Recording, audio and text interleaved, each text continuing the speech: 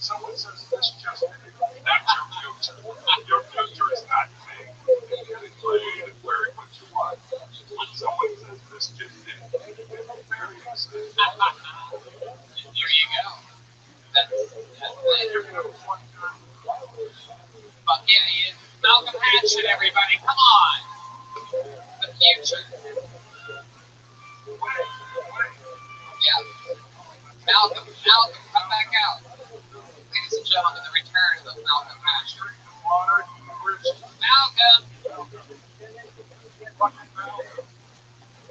Stop being a kid. Here he is, Malcolm.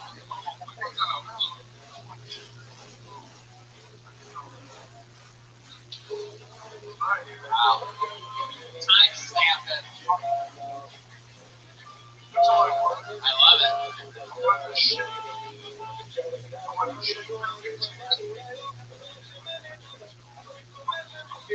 If I find out you really go through. By the way,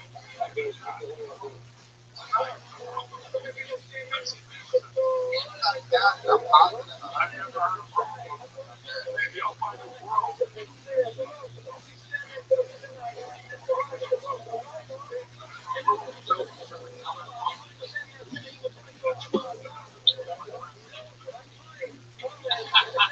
In a sad turn of events, local stand-up hero Jeff Garland has been committed to a site. By the way, if it's all this. Whoa, there they are. Right? You already pulled them up. That's a fuck, yeah, that's a true jack-o'-lantern. Yeah. Yeah, the iTunes. Welcome back to Conversations that could happen after this podcast. There you go. Indeed. Truth is, you get caught up. You really do. I apologize for one last thing. I pulled that name out of the bucket before I brought up Malcolm. I pulled out the name and I kept it out, and we're going to pull it through. You ready for this? Ladies and gentlemen, it's not easy to follow Malcolm Hatchet. Let's make some noise for Nikki Belcher, everyone. Nikki Belcher. Nikki Belcher. This way, Nikki. Oh, yeah. Come on, Nikki Belcher, everyone. Some place here, let me tell you.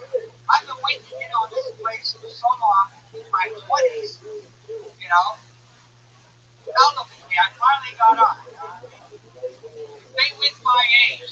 They with my age.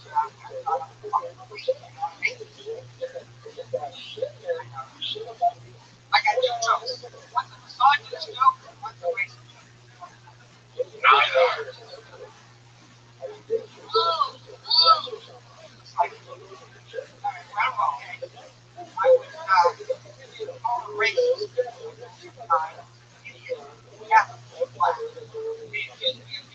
I know a lot of white people.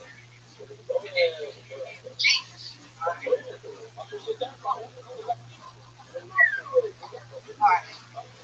It's maybe because I'm Italian. I'm an FBI, full-blooded Italian. I'm also an IBM. You know what that is? Italian big mouth. Okay? I want you to keep going. Just keep going for as long as you can. An Italian.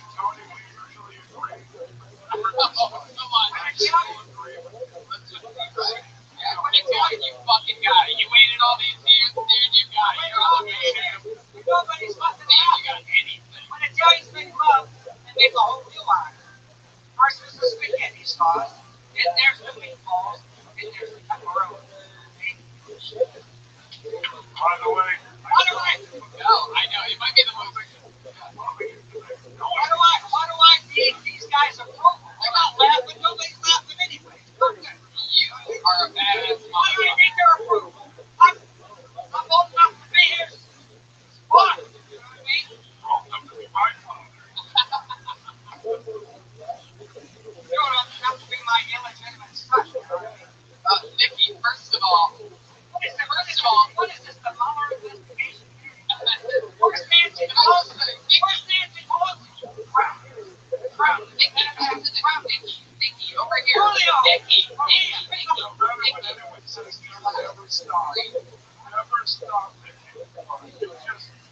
Stop. You know, I'm trying to get one laugh out of here.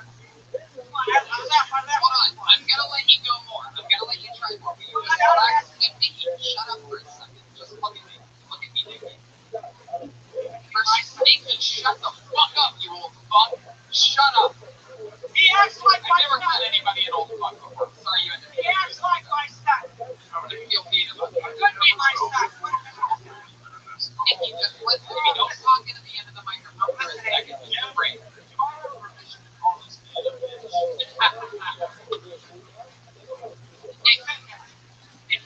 But no, it's that he's all turned around. Whose ball is in my yard? Over here, over here, over here. Just don't talk. He didn't say anything. This just in. Young man, Your you're the old man of now. bitch. Watch this look. You loud bastard. Alright. First of all, let me tell you, you are my new favorite comedian in the world. Congratulations. You're not so bad yourself. No, no, no, no, no, no. What are you gonna do? Act like you did. Touch the story. Don't touch the story. What are you gonna do with that story? The story. It's just there. Stop. Nikki, your mic is turned off because you're so unbearable. We did it on purpose. We're in full control. Nikki, yeah, you broke the rules. You're not listening or making any sense. So now you just have to listen. Nikki, fucking breathe. This whole thing runs without you every other week. They got my mic off. They got my mic off. Crazy man. This guy went in and saved his feet like Anything the hands of the golf course. Why don't you shave? Why don't you shave and then give it?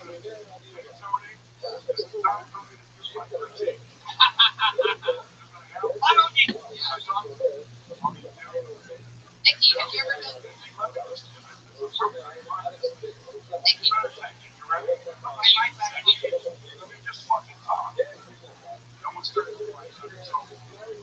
That part is over. Your voice amplified. Testing 1, 2. Nikki, we're not going to let you come in and just wreck everything. If you promise to only answer questions.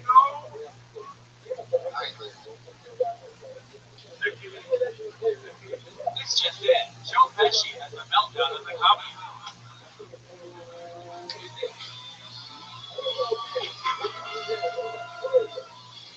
Wow. Relax, Nikki. No, it's not safe. You think this is funny? You think this is funny? What you're doing, you think it's funny? It's not funny. What are you, a comedian? I love that you have a catchphrase, not mean, after nobody is laughing. Like, it's totally something you say, like, as a... Oh my god. Nikki, you have to listen. Stop fucking talking. It's too many of your medications. Her face coming out tonight and not sleeping. Your face right now, the look of shock, is so awesome. I don't know what to say. She literally is like this. It's not a senior citizen. Fuck that. She's looking at him now. She's never seen anyone like you. And it's not because you're a senior citizen, by the way. You have the exact same outer shell as one of the greats of all time, John Rickles, and he was able to run laps on everyone for days. So you can't blame it on your...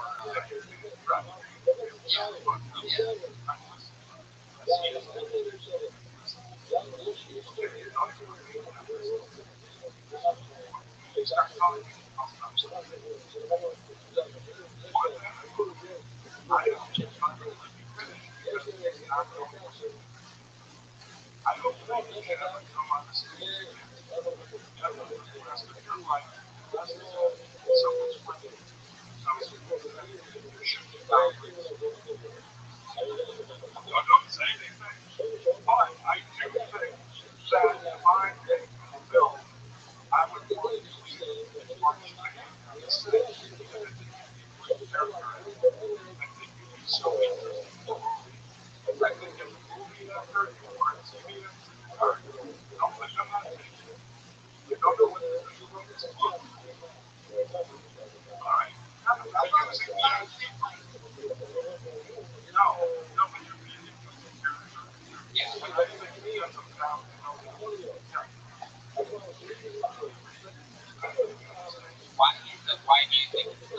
Why is it not working on the stage? It is something. Why is your sense of humor not working on the stage? Yeah, why is it not working on the stand up? I think after a minute it might work on stage because he's so silly ridiculous. I thought he had some good stand up.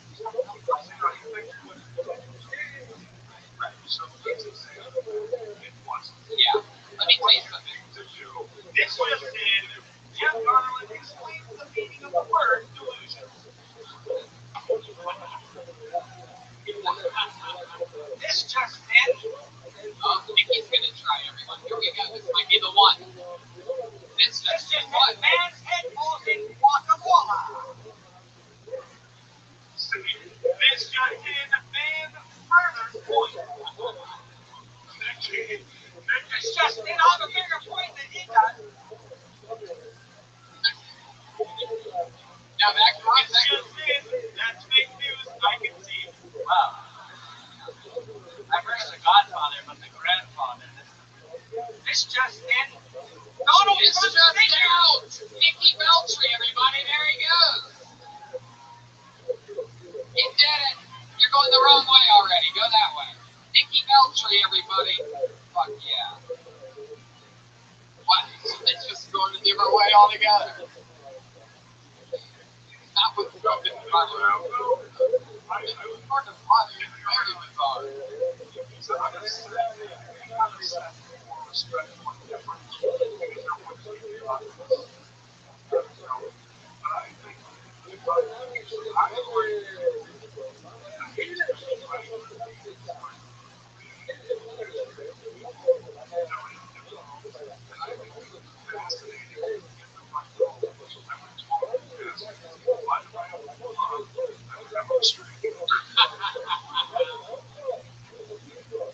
By the way, when you talk to him, he had a big laugh on his walk out. He walked out the opposite entrance in which he came on the opposite side of the stage, and then had a funny walk. It was very bizarre. He actually turned funny literally after we dismissed him, so that's another first here on Kill Tony. And he went in with a women's wrestler.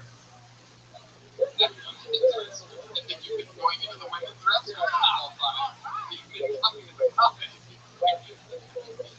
What do you guys think? We go to the bucket one more time? You guys want to do it? Hey, one more time. One more time. Oh, one more time for the great Jeremiah Watkins. Where'd the guitar player go? His dog's leg stopped working the other day, so he had to go. Yeah, like something with the disc. Right? We confirm that? Well, yeah, that happened, but he had a show. I thought it was the dog's leg. That is true. It's just the other show before the final act.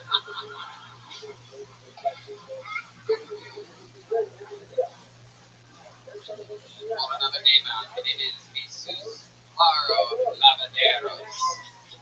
First, Jesus Claro Lavaderos. Wow. Hell yeah. Look at this badass motherfucker. I'd like to announce before he begins that I like everything. Yeah. Put your hands together for one of the baddest motherfuckers I've ever seen. Jesus Claro Lavaderos.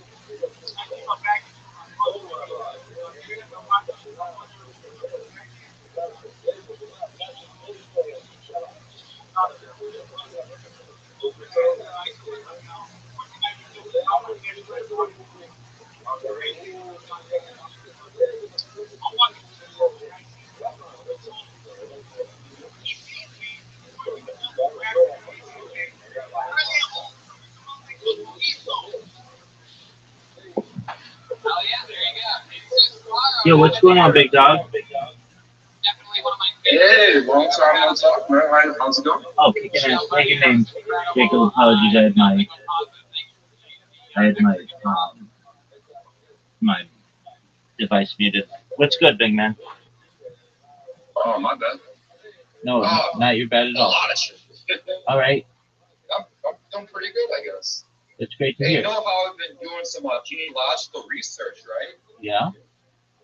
I've been trying to trace my mother's mother's mothers. You know that, like, 'cause a rabbi told me to like find out who I am and if I got any Jewish mothers in my family. So I mean, I've been doing that for a while, and I came across like a brick wall a couple of years ago, like 3, maybe 4 years ago, and I mean, I just been stuck on it ever since, and I could not break through it, but I did. I finally did. Okay. What you It's discover? awesome. Unfortunately, I did not find any Jewish mothers, but I don't know if it's a fortunate thing or unfortunate thing, but I discovered something a little different than Jewish mothers.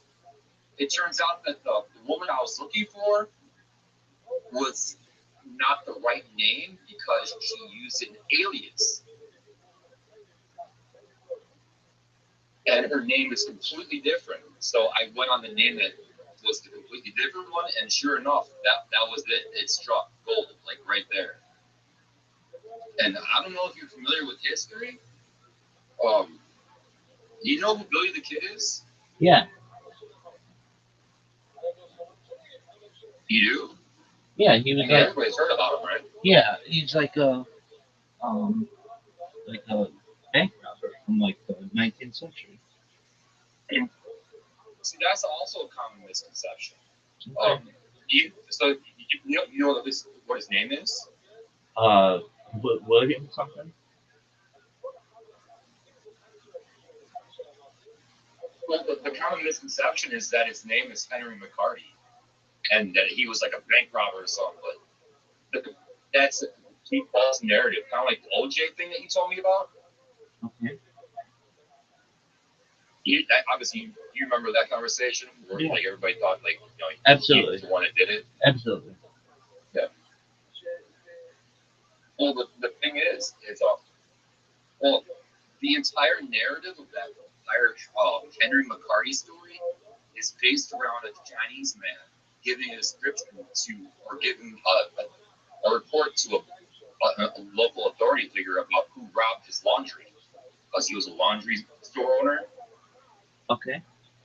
And I started looking at things like subjectively, because like who doesn't have like any like kind of like fantasies about like, oh, I'm related to an outlaw or something like that. So I kind of like, maybe it could be, who knows? But I kind of look at the narrative and I was thinking like, maybe that narrative of the Chinese man is false, because that completely undermines the entire Henry McCarty story with everything in it in its like entirety. It completely tears it down.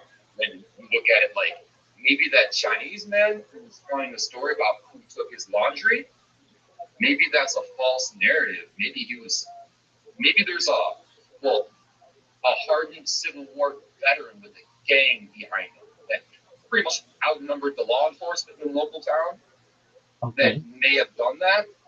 And the Chinese man was so scared of them that he blamed the local pickpocket whose stepfather was a town drunk. Hold on a Which second. makes Hold on a second. a Hold on a little second. more of a Jacob, you gotta fill me in. okay, what? Fill me in on the backstory.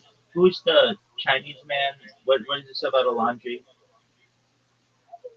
The Chinese laundry owner. He owned like a cleaning store in Silver City, Okay. New Mexico. Okay. So give me the background. What year? I mean, I get like maybe 1890s or something, but tell me everything you know. Give me the backstory because I'm not an expert in Billy the Kid. I wasn't either, but apparently I kind of ran into being one. Okay, so tell me what you've learned. But what I've learned is the entire story of Henry McCarty is based on him stealing laundry from a Chinese laundry shop. And the owner of that place told the local authorities that this kid, Henry McCarty, who they call it is in fact the one who's guilty, and history remembers him as being a scrawny little child, pretty much like a teenager, like very scrawny. He doesn't have muscles. He's not war hardened. He doesn't have any experience in military or anything like that. And then just looking at that perspective alone, the rest of the stories kind of falls into place to where it's almost incomprehensible for a child of like even 17 or 18 to kind of like pull off all the things that were supposedly attributed to Billy the Kid. So it kind of just made me think, like, what if it was a hardened Civil War veteran? Because I just recently discovered that, well, my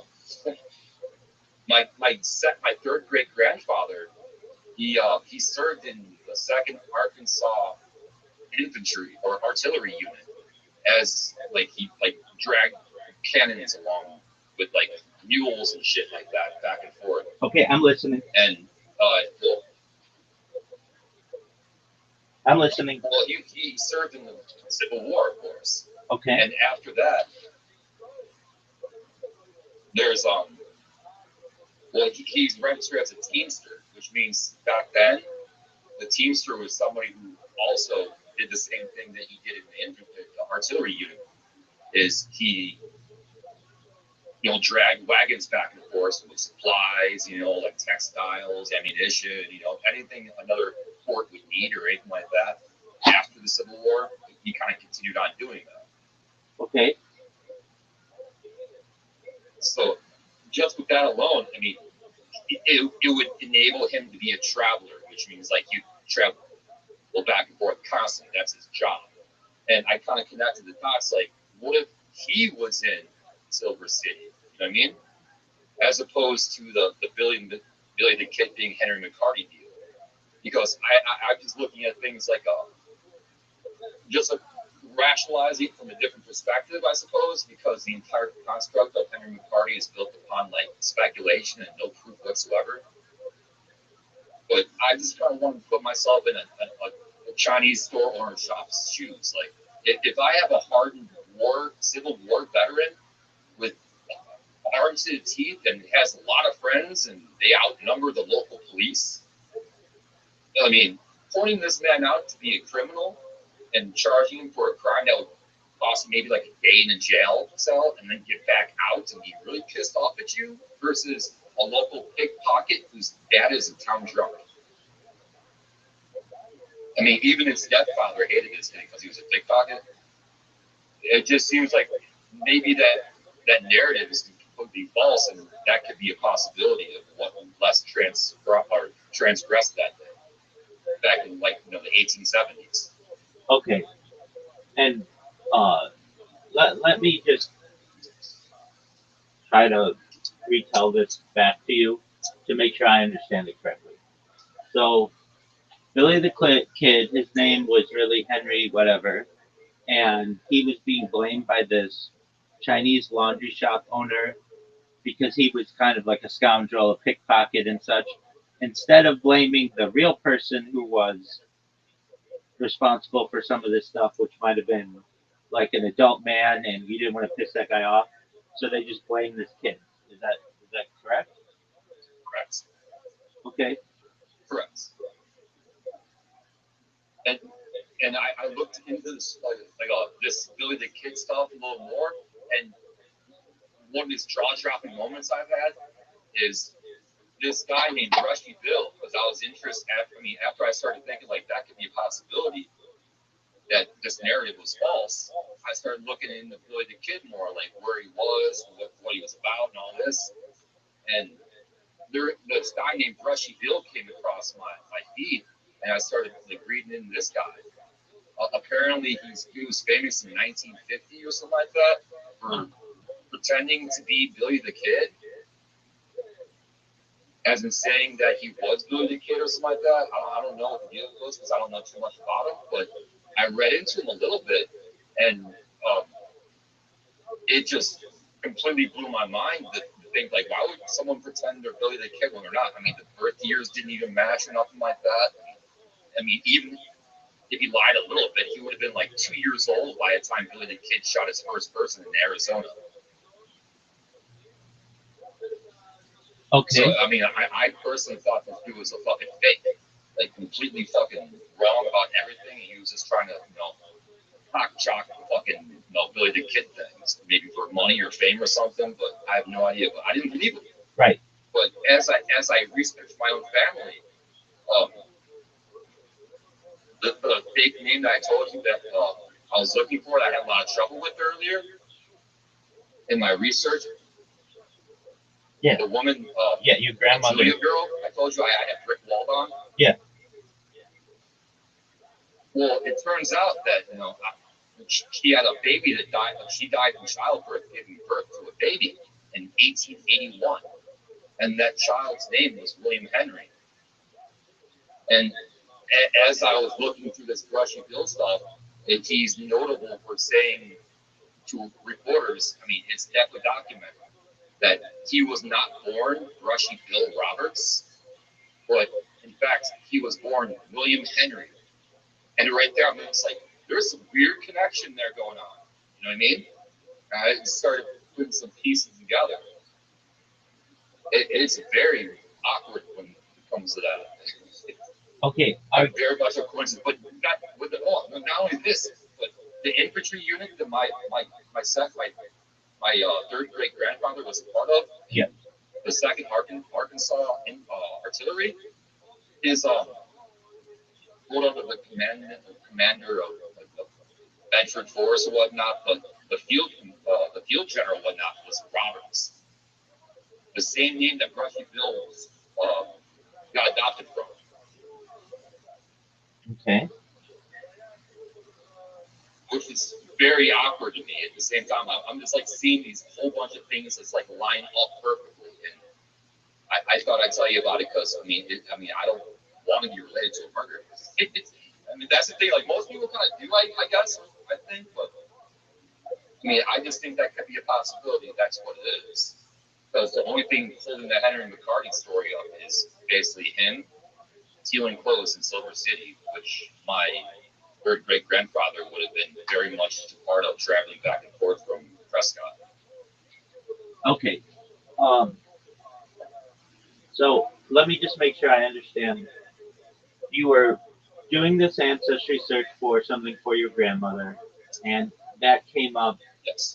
fruitless from a Jewish standpoint, but it came up with some interesting information in terms of this Billy the Kid connection. Now, if I'm understanding correctly, your great great great grandfather served, I would take it, in the Confederate Army in Arkansas as a traveler, or like someone who would move cannons and stuff.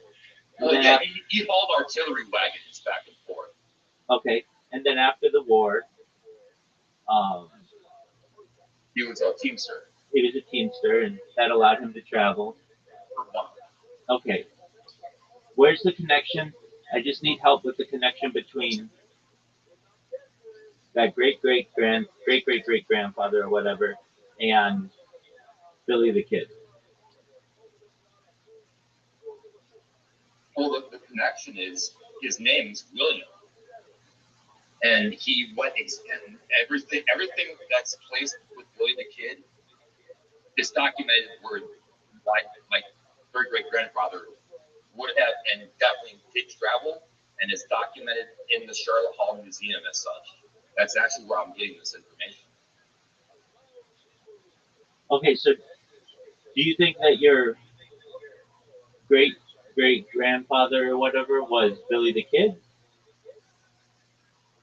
Not only that, but to bring you back to what I was saying previously earlier, that not only do I think that, but I also believe that Brushy Bill Roberts is that missing baby that my great great great grandmother gave birth to in this carriage. I think he's my second great uncle. Okay. I thought this dude was full of shit until he said his name. Okay, and what evidence do you have of this? Where are you getting this information? My genealogy, all the kids' names lined up is William and Henry and Bell. and, it just there's just so much I can start from. Okay, I mean, It just all lines up. I mean, the people that adopted Brushy Bill's last name is Roberts, and that's exactly the name of the person who's commander and who was actually head of the 2nd Artillery Unit in Arkansas, where he in fact served.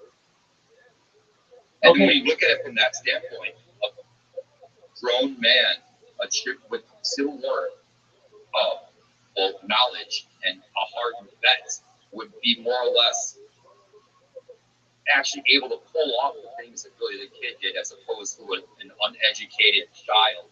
Who, I mean, just in the military standpoint, like the Lincoln County War, they didn't go around looking for scrawny children who had no experience firing guns and had no war experience. Like, that wasn't their first choice. They wanted hardened vets. Okay. I mean, they wanted to win. Isn't it pretty easy to solve this by just taking a DNA test and seeing if you're connected to any of the offspring of Billy the Kid? That's the thing. I would be the offspring of Billy the Kid.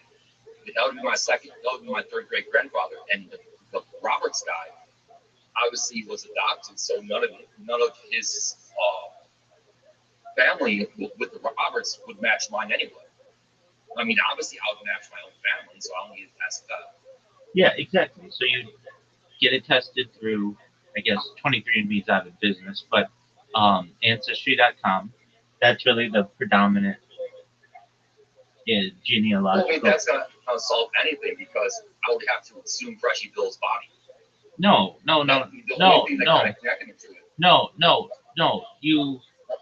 You did he have any offspring?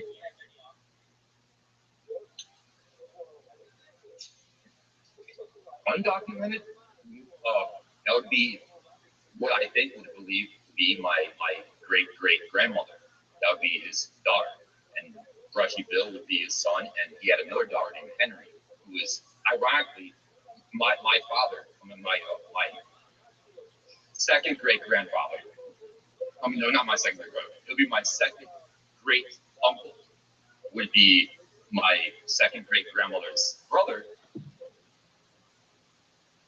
He was killed in Arkansas because for some reason he was born in Arizona and he moved to Arkansas and was killed. I mean, after he had a family and whatnot, and he actually had a dispute, I guess, with his brother-in-law and / business partner. I mean, it just everything kind of like falls into place with the pieces. I look at it from my perspective. Not that I want to be related to that, but it just I wanted to see if those pieces would fit, and they do perfect. Okay, so it's quite interesting, but really you don't have the dates. You just have like very common names of the of the 19th century, and you don't have anyone in your family who said, "Hey, this is how it went down." So I mean, you're making some assumptions here, and I'm saying that it's pretty. Yeah, but so is the story of Billy the Kid and Henry McCarty. That's one big assumption, and it's based on a Chinese guy's pretty much lie. The entire story is based on just that alone. That's where the story takes place. Okay, I get that. I get what you're saying. Can you take if you want, a DNA test and see if you're related to anyone related to Billy the Kid or anybody in that? That would be me. I mean, but there are other people who claim to be his relative.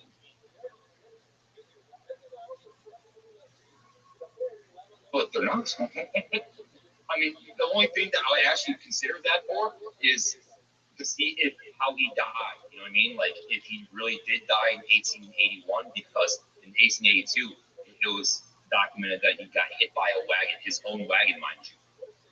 And I don't believe that one bit. So if I were to guess, I would take a DNA test and see if I can attribute where he might have gone through that by documented people with the same blood type as me.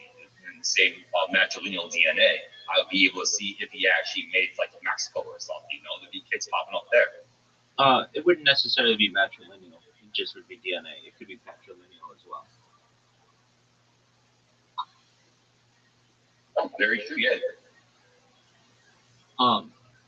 But I just find it a little awkward because all the pieces start to fit in my perspective, and they just don't add up in the Henry McCarty story at all. I mean, first they fall apart just under scrutiny with the Chinese guy lying. Like all it relies on is that guy being scared to death of a Civil War vet as opposed to a child being a pickpocket. You know what I mean? It's like that entire story narrative, and plus the letter that he sent to get this, the governor Wallace at the time was also a veteran, but for the Union. So I'm looking at, as soon as I read that guy's letter, it's like I'm thinking about it like this is all sarcasm. He isn't calling himself Kid Antrim. He's saying he's the one that they assume pretty much is Kid Antrim, based on the Chinese man's telling the local authorities who did it. It just mystifies me in that perspective, and I just thought I'd share that with you because I don't even know who else is out. Yeah, no, it's very exciting, and I'm glad that you felt comfortable sharing that with me. I want to make sure that you are correct in your assertions. There's no way to guarantee it, perhaps. But to me, it's like, okay, if I think I'm related to this person, and it's of that much interest to me, well, then I take a DNA test. And then within the DNA test, at least Ancestry.com, what they will do is email everyone who has taken a DNA test with Ancestry.com and make you aware that there's someone new. And if you make your settings correct, then they will allow you to contact those people and if their settings are open as well. And you could follow this up. Hey, we're related. We're like fourth cousins or something like that. Did you know that we may have some kind of connection to Billy the Kid? And maybe they know more to it, or maybe they don't.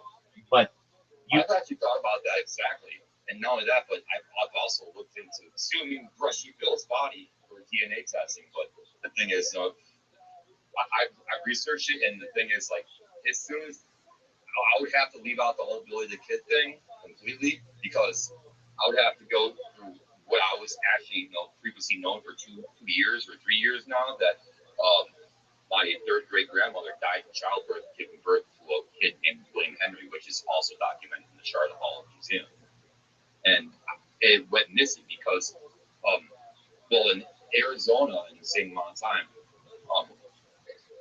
a very wealthy, predominant Protestant family, opposite of a Dolan faction, adopted my great grandmother, my second great grandmother and her brothers, or one sister and one brother, and the baby is not accounted for, and it's documented that she gave birth to this child and died. So it's like, where's the missing fucking baby? And I read into it, and I got accustomed to realize they had wet nurses back then. Yeah. I don't know if you're familiar with that. Yeah, women who were essentially constantly lactating, and babies could get nursed from these people. Yeah. Well, the Carters are the ones who adopted these children, and they could not have children, and they didn't adopt anyone before or after. So the thing is, if she gave birth to a child who died in childbirth, there'd be no way for that child to survive if it wasn't for a wet nurse, and the people that adopted them wouldn't be able to do it, so they would need to hand that baby off immediately to save his life.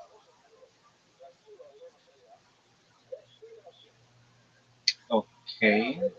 Just to keep the baby alive. Okay. And I'm thinking that baby's Brushy Bill. All right. Yeah. I mean, at this point, why wouldn't you just take a DNA test? I mean, the only reason for me to do that would be to know what happened to him when he died. There's a lot of reasons to do it. When he supposedly died. There's a lot of reasons to do it. It could, Well, I do want it. Okay, well then, then order one and take it, and then you'll know a lot more. I think about the situation, about your family, and I mean, has anyone in your family ever taken one? No, I would be the first. Okay, well, keep in mind that that would put your DNA and your family's DNA in a database, which, depending on how you feel on that, you're probably already in the database. And the human genome has been mapped since the 90s, so um, there's a and there's the National Geographic Genographic Project, which all of these different DNA tests to which they're linked, and that was in 2004. And it it could tell you that you're related to some people that you didn't know previously, or more people who just know this story. Oh yeah, I definitely want. Do you have any Well, the thing family? is, like, I don't even. Do you have any family in New Mexico or Arizona? Correct, I do. Oh, you do. Yes, of course. What do you mean? I What do you mean? Generations deep. What do you like mean? From 1860s, 1870s, 1880s, all that. Okay, but that's why I told you my third great grandfather. He was born in Tennessee, I think, and well, he ended up in Arizona because of the war. After the war, apparently he just traveled west. That was like the thing to do back then. People were just like land claims, manifest gold or something like that. manifest Who knows? manifest destiny. Absolutely.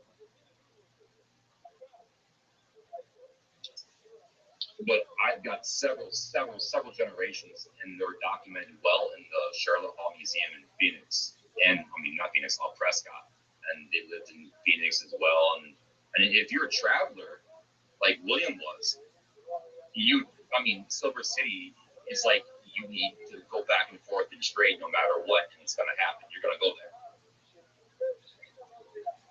They called them Teamsters back then. You would have like textiles, cloth, and ammunition, goods, and stuff like that to trade and barter for. But the people who adopted my second great grandmother and her children and her brothers, they're cattle ranch. They were very wealthy cattle ranchers, and they were all Protestant. And he was a local predominant judge, and his son. They were very, very, they were settled in that land. You know what I mean? Like they had a stick in the ground that was theirs. Okay. I get what you're saying. I mean, so if he was a Teamster, which is documented that he is, and he worked for him, he would go back and forth. You know what I mean? And trade and barter with him. And I'm thinking it all kind of fell apart around 1877, 1878, somewhere around there, because and then plus the whole Confederate thing. Like if you're hiding from Union troops and you're an active known Confederate soldier, you're not going to, well, especially if you've been in as many battles, you're not going to just tell everybody your name, especially if you fought like under like in Lincoln County War under an alias. People are looking for that alias, and you're definitely not going to use your real name. Right. Okay. So to me, the answer. So Union troops would definitely be looking for him. To me, the answer is if it's of that much of an interest to you, just take a DNA test, and it'll tell you all this stuff for certain. I mean, this is well documented in the museum. That's actually where I got this information from. The assertion of him being a kid is obviously an assumption, but all the pieces fit together under that assumption, and they fall apart pretty much under the McCarty thing. I mean, just in the Lincoln County War alone, the kid would have been like 17 years old, and you don't really take those people to be first pick in a war that you want to win. And then plus all the attributes that all the crimes are attributed to Billy the Kid being, well, having some sort of military background and expertise with weapons and skill set of being an expert workman. I mean, those take years and years and years of like developing that would not be attributed to a child. Okay. There's just so many like indiscrepancies I'm poking holes in. Okay.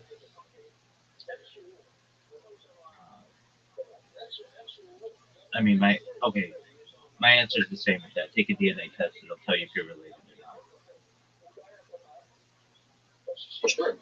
I mean, I'm not obviously. I went first and the first and the first, and that's how I got where I got right now. To where my third great grandmother is. Her name was not Julia, but that's an alias. Right, I get that, but especially when you get a lot of people who change their names, and like death at birth and things like Even that. more so, they're Confederates. Right, just the people who you think to be your family may not actually be your family. Not saying your interconnected family. Of course, your sister, your brother, all those people, your mom, your dad. But I mean, going back several generations, like didn't you say that your great great grandmother died at childbirth? Correct. Okay. You don't know if that necessarily. But the people that adopted her children knew them very well, and that's actually documented in the museum of who adopted them. Okay, so at least that's. So they would definitely know who her children are. Okay. But I definitely need to take a DNA test. Yeah, I mean, if you've ever seen one, it's amazing. It provides a family tree on everyone who shares your DNA and tells you and you can like follow that back up like hundreds of years to like British royalty. I'm thinking that if I take this DNA test, that it's going to tell me what exactly happened to Billy the Kid. Like if he had kids on the run, it would pretty much track that if they were involved in the database. That is. Yeah, exactly, and that would be my thought too. That you could see if he had any progeny that were not accounted for, or perhaps off the record.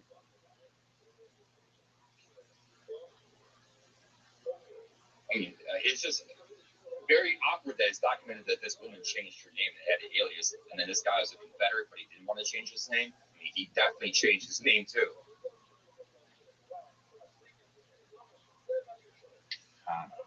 I'm thinking the Bonnie part actually comes from a bonnet that my great grandmother wore as a child.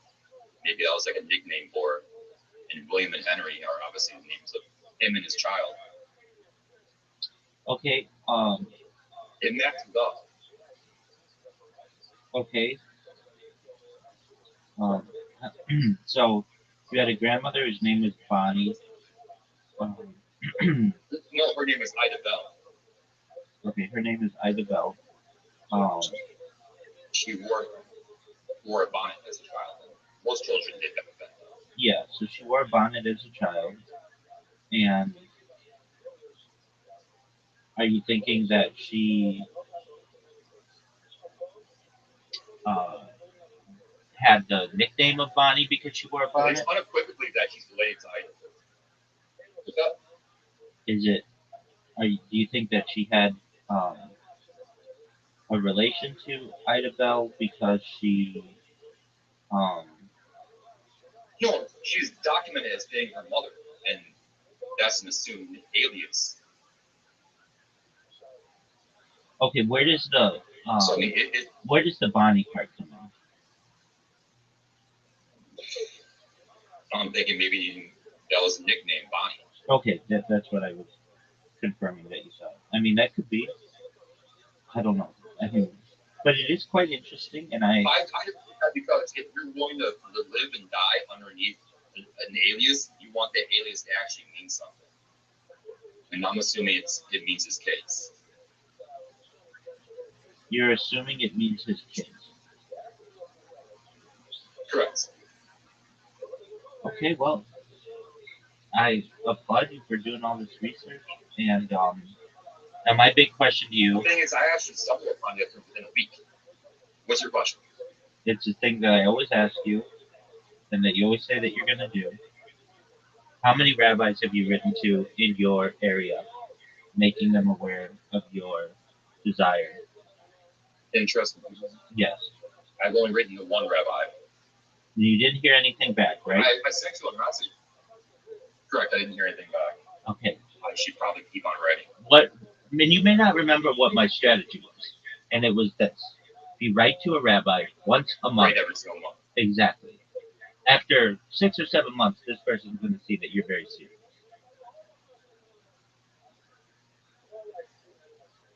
So And just keep it up. Don't I mean, skip a month. look, I would think that, look, any Orthodox congregation is going to say, Jacob, you got to move here, and you're going to say, I've got my brother, and they're going to say, okay, can you at least travel here once a week for Shabbat? And you're going to say, maybe. I might be able to do that. My sister might be able to watch my brother from Friday at sundown to Saturday at sundown, plus a little bit. And then they're going to say, okay. Watching my brother is not being able to lift him, and she's physically incapable. Okay, but didn't you say she's married? No, of course not. No. Oh, she's single? Living in the same house as me. Oh, okay. Well, I don't know about your state, but do they offer any type of most states do, especially with like Medicare and stuff. Respite or something like that? Yeah, they don't do anything. I've already tried that. They come over and just give him like a little tiny like workout as like move his legs and whatnot, give him water in bed, but they don't like help him even go to the bathroom. And I got to do that still, even in front of them, and I've done that several times. Okay. I mean, can he wear a diaper for 24 hours? Yeah, of course. I can always get away for a day or two. Exactly, and that's all that the community is going to say. We recognize that you have a challenge here, so if you can make arrangements, and I wouldn't put this in your letter, but later on, just explain to them, hey, this is the deal. The most amount of time you'd ever need to get away is 3 days, and I know that's an extended amount, but it's never like you're gonna have to be gone for a week. And if anything, you could talk to your sister. But the bad part about that is, sorry, go ahead. I mean, cut you off. You could say, sis, this is really important to me. I'm traveling to Louisville or wherever, and I need your assistance with changing his diaper for 72 hours. That's it. And make sure he's fed. And then when I come home, I'll make sure he's bathed and I'll take care of him. That is definitely something I can possibly be able to do, but there is just one tiny like little flaw in that. But I mean, it's not a huge flaw, but I mean, it's just like my mom's comfort thing is we only have one working vehicle at the moment. So I mean, my mom doesn't really want to be strapped without a vehicle if there's an emergency or something like that. Okay, so here's what see how that could be here's what you do. You say, Mom, here's Uber. You could even take a practice Uber with her. If you need to get somewhere within the next 72 hours, you just press this button. It'll take you anywhere you want to go. Additionally, here's a list of taxis that are in the area that will pick you up. Anything, if it takes it, I will pay for it. I know you don't have a lot of money, but this doesn't mean that you can't necessarily save a little bit for this if you can. And you say, I just need the car for 72. You could even just rent a U-Haul for 72 hours if you need to. Exactly. I mean, that obviously takes a lot of money that we don't have. The weird part is, like, I got interested in Judaism when I first moved to Kentucky about 6-7 years ago, almost 8 years ago, because my neighbor was actually trying to be Sephardic Jewish. He ended up turning to Messianic Judaism, but it got me interested in Judaism right there before he switched over. And right there, I kind of just kept up with it on my own and kind of pursued on my own. Okay. And I ended up actually finding out my grandfather was Ashkenazi because of the name. It means like animal fat farmer pretty much, and it's Ashkenazi origin. So I'm like, okay, it's kind of like, maybe that's the reason why I'm so interested in Judaism. I understand it a little bit more. Okay. I know you don't perhaps live in a big town, but there are jobs there, are there not?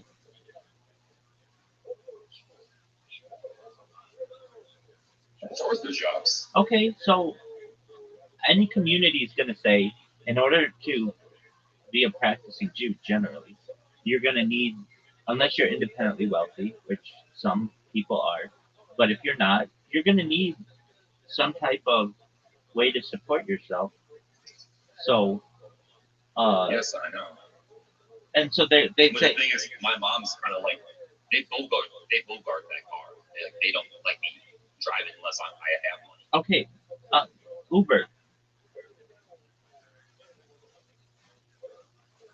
they have Uber. You could I mean, you could drive Uber.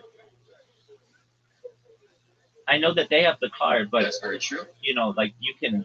They have a Uber has a program where you can basically rent a car from Uber to be able to Uber in your area, and then I understand you're like, I can't leave my brother for that long, but you could leave him like with But Uber. hold on one second. Hold on, I gotta tell you this. It's not really like it's like a mixture of different things. My mom, she's got like as stubborn as she is, medically, she's not even allowed to lift anything past like a water bottle because she's got a protruding thing down there. You know what I mean? Her wound is falling out, Okay. and medically, she's not allowed to even lift anybody. So I mean, we're putting that burden on lifting my brother for more than like a day or No, two, kind of like, no, we're not asking or that. even like We're one not. day. We're not. Kind of like, We're not asking that. I mean, you have to help yourself in this situation because no one is going to be able to perhaps no one's helping me. I know that. right. So you would say, okay, I'm going to drive for Uber, or I'll do short pickups in my area, or whatever, and I'm literally not going to be traveling anywhere more than 20 miles away from my home. And if my mother needs me, she can call me on my cell phone, and I can come home right away. With Uber, you can shut that thing off right away and go back home. Or if there are no rides in your area, go You back have to home. have a car though. Like I just said, you can rent a car through Uber to Uber. Now, do they charge you? Yes. But you make more than what you're going to be charged, and then that gives you the freedom to do what you need to Sure. do. Additionally, no one says you have to do Uber. There's not that many people that make money out here in Uber. Even if I did have the money to do that, to rent the vehicle, which I definitely do not. Okay, what about I Postmates? don't know. What If about it was a busy city like Memphis or Louisville or whatnot, I mean, you can bank on Uber. But I live in a town. This town got devastated by a tornado. There's like maybe like 6,000 people here, and then okay? there's just like nothing really here outside of that. Do you, There's not that many people that don't have their own vehicle okay? because of that. Do you have a McDonald's? Correct. Okay, so you can do DoorDash, Uber Eats, Postmates, and you don't need a new vehicle to do that. You could literally say to your mom, "Mom, I know you want to bogart this car, and that's cool. It's just whenever there's an order available, I'm gonna use it. I'll be back in 15 minutes, and this allows me to make money and to follow my dreams. Very true. And I'll give you a little bit of the money That too. is a good pursuit. Yeah, and then you don't have to be out and about. And there are people every single day in your town, guaranteed, who have the funds who want McDonald's delivered to them. And what else? Whatever else. Very good. Taco Bell, Kentucky Fried Chicken, whatever it is. And so with Uber, you need to have like a more modern card, but with Uber Eats, you don't. You can have anything you want with Uber Eats. And so you apply through Uber Eats and you say to your mom, hey, this is going to allow you to make a little bit of money too because I know it's wear and tear on your card.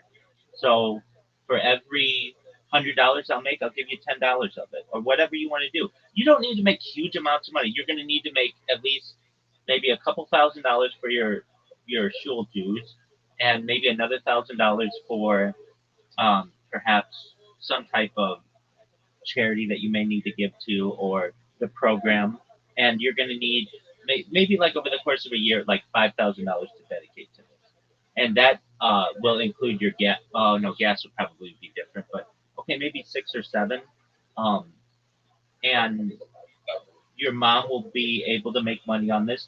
You won't ever be away for more than 24 hours a week, and you're gonna have to buy some diapers for your brother or whatever, and Um, but I'm about solutions. I reject excuses. And so whatever excuses you want to give, and I know these are good excuses. These are good excuses. So I'm not saying you're just making things up. You have challenges, and I understand that. But it's about a I think my heart's a little bit more bigger than my pockets sometimes. okay, but I mean you are a smart, able-bodied person. You've got a clean record. You can basically No, I do. I do not have a clean record. okay, clean enough. I mean you're not doing anything right now. Um, and I, No, I mean, like, back in 2011, I have fired a gun in my backyard. It was a cornfield, and my neighbors who recently offered a threesome didn't like it, and I didn't like threesome, so I mean, I popped the pumpkin, so I wasn't about to say that in court. They can go fuck themselves. But they upped it to a charge because I felt embarrassed to say the truth. okay, I So mean I got a felony. okay, shit happens. That's not a big deal. I've known people to convert to Judaism who spent time in Pelican Bay, spent 20 years in Pelican Bay as a young person. They theirs was they when they were 18 years old they stole somebody's PlayStation 2 and their weed, and I think they had a gun with them when they did it, and they considered it like aggravated assault and burglary and such, and they got 20 years. They were able to convert. I was at their wedding. So if they're able to do it, don't think that that's going to hold you down. And it's been enough time, 2011, that like you don't have any driving things, do you? I'll give speed tickets here and there, but it's been way more than 3 years. Okay, there you go. So the thing is, you can apply, and at least for a conversion program, there's no background check. They just want to know the uh, whether you're heartfelt in your endeavor, and um, but you don't even know. I mean, you you have to send letters. So no one says right now you have to make any major changes in your life. You're doing fine as a Noahide, and maybe you just live and die as a Noahide. And if that's the case, then you tried, and there's honor in that. And at least in the world to come, there is a place we believe kabbalistically for righteous Gentiles. So you can see that as you want. But you should know that if this is something that you really want to take on, you can if anything, I would just want to connect with the rabbi and connect with the community and say, look, my brother is however years old, and he may live for another 30 years, he may live for another 10 years. But whenever I have the opportunity and the freedom to be able to do this, whether it's now to be able to travel regularly or perhaps when Mashiach comes, whenever that is, I'm going to do what I can to be a part of your community. And so here I am. This is who I am. I'd love to meet with you. I'd love to have coffee. Most any rabbi generally will have coffee with you, or at least have an exchange of emails. And I can tell you, like I get emails.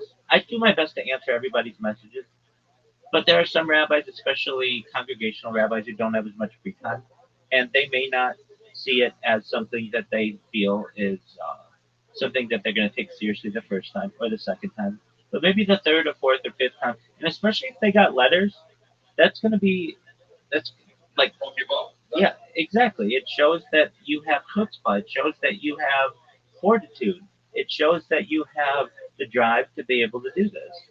And right now, I know in your heart that it's there, but you've got to work around some of the challenges that you have. And the biggest one is probably the financial aspect of this. And so you'd have to talk with your family and say, look, uh, if anything, I mean, I know that's not a very big town, but you could, there are ways perhaps if you want to undergo this that you could say, I'm going to work just a lunch shift as a server. Restaurants don't do background checks. So you could work, I don't know, at like if there's a restaurant around. And again, same thing. Talk to the owner. He doesn't like you. Exactly. Money's money. Money's money, exactly. And no one says you have to work there for 24 hours straight. No. If you could say to them, Here's another thing, though. I'm looking at a different perspective as well.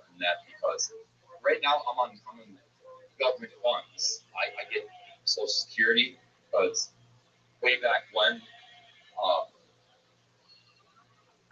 was kind of in a poor position in life where I may have been a little bit. Well, it's kind of helped my court case too. I was diagnosed with bipolar, so I got money from the government for it, and I applied with all that. The thing is, if making a certain amount of money takes away my benefits. Like, if I get hurt or something, I need to go to the hospital. That's like all my livelihood right there, and there will be nothing financially left in me. You know? Yeah. I understand what you're saying. You should know most conversion programs don't allow people with those type of psychological issues. I don't. I just know that the ones that I've known do not. So that might be something that you have to keep knowledge of as well. Many times there are psychologically fit aspects of these programs. They may make you see a psychiatrist. They may look through your medical record. Again, you're joining a family here, and it's kind of one of those things that there are some things that I hate to say it, but Judaism does not want within the bloodline, and those that is one of them. But I get what you're saying too. You were just diagnosed with this just to get by, or whatever, just to get money, or whatever it is, and that's not my determination to make. But okay, but just keep in mind that that is and basically an auto rejection. But that doesn't mean that I'm making the decision for that. It is up to a based in. But I would be honest with them because they're going to ask you about your background and such, and you be as honest as you want to be. But just know that eventually everything that's done in the darkness is brought to light. So even if you were to, get into the program or whatever, somebody in the community. I'll be honest no matter what. Yeah, somebody in the community is going to be interested in what you're doing, and they're going to search through your background. Somebody within even your own life, or something will get publicized. Um, and look, as I've said, I've known people who have far worse than what you have, and they were able to do it. So, but just keep in mind that mental health aspect of it could be an automatic disqualifier. But that's not for me to determine. Um, and I get what you're saying. Well, what if I get hurt? Okay, I get. If you get hurt, well, that's more reason you should have Social Security. And no one says that you. I think you can make. I think you can make up to $600 a month. So that's $600 more of additional income that you could be able to make and still get Social. Well, that's what I'm making now. Okay, but I think you can make up like in addition to that. Like if you get Social Security, I believe. Now I'm not an expert in it. You can make some small amount of additional income. And the fact that you have $600 coming in is enough. I mean, I know. Look, you've got food, but I mean, don't you get food stamps? No. Okay. Unfortunately, my sister, I live in a house that has literally like $1 more than what they ask for all the government subsidies.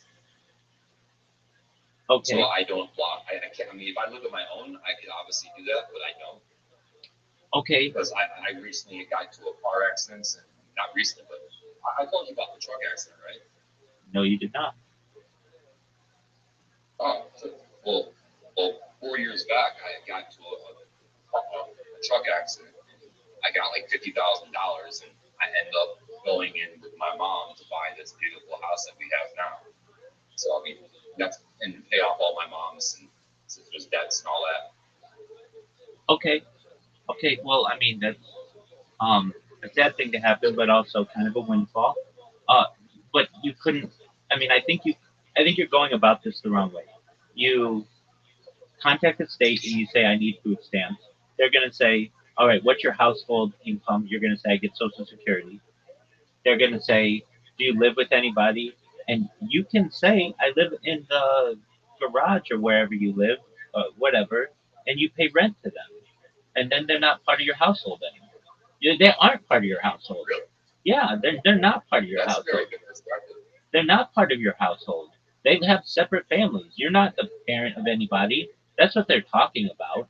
And you're not supporting them. And the big thing is they're not eating your food. This is for you independently. And you can be like, yeah, Well, I I tried to support my both of those friends. don't tell them that. You don't have to tell them that though. You just say that I am renting a barn or whatever, a garage, and they're gonna say, with whom are you renting a garage? You say friends, because your parents are your friends, and so's your sister, and they say, okay, what's your monthly rent? And you say $600 a month or whatever, and they may ask for proof of that, and that's fine. You can give your sister some money if needed for a few months or whatever is necessary, and then you can show that you are independent from your sister's income shouldn't affect you. That's what I've been told because of the household income that we are all collectively one household. You're but not if you But like you're saying, like down to the garage. you live in the garage and you pay your sister rent like a tenant. You're not the same household. And But there's no address on it. I don't get mail there. There was no actual viable proof of that. yes, there is. You can get mail at your sister's house and she just gives it to you. Very true. There's always ways around it. Yeah, I mean, I've lived in homes with people with like nine different people in it, and I I just have a room, and the mail is delivered to 3921 Claremont Street, Irvine, California, and the manager of the house gets my mail and delivers it at my door. That doesn't mean that I personally need my own like sub mail address of that. And I've had that too. I've lived in hotels, I've lived in apartments where I do have that like A, B, C, D, E, F, whatever it is. It just depends, but you're basically like subleasing a house, and I know you're proud of like buying a house, and that's a good thing. You don't have to tell them that. You just say my my friends own a house and they let me live in the garage, and if you need to send me any mail, here's the address. Like the less Can we come over there and inspect it though, and make sure that's what's taking place? and that would There's be no like some sort of like and that would be person does exactly that. and that's what exactly what would take place if they did, which never happens, but if they did, if they got that curious, they come to your house and they'd see that you're living in the garage and you've got your dog Oliver and you're just chilling. Very true. They're not going to take a I mean, I DNA. definitely They're not going to take a DNA want some test. paperwork off. They're not going to take a Do DNA. that. They're not going to take a DNA test of your mother and your sister and say, "Oh, well, you have some kind of familial relation." They're not going to do that. That's not realistic. So you call the state and you say, "I need food stamps," and they're going to say, "Okay, what's your monthly income?" You're going to say, "I take care. I'm a caretaker for an individual," and they're going to say, "Okay, what's your relation to the individual?" You don't have to say.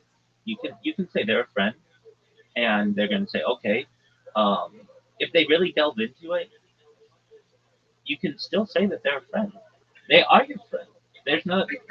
That's not a. That's I not. drink a lot of sweet tea. I had to look at the real quick. Okay, you Hold go on to a the second. bathroom. Go and then come back. Pilly, what's up, my man?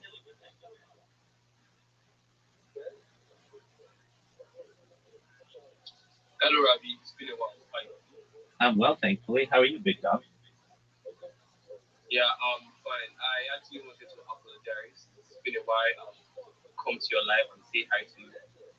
Absolutely. No need to apologize. You're always welcome here. I've seen you come in sometimes, and I've been busy. But what's new, my man? What's good?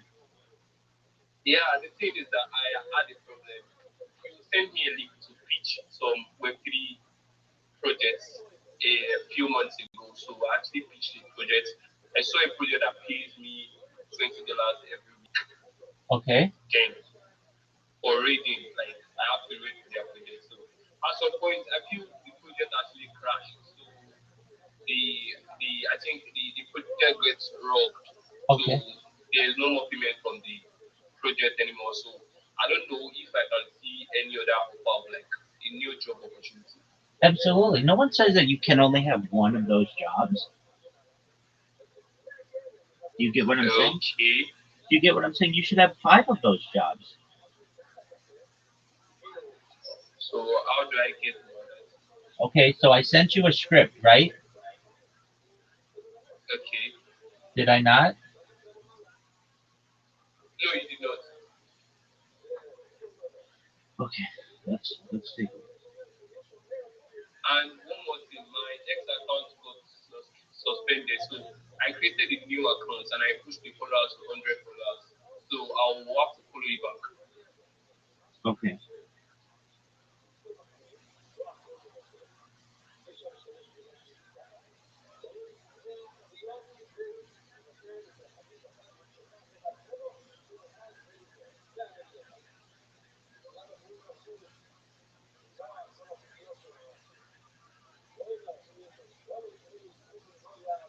So I did send you a little bit of a script.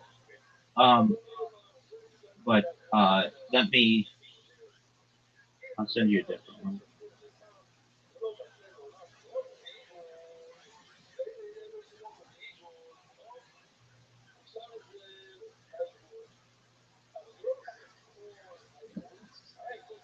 Hey, Basso, Yo, just one moment, my man.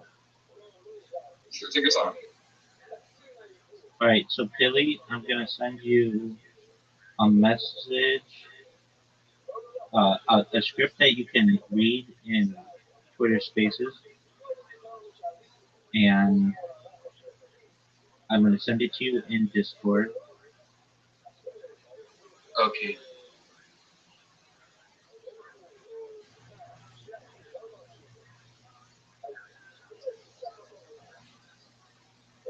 Okay, and then I'm also gonna send you a message that you can send to people when once they hear what you're saying, and you can just send it to them. It's basically a menu of your services and how you make $10, $5, $10, $20. So I want you to read through the 2 messages that I sent you, Kelly, and let me know Okay. what you think. So what you do is you go into Twitter Spaces and you read the first message, and then you'll get people who are interested or DM you or whatever, and then you send them the second message. Okay. Can I get the link for the species one more time? For for Twitter Spaces. Yes. Like I'll go to the website and check their projects. So it will divert me to the space on X. I think Shilling. I've forgotten the website. Sure. Spacesdashboard.com. Okay. Okay. Let me type it. Okay. Thank you very much, Rabbi. You're welcome. Go to the. I sent it to you. All right, Rabbi. Okay, so read. Thank you so much. Yeah, read the. So there are 3 messages in there. The first one says, "GM everyone, my name is Pilly and I'm one of the most effective marketers in Web3. Yada yada yada." Then it closes with "Thank you for the opportunity to share." The next is the message. It says, "Hi, I'm Pilly, a Web3 marketer, and I specialize in promoting projects through social media. And so for free, you'll repost 5 of their existing posts on your X account. For $5, you'll share their content on 5 of your social media accounts of their choice. $10, you'll do 10. $20, you'll do it for all of them." And then I sent you at the end a link that is um, for Spaces dashboard. Do you see that? Yes, I can. Okay. Thank you very much. I You're, really appreciate it, Rabbi. you're welcome. Come back soon and let me know how that goes, okay? All right. Thank you very much. You're welcome, Big Dog. All right, back to Jacob. So uh, you don't have to worry about them coming to your house. There's gonna be none of that.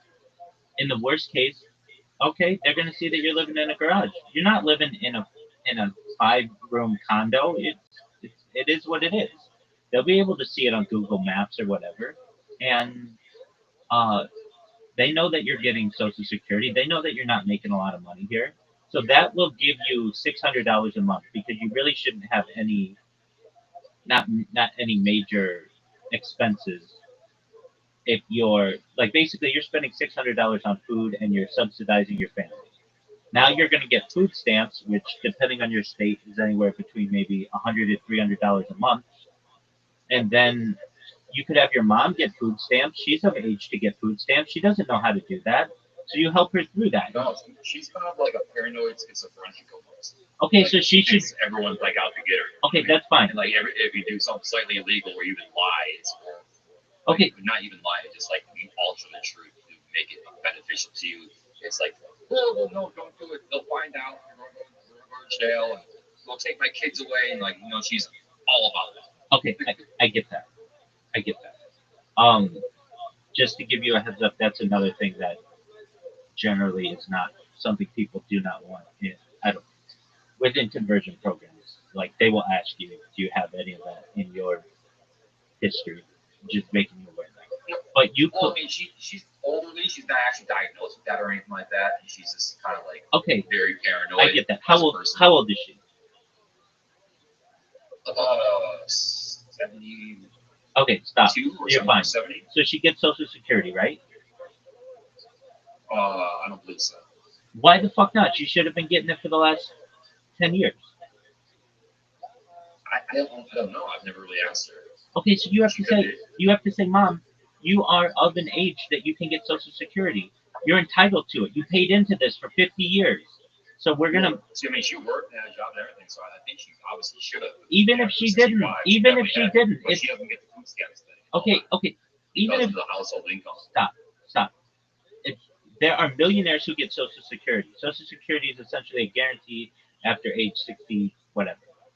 So you just have to help her with that.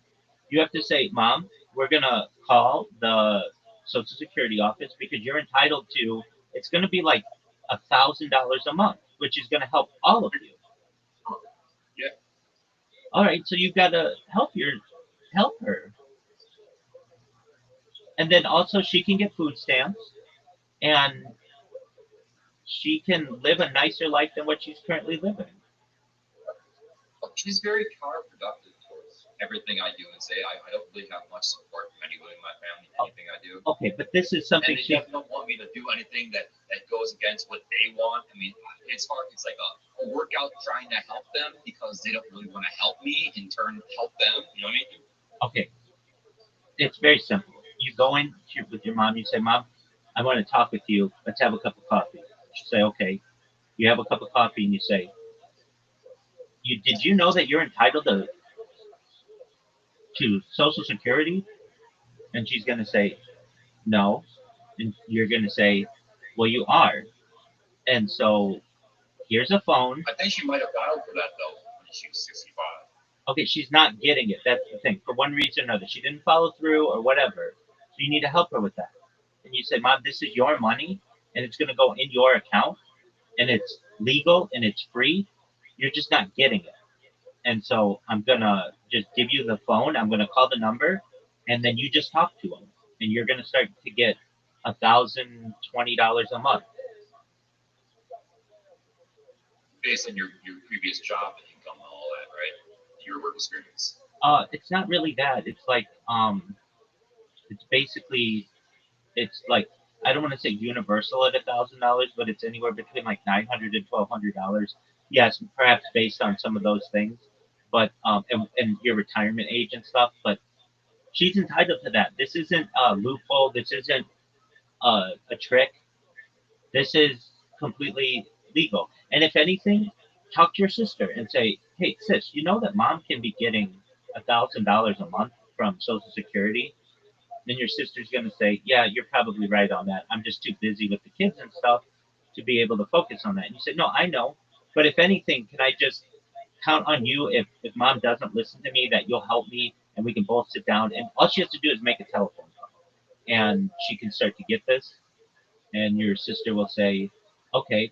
And then if anything, if your mother's like, I don't want to do that, uh, there are other ways around this. Perhaps you can try to get power of attorney over your mother if she's not thinking rationally.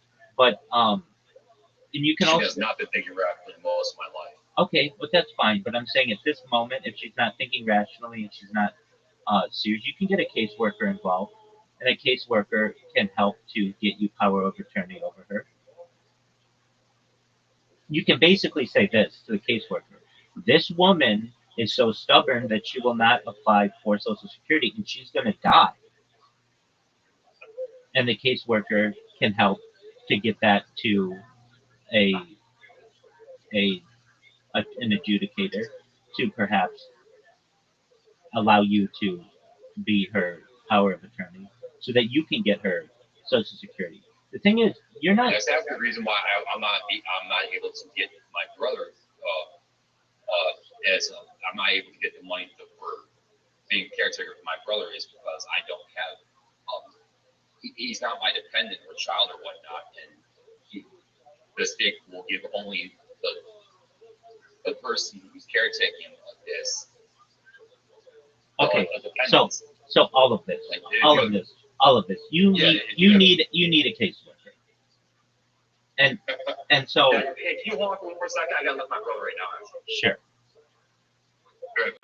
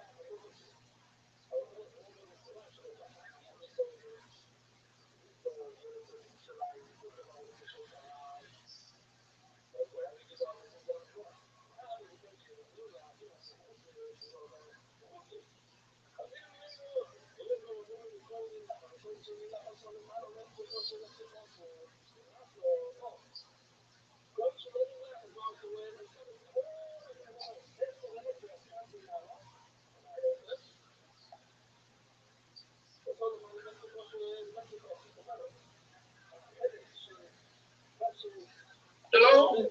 Yeah, so you need a caseworker. It's clear, and Yeah, I just found out my mom she definitely gets Social Security, and she gets like I guess they take out a lot for Medicare, and she ends up with about $700 a month. okay, that's good.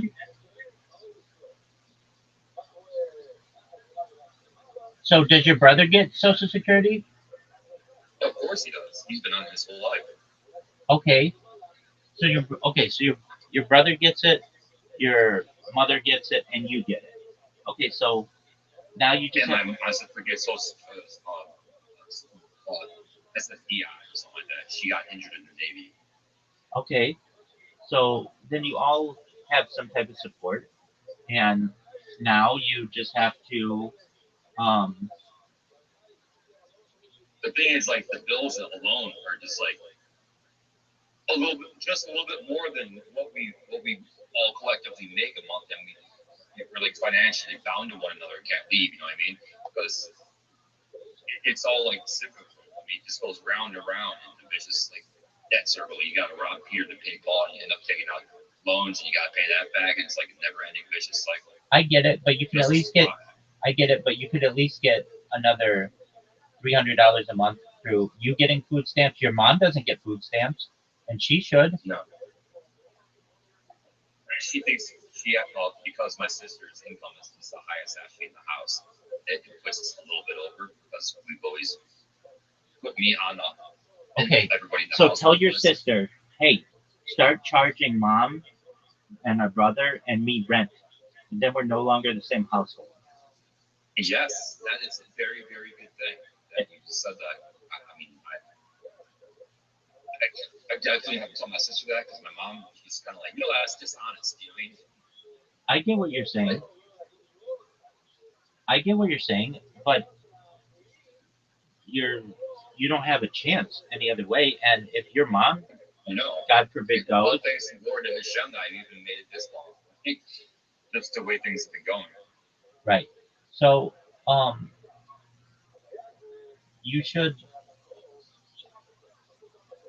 you should get your mom food stamps. Did your brother get food stamps? Nope. Okay, so you got to help them with that. They don't know how to do it.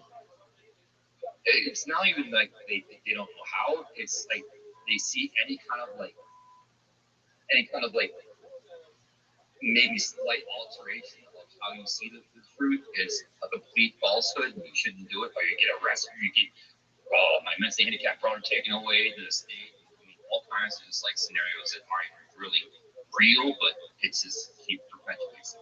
Okay, so you can say, Mom, it's not, you don't even say it's food stamps. You just say it's EBT. She won't know what that means. Well, she knows exactly what that means. Okay, so she knows But it. yeah, we definitely need some more income and more resources in the house because we're pretty much drained of all that. Just to keep our heads afloat. Exactly. Okay, so then you just get a caseworker, explain to the caseworker what's going on with your family. Or I wouldn't even do that. You get a caseworker for yourself, and then have your mom get one for your brother, and he can get food stamps, you get food stamps, and your mom will get food stamps. And that's another $1,000 or so that you don't have to be putting towards food. You can put it towards your bills. Very true. I mean, there's so many other people that play that game, and they are complete liars. I mean, it's not even like a slight alteration; they're just like straight up manipulating the system. I mean, everybody's got their own reasons. So, Sure. you just, but like your mom, if she's like, that's dishonest, you can say, it's not dishonest. You're of the age where this is a provided benefit of the state. You paid into this. You can ask the, caseworker if you want. And our sister is charging you rent and you're paying rent to her, and I'm paying rent to her, and our brother's paying rent to her. So we're not the same household. We don't share food, and you need this benefit and you're entitled to it. Okay. Would you be able to tell her that? Because I mean, she doesn't really listen to me. Maybe she'll listen to you. Who knows? I mean, I would love to see. Okay, so this is what you do. I mean, I can, but I'm just some random person on the internet. Go to Exactly. go to ChatGPT. Like who are you telling my information to? Right. Like, just go to ChatGPT. Just go to ChatGPT, and it will say, and you can just say, ChatGPT, my mother doesn't want to listen to me about food stamps being a benefit of hers. Please give me the best set of bullet points in a speech to be able to talk with her in a very understanding manner. She may have some mental issues that make her not trust things. Just do that right now. I'll wait. okay.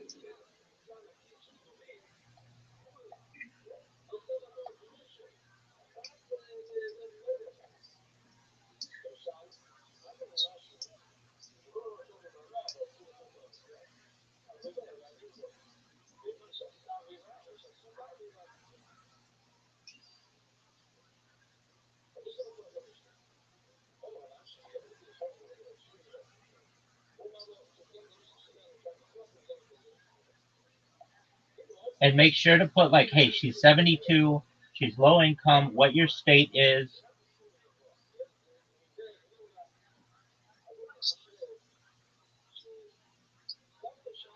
All right. Let's see the search.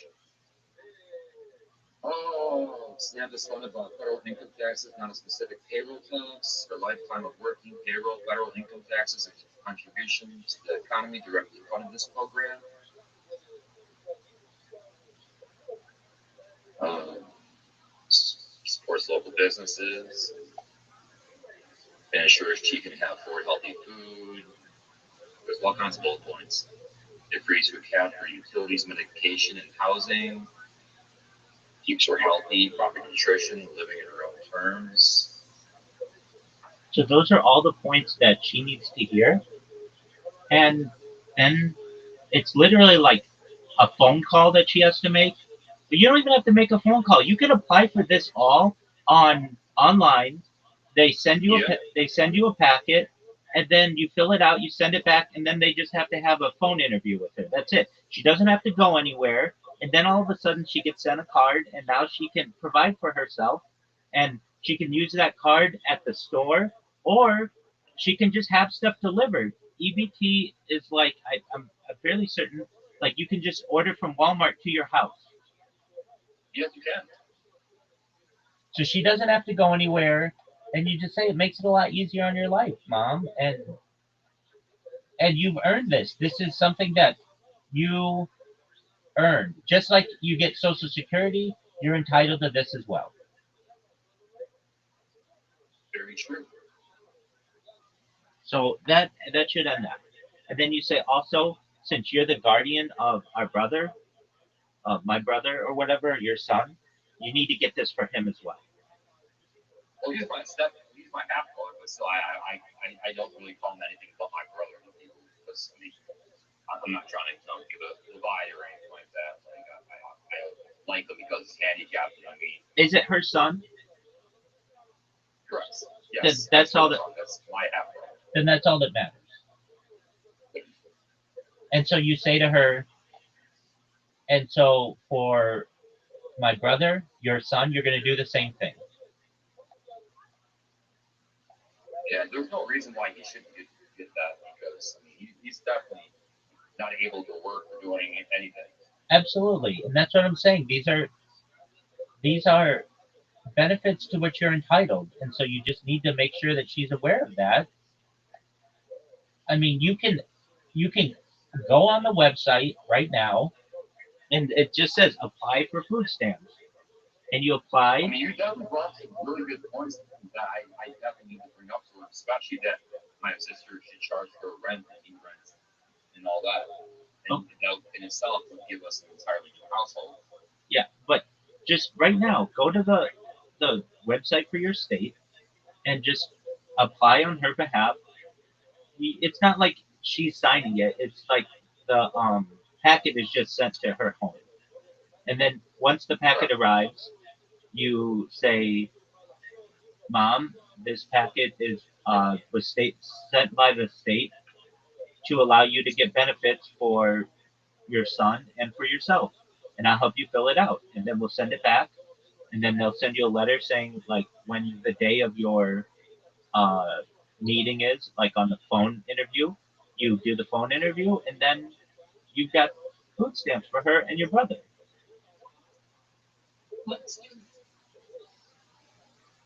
Well, actually, you know what? No, come on here. He's actually telling me something.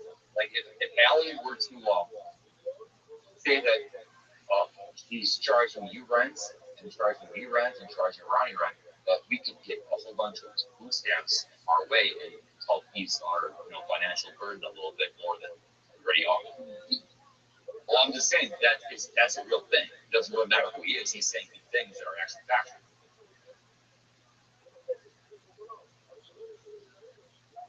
Did you ever think about that you can get SNAP benefits?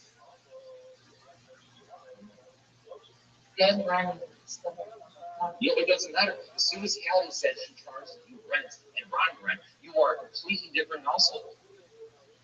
no, man, it's still like too much money. But you're not hearing me. I'm saying if he charges me rent and charges you rent, charges Ron rent, you are a different household. You don't qualify as everybody under the house because you were your own household at that point.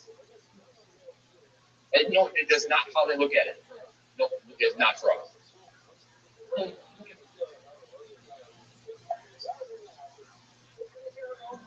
Oh, yeah, so In case of things they're back in once they say, well, okay, here you go. Here's what's going on.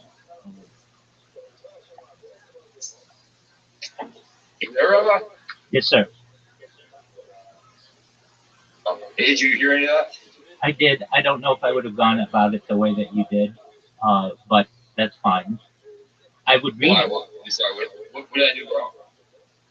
I wouldn't have just said, "Hey, this is what our sister needs to do." I would explain to her, read her what ChatGPT said.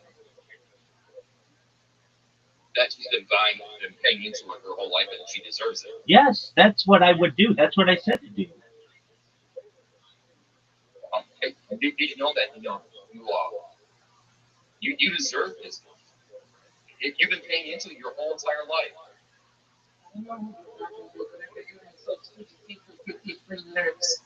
That's a long time. I know the ins and outs of it. I know what you can do and what you can't. And hopefully we're going back in. You guys have tried since I've been broke my whole life. No, you're wrong. No, I'm saying that you paid into your whole life and you deserve this. You're old. Yes, if you work, you paid into it. That's the bottom line, and you deserve to get some of that back. That's all it is. That's all it is. You're getting something that you deserve back. When you get Social Security after 62, you get so much according to how many credits you work in your life. I didn't work in the house because Dad did most of it. I didn't have that money to get any more than I got. But you're still old. You can actually separately. Even if I make 10 million, you pick them together and you should keep it behind of the two. You have to go by law. You can't claim both. I can't claim Social Security myself. I have to go by it. Because Why can't you? it's illegal. It's not. Yeah, it is. It's too. Well, why were you telling me that was your friend? Oh, you there, Rabbi? Yeah, just we're not talking about Social Security. We're talking about food stamps. Oh, that's what I'm trying to say, but she kind of went the other way. Okay, so that's why you have to explain to her. We're not talking about Social Security, Mom. We're talking about food stamps. It's still the same argument. She thinks it's illegal. Okay. Even slightly alter anything out of any kind of disproportion. Look, my friend, just go to ChatGPT. Explain to ChatGPT exactly what's happening. My mom will not understand that she's entitled to food stamps because she thinks she's getting Social Security. Put your state, put her age, and put what she's getting in Social Security and see what it says.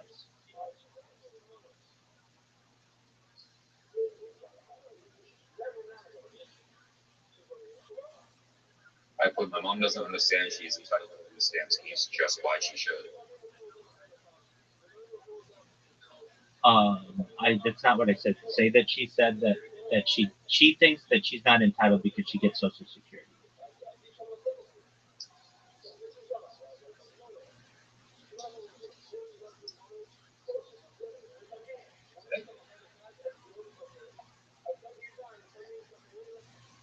Yes, it says that you're not disqualified for getting food stamps because of the fact millions of seniors receive full. Exactly, and that's what she needs to know. Well, I'll go tell her. Here, stick on with me. I'll tell her in front of you. I'm not going anywhere. See if it's copacetic. It says receiving Social Security does not disqualify you from getting food stamps. It's actually you're entitled to it. Millions and millions of people who are past the age get those benefits as well, and you are entitled to that as well. Dad told us together, and they told him he was too much older to fight for the financial limit. And here's the other thing. Why don't you just kill yourself as an illegal? You can first. And if you can, if you want to fraud, go ahead. That's not fraud. You will earn that. I didn't turn over you. Did I get hurt? Yes, you did. Yes, you did. You are. Yeah. It was the single mothers in the Yeah, and once you started off as a single mom before you married Dad, you could have been getting that then, way back then, and wouldn't have stopped. I did. I'm saying, okay, well, you can still continue that and get more. All you gotta do is have Nelly pretend to charge you rent. Yeah, I had to pretend. We all did. Okay, then you don't even have to pretend. So all you have to do is say that he charges you rent in those bills. It's illegal. No, it's not illegal. You are entitled to that. You need to get a caseworker. That's probably why. You know, you go down. You are not going to go to jail. All right, what's up, Rabbi? Yeah. Why are you using the term pretend? It's not pretend. Have your sister charge your mother. I told her it's not pretend because she actually pays.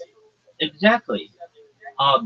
So what you should do. That's what I told her. Yeah. So what you should do is you can call the state and say, look, my mother thinks that this is fraudulent. She doesn't have enough money to be able to eat every month, and this is causing undue harm to our family. Can you please let her know what the process is from a legal perspective? Because we don't have enough money to make ends meet. We're all on government assistance, and my mother's not listening. That millions of people like her are entitled to these benefits and utilize them. I almost told her that verbatim. Okay, but you didn't call. I would, if I were you, I would. No, in different words, but I did tell her. There's nothing wrong with you calling a caseworker and asking for advice. Look, my mother thinks that this is fraud. It is not fraud. Millions of people have. No, it's something she's entitled to. Exactly. I literally told her that she's been. Exactly. So. You've been thinking it's fraudulent, but it's not. She's actually owed that. Agreed. And but I wouldn't have gone to my mother first. I would have talked to my sister first. And I would say, hey, can you charge us rent so that we all have lower household incomes? Like basically right now, your family is being treated like, I don't know. They enable one another, so whatever one thinks the other one does. Okay, this isn't it's different. This isn't. It is like online stuff. This isn't a question for me. This is a question for a caseworker. So you should call a caseworker, explain to them the situation that you're having, and they can help you. And if anything, they can speak to your mother, and then that's the state telling her that it's not illegal and it's not fraud, and it doesn't have anything to do with anything illegal, and then she can get the benefits that she needs. No. It is not illegal. No. Jacob, what are you doing? Jacob. Yeah, I know that. Jacob, what are you doing? What are you doing? You're entitled to food stamps. Jacob. No one said that they're connected. No one said that. I'm saying you're entitled to that. You're not disqualified because you're on Social Security. So you are over their income limit for how many people live in your house. You don't get it. But you don't live in their house if you pay their rent. You live in your own dimension, your own little room. We rented a house and bought this one. It still didn't qualify. You're looking at it like a whole structure. You're not looking at how the government looks at it. Like you are your own entity. You are your own person in your own life. You know, individually. Yes, you can individually. You can all individually get that. You are actually owed that by the state. And the state will actually tell you that you are actually owed that. It doesn't matter about the same address. I can get it in the garage. Oh, wow. So I go to jail. And now you put this for again. Okay. Yeah, so get up there. I don't care what doesn't matter. There's nothing from us like it. With any I'm have to come. But you are owed that by the government. The government would actually side with me. You are owed it. You are owed food stamps. If you pay bills for Hallie, that's essentially paying rent. That is not a fraud. That is not a lie. Stamps charge, they're government subsidies. I don't know. No, They're a bonus. yeah, and you're entitled to a bonus. Yeah, and you don't have that much of an income. Hallie does. You are completely separate from that. No, I'm not breaking down that. Okay, I'm just a little bit. Jacob, call a caseworker. Have a caseworker explain this. You're definitely right. I should definitely have a caseworker explain this. So, because I don't believe that you're wrong at all. Okay, yeah. So you should leave this call, as much as I love to talk with you, and you should call your local office, talk to a caseworker about what's going on, and then you will be able to have that caseworker perhaps be able to explain this to your mother. And I understand what your mom's saying. She's not She doesn't know the law, and neither do you. And frankly, I don't know what it is in Kentucky. I'm just telling you of the experience that I've known people to have that generally, if you are not sharing food, which you shouldn't be under this system, and you're taking care of your brother, and he's entitled to food stamps, Yeah, he is. and she's not getting those. So you need to have a caseworker work all these things out. It's very complicated. Yeah, I 100% agree with you. We definitely need a caseworker for this because there's a lot of government subsidies that we could be applying and qualifying for that is just not happening. Absolutely. So go call them. Go call them and let them know what's going on. Definitely, I will. Most definitely. I All right. appreciate your advice, man. Thank you. Absolutely. And then update me. All right, man. I'll get back to you on that. All right. Very well. Take care. All right, God bless, man. Talk to you later. You too.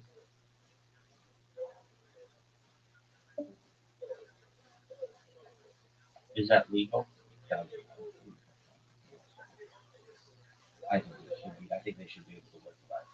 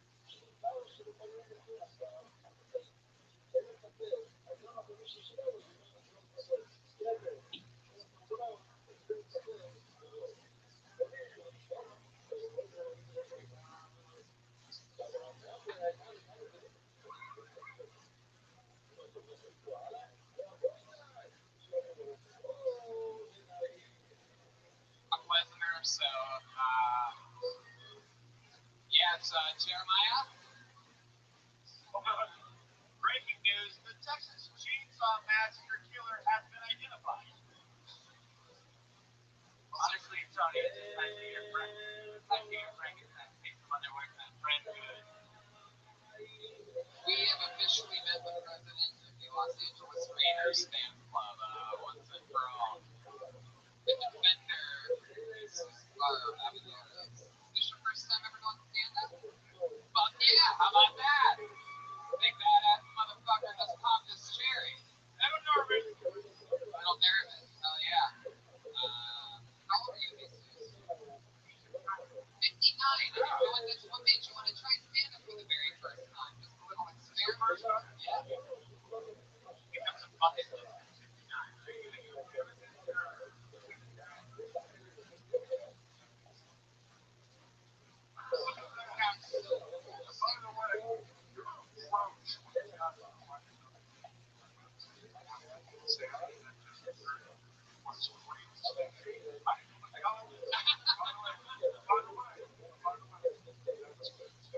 What did you do?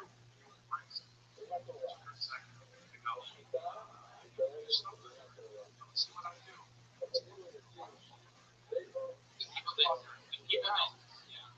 I don't think you have a future, but I do think you're a gentleman, and I think you should keep doing this show.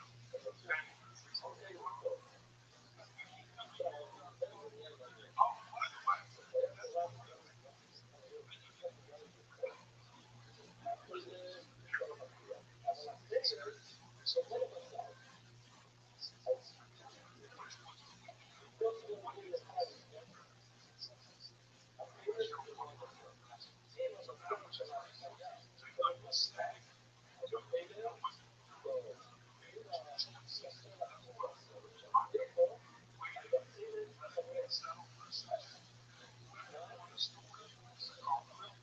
I'm interested to know more about your life these years. Can you tell us more about what have you done your whole life?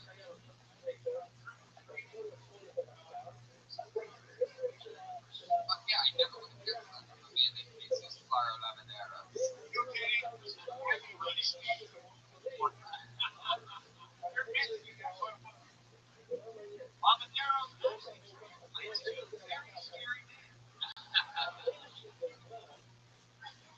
But by the way, you got to go on there. Here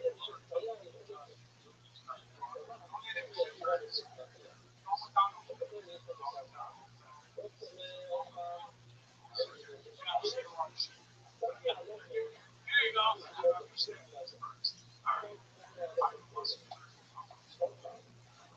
I'm the largest and strongest. You know how it is, right? You got great cardio. I just sound Do you have it too? You have diabetes as well? Shout out for you diabetes. I'm sorry, motherfucking diabetes! Somebody ready for me to drop this new fucking sugar? Unfortunately, their hands are missing. Right? Yeah, but the only thing they can, I guess it's just me and you, our things don't work. No. It's just you've been trimming trees. What else you been doing? All these things. What are you even doing?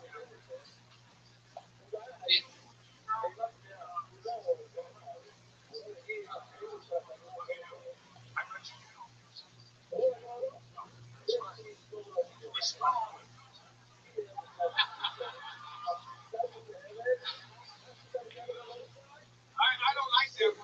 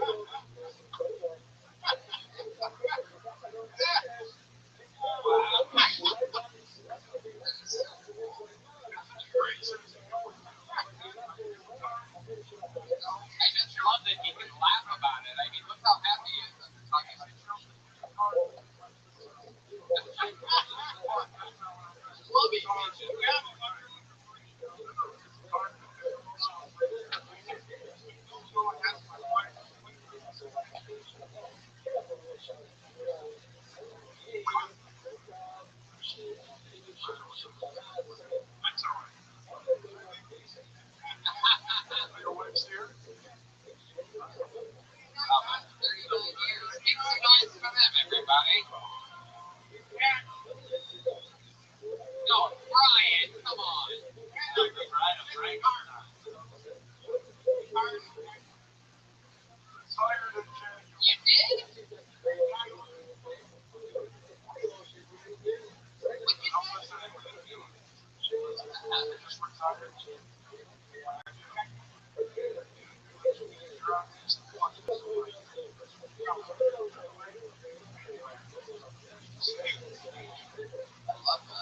But listen, really serious here.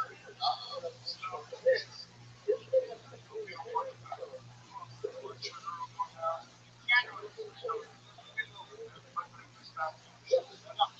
keep it stop.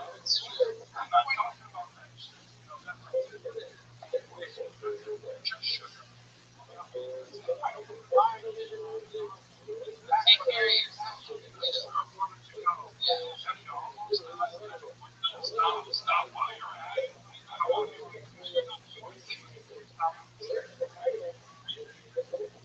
Just trim it out of your diet, branch off into other foods like your Jesus, congratulations, 39 years of marriage. You just popped your cherry up here, all the way from being on a pre-slap to the main stage of the Comedy Store. Look at that drawing, Jeff. Look at that drawing from Ryan G. Isn't that crazy? Look at you. You're sure Jeff. Look at that. That's crazy talent. Oh, cool. There he goes, everybody. One more time for Jesus Fleur, Habanero. Kill Tony's going to New York City, Montreal, Cleveland, Fort Wayne, Nashville, Lansing, Grand Rapids, Detroit, and Toronto. Kill Tony live. And you're going to, yes, and I'm going to be doing your show. I'm doing Joe's show to the end of the You are. Yes. And I improvise my own set. Don't know it for an hour. Improvise myself. But tonight, when I'm actually sure. Thank you so much. How about one more time for the great Chef Garland, everybody? What a great show. How about we make a good laugh for the great powerful Jeremiah Watkins, everyone? Come on, hey!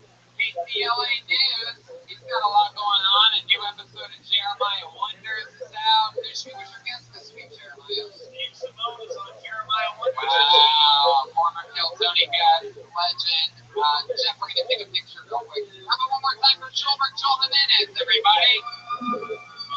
Gilbert's mostly sorry on all social media and everything like that. Hey, there's a new episode of Curb Your Enthusiasm coming up next week. By the way, make sure you catch Jeff Garland and Ben. We're taking Kill Tony everywhere. Yes. You can get Kill Tony t-shirt at shopsquad.tv. Lawrence in that box. Live audience, thank you so much. Have a great night. We'll see you guys soon. Josh Martin, Ryan J. Bill, everybody. Thank you. Good night.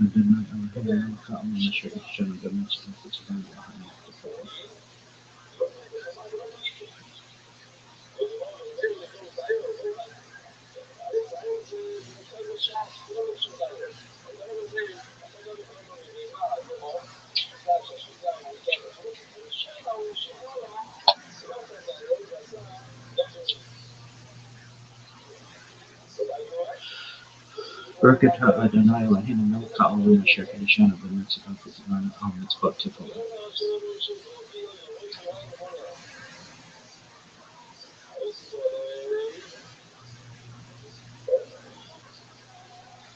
Baruch Shem Kavod Mitzvah Torah Mabed. Shema Yisrael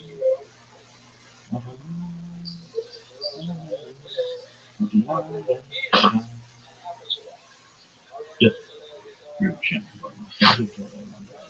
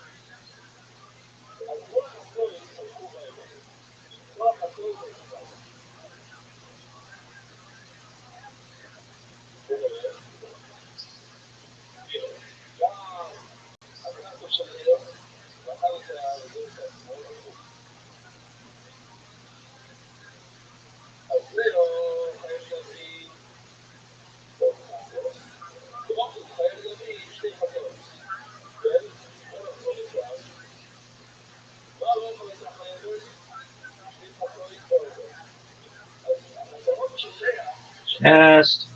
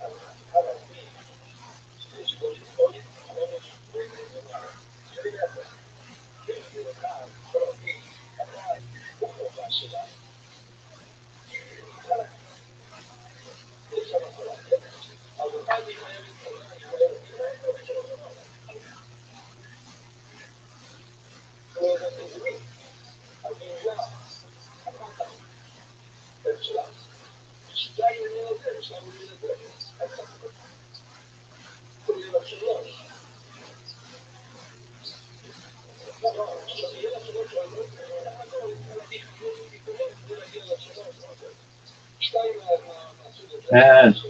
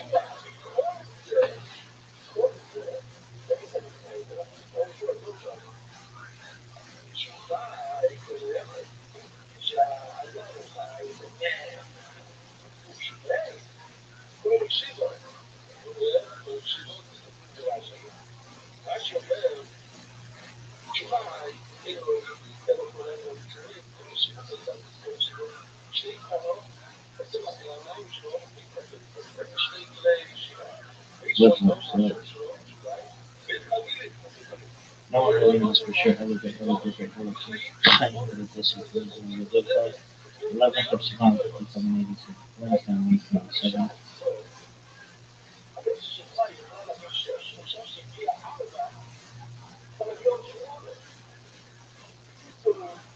Thirty-seven sixty-one, creation of the Lord, birth of Adam. Sorry, 3631, 136, son of Adam, 135, 26, 235, 107, chapters 134, 36, 3.5, 17, 17, 33, 66, 95, 17, 33, 01, 460, Alexander Gavin at this point. 31, 39, 622, how much is going to be at this point? 32, 74, 687, and 2 some kind of return. Can't think about this.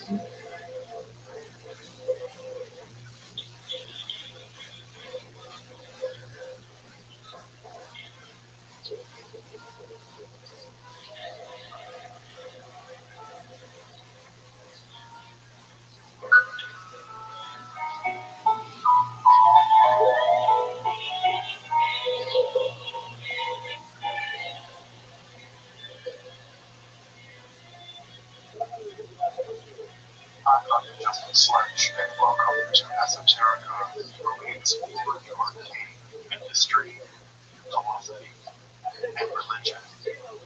One of the most difficult aspects in starting to study Jewish mysticism and Kabbalah is getting a handle on just how those ideas developed over time. It's tempting to think that, for instance, Kabbalah just always existed and that we have it, or that Kabbalah is just one thing at all. Of course, neither of these positions is really tenable. Such notions developed greatly through the ages and are still developing. And there are now, and there have always been, numerous mutually exclusive schools of Jewish mysticism and Kabbalah. This class is meant to serve as an introduction to Jewish mysticism and Kabbalah from the point of view of its incredibly complex development from the prophets of ancient Israel to the rise of modern Catholicism in the 18th century. Of course, this series isn't meant to be exhaustive by any means, but only should serve as a springboard for deeper study and reflection, and hopefully it will also enable you to situate developments of Jewish mysticism and Kabbalah in their historical and cultural context, and hopefully embolden you to dive into the primary texts, which are admittedly as sublime as they are obscure. Let me express my gratitude to Congregation Takeo for allowing me to use these lectures to reach a larger audience here on Esoterica. If you want, find the entire series under the playlist Entering the Garden, Introduction to Jewish Mysticism and Kabbalah. I'll be uploading them over the next few weeks, or if you find these episodes after autumn of 2021 and you want to watch the entire series, you can find them in that playlist. If you find this series on Kabbalah interesting, I hope you check out my other content on topics of esotericism and perhaps consider supporting the production of free academic and scholarly topics in occultism, hermetic philosophy by joining my Patreon or perhaps with a one-time donation. You can find those links below, and I really appreciate your consideration. Now, let's enter the garden of Jewish mysticism and Kabbalah. Alright, folks. Well, we're about at 5 after, I'm going to pick up with some summary from last time, so we all be on the same page. Same page of completely mysterious books that no one really understands, which is great. That's some summary, and we'll jump into it after I open up things a little bit more for questions, just in case there's so many hard questions. And again, I say questions, I mean questions I can possibly answer. You ask me questions like how to make a goal, and I'll tell you I have no idea. Here are 3 books in Aramaic that allegedly tell you how to do it. Go forth, have fun. So as we covered last time, we took a look at some of the really foundational texts that go on before what I might call proto-Kabbalah. Anytime I hear the word proto anything, it just sounds like completely pretentious academic speak. But what I mean here is these are going to be texts that are going to either underwrite, or they're going to be informed, they're going to get some really important terminology to become Kabbalah, but they're kind of bridge texts in the period before the rise of Kabbalah, we'll get to in earnest tonight, and they're texts that underwrite or undergird or allow or serve as a foundation for what's going to become the Kabbalah as you may know it, or as you don't know it and you're here to learn more about it, or you've heard this word from Madonna or whatever. If you get Britney Spears, God bless her, has a couple on too. I don't know. Maybe the Lord help her.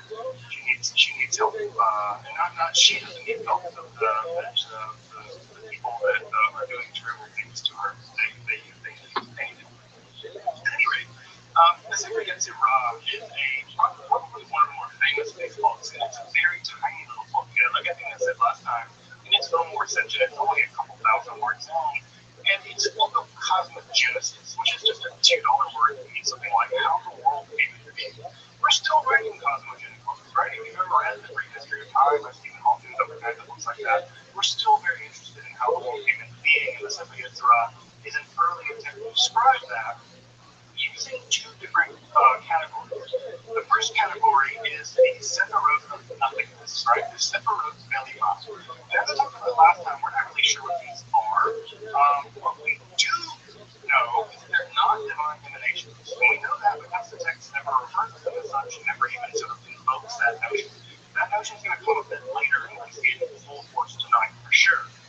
And the other, of course, is the 22 letters of the Hebrew alphabet. And what we have in the Secret Against Ra is a story about how the world came into being, with God using the two Sephiroth of nothingness, probably mathematical terms of some kind, right?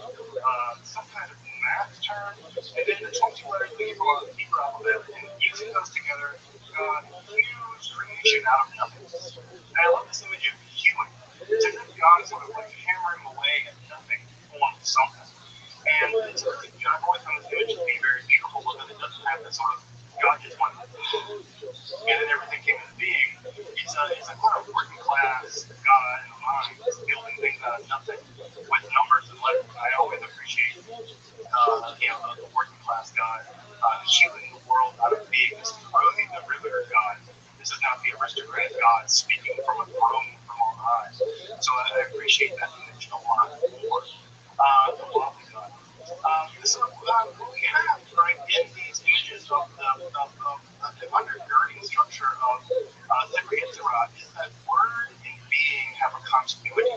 That language and speech and ontology and metaphysics are connected in a very deep, powerful way.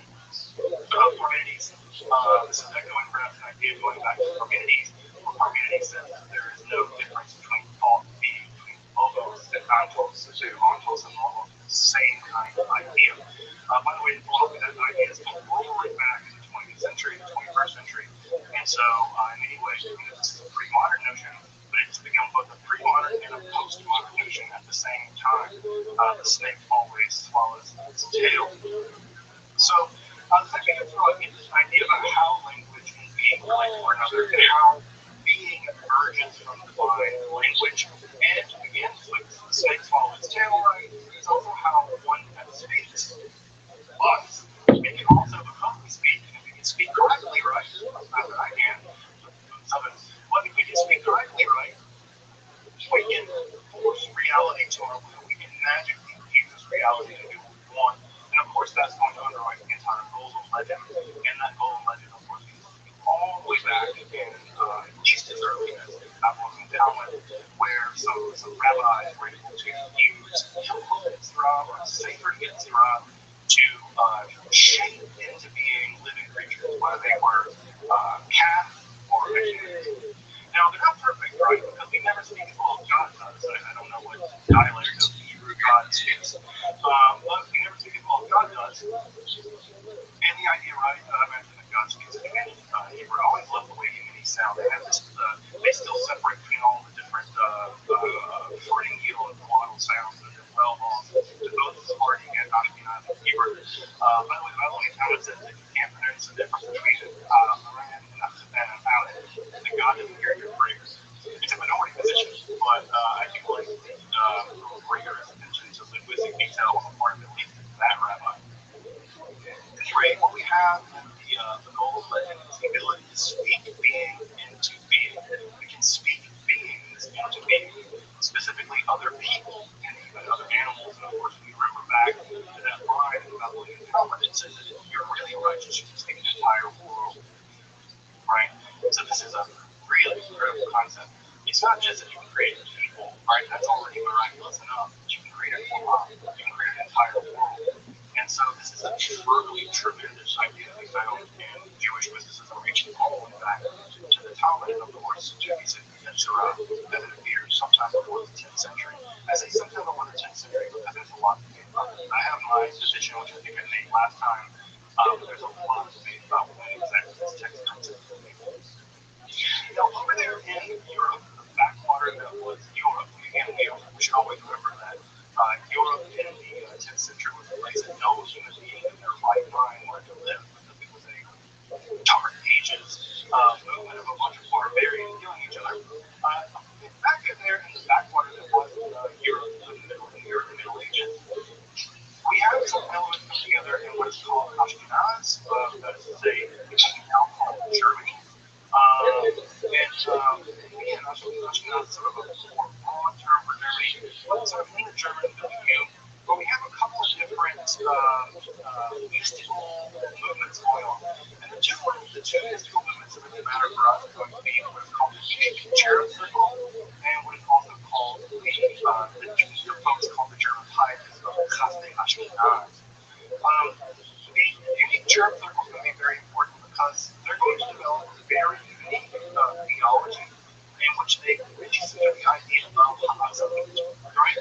And Ha'azalut is the idea of, or Ha'azalut is the idea of divination, which is to say that God doesn't just create beings in the sense that there is God, there is being, and God is outside of being. Rather, you can imagine, or you also imagine those like really fancy weddings that have the big pyramids of champagne, right, where there's like one champagne, right, being poured at the top and it goes down all the different glasses.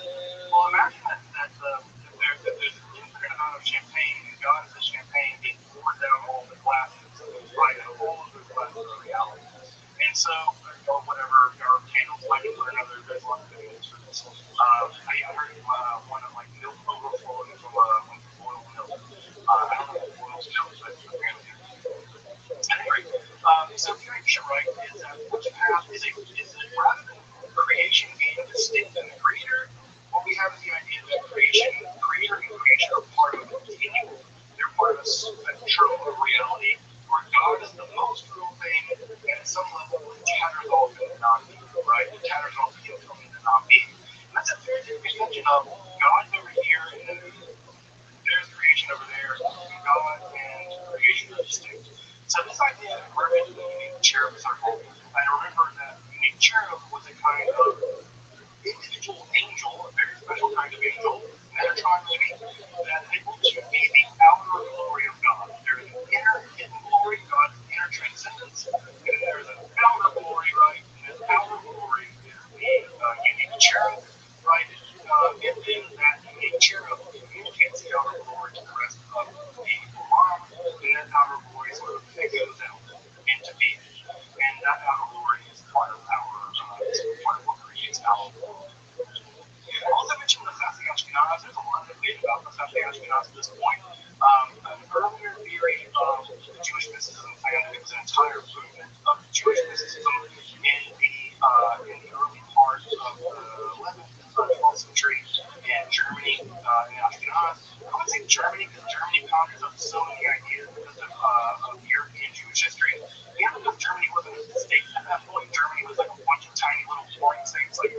It's like saying you're the king of Hamtramck. Like that's what Germany was. It was 300 Hamtramcks all went together with a bunch of different kings. I like saying Ashkenaz because Ashkenaz communicates how amorphous the areas are. Right? What was Ashkenaz? You have a general idea of what we're talking. Something about Germany. We're talking about the area around Regensburg. So you may know another famous mystic also from the area around Regensburg.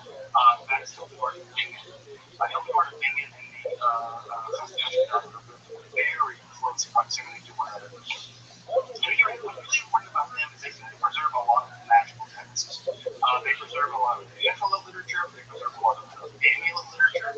They preserve a lot of this sort of strange ascetic literature that seemed to emerge at that time. And what we now think, what scholars now think, is that rather than being a mystical movement in Judaism, it was a kind of particularly weird family who just so happened to be very, very powerful. Right? Who happened to be actually very, very powerful and have a good bit of money and a good bit of influence.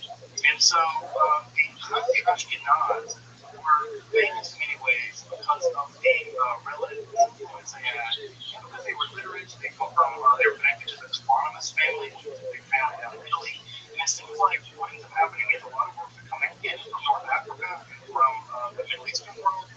entering in Italy, and they're being pushed into the Ashkenaz via the Colonist family.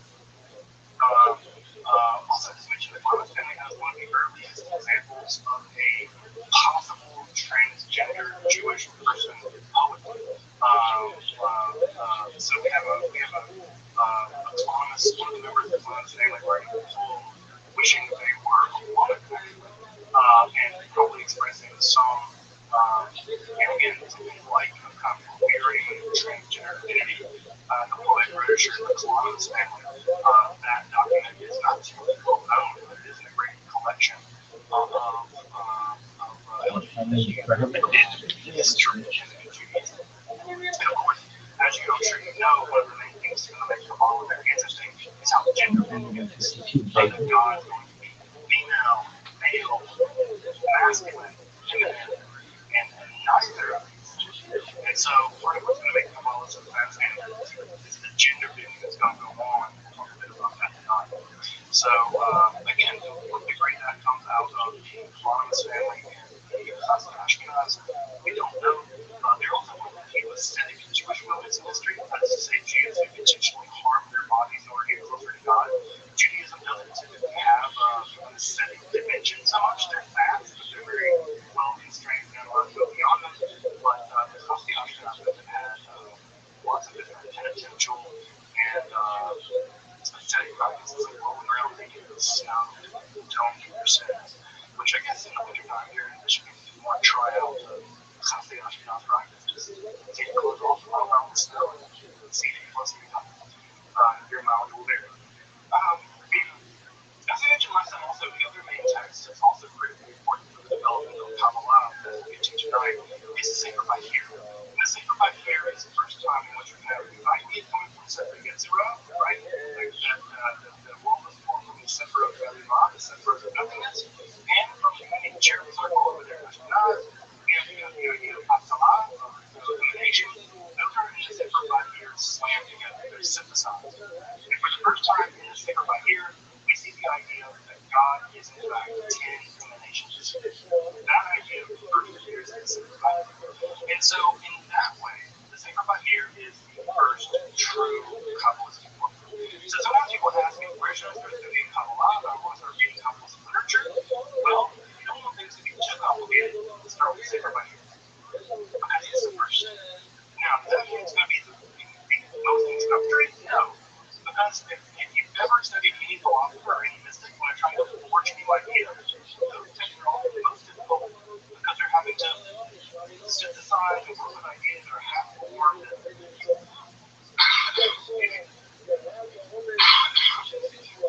very half-formed and they're very worldly. And a classic example of this is I told you before, right? One of the first book of metaphysics, you can go read Parmenides' books, or you can go read Aristotle's books on metaphysics. Now, those are some of the most difficult books about metaphysics ever written. Why? Because they're inventing it, right? They're inventing the very language by which you describe things that aren't physical. It's the most abstract, difficult things you can imagine. So the language is very difficult. And so the Sefer Bahir is notorious in this also. Now, again, is it always impossible to understand? No. But it's pretty hard. It's pretty hard. But again, I think that the Bahir is a perfectly approachable text in lots of other ways. The other things, two things to say about the Sefer Bahir that are crucially important as we begin to get into Kabbalah tonight is one, Sefer Bahir is a pseudepigraphic text. I like when I say pseudepigraphic without making a single mistake. Pseudepigraphic texts are just texts that are written, and if they were being written by someone else, almost always someone more famous in the first place. Taylor Swift probably not going to write a pseudepigraphic text because Taylor Swift is famous enough to write Taylor Swift. Taylor Swift is going to sell her own book because she's mad. Well, if I write a book, I might attribute it to Taylor Swift. That's probably a bad idea because I'm pretty sure that she would sing. But, right, what I could do is attribute it to someone who couldn't sing. So what I would attribute it to is the kind of Acuna, right? A guy who lived 2,000 years ago in Palestine, and he had a kind of general mystical idea. That's exactly what these guys are doing. Or attributing to Enoch or Abraham or Moses or whatever. There's a long history of doing this in Jewish lore, and the Sefer Bahir is attributed to a first century sage. That same structure is going to be picked up by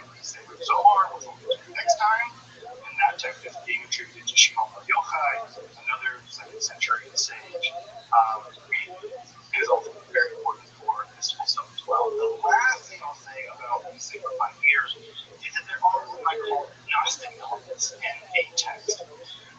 Gnosticism, as you may remember, was a religious current in the late classical world, somewhat, yeah, the late classical world, that 2nd, 3rd, 4th centuries has come to longer. In some ways, it survived even into the medieval period and so on. And the Gnostic idea is the idea that there is the world is fundamentally good, right? There is a good world, an evil world, physical is bad, the spiritual world is good, it's half, now this prison world, right? We live in a prison world of brutality and chastity out of that world. And we see some elements of that in the sacred Bahir. And also, by the way, in the sacred Bahir, it's one of the first times we begin to see the idea of this feminine divine. It's there that we see wisdom being personified as divine. And that's going to be a huge shift as a minute as we how proper, because it's also going to be the time where the Shekhinah goes from not just being feminine gender grammar-wise, like it is in Talmud, to being feminine gender divine-wise, like it is in Kabbalah. So again, one of the things you'll see about beginning in Kabbalah is that often what makes Kabbalah very radical is not that it reads text in strange ways. What makes Kabbalah very radical is it typically reads text very literally, hyper-literally. So if Shekhinah is a feminine gender grammatical word, they say, no, it's not just grammar, folks. That's being. Because the Torah never makes any mistakes, ever. Nothing's so accurate. And so if the word is grammatically feminine, that means God must be feminine. Full stop. And so part of what makes Kabbalah so fascinating is not that it bends things around, of course it does that too. It's just how literal it takes things. And so we'll see that as we get into the season so far.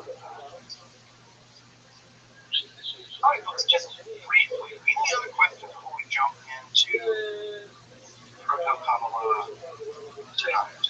Still be in the Proto-Kabbalah world tonight. But again, I think a lot of the stuff will still be in Kabbalah.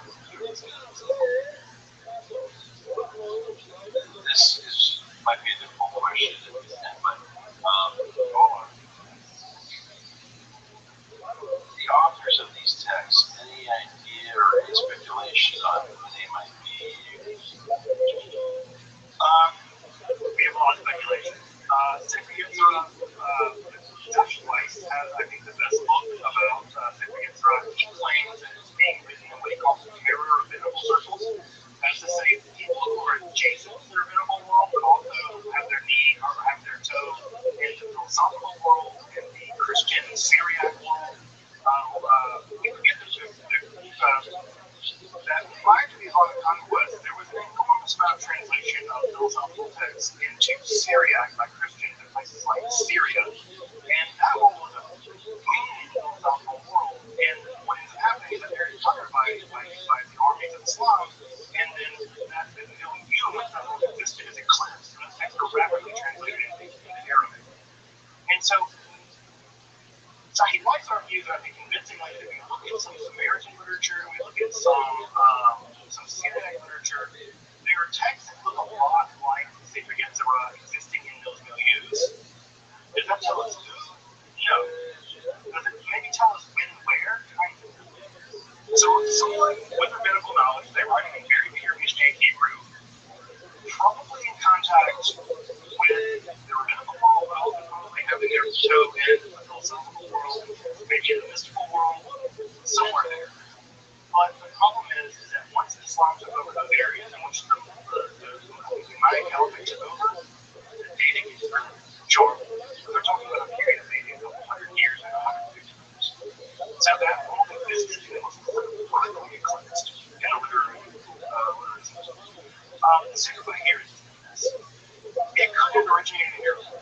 It could have originated in Mesopotamia. There are people, scholars, who are much better at this stuff than I am, much more articulate, much more learned. Convincing arguments have been made on both sides. Some people say it originated somewhere in Europe. Some people have originated somewhere in Mesopotamia. I've never seen an argument that this is led up. So the Bahir is just one of these texts where no one really knows exactly where it originated. The Bahir is much more closely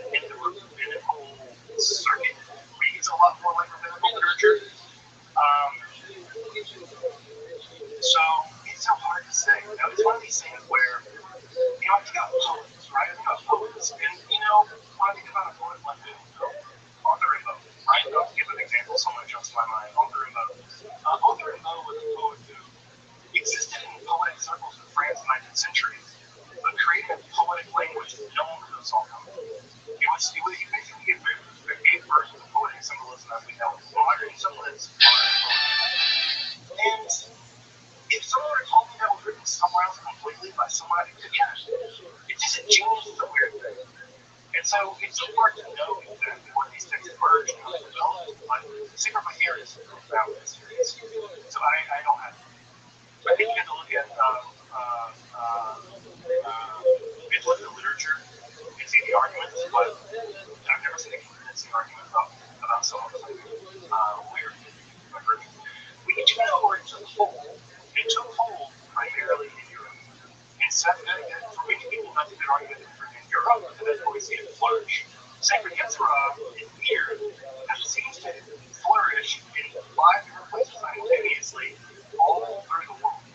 So we see versions of it, we see commentaries being written in Italy at the same time they're being written in Iraq, at the same time they're being written in Egypt. And you're like, how the hell did this text get to these different places fast? And why are they all far-right commentaries in the 10th century?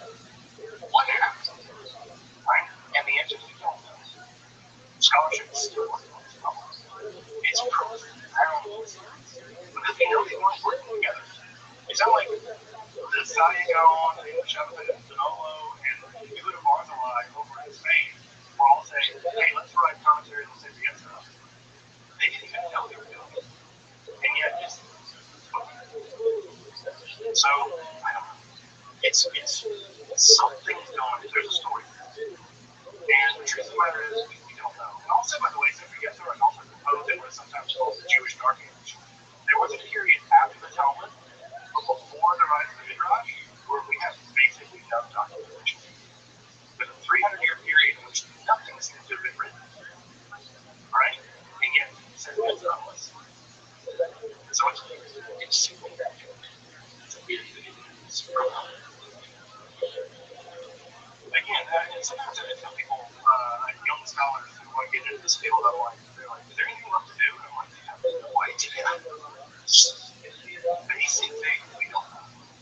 Basically, we don't know. It's going to take people to read Persian. It's going to take people to read Arabic. It's going to take people to read Hebrew. And people are going to be in these archives in countries like Iraq, in countries like Iran, because it's in those places, I think, where if there is a clue in Syria, if there's a clue in Egypt, it's going to be the state archive of those countries.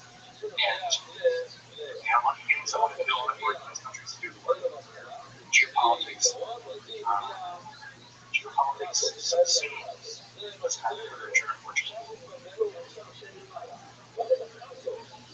The questions we're going to jump into tonight.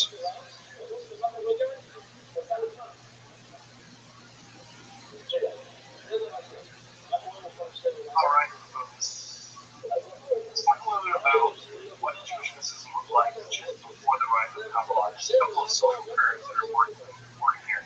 I don't have to tell you all, right, that already by the time the Kabbalah appears, Jewish mysticism is already really complex. It's already intertwined. There are already several currents of it. Jewish mysticism was one thing by the time Kabbalah appears. You have lots of currents. Sacred Yetzirah, Hillel literature, Jewish magic. Jewish mysticism in a broad way is already very complex by the time Kabbalah appears. So, in many ways, it has a lot to work with. It has a huge repertoire of things to work with.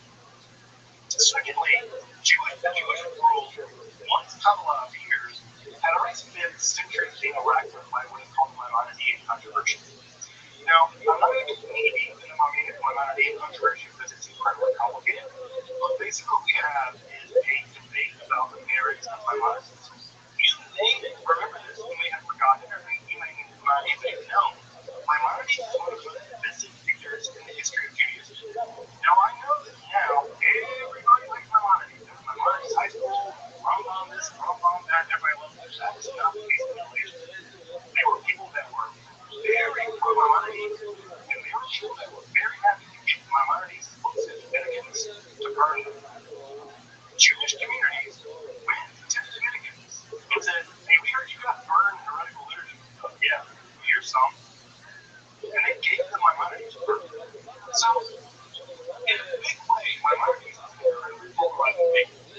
Very polarizing. But on the one hand, many people thought Maimonides rationalized every aspect of Judaism away.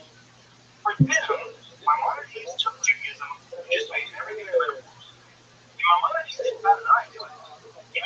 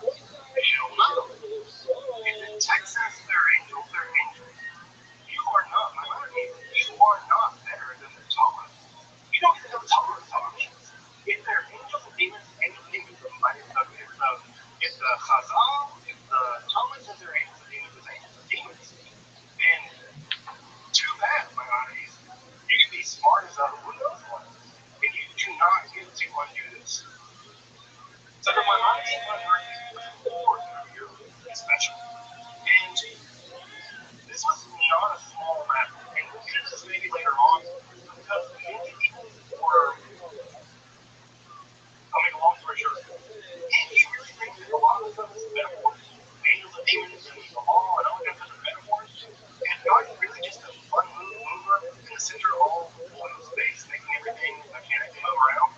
Do you really care if you pray in a church or synagogue? You might not care. And so they tell you, right, if you're a wealthy doctor, wealthy lawyer, or physician, wealthy poet, musician, and some guy comes along and says you're going to convert or leave, do you leave your fancy job?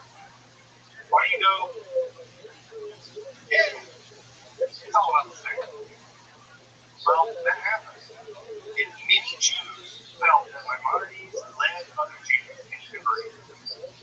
He assimilated them, right? Again, think about all the things we talked about in the 20th century about how many people love to hate on assimilation.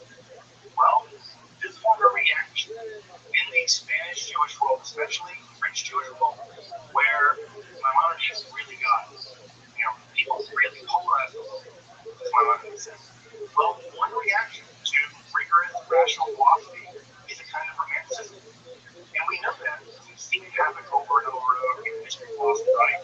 Kant gave way, right? Kant, Descartes, the hyper-rationalism of people like Leibniz gave way to the romanticism of people like Goethe, right? And Schelling in the 19th century German situation, right?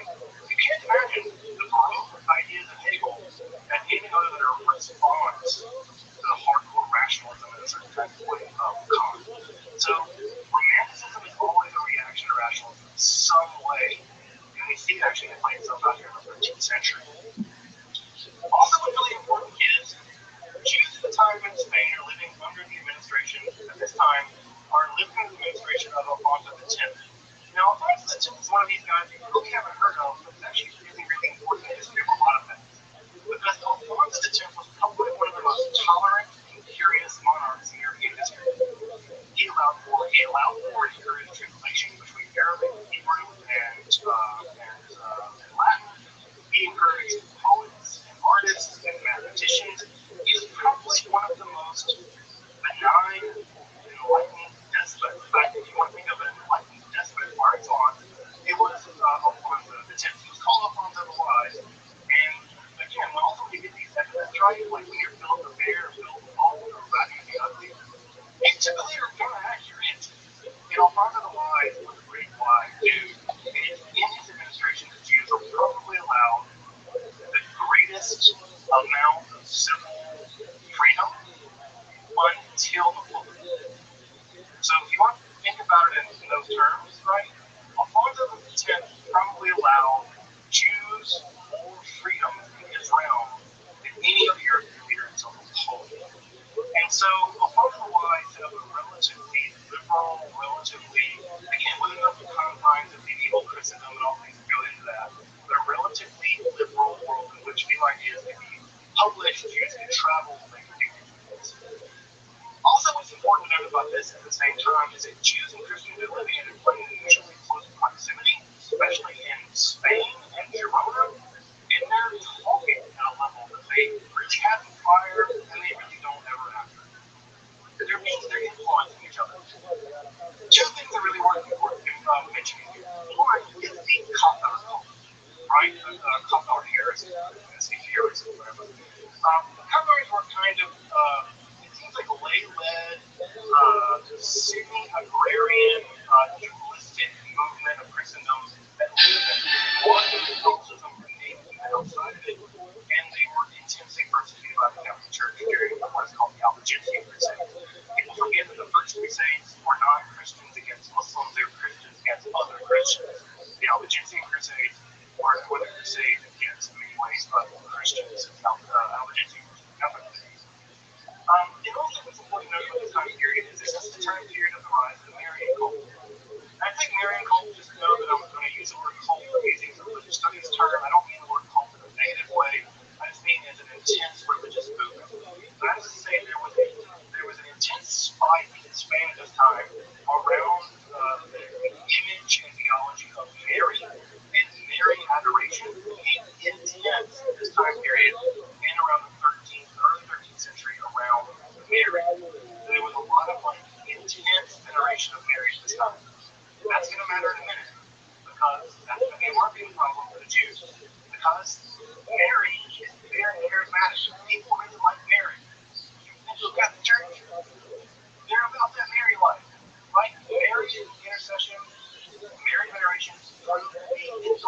talking to what might think about people. Well, it's a fine man. If the Catholics got the married thing, what are the Jews going to get? You know the answer. China, right? In many ways, the outlet of China, the feminine aspect of God, is the Jewish response to the rise of Mary consideration. Anything you can do to do better. You got the mother of God, we got the feminine God, right? This is a kind of theological whatever should they see and the development of Kabbalah. Back there on the left, you see on parts of the 10th. I have a coin. I collected a coin that I have every conceivable or beyond the old path. And I actually have a silver star of parts of the 10th. You can even see an image that he's really picky about his image.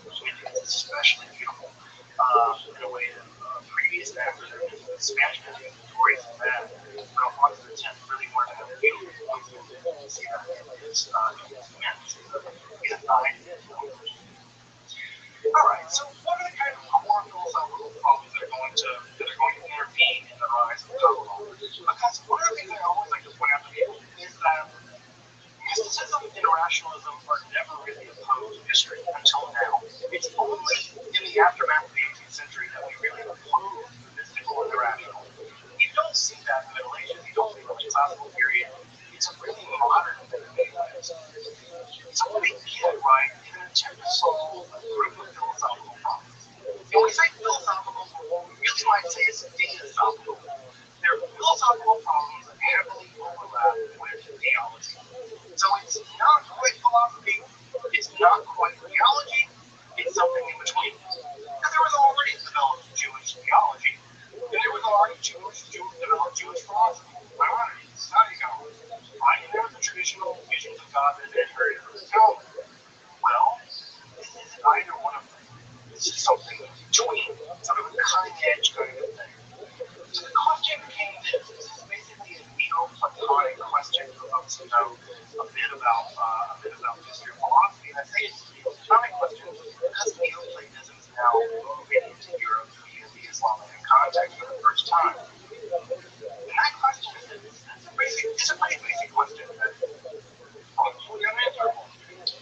We have an infinite God. Because no one wants to find out God, right? You don't want a God who does stuff. Like, you ask God, like, hey, what's the derivative of this? God doesn't know. You don't want a God who doesn't know calculus. You want a completely transcendent God, all knowing, all powerful, all wise, all good, all the things. Right? You want this God. Everybody wants that transcendent God. And yet, we ain't transcendent. We're immanent.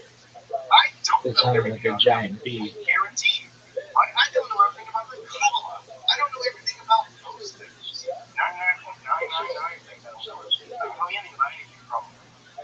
This is a basic philosophical problem. How do you understand? Because this is a basic math. Infinity minus 1 is still infinity. Infinity minus 10 million is still infinity. Infinity minus 12 billion, 11 billion, whatever.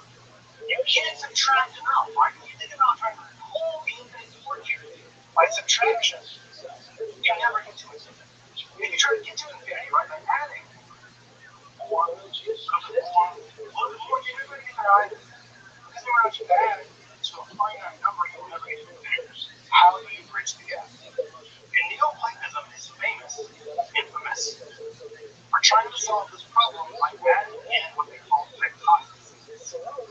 Hypotheses is just how you learn more things that are in between. There's things that are in the middle, there's states in the middle. And so you can see that these go from really complicated, right? Right? So this is the most simple one here on the far left, the system of Plotinus, the very famous Greek Roman philosopher of the 3rd century. And then 5 of them, the Roman philosophy, right, this very small image, you can see how very complicated this is done. Now, right, these are just intermediaries between us and God, between the one and the simple. Now, if you look at this image, right, or this image, I bet you can already see where we're going. If you've ever seen an image of the zipper, the tree of life, right? See how they look the same? They're starting to look similar? It's because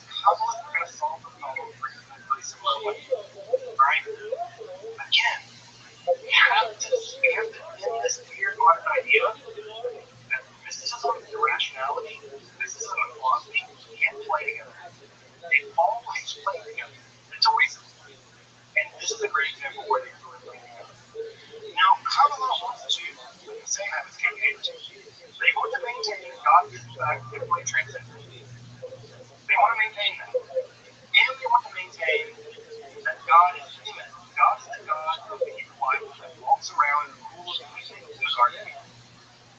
They want to maintain God's radical transcendence and God's radical immanence. They want to have both. Because they have to have both. Because if God showed up to some guy who gave him a bunch of rules, God is immanent to this world.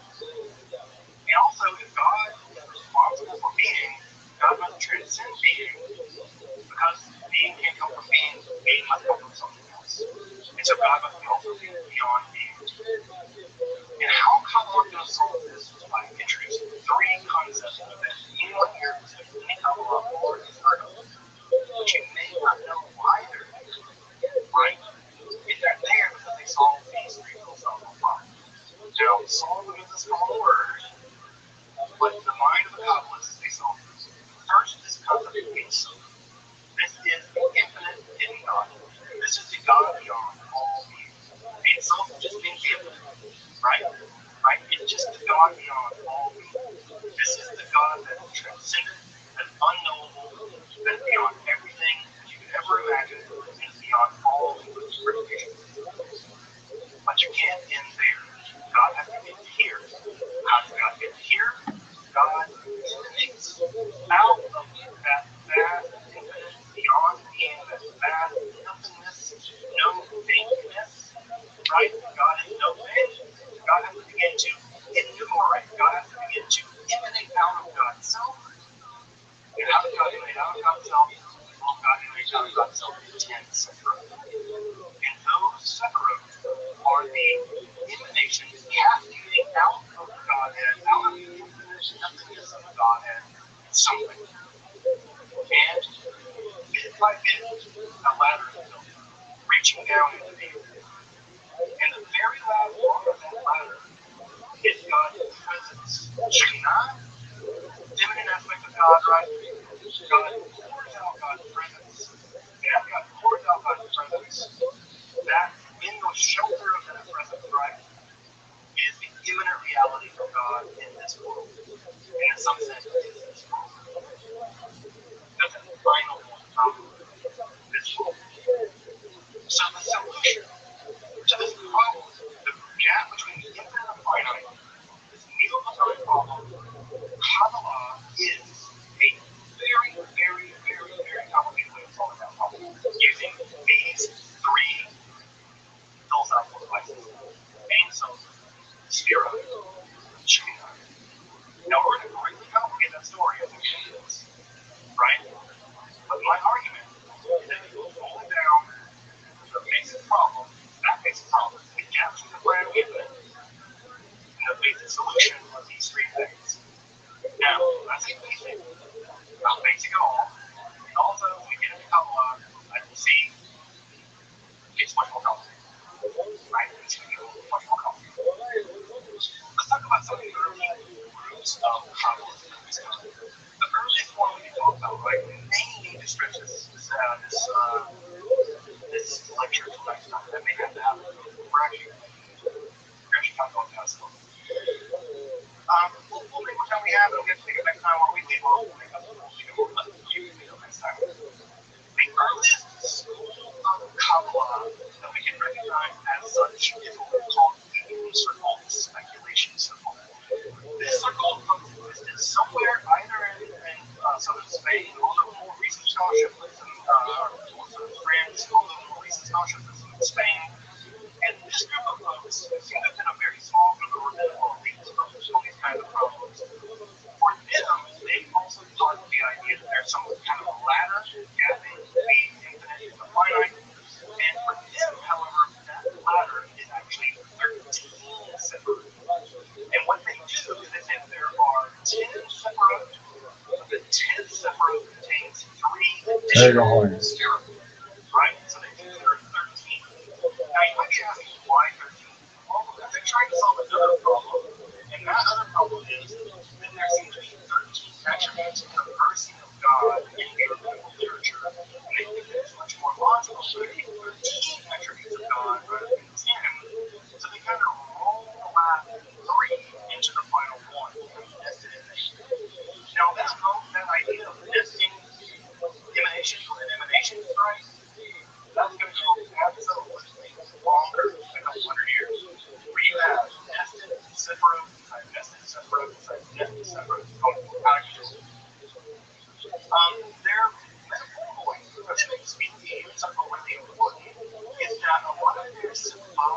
flavors, like flames, like fragrances, right? That when you smell a beautiful rose, right, it doesn't take anything away from the rose. Now, if it does, they know that. But the idea that when you smell that rose, the rose still stays the same, even though you get the fragrance. So in some ways, you can think about that the rose emitting fragrance is an image or an emanation of God in the world. In fact, this idea survives over at the University of Rose. The idea that the fragrance is giving off by the flower that is God. By the way, it's simple, right? Flower and always connect together with poetry. Poetry, you get this weird aspect of the nature of God, where God is feminine and male at the same time, but an active force, right, but also a passive force that humans are the ones smelling God to get along. So again, you get this idea of gender based authority and having the image of the overflowing fountain is very good. Actually, looking at these fountains and imagining these cascading fountains in the Middle Ages of Spain is kind of like what God is like.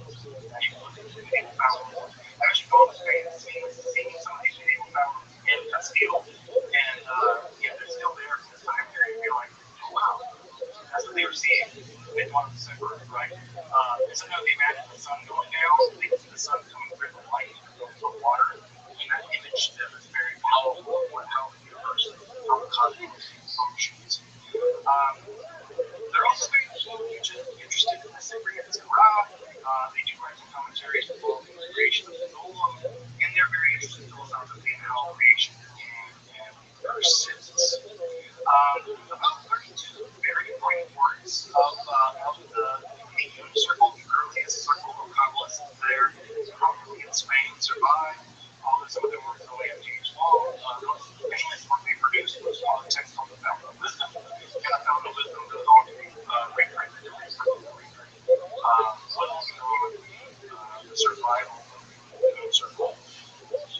There's a book, I'll give a reference at the end. If you want to read basically the major works that have come down to us from the human circle, I'll give you a book that you can check out if you want to read some of their works. Many of them have been translated, some of them. The other major group here is going to be the Brabant Circle. Specifically, the Brabant Circle being led by Isaac Klein, who is also referred to as Simon the Four, which means the one who is full of life.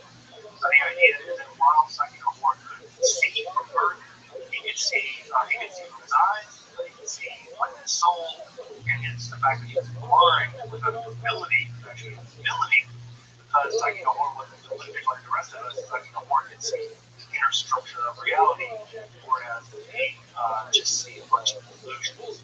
And the idea that Psyche-Noir was not blind was blindness. So I always like to refer to him as Psyche-Noir rather than Isaac Blind, rather focused on his ability than as a statement person. At any rate, Psyche-Noir is arrived in the late part of the 12th century, and he is, as so far as we can tell, the first full-time Kabbalist. He was an adjunct Kabbalist. He was a full-time Kabbalist. He was a Kabbalah, he was a Kabbalist tenure track. And we can thank him for fixing the amount of the Sephirot accumulations to 10. After Psyche-Noir fixes the number of Sephirot to 10, he uses verses of the Bible from 1 Chronicles 29:11, and he fixes the number of Sephirot to 10, and never changes that.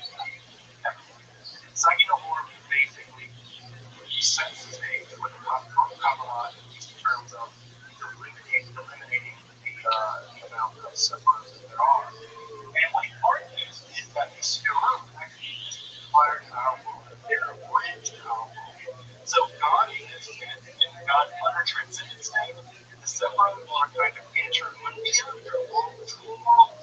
And our world is what's connected behind the ladder of the Sephirot to the world of transcendent. So, and this will be the name, by the way, of on Kabbalah is to what degree does the Sephirot exist in our world, beyond our world, or are they a part of our world, they transcend our world, all these they exist. They exist before, after creation, right? When God said yes before, that inaugurated the development of the Sephirot, just prior to that. So, actually argues in a really dramatic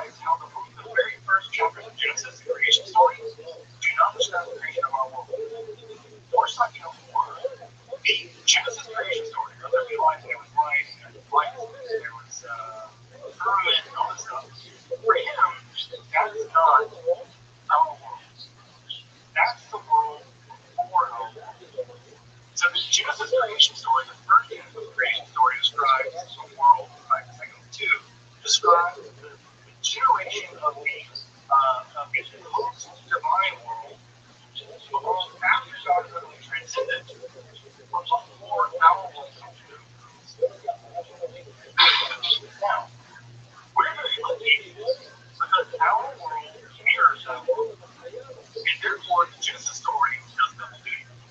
Right on one level, it's a story of how our world came to exist. But right on a deeper level, a more transcendent level, it's the story of how our outcomes in the world separate came into existence. And so if you know how to read it correctly, according to Psychic Horror, this very esoteric way, you can read into the Genesis story the greater natural coming into being of the world. And its commentary is, to my mind, the first commentary to do exactly that. Now, let's say we're so hard, we're going to, beginning next week, spend hundreds of pages. So again, Psychic Horror sets the stage for what's going to become a huge unfolding of the world of the Torah and all the Kabbalah proverbs. Now, as you might imagine, Psychic Horror also prohibited teaching these ideas to public, even rather than writing them down. He had a famous quote that he said to some of his students over in Castile, where he said, and I'm blind in Vermont, he said, look, if you, he said a book concealed in a cupboard, if you look at a book in a cupboard, it's not concealed. It's going to get out, right? And so he says, write this stuff down, right? He said, candle concealed in a cupboard. Why? Why should I? If you try to conceal a candle in a cupboard, see if someone's going to see it. Well, if you try to conceal this stuff in books, it's not going to work.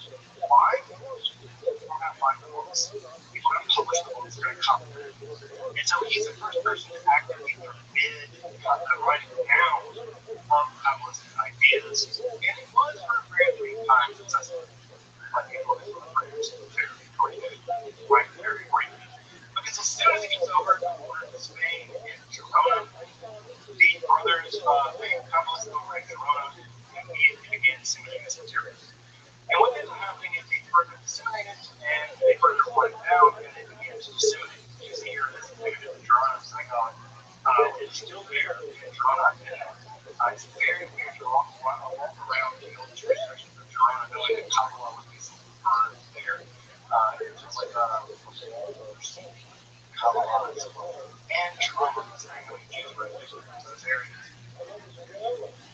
Rabbi Azrael, one of the Psychic Horror students, systematizes the Sephirot for the first time. And not only does he systematize the Sephirot, he systematizes the very earliest doctrine of the Sephirot into what is basically a Kabbalistic catechism. When I say catechism, I mean catechism. Question answer catechism. Again, Catholics and Jews, they kind of talk to each other. Catholics are like catechism, right? When you choose to scholastic literature, this Western answer structure, and they copy it. And Rabbi Azrael was the first to really systematize, for the first time, Kabbalah in many ways produces the first systematic account of how Ein Sof derives separate So it's something like an early Kabbalistic catechism. It's a really fantastical text. Also, one of Rabbi Azrael's students is Nachmanides, probably known as the Ramban.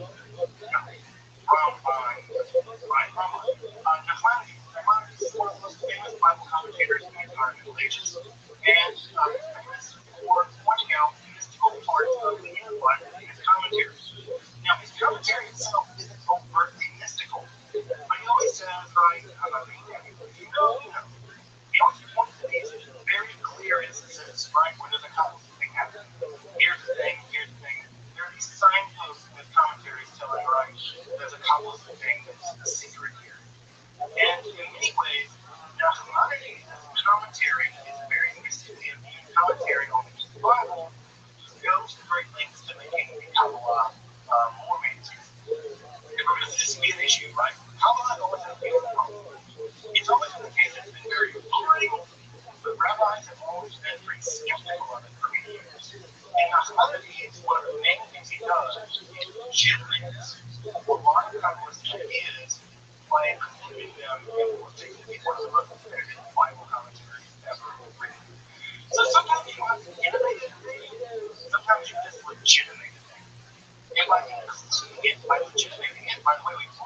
what happened with Sigrienza, right? Sigrienza basically became part of the Jewish canon because of the very famous Jews like Martha, Shadowolo, the Sadduceans, all commentary. Well, Jacob commentary don't even must be true. Well, you know, Maimonides, as I've written, right, if you understand this, right, I'll read it there, right? If you understand this, right, I'll read it, and then, according to the way of truth, then it must be some kind of must be. Also, Jacob Shusha is important here as well. He basically moralized the right, right? He's very moralized the treaties. He doesn't moralize the treaties, go right all the way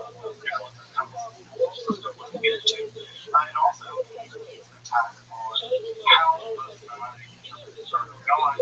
This is very polarized because one of the things probably what I want to do is maintain earlier forms of mysticism, like conversion on mysticism, whatever, you know, the results of God. And part of what Shusha wants to do is maintain a very traditional, mystical understanding of the Word of God, as opposed to my modern theory that will symbolic God literal and more rational.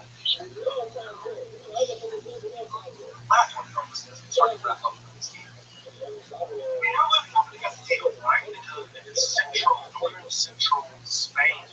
Drama will come on bring itself out of southern France and Spain over here now to Castile. The Castile circle really existed on two brothers, Cohen brothers. I know you're now thinking Cohen brothers, like movies. No, the Cohen brothers in Castile, and they both claim to have found hidden lost books. Now, these hidden lost books that claim to have found, typically look at that as claims history of a lot of skepticism. But they had their line.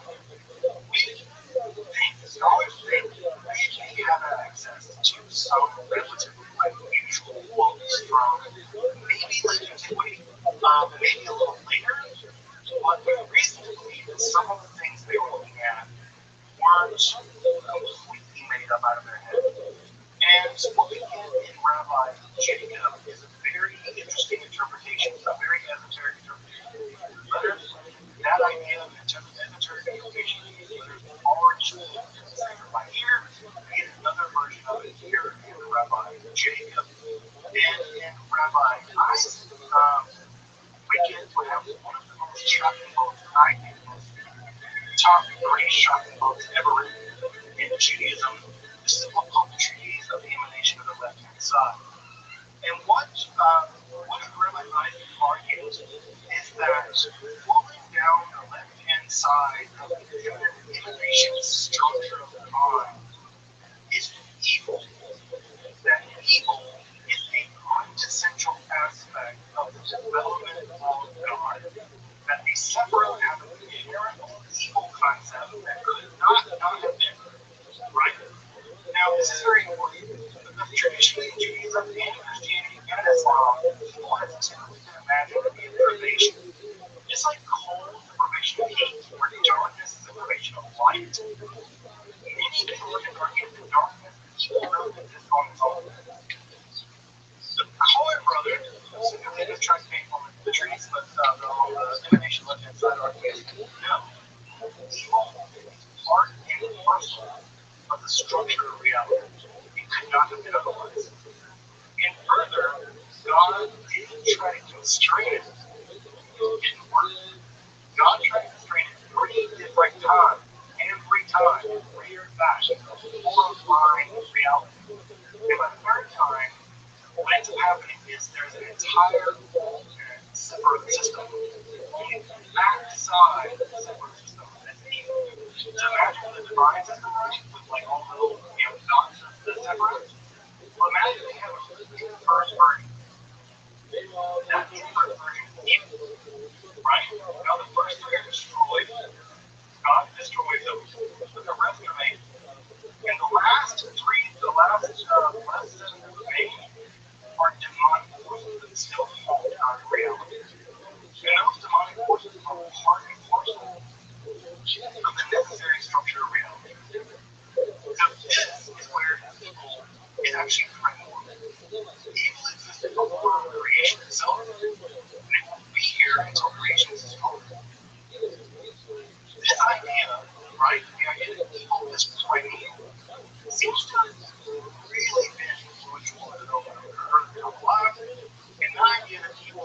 mental to reality is going to go directly to the Zohar. So what's going to end up happening is this evil is going to be here basically until the Messiah comes and this world is going to be transformed, purged. So insofar as it is a reality, that reality is penetrated, inherently logically penetrated. Now, the idea, right, is that we can resist that evil by doing the mitzvah. This idea coming from the treaties and the national inside that when you do the law of God, you follow the Torah, you're not just following the rule of God, what you're actually doing is metaphysical warfare. So when you observe Sabbath, when you lay to felon, when you give money to the poor, you're not just doing the mitzvah. You're engaged in a titanic battle of good versus evil, where the goodness pushes back against the demonic forces of evil, by pushing back the demonic forces of evil, creates a kind of gap, and into that gap the Messiah will come. And so the idea is that the Talmud is also pretty clear on this. Messiah only comes in two circumstances: when a generation deserves it because of their righteous deeds, or when the world is so evil, only the Messiah can fix it. And so the idea here is you must do the work of creating a gap through righteousness and the forces of evil. What the fuck is that sound? Come through, wipe it all out. So the treaties of elimination. There's some giant fucking albatross in here. The development of the Kabbalistic conception of it, which is not anything like the Maimonides, it's nothing like the Augustine, it's something like the proponents of Al-Ashari, the Islamic tradition. This is a rigorous idea that people real, part of reality, but actively resisting. Again, some Christians who look at the relation to see also their thoughts on it. Right? You need to get the art of the greatness, right? Where you ever seen the art of science fiction, right? You can see that around the time of the early Middle Ages, Jesus is hanging on the cross in very serene. But by the high Middle Ages, he's bloated, green, he's dangling almost in a Y shape. His body is frail, broken. Evil becomes a huge conception in the 13th century in Spain. See those ideas into the Jewish spirit, hatred, and actually on that side. It's in this circumstance, folks, that we start to wrap up this evening of this question. Start one a little bit longer than normal. It's in this circumstance that we function really well. Right? In Castile, in the middle of the 13th century. And it is around mostly law, mostly the local Sacred Zohar proposed. And if you know anything about Zohar, anything about Kabbalah, this is the central text of Jewish mysticism, the Sacred Zohar. And I will say, in many ways, it's the last text to gain universal recognition by all of the world's Jews as scripture. I'll say that once more before we end for the the Sacred Zohar, the book of the Zohar, is the last text to gain universal recognition from Jews in Yemen, Jews in Spain, Jews in North Europe, Jews in North Africa, Jews in North America, and South America, Jews in Greece. All of world Jewry came to accept the authority of the Sacred Zohar.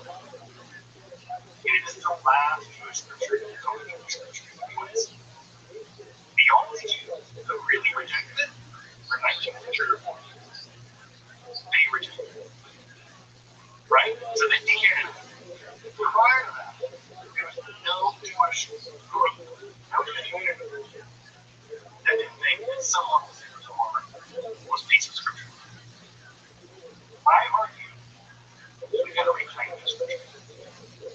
Liberal Jews, right? We've got to reclaim it. I think it's one of the most amazing documents ever written in the history of spirituality. It's an amazing document. We should reclaim it. And we should reclaim it because of what it does to the children. We should reclaim it because of what it does to the language. It's the most modern text in many ways. We should do it for what it does to all the amazing things that we should reclaim it because it's ours. And it should not be the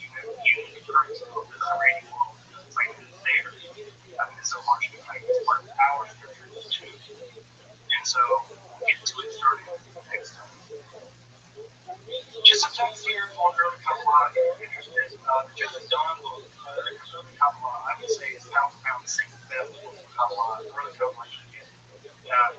Early Kabbalah is pretty aptly titled. He covers a lot of stuff, the trees, the humanation, the trees and image, left and science, also in the early Kabbalah. Also, there's a really great book he has on the Cherub Circle. The guy that invented Hatzalah, humanation. He has a whole book on them, really fast. You'll need to highlight that. If you want to read about the Human Circle, earliest Kabbalists, Herman has a really great book on them. The entire text of the Sefer by here is reproduced by Kaplan, although I will say that my caveat with Kaplan is that Kaplan is practicing Lorianic Kabbalist, Lorianic Kabbalah as a base, and he kind of reads back the literature of Sefer Yetzirah and Sefer by here, later Lorianic, and distorts it a little bit, but still a good text, still a good translation, nonetheless, and reproducing features. There's a pterodactyl in here. So I can do an entire class on Sacred Zohar. Easily do an entire class. We're going to spend an entire class on it, doing my very best to get you oriented to it, so that you can feel confident, at least getting into some of the sections, because it is an intimidating text. I'll admit, it's as simple as intimidating text I know of. Like Hegel, Fisher Price, compared to the Sacred Zohar, right? Like just you put it on your spirit, it's like trade tools. So that's it on the Sacred Zohar next week. Welcome back, and thank you for joining me as I explore the garden that is Jewish mysticism and Kabbalah. Again, if you'd like to support my work in providing accessible, free, and scholarly content on topics like Kabbalah, alchemy, and the occult, magic, and philosophy, consider supporting my work on Patreon, or perhaps with a one-time donation. Until next time, I'm Dr. Justin Sledge, and thank you for watching Esoterica, where we explore the arcane in history, philosophy, and religion.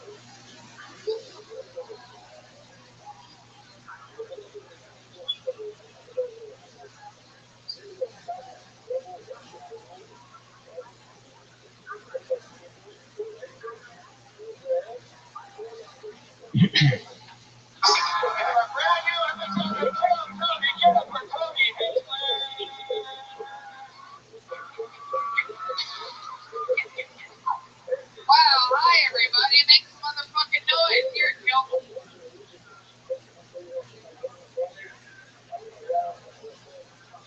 Tony, Linus Gangback. How exciting is this, everybody? One of the most jolly little comedy festivals in the world. What a positive, fun vibe here. You guys excited for this shit or what? Ryan Redman is here. How many of you are excited to see some great New York comedians tonight, huh? How many of you are hoping to watch people bomb here tonight? I think these people want to see blood, Brian. For those of you listening to the podcast, hundreds of thousands of you out there, we are doing this show in Montreal next week, July 25th, Rothschild'S Comedy Festival. And then the 1st of September in Cleveland, the 4th in Fort Wayne, the 12th in Nashville, September 20th in Lansing, the 21st in Grand Rapids, and the 22nd Detroit, Michigan, and then September 28th in Toronto, Canada. So if you guys want to make a long drive there from New York, we'll be there in Toronto in a gigantic theater at their Just for Laughs Festival. But we're here tonight. This is our second annual Skank Fest. How many of you were here last year? How many of you, this is your first Kill Tony ever? Wow, look at that. Some new blood. It's exciting. People sign up before the show for the chance to get 60 seconds to do stand-up comedy in front of us and our esteemed judges and our amazing band. And after the 60 seconds,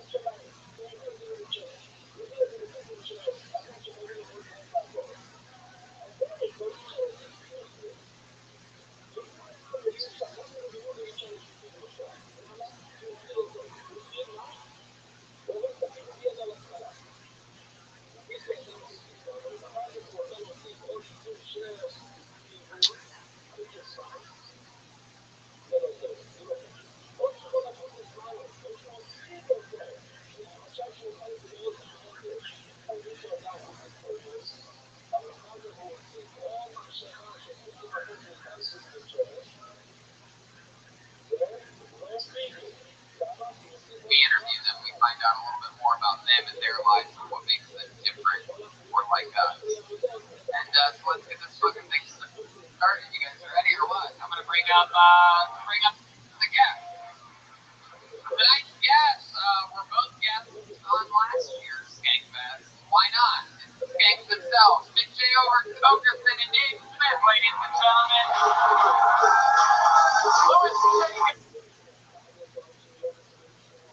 COVID is promoting his fuck.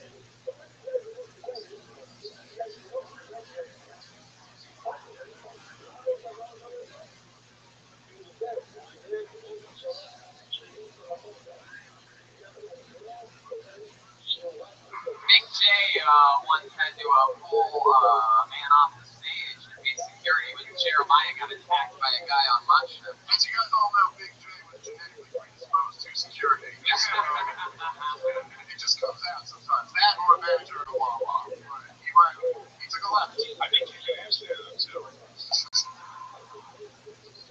I'm excited to have you guys back. It's been an amazing festival. Everything's been fun and dandy. Let's just keep the fun train moving along, shall we? You guys ready to meet tonight's band? Every week we have a band on the show. Jeremiah, the band leader, commits to a new character every week. I never know what he's going to be.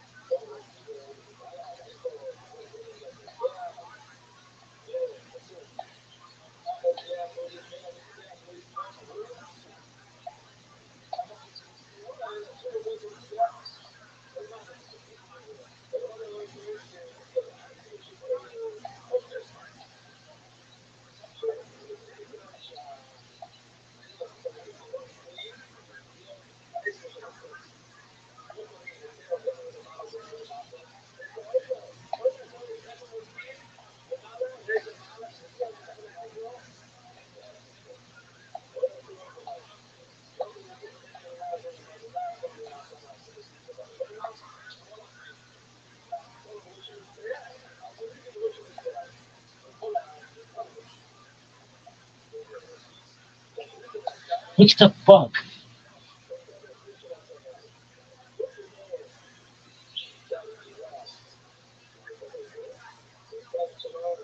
There is a fucking pterodactyl.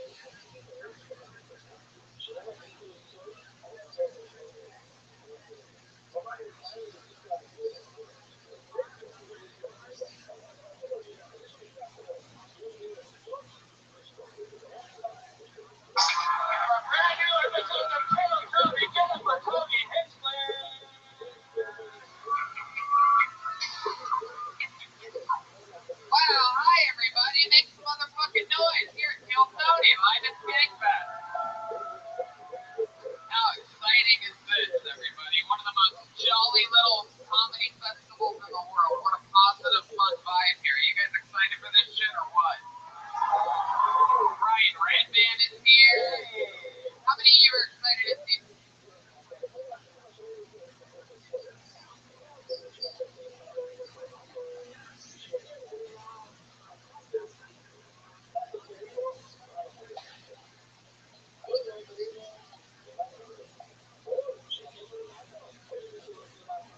Some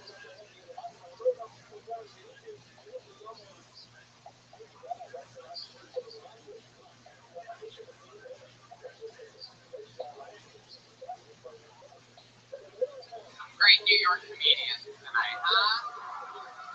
How many of you are hoping to watch people bomb here tonight? I think these people want to see blood, Ryan. For those of you listening to the podcast, hundreds of thousands of you out there, we are doing this show in Montreal next week, July 25th, Just Relax Comedy Festival. And then the 1st of September in Cleveland, the 4th in Fort Wayne, the 12th in Nashville, September 20th in Lansing, the 21st in Grand Rapids, and the 22nd in Detroit, Michigan, and then September 28th in Toronto, Canada. So if you guys want to make a long drive here from New York, we'll be there in Toronto in a gigantic theater at their Just for Laughs Festival. But we're here tonight.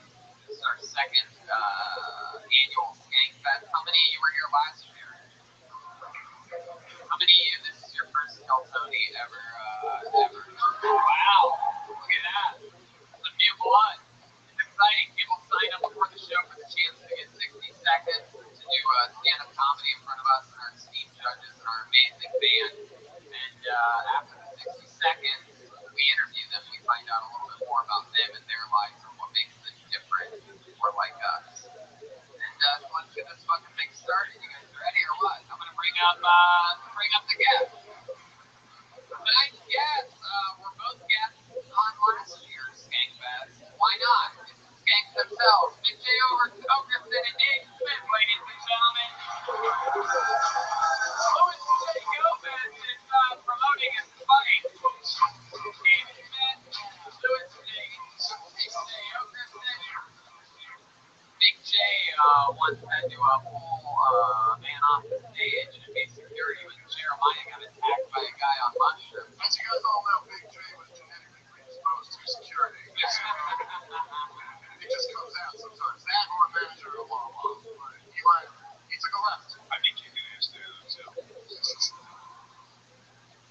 I'm excited to have you guys back. It's been an amazing festival. Everything's been fun and dandy. Let's just keep the fun train moving along, shall we? You guys ready to meet tonight's band? Every week we have a band on the show.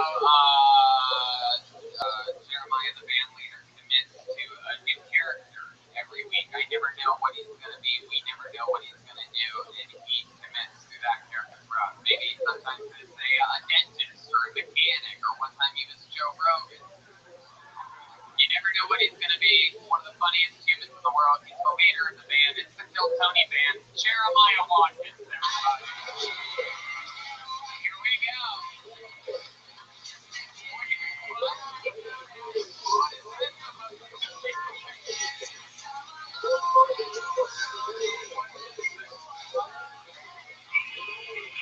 What is this, little brother from every sitcom? I'm a kid from a Disney sitcom, you dummy. Wow, that is so fucking specific. Man, is this your first show that you've seen at Skankfest? Oh yeah, I'm not a lot of places like this. Jeremiah, do you have a girlfriend? No! Well, fucking It's gonna be a lot of fun to have a Disney child star on the show. Your friend man on sound effects, clearly. And Jake Smith and Big J, you guys ready to start this shit or what? This is it. The pieces are in place. This is Kill Tony live from New York City. You get 60 seconds, by the way. You know your time's up when you hear the sound of a kitty. That means wrap it up then, or else you're gonna bring out the angry ones, Hollywood Bear. What up, Miss Aquarius? With us. Traveled all the way. Now, last year, if any of you do remember, How was your day? everybody that we pulled out of the bucket was great. They were all like great comedians. They had all been So doing far, it so for good. like 8 to 15 years. Pretty much just, you know, what does everybody do here? It's not Uber driving, it's something else. Right? One job to load There you go, girl. Yeah, Uber's the ones. They were all oh yeah. I went and I came coming up and I finished out after. I didn't go to bed till like 12 o'clock. Why so late? Because, well, I went to bed right, and then I thought it was da da da. I looked and I said, when I looked myself, I felt like the right side had like a pain, like it was like a food or a cookie. So when I got in the bed, but it was in the room, it didn't. I was like, oh no, I can't do this till I'm asleep. So I took some lotion. And then I couldn't take it. I couldn't take it. Okay. I'm gonna go too early. There you go. You wanna play? Do you wanna play now so you can get to bed earlier? Yeah. Okay, let's do it. Oh, really? Think about food. I love those days. Oh, I don't know about how exciting it can be. It's just I scheduled a podcast for next week, so that's good. And I created a bunch of accounts and just have my boss working on stuff and uploaded some of my old podcasts and had my class and um, just it takes a while, but like connecting all the devices and everything. So I got all that done, and now I am going to upload my podcast to a bunch of different channels, and hopefully they get preserved there, which will be cool, so people can watch them. And um, I have like I've been on a total of something like 15 or so podcasts, I think, something like that. So it takes a while though to like say you want to upload it to 3 different channels. That's 45. 3 times 15. That's 45 different uploads. That can just that just takes a long time. All right, you should have an invitation. And I'm on. Yeah. Mr. Aquarius, I can tell you right now, I'm gonna play this game better than I've ever played it. I feel it. I don't know if I'm setting records, but I'm just gonna light this bad boy up. I'm just gonna light this bad boy up. Get it? Go ahead. Do it, Rabbi. We'll try. Give it to me. Ooh, almost. Okay, I'll take it. Get it.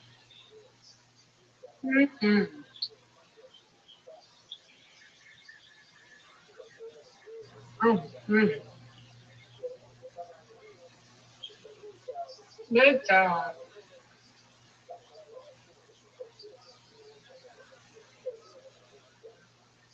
No. Get it, get it, get it. Ooh, you almost got it. Well, I'm in a different setting. I'm in the dining room. So it's okay. You're in a different setting? I'm in the dining room. I'm not on my bed. So Oh, I see. A different location. I got you. Okay. I'm on my bed. And I'm eating. So. Okay. That's a little bit better. Yes, ma'am. Oh, get it. Oh, wow. Nice.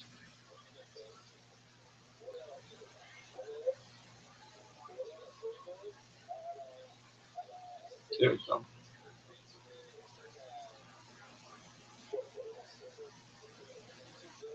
Oh, I'm sorry. All right.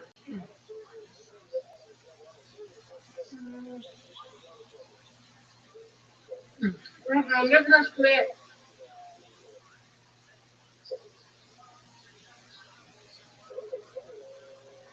Oh, yeah. Okay. Get I it. got this. Oh, Good. that was almost it. Thank you. What a terrible throw. One of the worst throws of my career. Mm. Oh,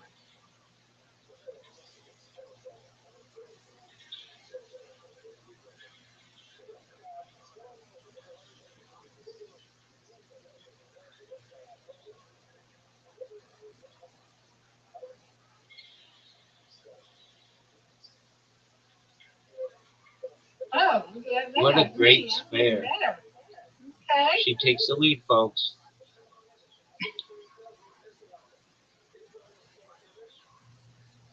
Okay, go ahead, everybody. You got it. No Take doubt. the lead, take the lead, take the lead. Let's go. Take the lead. Got it.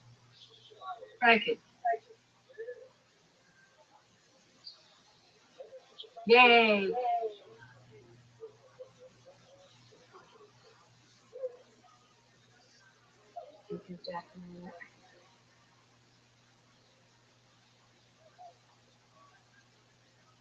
Mm-hmm. You win, I win. I win, you win. Hello. Reload, Mr. Flores.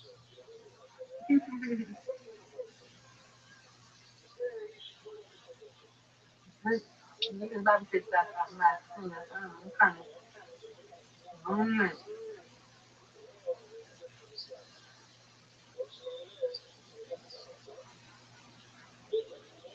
Mm. Oh.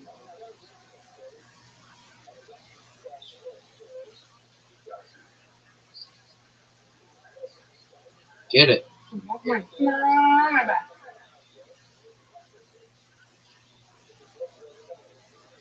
man.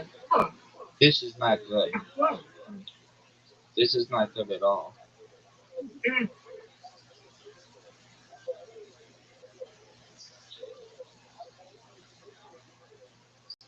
Okay. Mm.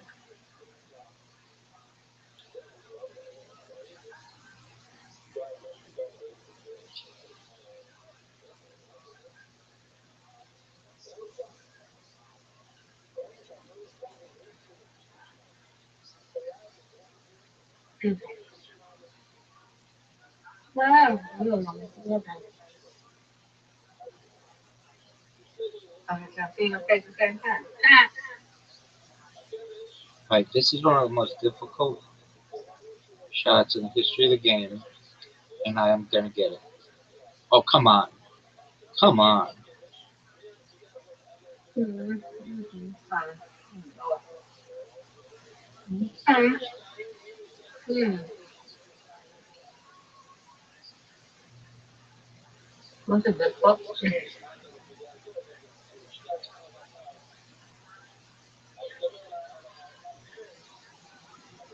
I got one. Okay. So two. No, three. Yay.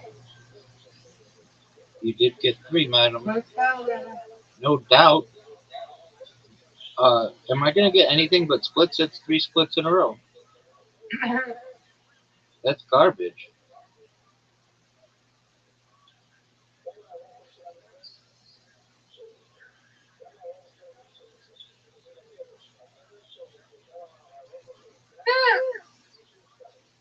Okay. They're all together. You can get that.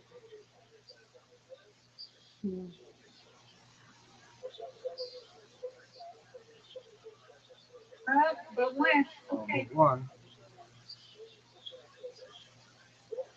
No, Rabbi, you got distracted. There we go. Yes. Good job. That's what I'm talking I about. don't know why they listen to me. Every time they say about strike sometimes, they listen to me. There you go.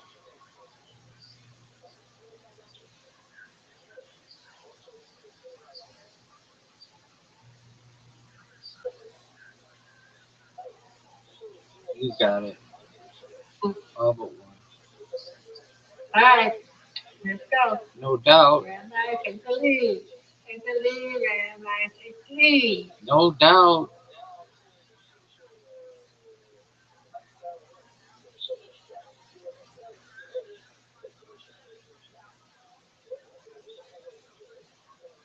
Got it. Okay. You win, I win. You went out. I win, Go you ahead. win. Undefeated in bowling, undefeated in friendship. Friendship. Word, girl. Good job, Rabbi. You did that. You did it as well, man. No, we both went. Yeah. Yes, ma'am. I need to go on my iPad later to the finish here. I'm going to pay my salary and relax and I'll be back, okay? Okie doke. I hope you feel better, and I hope you get all the sleep that you need tonight. Thank you. Now I'm better. Now it doesn't hurt me to think that monkey, but I just don't want to go in the bathroom. I don't think be careful. I don't know how I did. I just don't want to do the same thing I did. I don't know what happened. I just got to take it easy, take my time. Yes, ma'am. Saturday, but I'm just more good sleep than I did yesterday. All righty. See ya. See ya. Later. Later, Gator.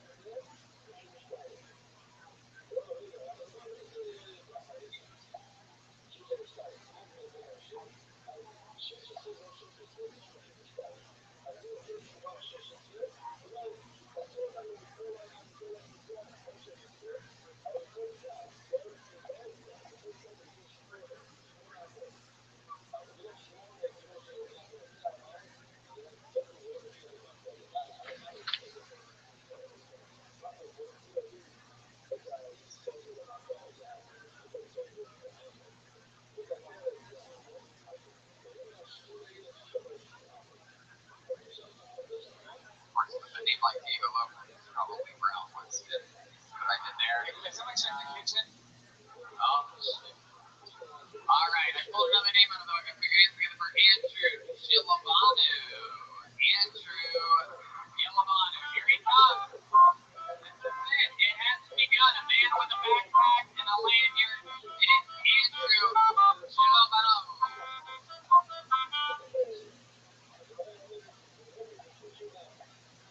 What's up, Skankfest? Alright. Alright, so I was shopping for a flashlight, and it's pretty overwhelming. So I go to the combo pack section, and you're just flooded with these vaginas out, assholes and thousands of flashlights. It's a lot to deal with. So there was one that it stood out. It was a combo pack to get a blue and a gray vagina, which I'm thinking isn't very realistic. Unless she's dead. Am I right? Like they fish her out with nets, it's not very sad. Anyway, so it's blue and gray, it's called Alien versus Predator combo pack, like the movies.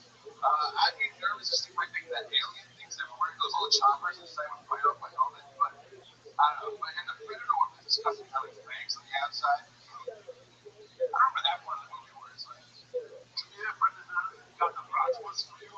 Get to the chopper so I can pound your shit. I don't remember that part though. Anyway, so there was even a weird one. It was a Walking Dead pack. It was a zombie's vagina. And I think it's bear is out. The bear came. What was the end of the Walking Dead one? What was the Walking Dead flashlight? it was like anybody like it might be necrophilia. It's like if I should knock on their door and check them out, you might have turned on them. Literally, they might have cemetery soil under their fingernails. Wow, Calvin. Ended with a low there.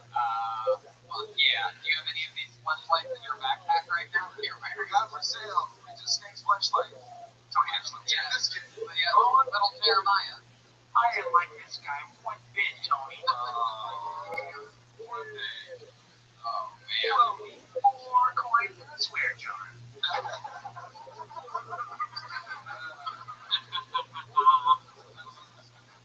Andrew, is any of that true? Were they being flashlights? Yeah, they really exist. You can go there right now and go to the deal section. Do you work for flashlights? No, this is just like this came to me.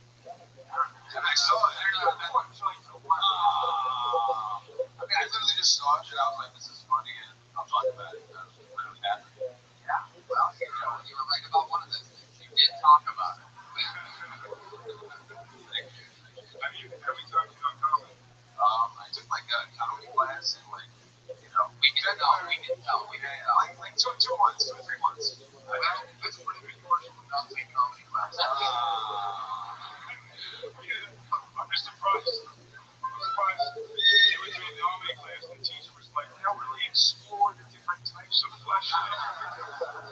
Maybe, I don't know, you can take this one a few wonders and you get one that bites off your helmet. Throw my Schwarzenegger impression. I like it. God damn it. Comedy classes are such goddamn bullshit.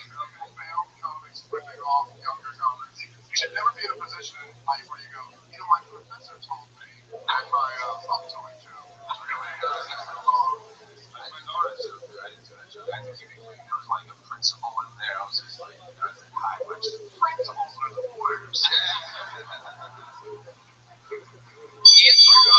Andrew, how old are you? I'm 30. 30. Do you own a flashlight? I do not. No. Do you have a girlfriend? I did. We just broke up. That's actually how it happened. I was like, You ran your material by her and she's like, put your shit in your backpack and get the fuck out of here.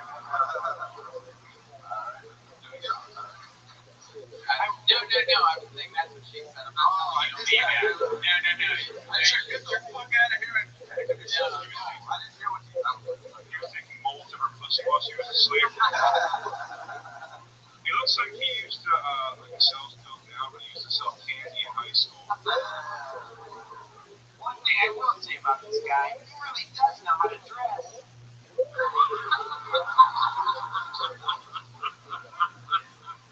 I don't know where you find dress pants shorts, but I want them.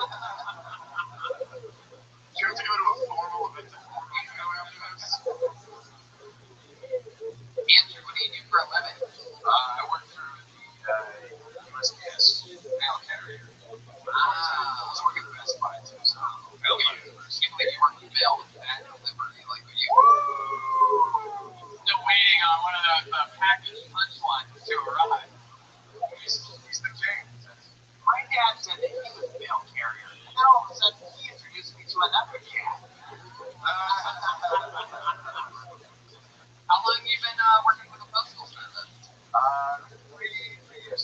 Wow. Are you like what do you do? I drive on the boxes, so I'm a mailman. Wow, you're a real mailman. Like a substitute, like you go on vacation. I work. You're a substitute mailman?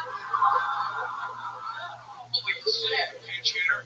Oh my God. If any packages today, man, go on Andrew. It's on a hat. We need you. ASAP. Every time they call me, he goes, I said I was done with that shit. Getting too old for it, man. Come on, Andrew, we need you. Is it like being a substitute teacher? Do your people like not take you seriously when you arrive? Sometimes like, oh, fuck you, dude. You're not my real mailman. No, sometimes they oh, you knew, and I'm like, I've been here for 3 years. Please be on and off. It's like, oh, it's his first day. It's a small town, so there's only 2 routes. So there's 2 women who do it. And if they want a day off, they take off. I don't know why that makes me so uncomfortable. Then rude. He made sure we knew they were both women.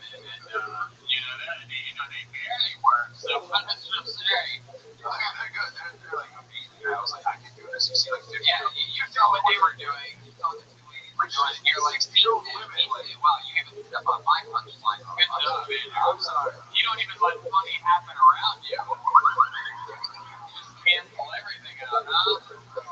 Putting a bomb, tape it up, and send it somewhere else. Fuck yeah. Sorry. So what made your, I cut you off, what made your relationship end? Your relationship briefly ended, you said that's why she broke up with me. I don't remember what you said. She had a terminal case of cooties.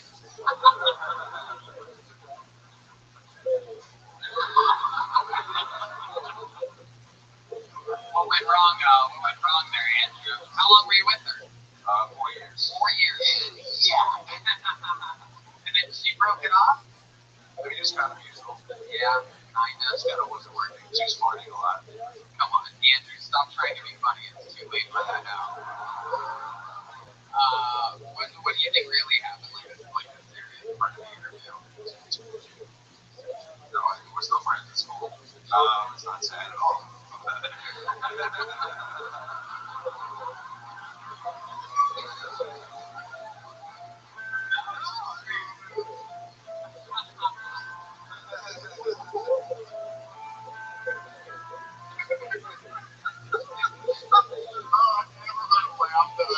Sure was going to turn into a crime. I just let it go. All her dreams of being with a sometimes mailman didn't pan out to all she thought they were going to be. Full of unopened birthday cards that got delivered to the wrong house. Gonna open these up, baby, see if we can get dinner. It's been a while, but this is one of the saddest things I've ever heard. Not sad at all. Well, Andrew, you have a long way to go, buddy. No, it was a lot of fun. Take note that, some of the laughs you got tonight were accidentally talking about real shit that it seemed like you didn't actually want to talk about.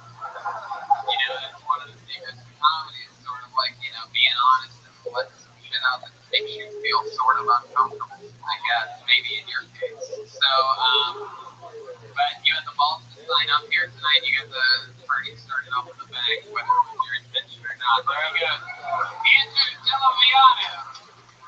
It's on Twitter at No Friggin' Way Podcast.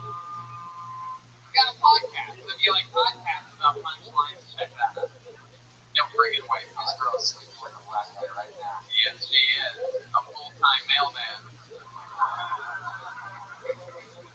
She likes to be in uniform. That's the mailman that would ask him to work some days and he goes, fucking shit. Oh, Andrew, I could use you today, man. Hey, Andrew, I'm not feeling so hot, dude. I need you to step in. Hey, can you turn your pillow over before you leave? I pulled another name out of the bucket. You guys get it? You having fun yet? Anything can happen. Experience together for Christian Milapone. Milapone. Here he comes. Here comes Christian.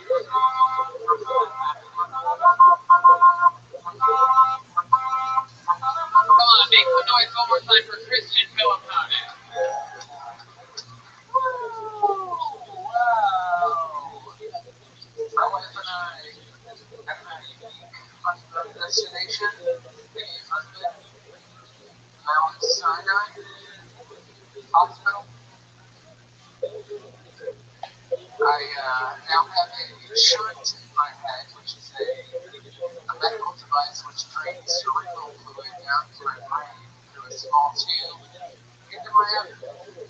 So essentially, inside my body there is a 2.5-foot long greasy straw. If anybody here wants to touch it, I'll be over there after the set. It'll be $1. My father recommended that I charge $5. I think of a deal. I guess this is game fest, so I'll let him a dark note.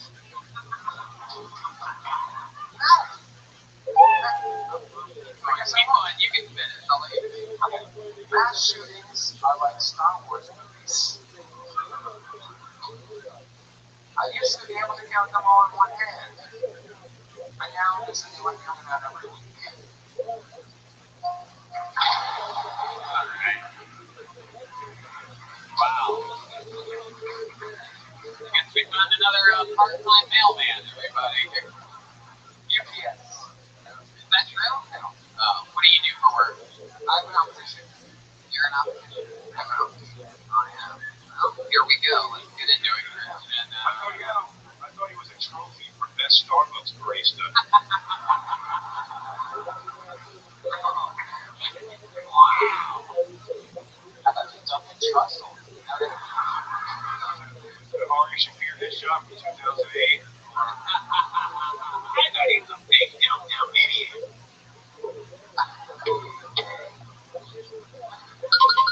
Christian, how long have you been doing stand-up? 5 months. 5 months. Fuck yeah. And you have you opened up with your honeymoon destination was Mount Sinai, but that's a hospital. That is right. And that's here in New York. I live here too. Yeah, the hospital is Mount Sinai. It's a famous hospital. That is correct. It's not famous in this here. Apparently not. No. And then you said that you have like a straw in your body that drains fluid from your brain to your abdomen. Yes. Why does your brain produce so much extra fluid? Because I had a tumor. I had a brain tumor. Cancer? Thankfully not. No. How long ago was that you had the tumor? 2 years ago. Wow. How did you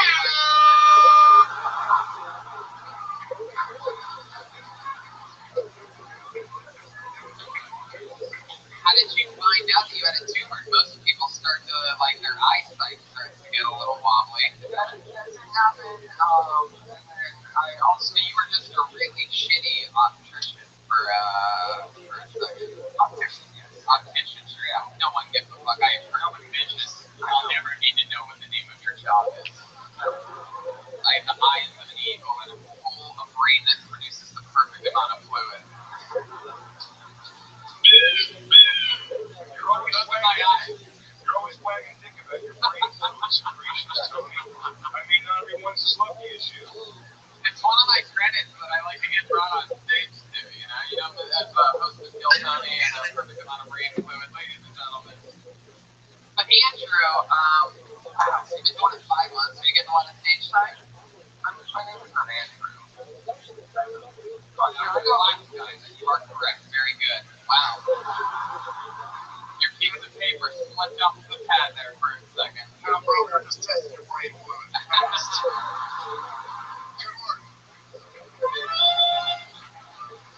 Good job, Mount Sinai. Shout out to Mount Sinai. All my Sinai heads. Maybe your Mount Sinai reference to work. You're speaking to 300 people, not a single one of whom has health insurance. Sorry, sore subject. They get hurt, they're pretty much dead. It's like they go to Mount Sayonara.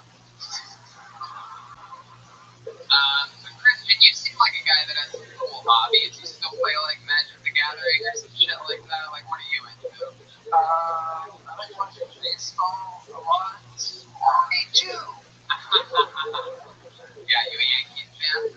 No, I like the Mets and the Dodgers. Oh, that's why you're into humor. Well, then, what else about you? You like watching baseball? Like, if you were gonna make a Tinder profile, what would that look like? What would be on your bio? Well, I'm married, so I want to make a Tinder Okay, if you profile. were gonna make a Grindr profile, what would I play bass in a reggae band. Really? I really do. Wait, in what kind of band? Reggae? Reggae? Reggae. Wow. Even I know, but not for that on Grindr.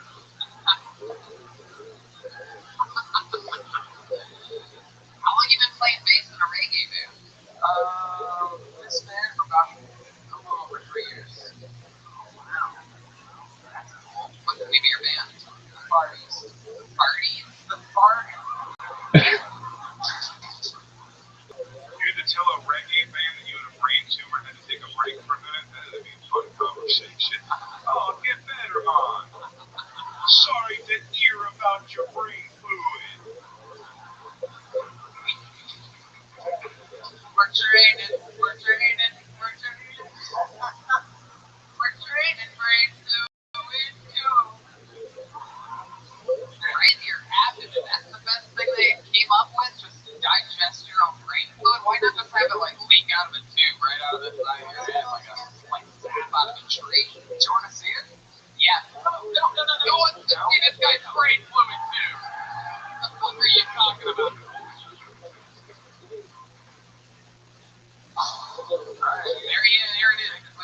Wait, what is it?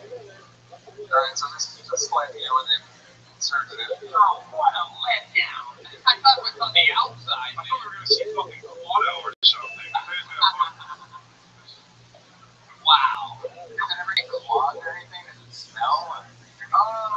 Maybe you don't have to clog or open up your flesh and smell your brain too? Alright. Never feel like that would. No. How long have you been married for? Just over 2 years, right before the brain surgery. Did you meet your wife while you were playing bass for the reggae band? Before that. We actually went to college together. Yeah, we just studied in college. Political science. Just like any good ophthalmologist. It's an optician. Alright. How did you switch to what happened with political science? You became so I just lost all hope in politics and what if, you know, politics are more stable than ever. Honestly, just fell into the job of optician, so it just, you know, how'd you fall into it? How do you fall into that? I started working for a company that had a free training program. So I took it. Wow, so you followed your dreams. Free training, I'll do it. Well, just think of how close you were to being a U.S. soldier. Alright.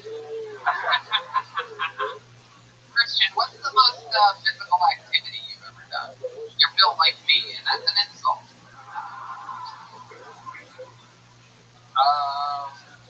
The most physical activity? I did like 2 weeks of freshman football when I was in high school. Whoa! You did 2 weeks of freshman football while you were in high school? I saw this bench press with Taylor once. What happened when you were playing football? I ended up at the bottom of the pile, and I just realized it wasn't for me. You could have just said the inevitable happened. Heard that. What happened to football? Just what you pictured. Yeah, the bottom of a pile. And what happened when you were on the football field? Anyway, alright, Christian. That's about you getting butt raped. It was nice to meet you, dude. Congratulations, you got pulled out of my hands. Christian Filippone. He's on Twitter as Freely, F-R-E-L-Y.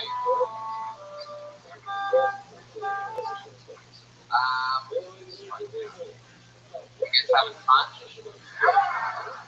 Here, let's get it for another Italian-sounding name. This is from New York. Put your hands together for Anthony Passaretti, huh? Welcome to fucking Steak Fest. Anthony Passaretti live in New York City.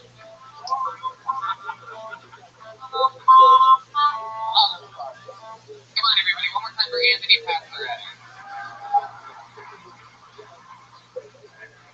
I'm looking for a new job right now, but it's not going well because the one I want, I don't know if it's real. You guys think we will fortune to staff full-time writers? Like, think about it, right? Like, there might be some guy out there who, like, wasn't prepared. They could be like, what do you got today? He's like, oh, cotton sweatband.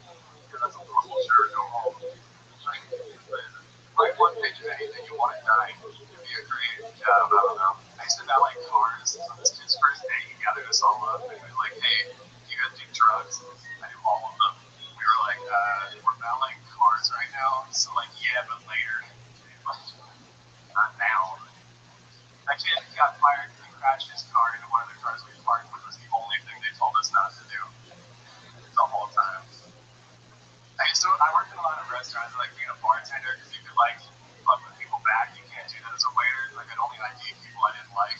Like once some guy came in and was like, "Hi, can I have a rum and Pepsi?" I was like, "What ID? Not even state ID." You know. I wanted to make sure he was a person. Yeah, Anthony passed already.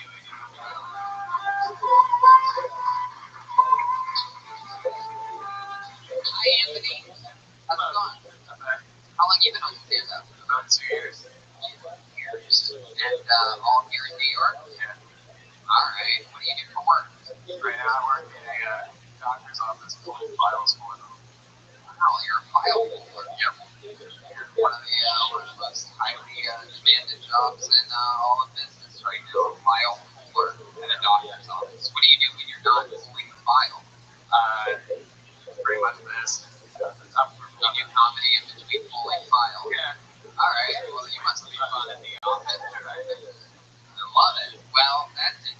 How old are you?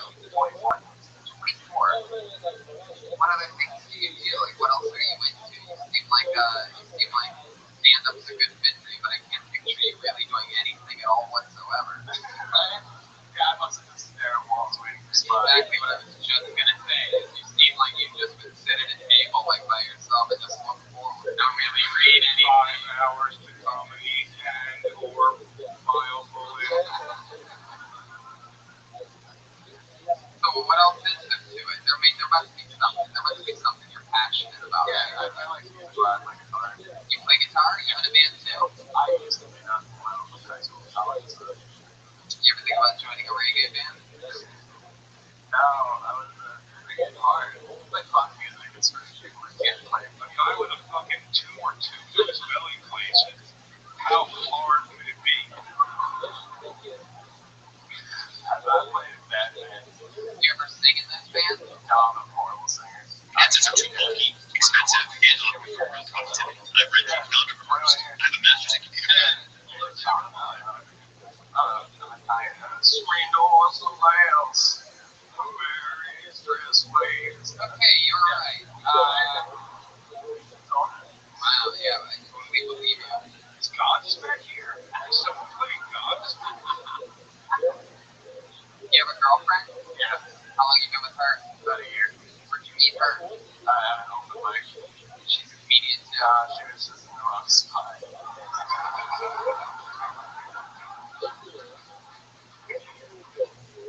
She was an audience member. Yeah, Yeah. And so did she come up to you after your set? yeah. And what'd she say? Said, I want my money back. And you think she paid to see him? I got a bridge to tell you.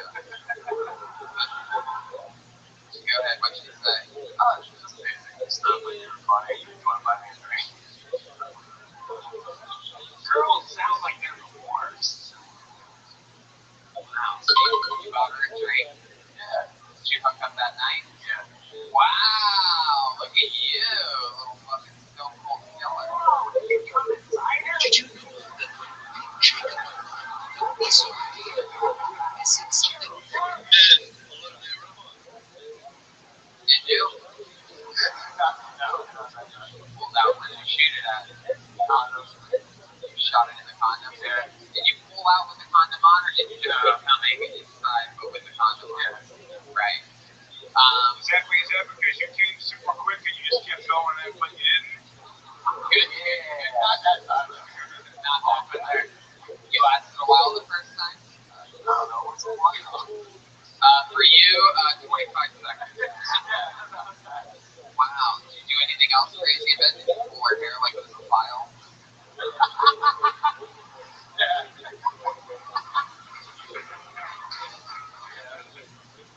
So make the pussy like he's looking for one.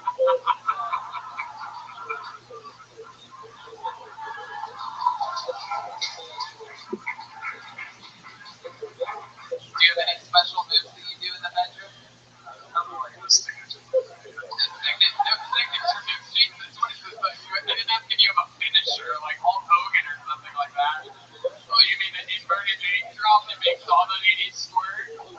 I usually just eat a pussy for about 15 minutes and hit her with a DDT. Oh, nice. Never saw it coming.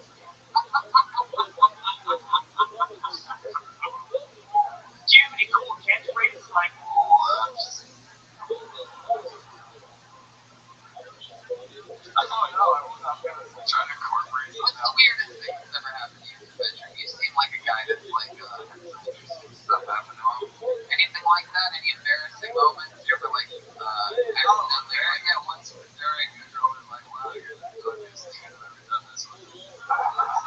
That was in college. It's a real story. you repeat that for me?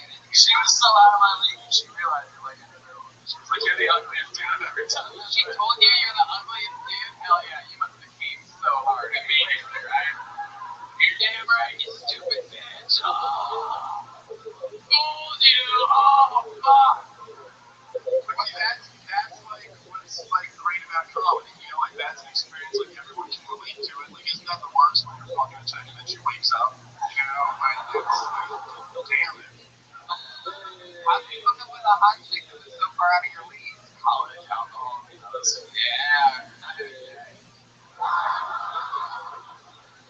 Alright, Anthony. Well, anything else you guys want to ask Anthony or talk to him about? I mean, that's I made her feel bad enough, I think.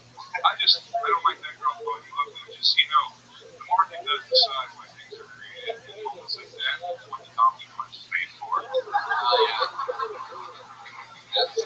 Jay, I love when you talk free market. I know you do. Jay doesn't get into economics much, but when he does, he's always on point. I almost leaned into you and went, market decides, right? That's right. Okay, I'll say it. There you go, Anthony. I can't remember a damn thing you talked about up here tonight, but we had fun interviewing you afterwards, and that's pretty much all that matters. There you go. It's Anthony Pat Ferretti, everybody. He's on Twitter at Anthony Pat 94.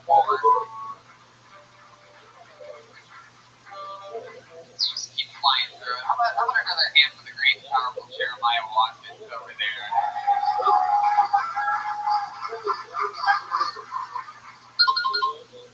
All right, here we go. Mario Scorpiolucci. No, this is a pretty American-sounding name. Here he's going for Danny Brass. Danny Brass, here he is, coming right from the second row.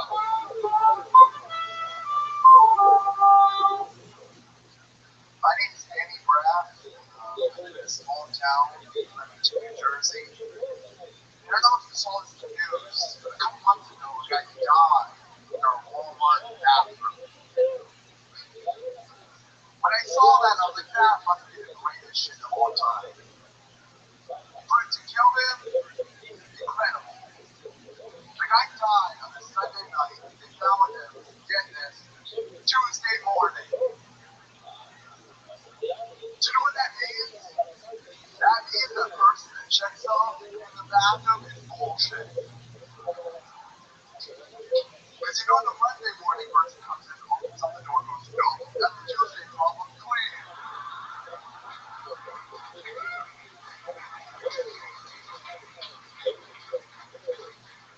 And people are always saying, like, oh, I want to die by sleep. But that's because they don't know Walmart bathrooms an option.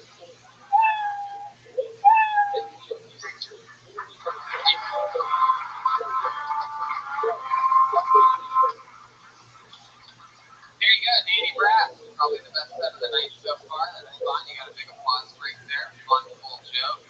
Flemington, New Jersey. How far is that from here? An hour 20 minutes to drive, so it's Hell yeah. You've been on stand-up a while? 3 years. 3 years. Fuck yeah. That's right. It's okay. The hardest part's over. Just answer the questions honestly. And you'll be fine. It's just cruise control at this point. This feels like a trick. Anyway, yeah, if you just answer honestly, everything's gonna be fine. What's the creepiest thing you've ever done? I can imagine. Really? Oh, I love it. Can you show us a little something? What can we give you or do? That's what they all say. Hold on a second. I didn't bring any of my stuff. Grab it, bitch. That's the problem. He's already hit all his rabbits to death. So he's trying to learn some card shit with the transition period. Another. Just gotta flip the hat over and it falls out. What's one of your coolest magic tricks that you know how to do? Like, Have to think of a card with water. I don't know. Just no, that's the answer. Dude, you just have to explain the magic trick that dude that makes some cool shit up. And my mom reappears in North Korea. make an elephant appear on stage. Can you make my dad reappear? Danny, you get a lot of pussy in the magic business. No. No. There's different styles. I think like you're David Blaine, you're gonna get pussy with magic. Right. There's different styles. One is to be good looking.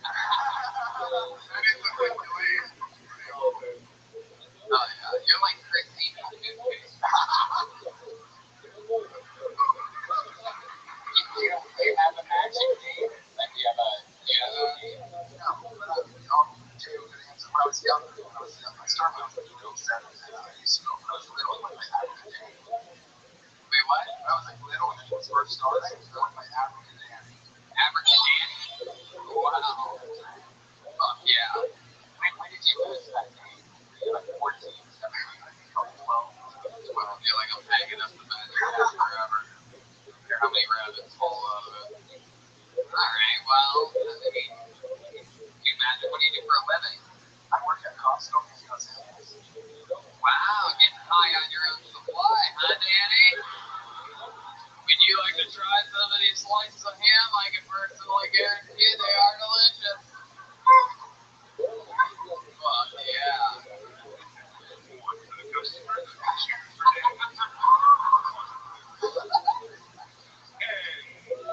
Danny even come to mix the pizza bagels with the beer.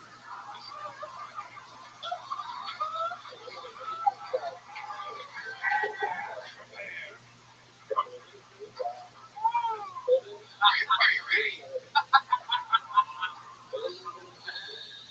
How long you been working at Costco? Over a year now. And how do you think that's different than other grocery stores when it comes to paying you guys individually? Do you find people want more? Did they get mad? What was the reason? So it sucks because well, it's not sucks. No, it sucks. I can't even imagine doing a job like that. But go ahead.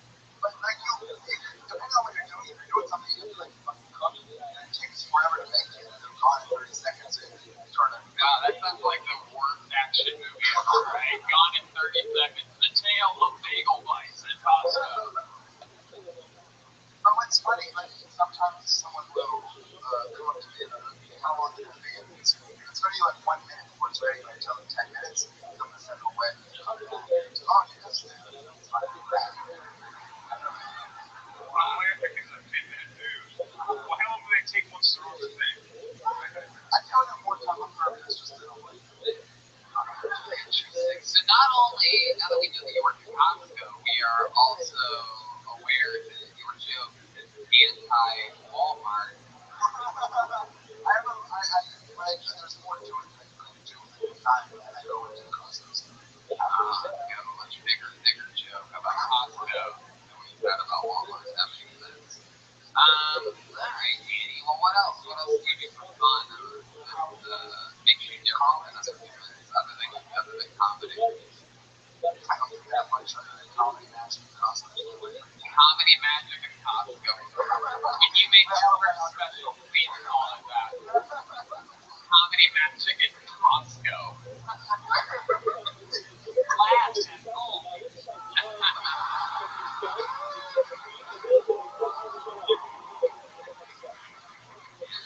Alright. Well, Danny, you had an absolutely hilarious joke here tonight, and fun stuff. So, congratulations. There you go, Danny Rapp.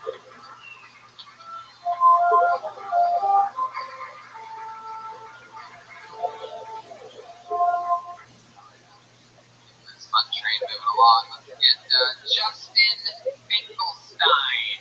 Here we go. Justin Finkelstein. That's exactly what I was picturing when you were there. If you just said guess this guy's name, I would have said Justin Finkelstein. Switch started one more time for Justin Finkelstein, everybody. Holy shit, dream come true. Alright, so I'm not usually performing for an audience this small. I'm a bit nervous here tonight. Alright, so I have 2 extra tickets to the stage event this week. And it's all no problem. And I posted on Twitter. I posted on Twitter and these tickets. And Ben Comic from Better Site, Fort Wayne, Indiana. He says Finkelstein person, Jewish. He says, check it out, bros. This might cost you dearly. And he was a Jewish star right down below it. And so if you see a girl named Rachel here missing a pound of flesh, just know that she's listening to Gutter Snake. That's how he says something. Alright, that was awesome. Alright, my grandfather's from Finkelstein. My wife's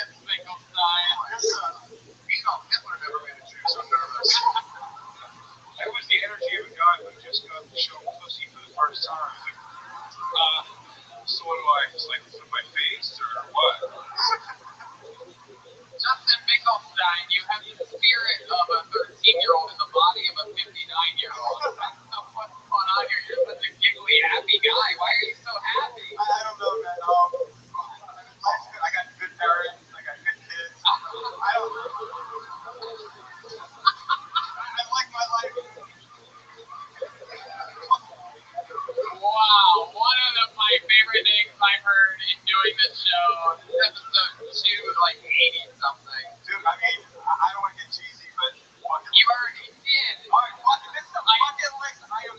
Why am I happy? I have good parents and good kids. Sure, he's one.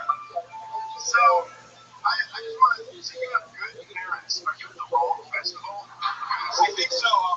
No one here has that story. What do you mean? I live across the street from the creek and the cave, literally. I walked over because I wanted to see Chrysler last year. Goddamn Pound Jam discovered Kill Tony. Listen to Jeremiah Wonders all the time. And it was just, I hang out in the back because I don't want to get seen at Skankfest or the Skanks every Wednesday night.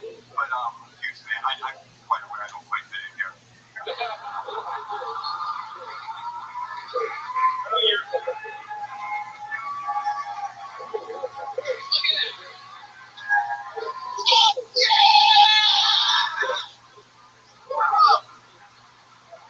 I think you fit in just fine, Justin. And it's funny how shit like that happens. Meanwhile, the comedians think I'm like lying to them when I'm like, if you're just honest and, acknowledge who you truly are, it's amazing what can happen. That'll be somebody else on there. I try to spot me an incredible Hulk punchline and,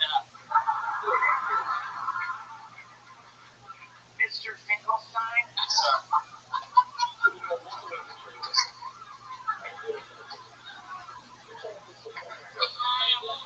I don't know how to ask you this, but will you be my dad?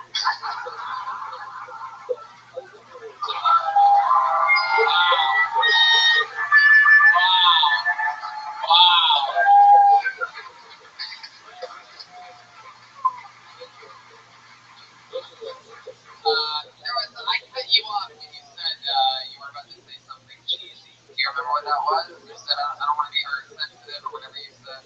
Yeah, this is a bucket list item right here. I'm doing like I've wanted to do this for a while. I have worked in a big bank. All of my Wow. With the name of Finkelstein? oh my God, you work in a bank. That's so shocking. Wow, saving money, huh? Alright. You've been a smoked salmon or two in your life. Yeah, what do you do at the bank? I got to lead a team that we make dashboards and dashboards reporting for all reporting.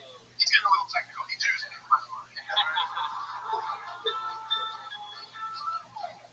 My dad Jews better than your dad. Wow. What do you think is the most Jewish thing about you, other than your last name? Some might say my nose, but I don't think it's I got my nose from you.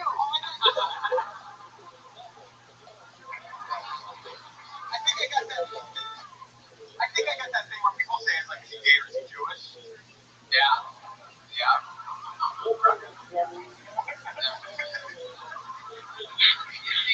One guy in the front row went, yeah! That's been the thing that's been swirled in his head the whole time. What is it? It was his big nose. He was like, yes! It's all right, guy, for the kid that can't see in the front row. He's just loving it. He doesn't know whether he's gay or Jewish. He does that he hates it. What's he gonna beat him up for is the question. This one's for being gay. This one's for being Jewish. Finkelstein, you ever gotten beat up before? Well, not in real life for a little while, but I'm starting to train jiu-jitsu in the last 2 weeks, so You've started to train jiu-jitsu? I plan to. You put the Jew in jiu-jitsu. I think I got my t-shirt. I will. And then you're probably going to sell those t-shirts, right? At a very, very high price. Alright. How many kids do you have? 2 kids. But you? No. 3 kids. 3 kids. How old are they? I got an 8-year-old and a 5-year-old. And a 12-year-old.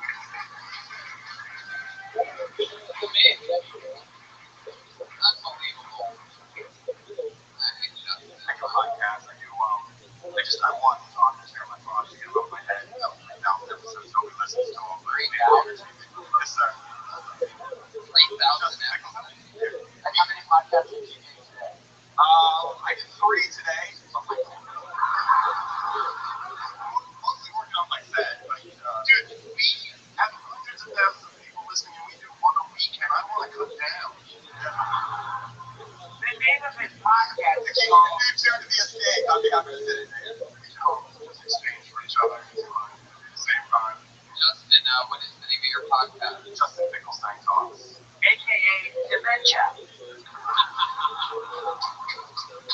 great to have a podcast now that you have to remember I before E except after C every time.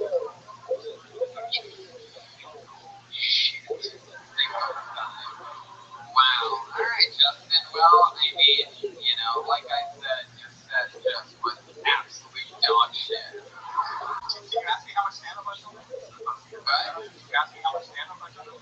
how much stand-up This is my first time. First time ever on stage. Wow. Wow. My dad shows promise.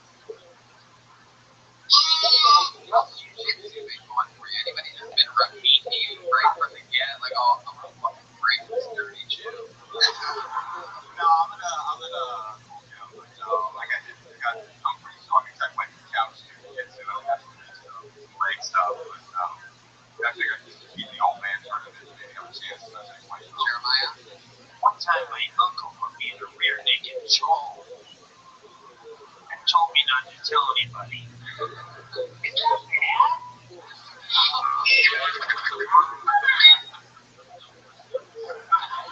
All right, Justin. Well, like I said, your set was horrible, but it was your first time. It's important to be doing fun things that you want to do that are fucking risky. Look at you. You're, you know, a stereotypical Finkelstein, you know, working in banks, but all of a sudden here you are doing jiu-jitsu, doing stand-up, fucking absolutely destroying in the interview portion by talking about how you don't fit in with things. You made them go crazy because it's so true. You truly don't fit in. And there you go. But you fucking did it here tonight. It was very, very magical, and I'm glad I got to be part of it. There you go, Justin. Take a seat. First time on stage. Come on, make some noise for him. It's his first time ever. Alright.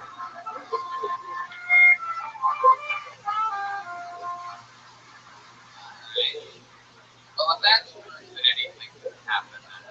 Alright, so your hands together for irritated tomcat. Should be interesting. Irritated tomcat.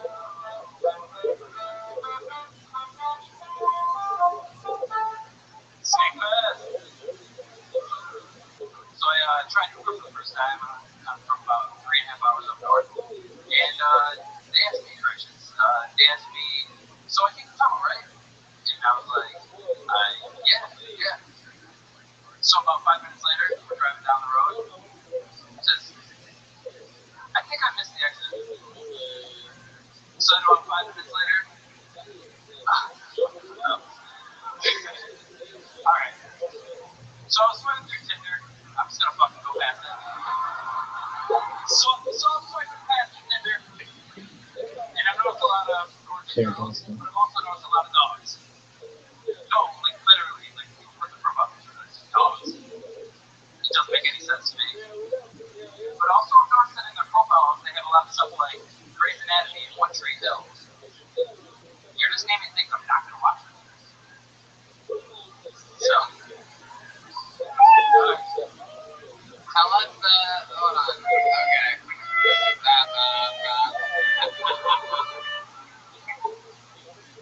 Try to get out that Uber thing again. Start over and try to do it again. I totally butchered it. It's my first time. So this is your first time on stage. Yeah. I've done some stage like I did MMA like I don't want to know what you were doing. I want to know what the topic was, or if you were just trying to get a 3.5 hour long Uber ride. No. What was like the biggest topic? Which was It was more I had a rough next day and I didn't want to butcher it. So I did. I'm like your first time. About one person. yeah, but I killed that for I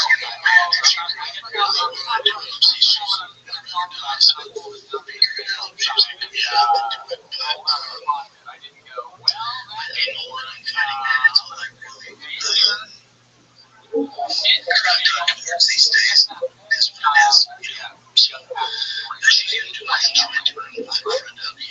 So 3.5 hours, is that true? Did you really take an Uber? No, I drove down and then I've been taking Ubers around the city. Once I got to the hotel, I didn't want to take my car out.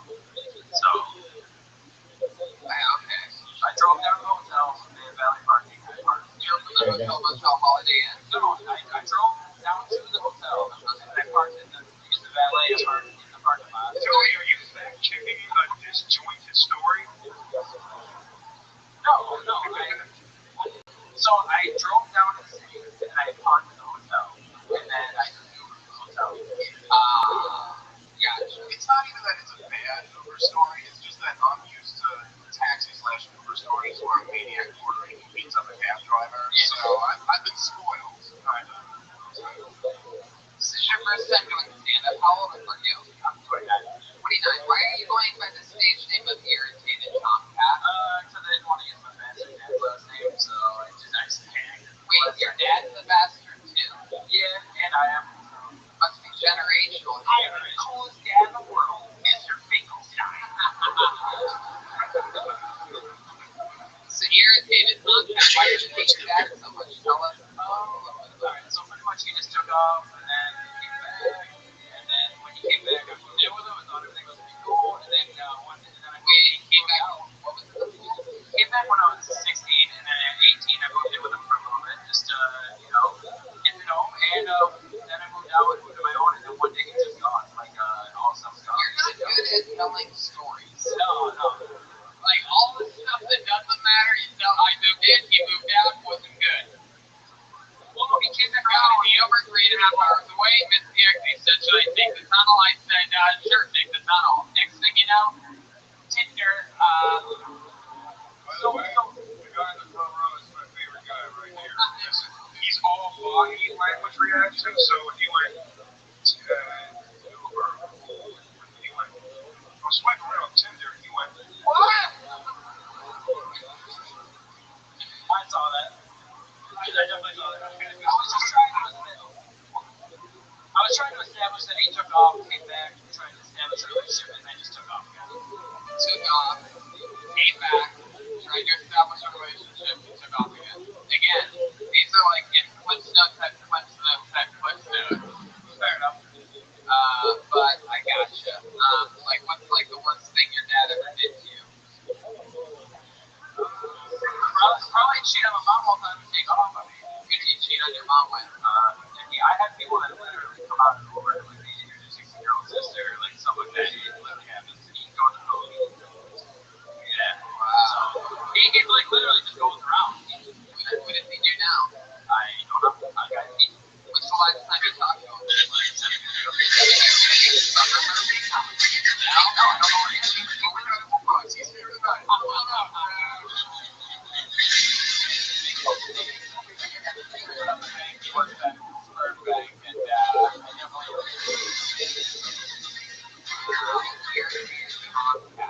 So, wow, you hate your dad that much. Yeah, I don't. It's just my Instagram, I guess, and then I just didn't want to put my last name. You're afraid that stuff like this was going to happen tonight. Oh, yeah. No, I don't care about that. I just I'm going to be honest, obviously. But it's just one of those things I don't even want to.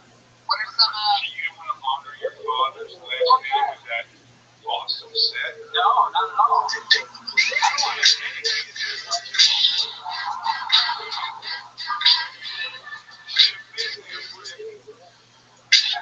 he just got word that your dad's actually watching the live stream of this, and he just moved further away than even the Philippines. He's trying to move to one of these. He just moved back into you again. What do you do for a living? So I do like chemical fertilizer. I just like ride what? Chemical fertilizer. So I ride the machine around. Mechanical fertilizing. Chemical. Like I'm saying chemical or else it makes you joke. So Chemical fertilizing. yeah, like I'll show up and then just like use the machine and then I'll put the stuff in there. I'm just joking. No, but I just ride the machine around and drop them. You drop fertilizer. Yeah. Wow. Do you ever take any of the jokes that you've written and chop them up and mix them into the mulch? Yes. No. Whoa, I just got that and that was crazy good. I don't know if you saw it, Tony, but front driveway.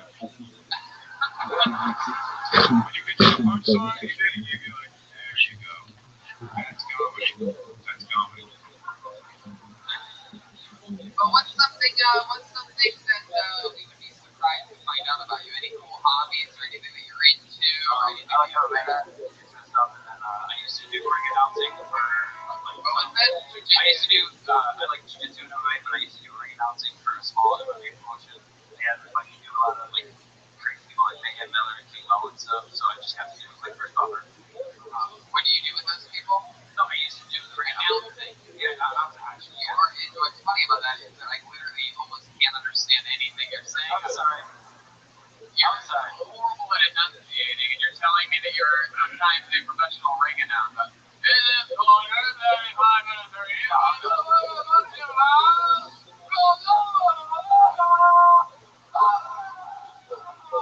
That's usually how I follow my mom. Portland, Oregon. Wait. Alright, so I'm swiping right on Tinder.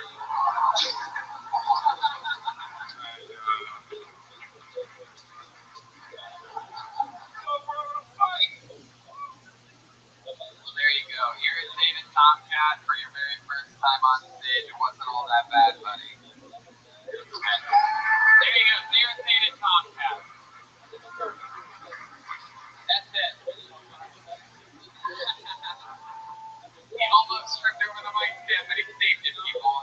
Almost. Saved it.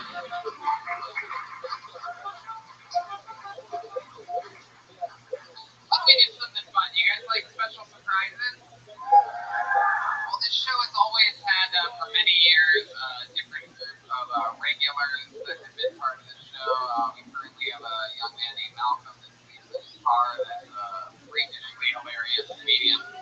But we've also, years ago and for quite a few years, had a regular that is an absolute monster. I think she's one of the funniest comedians of any age or anything, and she's here for you right now. She started on the show when she was 19 years old, wrote and performed a new minute for years. Ladies and gentlemen, Phil Tony legend, Allie McCoskey, everybody.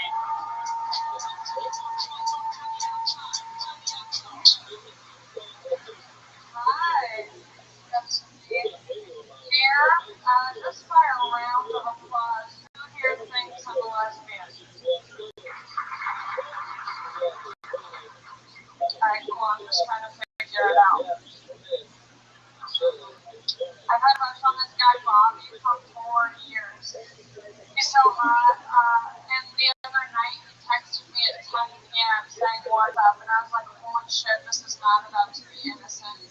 So I'm like, nothing, I run home, I shave my legs and other stuff, my toes. Why are they so hairy? Why are my toes so hairy? We have hair as a defense mechanism. It's a protection device, but I've never stubbed my toe and been like, oh, thank God I didn't shave. Same goes with butt stuff. So I drive over to Bobby's. I'm doing Kegels on my way there. And that's when women clench their vagina. I don't know why. It's not fooling anyone. Doing Kegels right before sex is like going to the gym for 30 minutes and then entering a bodybuilding competition. Thank you. There you go, Allie McCoskey.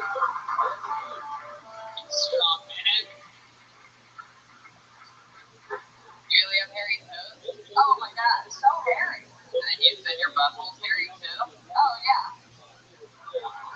Why would my toes be hairy and then my butthole just like not? I don't know. That'd be kind of cool though. I mean, I don't really know how it works. Me neither. There's so much respect because it's natural.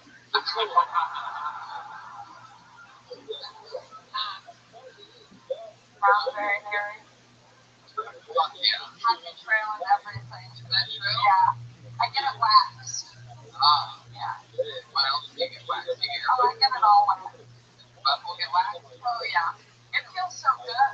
Really? Yeah, because it's like this warm heat on. It's just nice to have your butt touched, but not like penetrated. You know? Listen to all the fellas out there.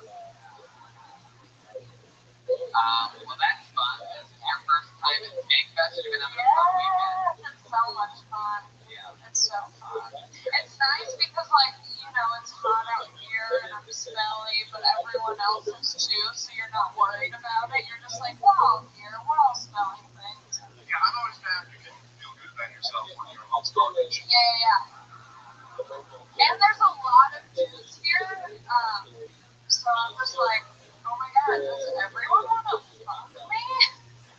That's how I felt all weekend too. And then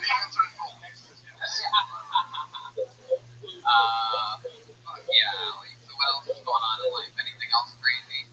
Nothing too crazy. Oh, a guy. So I work at this wings place, and this guy walked out because of me. He was training. It was like his fourth day, and he just walked out, and he said I threw him under the bus. So like, it's not a reality show. I'm not here to make friends. I'm here to toss buffalo, and that's it. Sorry, Alex. You gotta go. Wow. And like, I don't want to be there just as much as you. I just need money, so. Yeah. What kind of bus did he say that you threw him under? I don't know. He must have been order, but I do that all the time. Right. Yeah. So we're on the same short bus, you know? Yeah. Maybe. You get free chicken wings. Oh my god, I eat chicken all the time. I'm literally like full of chicken. Eating chicken makes your toes and asshole hairy. But the Halloween has got hair in your asshole right there. Oh, not on the habanero, that's got hair on your goddamn toes. I'll be honest with you, that's a release. It's worth it. Yeah. Well, that's fun. Well, Allie has been writing and performing brand new minutes for many performances on this show, and I think she's a monster comedian. Making this here live. I started live last night. Amazing. I think it's longer to say.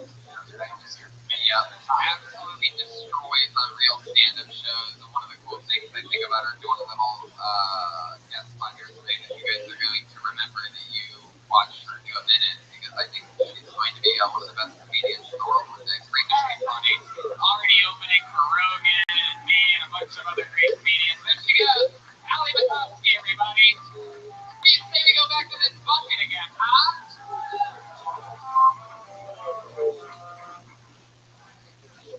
Oh, everybody knows if you've ever listened to this show that I love one-word names. And it almost always works. You know, two-word names, say for like a irritated tomcat, they don't always work. You know what I mean? But a one-word name, let's see what happens. They're putting it together. Or Judy. Judy. Oh, here comes Judy. Exactly what I'm telling you. Come on, Judy, get up here. Come on, everybody. It's only 2:40 p.m. Make some noise for Judy. You still have energy left in you. So, guys, my name is Judy.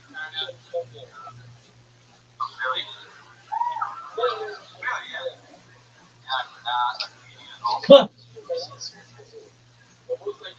Just want to say thank you to all you guys. This fucking thing. You don't know when this weekend is. Pterodactyl.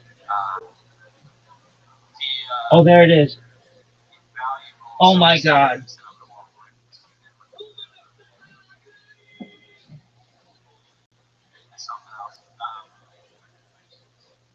Did I get it? Yeah. I think it's a stink bug. Got it. Pterodactyl, you little bitch. What up, Zoot?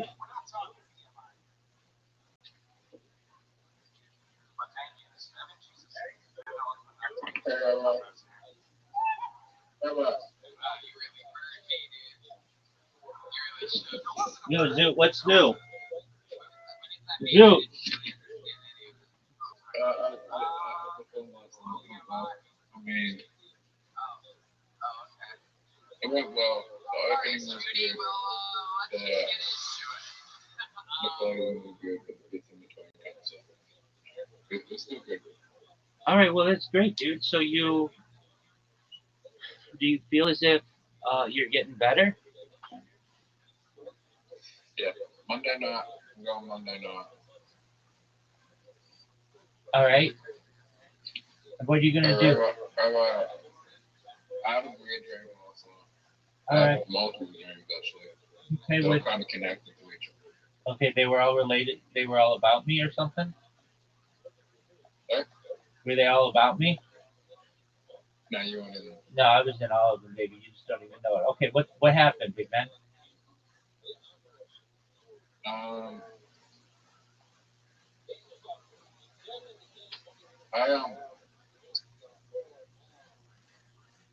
think I died in the room. Okay, that's a cool story. So the first one, like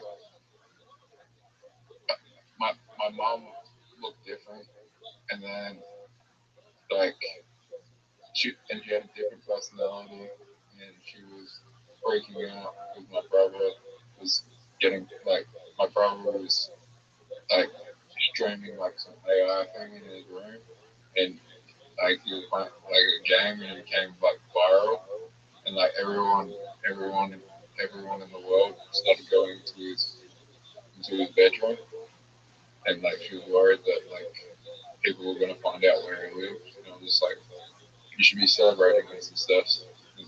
And then she had a seizure, then I had a seizure, and then I died. I think I died, and then like as I died, there was a choice. I went into like my front yard, and then I started flying up, and I had a choice. There were three symbols there. There was the Christian symbol, there was the Islam symbol, and there was the Jewish symbol. And I chose to be Christian. And then I came back and I was reincarnated. Reincarnated as like in Africa somewhere as an African boy. And then like I had visions of my life. And then for like for 3 years, like I can remember up to when I was like 4 years old. Like kind of remember my birth, and then I was 3 years old. Um, yeah, I remember being going around asking, like there were tourists in this like African like country, like it was like this beautiful like little village, like this little lake. I asked them, "Do you know who this person?" And I said my name, and they asked what happened, and they said, "Do you know who this is?" And I was like, "No." And then I asked them what year it was, and then they were like 1999, and it was a really weird dream. That's wild, dog. What do you think it means? Is that what? Yeah, what do you think it means? Well, I think it means Yeah, that's why I just asked you, big man. dreams are weird. Where, dog? And then I got then I then I didn't die in the extreme, but I was like I was in the process. I had like all these cords around me. I was about to be electrocuted, and I was like, oh shit. Okay, what was the Then second? I woke up. Then I woke up and like, oh, that was just a dream. Holy shit, that was a weird dream. Okay, so those are the two dreams you Yeah, had? but you have those dreams where you like try to wake up and thinking like you wake up, you wake up in a dream and you think you're awake, but then you realize it's so vivid that you think you're awake, but then you realize you're not awake, and then you try to wake up. You ever had that dream like that? Yeah, I think so. Say it again. The dream, like you think you're awake, right? The dream said you think you're awake, but then you realize, oh shit, I'm not awake, and all I want to do is wake up. And you try and wake up and you can't. Oh, I think I always wake up when I want to.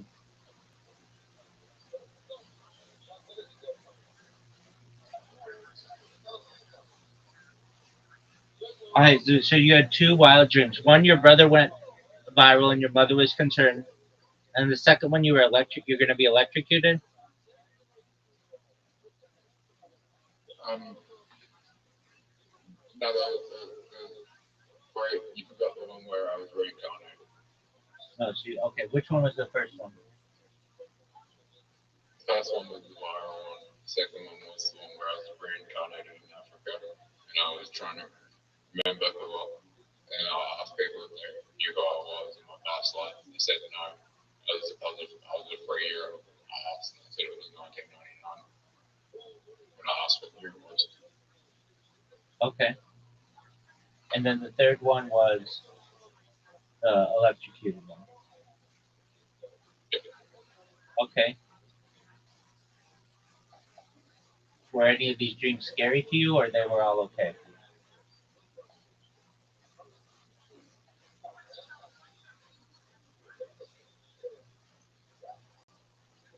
Dude. I think the last one was scary. Okay. The second one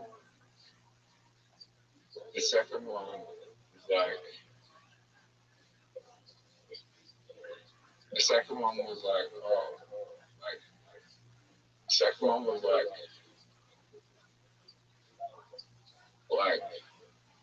The second one was like, oh, maybe no one's gonna remember who I am in this next life, right? Even though that.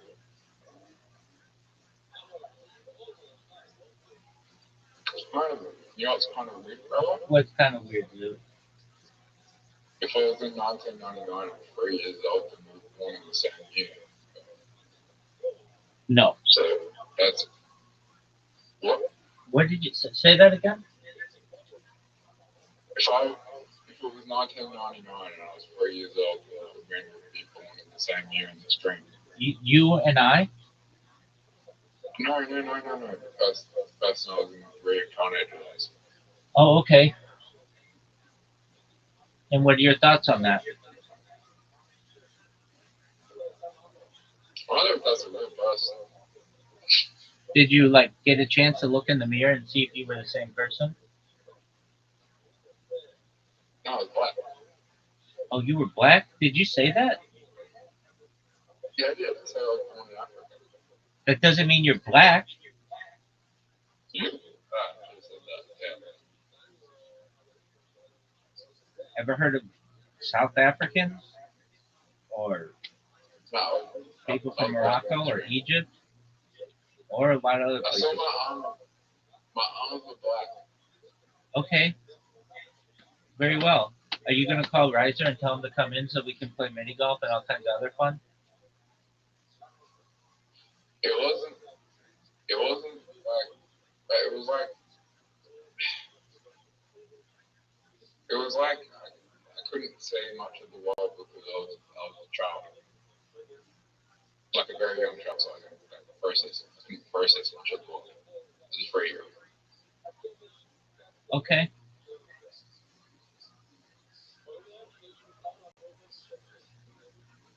I wish I had an answer for you, Big Dog. I appreciate you sharing your dream. Do you think you're going to call Riser and let him know that you're here? Yeah, I'm not be back later. I gotta go get medication. Yeah, I forgot to take my medication last night. That's why I think I had some good dreams. Like, that's what happens with a busy person. Okay. Has your medication been working? I stopped self-harming. That's great, dude. That's great. Congratulations, man. That's really good. I'm not kidding. That's what I wanted to hear from you. That's great. I stopped talking about wanting to, Yeah, absolutely. I know. Well, that's great, dude. But the thoughts have gotten less dark. They're still there. But they're just not as frequent. Okay, that's good. Now here's my question. Are you going to play mini golf now or later? Later. And how are you? I'm kicking ass taking names, baby. Every day's a holiday, every meal's a feast. I'm scheduled to be on a podcast, I think on Saturday, and another one on Tuesday. I'm rocking out with my cock out, baby. Oh, but the side effect is I can't come. All right. Well, shit happens. Man.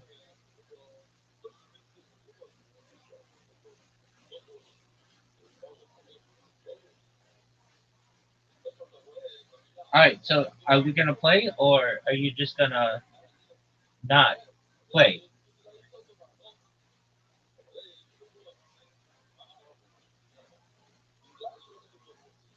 Are we going to? We're gonna play. Okay. We'll call Riser.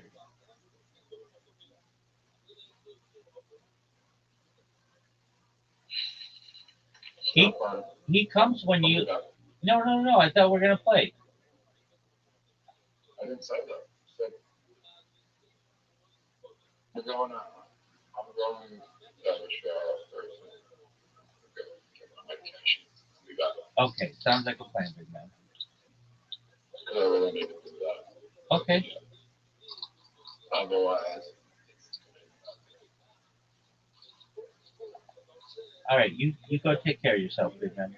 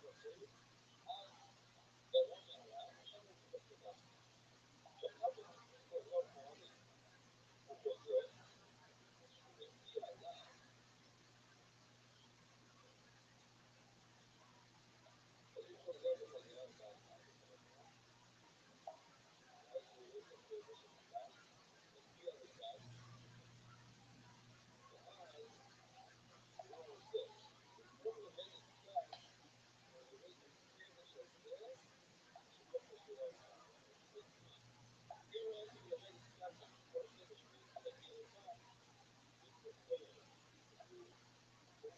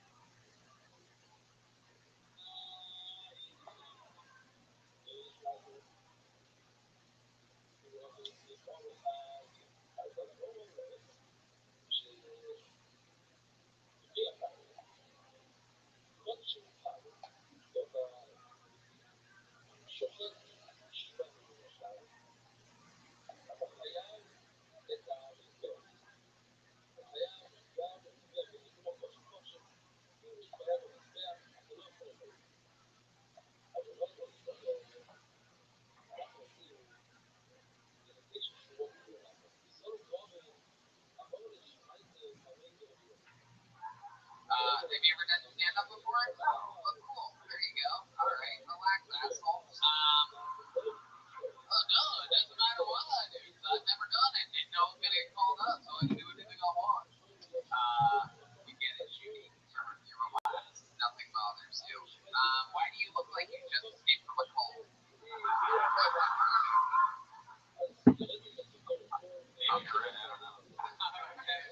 Honestly, he knows of other uses for him. That's apparent. Fuck yeah, Judy. So this is your first time ever doing stand up. I'm that West Side Tip. Something you've always wanted to do? Yeah, at the beginning you sort of had a little footing. You actually had it, and you lost it. There was a part where you were just sort of really letting it rip and being honest, and sort of talking about being present, and then you started through that vehicle. You actually started trying to do jokes. This audience has been sniffing out Kinder and Uber premises from the beginning, and I think you had it there when you're like, I'm just gonna talk from the heart. You had it for a second, and then you sort of bailed ship on that. So what were you planning on talking about if you got pulled out of the book? Were you just gonna rip it like that? Yeah, I mean, Did you have a go-to plan that you had in action like before you signed up? not really. I mean, that was kind of the plan. I was going to get to. It was only 60 seconds. I was going to say that I didn't realize I'm being an asshole, but I'm like a lot of comedians. I used to my dad's phone number. So You do have your dad's phone number. I'm not that brilliant. We all know how to get a hold of your dad. It's called praying to God. Yes.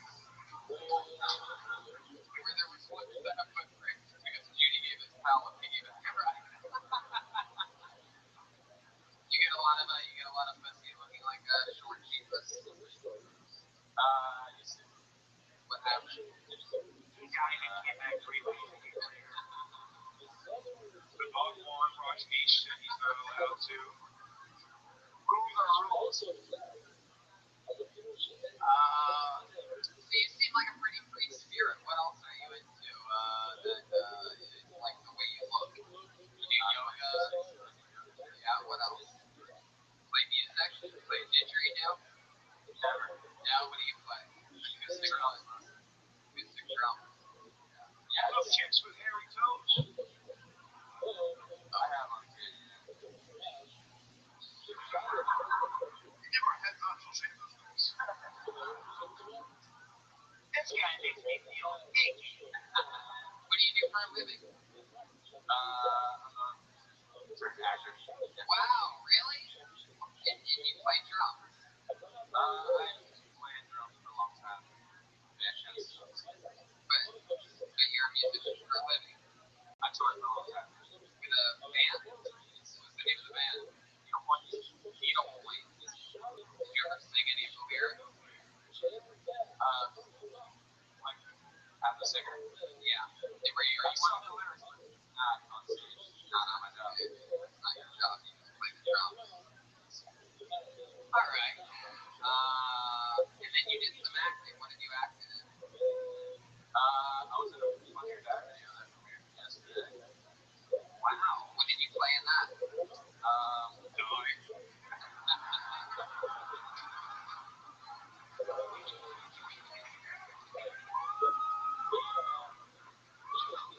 Wow, man, I'll take it for music. But so you do that for a living? That's how you make your money? Wow.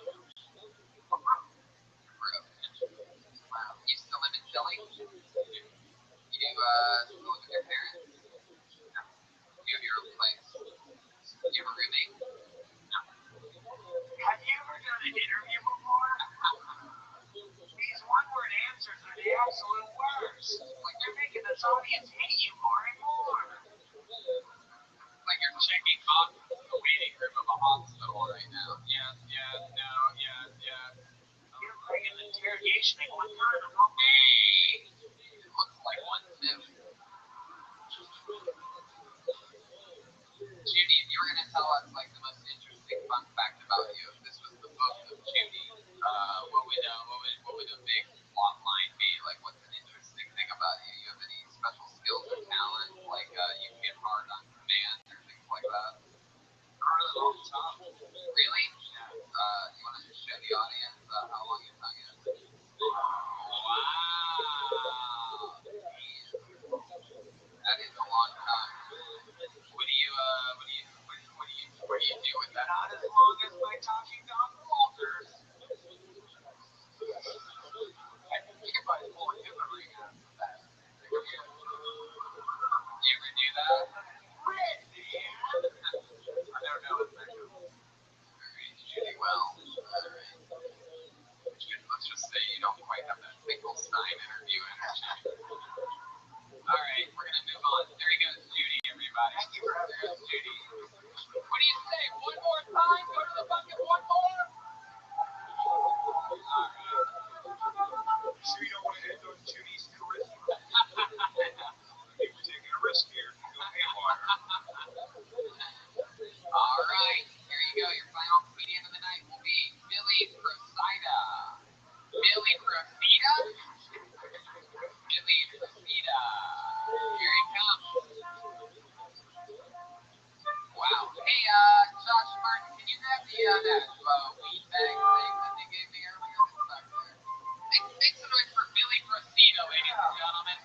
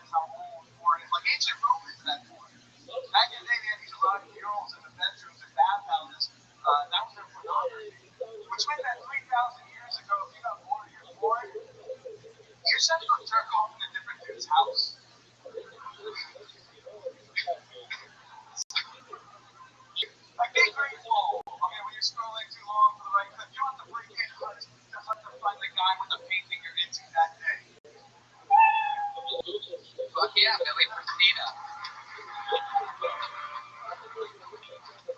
Am I saying that right, Rosita? Rosita, yeah. Oh, yeah. So, you're a New York comedian? Yeah. Been doing it a few years?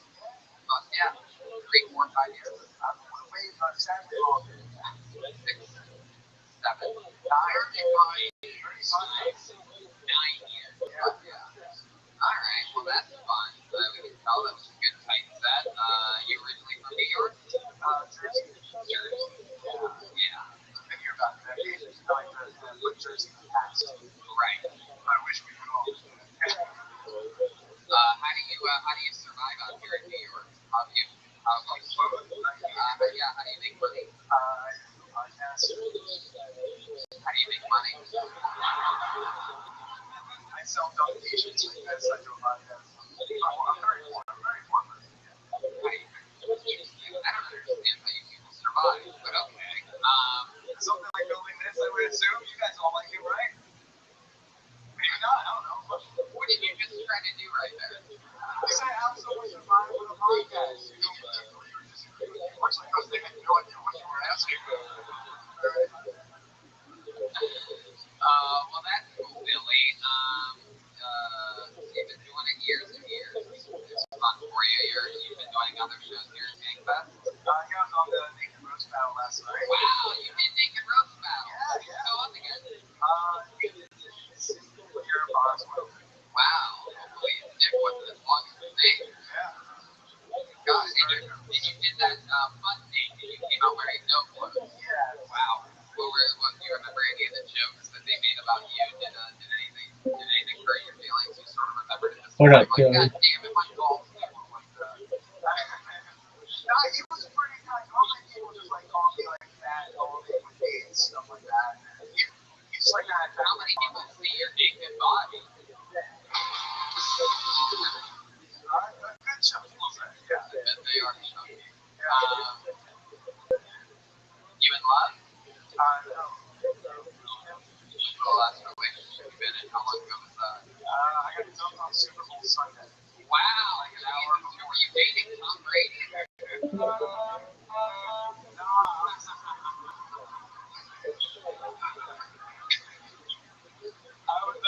was dating this chick, and I was in San Francisco visiting my sister, and we had a big fight on the phone an hour before the game.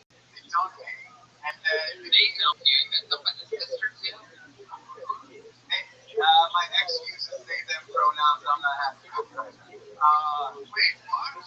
Yeah. So this freak dumped you right before the Super Bowl?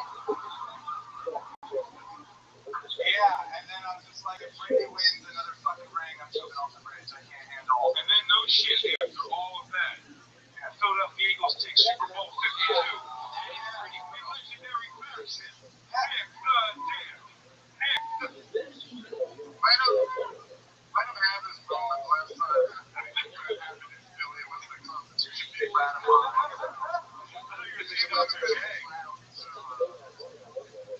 What were you guys fighting about, you and the girl? I don't know. Yes, you do. I'm an asshole to date, but they're crazy, so I thought it would work. Oh my god, yeah, shit. Just call it her. You're done. They dumped you. Yeah, exactly. You said it right. Alright, well, And Billy, did last year you did Naked Roast Battle against your girl you dated, right? 2 years ago, but yeah, the first Gangfest, my ex Andrea Allen, is a very funny comic. We got it. You don't sell her so hard. I won. did you win last night? Yes, I did. I can only win Gangfest battles where they get a bit. Well, you should have done Kill Tony naked too. No, I'm kidding. It was a fun set. What else about you, Billy? Any other fun facts about you that we would find interesting? I have a crippling gambling addiction and played 12 hours of backgammon 3 days ago in Union Square. Wow. 12 hours of backgammon? You're gambling, playing backgammon? Yeah. Jeez, that is the best gambling addiction. My question, how do you gamble?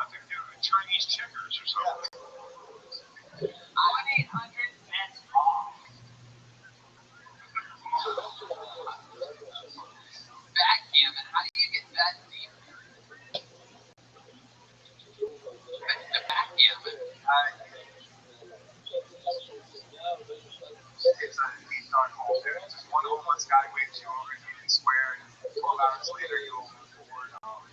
More. In the 12 hours, I'd rather lose hundreds of dollars than just $4. What do you want that homeless guy? Nothing.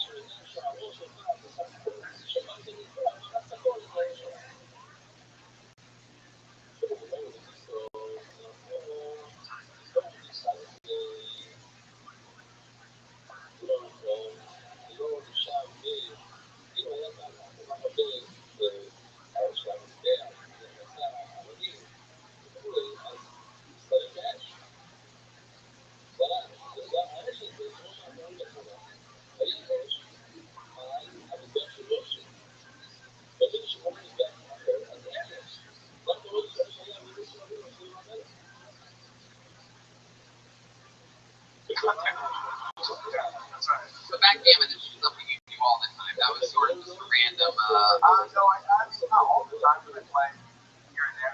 What are some of the other things that you've watched Monday doing and playing? Do you gamble on pretty much anything? Are you one of those guys? Yeah, I'm a big craps guy. That's my favorite game. Yeah, really? You know craps? Yeah, I know the game. Yeah. What's the most amount of money you've ever lost? In like one session? In pretty much, I mean, to answer the question. There's like, I probably get something in college. So, Do you have a kid? no, thank God, no, I don't. In that case, I'd probably use the terminology like could have bought a new car or something like that. I think it's weird that you would say could have sent a kid to college. Choose not to. Like when I gamble, I like gambling on Mohegan Sun because like I feel like when I lose, I did some good. Like I bought textbooks for some kids. Right. Well, because at the Indian casinos, like they all get when they turn 18, like a shit ton of money that partially comes from the revenue of the casinos. A lot of them use that to go to college. And so it's a midnight film of white man. So shut the fuck up, Indians.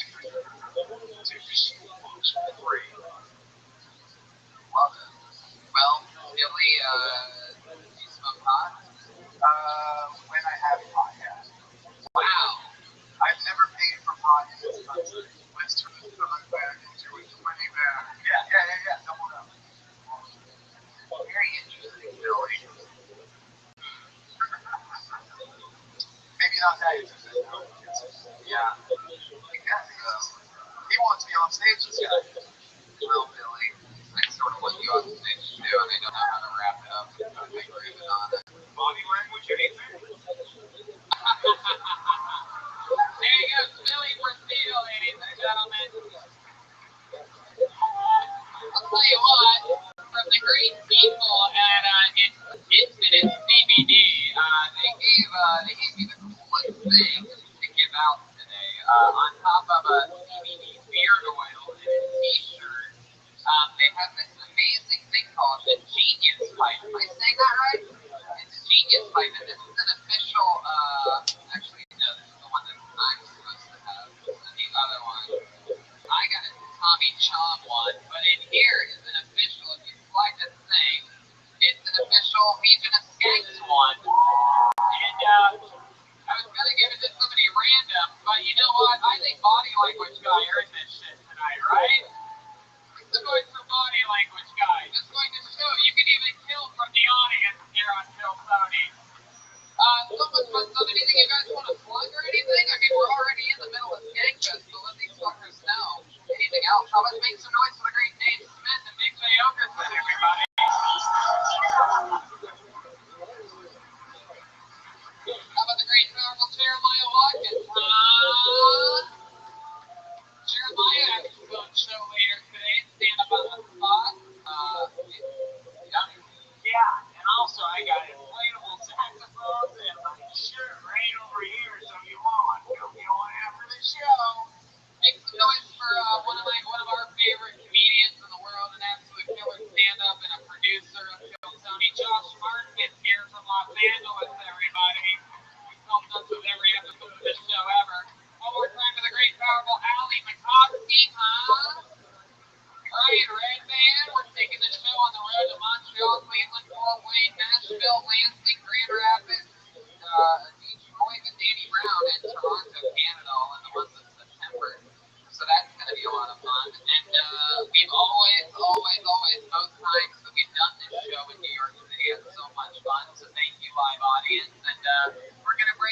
again, we'll be back here before next year's Skankfest, and so be on the lookout for that. We love New York City. You guys are always so much fun.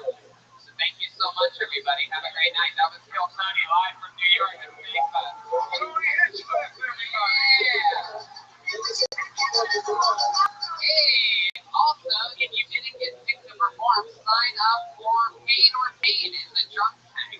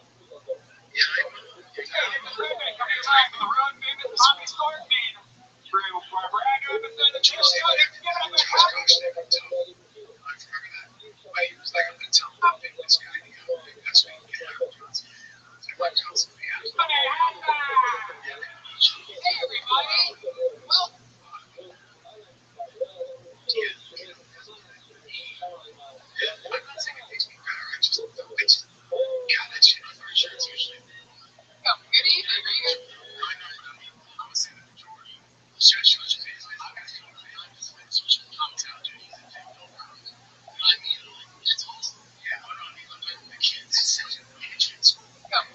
Are you guys excited at all?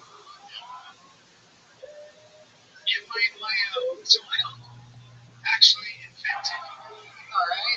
Sort of mellow. The stoned Hawaiian guy doesn't give a fuck, obviously.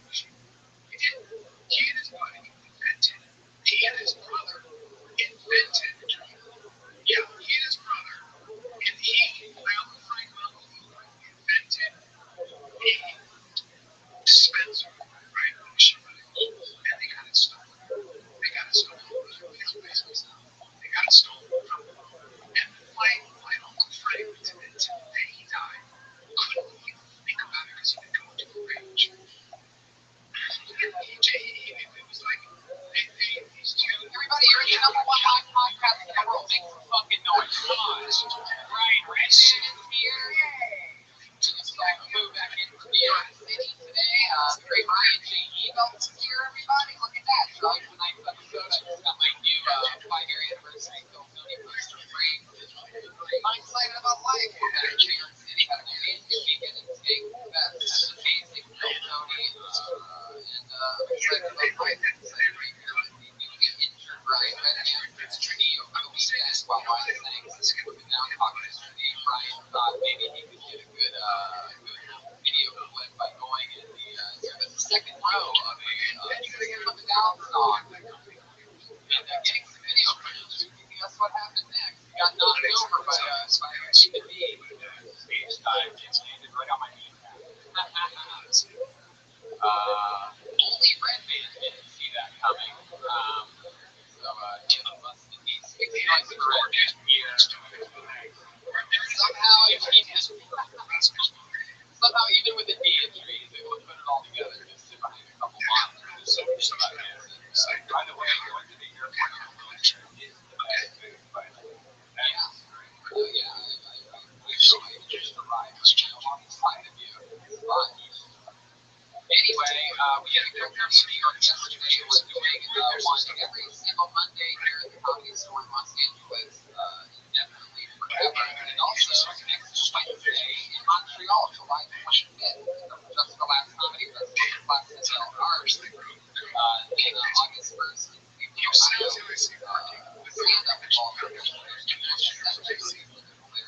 Oh, you want to do a breaking news? I think I got to tell you about this one. They filled in that date in Cleveland and Fort Wayne. A lot of people are wondering who's going to get it. On the 3rd of August, it will be, for the first time ever, Cincinnati, Ohio, getting their first ever Kill Tony, followed by a stand-up comedy show. We're going to Kill Tony the next day in Fort Wayne, Indiana, and then the next week we do stand-up in Lexington, Kentucky, and then we travel to Nashville the next day, August 12th, Nashville, Tennessee.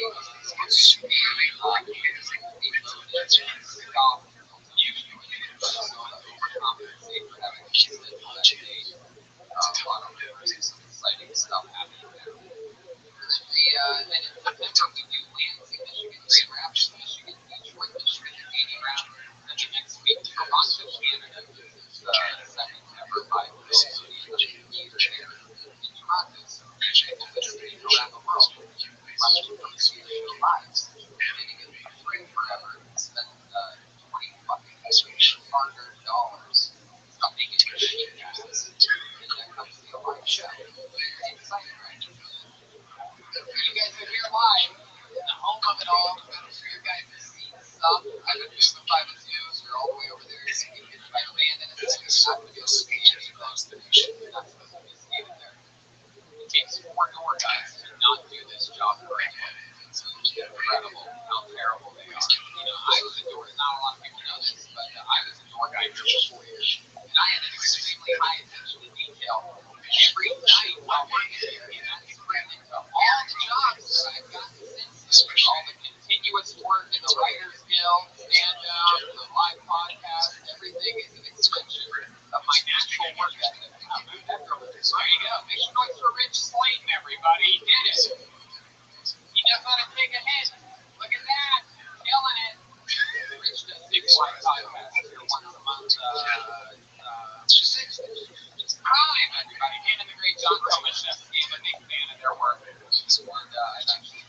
Yeah, he does a good job. That's why we just gave his podcast a shout out. That's like my, I love it. You know, and it's important to hire good people. The Comedy Store has a real name. Like some of the big people that work there. Letterman, Jim Carrey was 6 years. Nobody knows who he was. Hiring is a challenging thing. There's one place you can go where hiring is simple, fast, and smart. A place where growing businesses connect with qualified candidates. That place is ZipRecruiter.com/Kilzone. With their powerful business technology, ZipRecruiter scans thousands of resumes to find people with the right experience, right them to apply for their job. Applications come in, ZipRecruiter analyzes what else. Each one spotlights the top candidates so you never miss a match. ZipRecruiter is so effective that 80% of employers post on ZipRecruiter and employ candidates through the site within just 1 day, that's 24 hours. With results like that, it's no wonder that ZipRecruiter is the highest rated hiring site in America. And right now, our listeners can try ZipRecruiter for free at this exclusive web address. ZipRecruiter.com/Kilzone. That's ZipRecruiter.com/KILLZONY. ZipRecruiter.com/Kilzone. ZipRecruiter, the smartest way to hire. You guys ready to start this show or what? Every single week, I give you 2 of the greatest comedians in the world. This week is absolutely no different. We have a first-time guest and the return of one of our favorite guests on the show. Ladies and gentlemen, make some noise for the great Moshe Kesher and Tom Rhodes. Come on! And here we are. Yeah! Tom motherfucking Rhodes. Moshe Kesher. And now, welcome, gentlemen. Great to have you guys here. Tom, show. Welcome. Pumped about this. Tom is one of my favorite comedians. I watch your comedy on Moshe. Welcome back. How's Dad like? How's it going? Good. You have a lot of good dad material. Oh, yeah, man. Things are wacky up and up.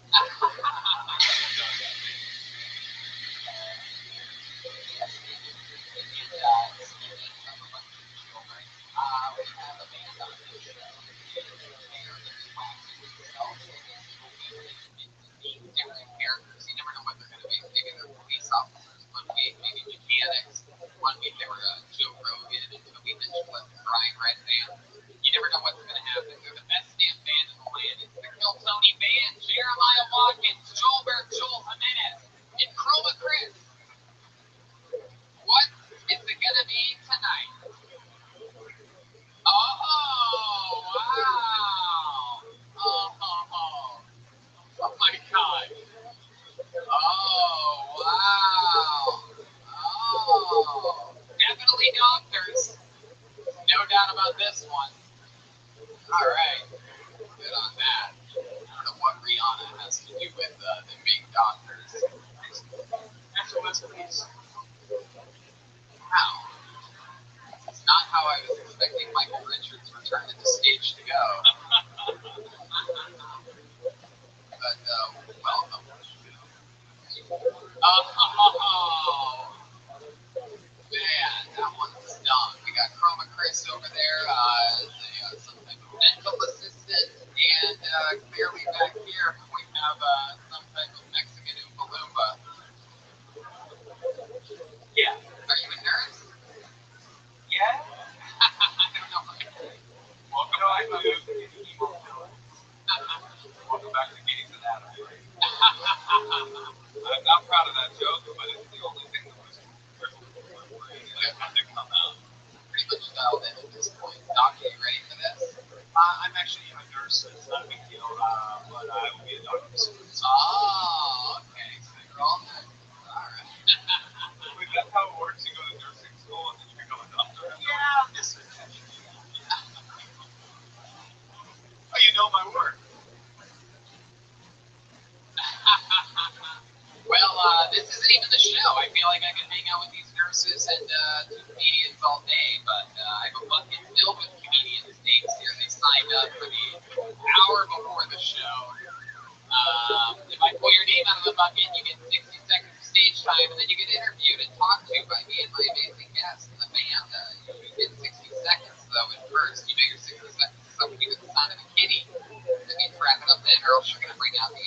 Holly the Bear. He's furious. I don't think he likes it when we do shows on the road. You guys ready to start this thing or what? It's Kill Tony live at the Comedy Store. Anything can happen. Seems like a pretty mellow crowd. Looks like everybody had a hard day at the office today, huh? Yeah. Everybody actually answered. Very good. Proving I'm right. All right. I'm excited about this. This is like a new name. Put your hands together for your first comedian. He goes by the name of Raphael DiCamargo. Here he comes. Here comes Raphael, everyone.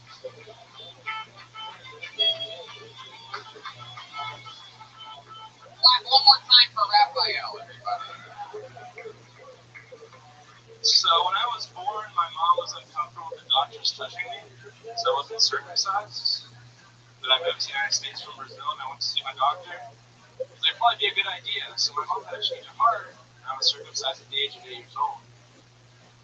Yeah, it was real good. It was a good time. As I'm being wheeled into surgery, the nurse wanted to be comforting with me, so she threw an object in the stretcher and she threw a Furby next to me.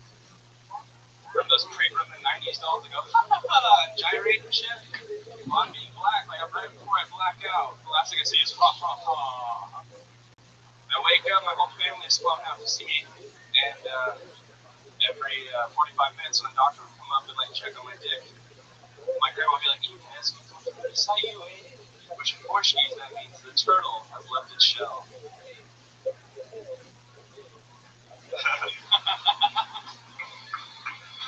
I guess so.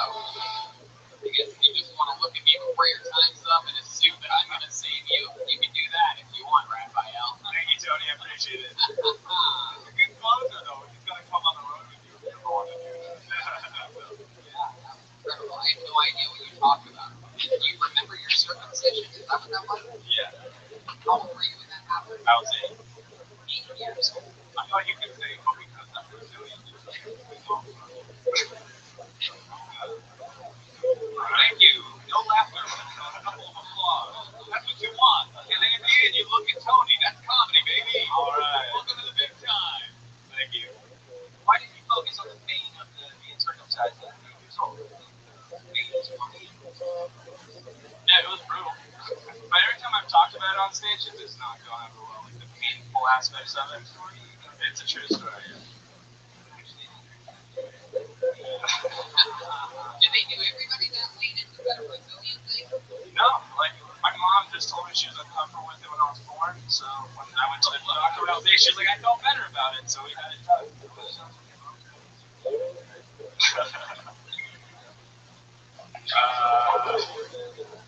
No, when I was born, when I was a baby, like when I was first born, she didn't want them to touch me at all. Oh, you got it. He just wanted to do it. I don't think I understand so much. I'm a Brazilian person. How long have you been doing stand-up? 7 months. 7 months.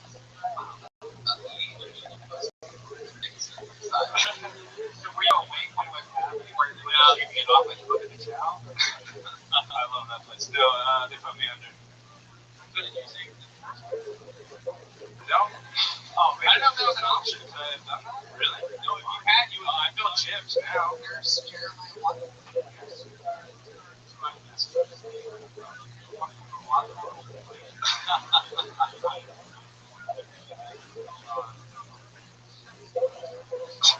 Thank you. Wait, did you say that every time you talk about it? No, when I talk about how painful it was, so like that part of the process, usually, so I try to keep it a little bit silly, so people go, oh, yeah. They're like, they do the Furby, and they're like, count backwards from 10, and I was just looking right in its eyes, so like 10, 9, 8, and I passed out. It freaked me out, it was scary. Yeah.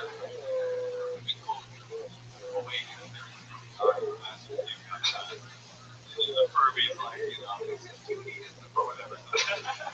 How old were you when you were doing it? I was 4 years old. 4? Yeah. 7 years ago. You were here in America when this actually happened? Yeah. Oh, okay. And where did your parents move to? We moved to Waco, Texas. Classic Brazilian. Yeah, Brazilian hot spot.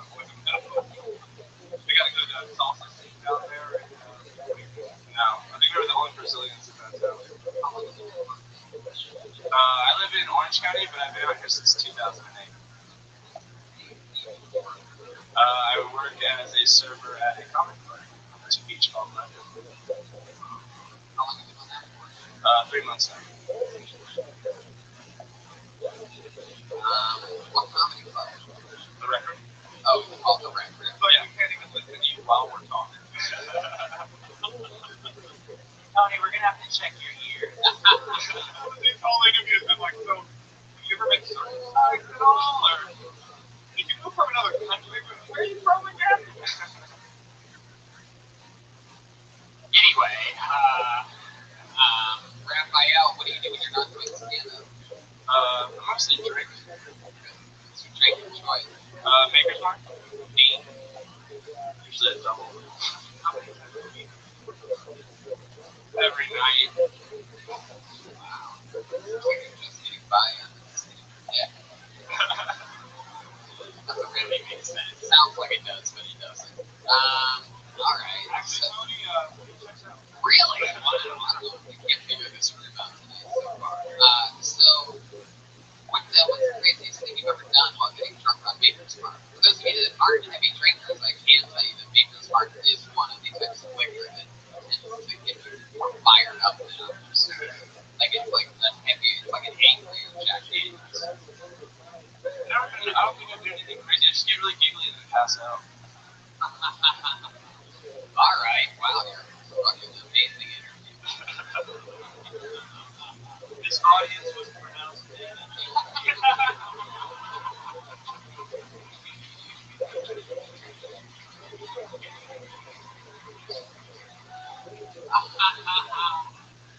Wow. Well, Raphael, anything else super Brazilian about you? Anything that you think in your genetics?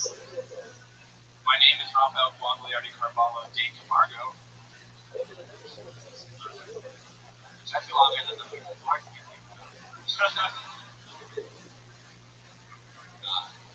Alright, Raphael. Well, Major soccer and all that. Only when the World Cup comes around. Alright, you know what? Quit comedy, man. You're out. No, you're a good person.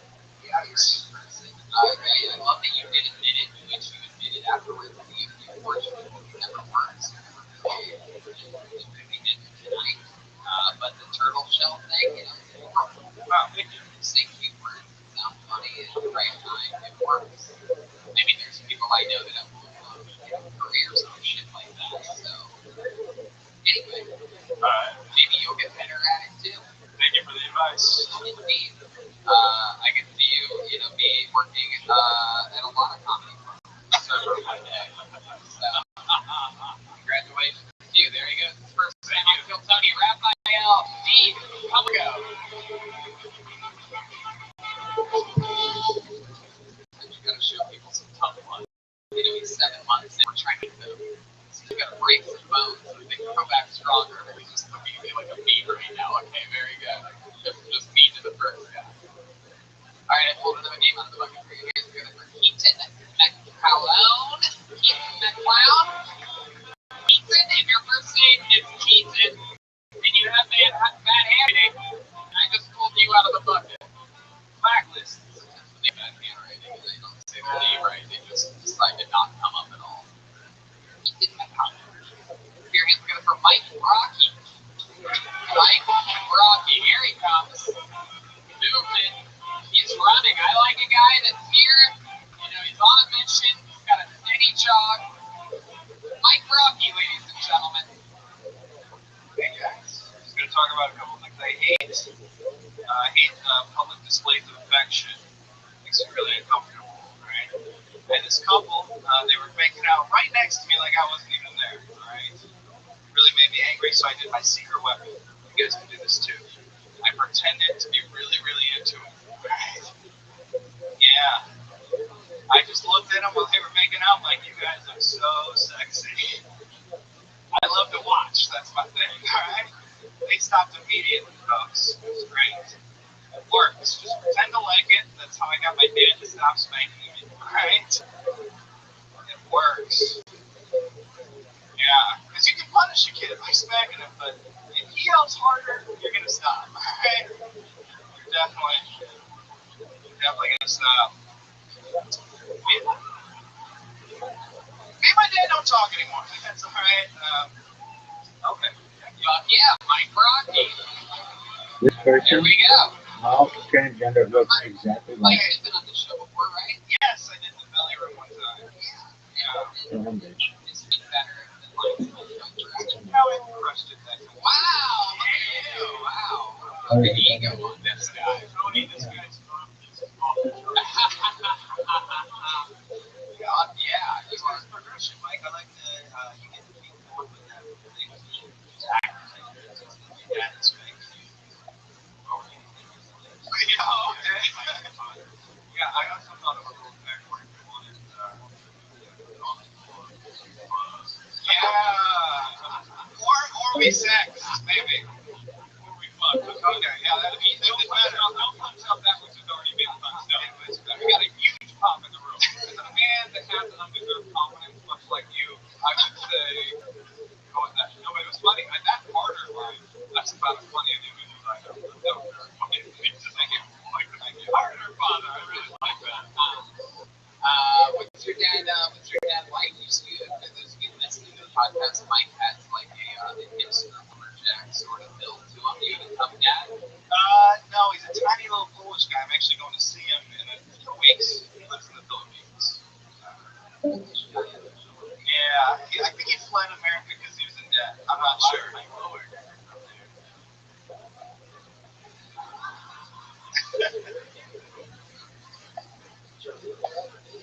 What does he do for work? I think he just retired. How do you think he got so much debt? Well, we were never in good shape financially growing up. I was actually homeless for a little bit. Really? Yeah, I got one brother and then two. My dad had another family. Two half brothers and a half sister. No, he left. Lack of luxury, too. Yeah. Was the other family Filipino? No. It's for the hookers. I was in the Philippines and people too. So is your father a pedophile? A midget boxer? Why can't it be both, Tom? Why can't it be both? Yeah. Like when you guys were homeless, you guys were on the street. It was kind of cool. It was like camping. I was in second grade. Yeah. So you on the street? No, we were in a campground. Yeah, like a tent. Yeah. For how long? 6 months. Probably better than now. That's where was the campground? It was Fish Lake Campground in Illinois. Yeah, maybe Vernon does. It's a great place if you guys ever want your lives to fall apart. So you don't know if I put in his Oh, maybe.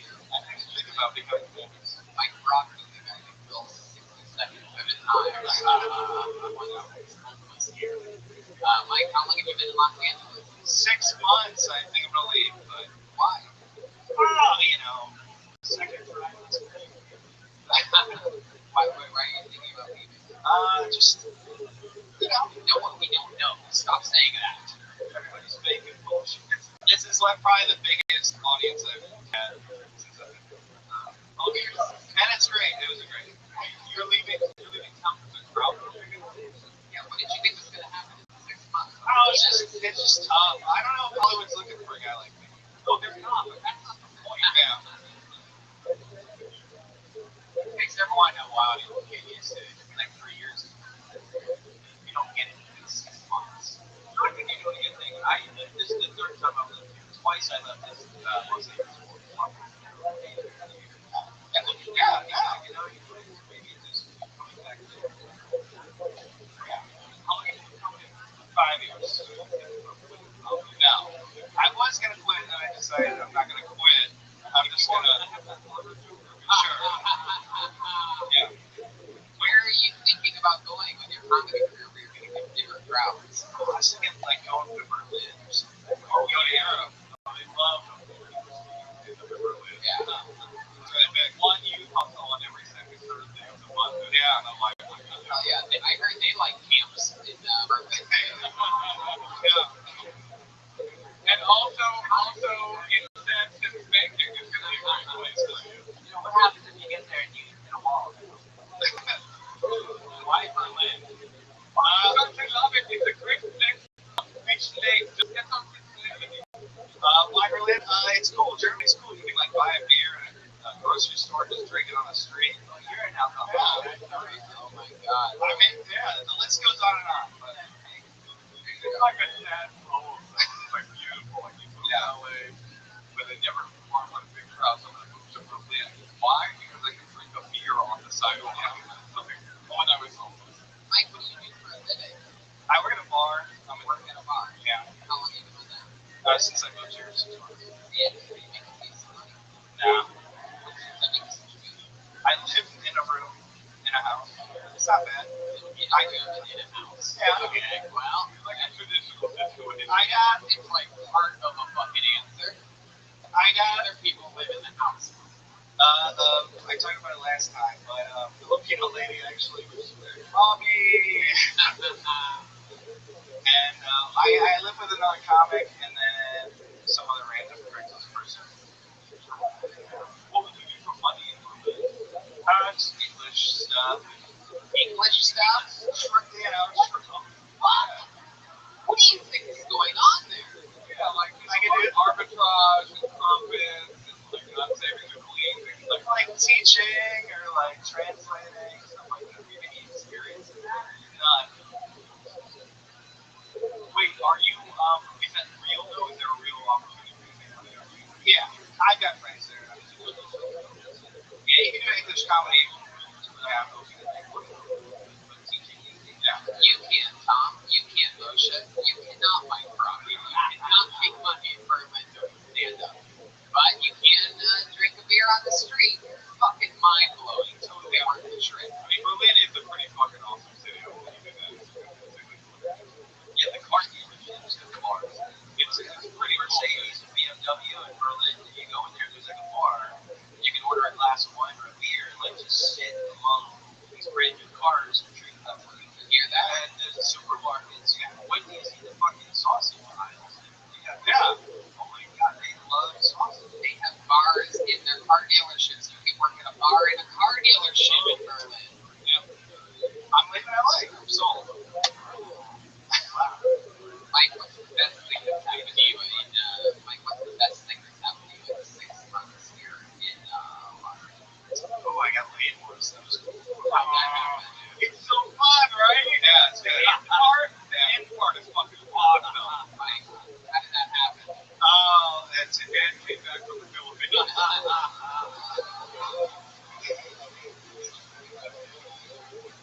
You were on Tinder? Yeah, I did a little Tinder thing. No. I'm curious, just figured I'd ask. Why not ask that? I mean, what's fair question? It's not like I have restrictions or sponsors. You think ZipRecruiter is going to be mad? They're not. They're not. I just said ZipRecruiter again. That totally makes up for everything. You said she was a skinny girl? Yeah, she's in shape. So, what was that meetup for? I went to a tiki bar thing or whatever, and kind of smelled like puke on the inside, but that was cool. I like dive bars. And her or the bar? The bar did. She was fine. It was a fine experience. It was fine. How long did you last? One good question. I didn't time it, but I think the normal condom. Raw dodge. Wow. Yeah. Watch out for Lynn. Yeah. In the Philippines, they actually eat raw dogs. It's over. Mike, I don't know what you're thinking, dude. If your other stand-up is as funny as a couple minutes that you've done on this show, then maybe the part that you're missing, you work nights at that bar, a lot of nights, 5 nights a week. 2 nights a week. 2 nights a week. You work maybe And he just spent this other fortnight, hanging out, meeting people, being funny, making friends. You're making friends in the 6 months that you're here. I have made some. There you go. I would say keep doing that, dude. I wouldn't run Berlin this fast. 6 months is pretty quick. There he goes, Mike Rocky. He doesn't use Twitter. It says it right on the line where people put their Twitter handle. He doesn't believe in Twitter. It's going to really help his career take off in Berlin, Germany. All right, we'll throw the game out. You guys having fun? You get the show yet? Anything can happen. Sometimes it's somebody's first time on stage. Sometimes it's a genius. Who knows? The next comedian goes by the name of Jacob Charmack. Jacob Charmack? Wow, from the farthest corner. Seems like all of these are always from the furthest part of the comedy store.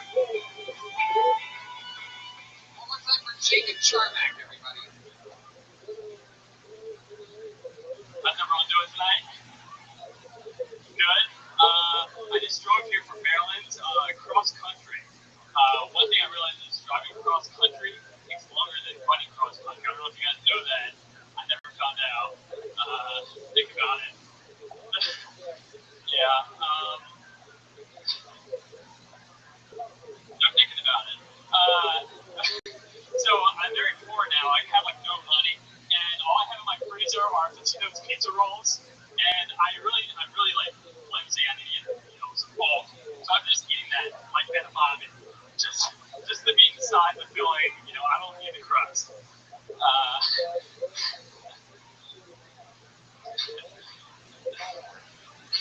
And I've been walking around my apartment. It's on carpet, and I realized like my feet are cracking. Like that's not healthy. My feet are cracking. And I finished. Holy fucking shit. Yeah, finish. Jacob, finish. Stop. Let him finish. My feet are cracking. My floor's carpet, and all I can think about is, I have, my feet are cracking. I have like hardwood that's like splitting in half all the time. That's what I think. That didn't work.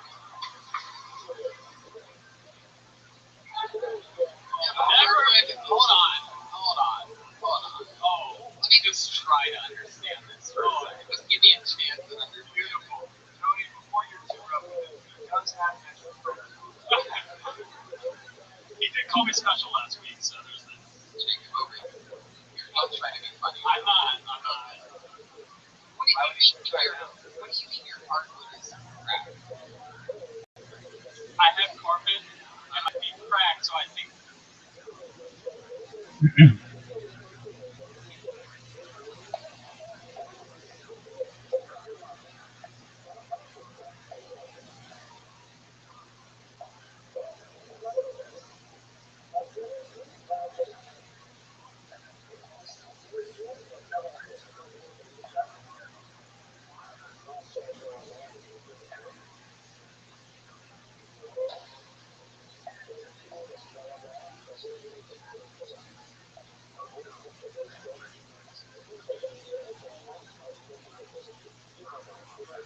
Like,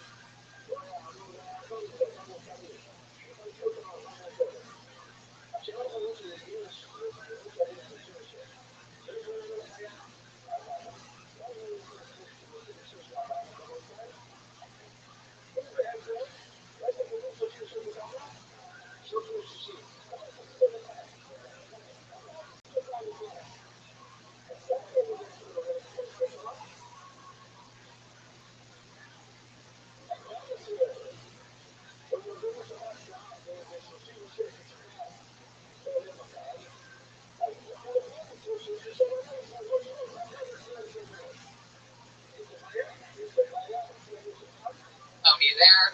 Ryan J. Abel's here drawing tonight's episode. He has a amazing new Kill Tony 5-year poster that I just got framed up on my wall. Nice yellow frame. Yeah, great idea. I went to the actual frame store and I took a bunch of different colors and styles of frames and I did that shit for like 7 minutes until I found the right frame. Anyway, it's pretty exciting. Talk more about frame. I framed it right. We're going to Montreal for a big show in 2 days at the Plaza des Arts on July 25th, this Wednesday. And then next week we could take the show to Cleveland, Ohio. For those of you listening, perhaps maybe you're watching streaming from all the way from Ohio. Maybe you're anywhere. We're going to Cleveland August 1st to do a Kill Tony there. We do stand-up in Cleveland on the 2nd. And then we do Kill Tony and stand-up the next night, August 3rd in Cincinnati, Ohio. And then August 4th, we do Kill Tony, and I think I have it set. That seems to be the general consensus in Fort Wayne, Indiana, and festival there. And August 9th and 11th, we do stand-up in Lexington. And then we do a Kill Tony August 12th in Nashville. And then September 20th, 21st, and 22nd, we're in Michigan, Lansing, Grand Rapids, and Detroit. And then we go to Toronto the 25th and the 29th, JFL 42, Toronto. Our Kill Tony is on the 28th. That's a Friday night at midnight. I'm pretty excited to have a big, fancy midnight Kill Tony in Toronto. It's one of the first places we ever took it on the road. It was chaos then, 4 years ago. And it's certainly going to be chaos. We should just actually do our dates when we're back in LA. It seems like it's I have No idea what you There's just so many days. We should just say, hey, we're back in LA for 1 week in August, 4 days. Well, that's not true at all. We're in town every Monday till Tony. I'm really sending a mixed message. Yeah, let's go. Jesus. I didn't get it. Just so that you're not confused, listen to the podcast. We do the show back in LA every single Monday for the foreseeable future. Who knows when we're going to Australia or London? And then we might miss a Monday, but you'll know about that because we're going to plug that shit for 4 months before we go there.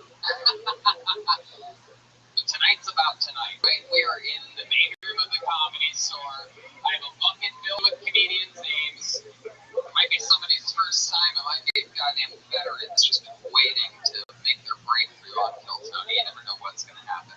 And every week I always have 2 of the funniest comedians in the world on this show to talk to people, to meet people with us. This one's super fucking special because these guys are truly 2 of the funniest human beings in the world. Comedy Store fucking monsters. They have an unbelievable podcast and so many funny things. Make some noise for the great Ryan O'Neal and Jeff Danish, everybody. Here we are. Danish and O'Neal, Comedy Store built fucking thoroughbreds. Guys that were hosting the open mic when I started. Ryan O'Neal, the first MC to ever bring me up for my first time ever doing stand-up. That is true. I was. That was your very first time. You brought like 15 people. I had no choice. That's right. Entire audience. That's how I do it. You know what I mean? I always have a support system with me. That's what tonight is. All these people are here to laugh at me. You bumped it from 15 to however many are here tonight. Yeah, exactly. 60. We're increasing. You guys are hilarious. Always have been. Always will be. An unbelievable Comedy Store MCs, which is where this sort of stemmed from, was me hosting a lot, watching people do 3 minutes, and then we go up and down. And shitting on them for the next 6. Yeah, exactly. Pretty much. Why give them 3? We can have 1. Yeah, absolutely. And just fly through it. So I'm excited you guys are back. Ryan O'Neal, for those of you that might not know, is fighting Louis J. Gomez. Yeah. Who here is a Louis J. Gomez fan? Who here is a Ryan O'Neal fan? Wow. Look at that. You're getting the Kill Tony bump tonight. Yes, I definitely have. Louis J. didn't even do our podcast when we were at Skankfest. He was down there weighing in with you. What a pussy. Yeah, exactly. We had the rest of the Skanks on. That was a lot of fun. Are you nervous about this at all? Like, are you second guessing this whole fight? Not at all, man. I fucking feel great. You feel better now? I feel fucking great. You feel better now that after being in New York and like seeing him in person And seeing how bad he is, yes. Seeing how much he drinks, Do you feel seeing how little willpower he has, absolutely. Do you feel he might use any Puerto Rican advantages, like perhaps I'm being not sure able? there are any advantages to being Puerto Rican. Well, I heard that the way that they like to fight is they like to make sure that the power is turned off and just take you up in the ground. You might be like a shank out of his fingernails or something to keep it buried in their shoe. Well, this is just a taste of some of the fun that we're going to have tonight. And the show also has a band, everybody, every single week. I don't know if they were always doing this last time you guys were here, but the band guys, they come into different characters every week, and you never know what they're going to be. Maybe they're policemen, or, what were they, the guy from Hogwarts or whatever. The guy from Hogwarts? Yeah. Harry Potter? That guy? Yeah, that's what I meant. But yeah. So we don't know what they're gonna do. So let's see what they're gonna do. This is the Kill Tony Band. Jeremiah Watkins, Joel Jimenez, and Chroma Chris. The Kill Tony Band. Oh shit. Here we go. Oh wow. What? Holy shit. Holy shit. It appears as though these are famous Disney females? Wow. Holy shit. Wait, I'm confused. You introduced them with male names and 3 hot fucking ladies. Yeah, this is crazy. Damn. Ladies, I'm pretty sure that's Emo Phillips up here.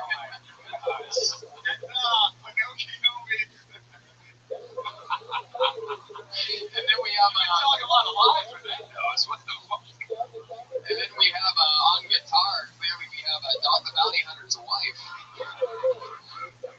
Elsa? She looks great, man. Yeah. Is that what his wife's name is? Yeah. Oh yeah, that's the Bounty Hunter. She got it legally changed. And then back here we have the lead singer from System of a Down, Sarah Sneakin. Alright. This looks like the worst episode of To Catch a Predator of all time. Just come in, guys. Come wear your costume. You know, I think you're catching a gonorrhea. Snow White, how's it going up there? I'm so well, Tony.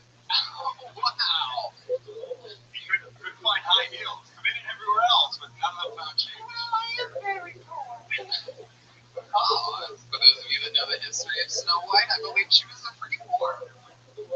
I'm telling you, retard. I didn't even know that the guy from Hogwarts was called Harry Potter. I mean, alright, so we have a bucket full of comedians names. They get to perform in front of the Comedy Store's greats and some Disney females. And you get 60 seconds, people. You know your 60 seconds stuff, and you hear the sound of a kitten. That means wrap it up then, or else you're going to bring out the angry West Hollywood Bear. So stick to your goddamn time. We'll interview you about the rest of your thoughts afterwards. You guys ready for this shit? It's Kill Tony live with Dana Shin O'Neill. Into the bucket we go. Your first person breaking the ice tonight goes by the name of John Joan Smith. John Smith.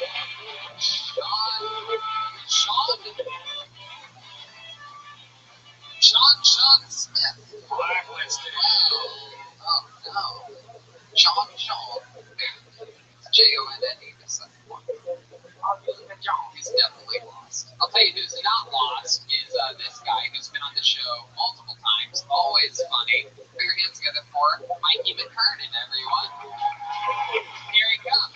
Guy's never missed a goddamn spot in his life. One of our favorites here on Kill Tony is Mikey McKernan, everybody. Overtime for not having a pre-show. It's really happy to be here tonight. I love doing stand-up comedy on the road because a lot of girls think we have workaholics. That's awesome because sometimes you don't make enough money on these gigs, so you get excited when a girl asks you to come back after a gig. And this one night, things got pretty serious. Then they got romantic. And then after 2 hours of dry humping, she finally told me she was a virgin. I don't know what to say. I was like, well, every time a virgin doesn't put out, an angel loses a boner. It's because she was a Christian girl. That confused me because I was like, what am I doing to attract Christian girls?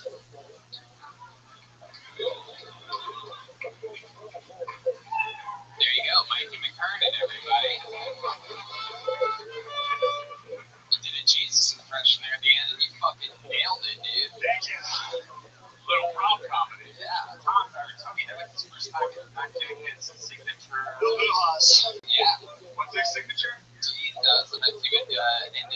sort of be like all like.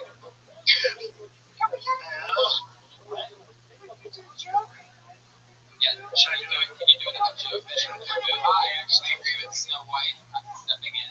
So you do should be. Right when I thought I was gonna do something different, it's like it's a picture. I choked on a granola bar while jogging. Worst running gag ever. What up, big dog? How you doing, Pimp? Hey, Rabbi, give me I'm hearing you, baby. Listen, I'm all ears. I've been waiting all fucking day for you. Go ahead, big man. the time travel thing. Yeah, dog. I'm all about it. I'm all about it. Yeah, so we added the time travel AI algorithm, how the time travel into a time where we can go back before AI was a thing, and then erase AI completely from existence, and we see what a world with AI looks like. Dog, I like AI. Yeah, what if we use AI to erase AI? That's like, yeah, no one would ever know. I mean, eventually society would evolve into developing a similar tool. Likely, nothing's guaranteed. Do you think it's possible that the universe just gets all erased and eventually everybody just gets like the universe ends and everything gets erased and they never existed at all?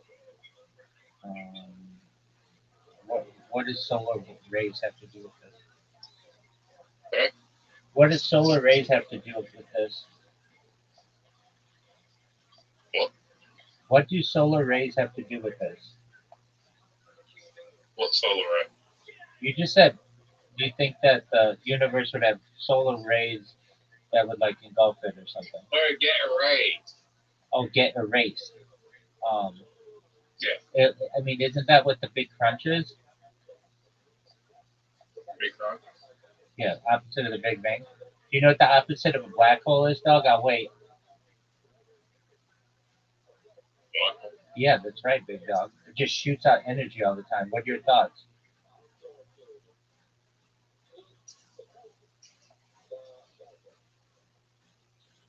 That's scary. Yeah, it doesn't exist. But what are you gonna when you get riser?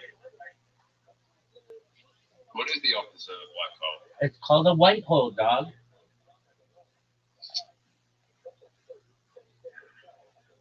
Wouldn't as opposite of black hole just be anything that's not a black hole? I mean, it depends how you define opposite. Are you gonna get riser, or are you just gonna jerk yourself off? I'm gonna jerk myself off. Okay, well that doesn't surprise me at all. Why don't you go get riser, dog? Because of these SSRIs, I haven't been able to stop in like 15 days. Oh, That's a cool story. You know who would like to hear that story? Riser. I had sex yesterday. All right, that's cool. What was his name?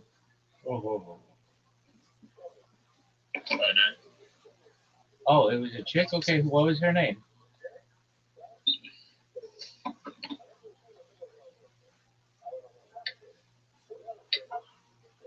What was her name, dog? Angelina. All right, tight. Scalar, 0 to 10. 9. Awesome. Where'd you meet this chick? Fermata. Yeah.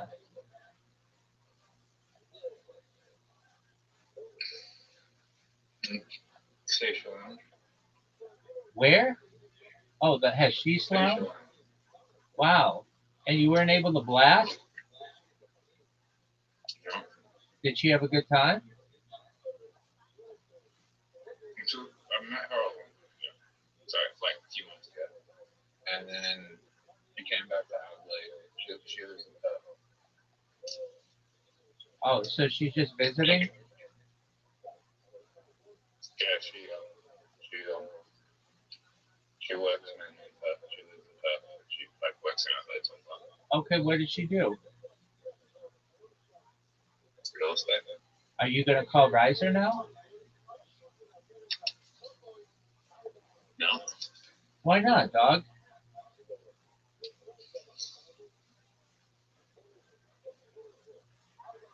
Why aren't you calling him? Shout out to Angelina for taking one for the team.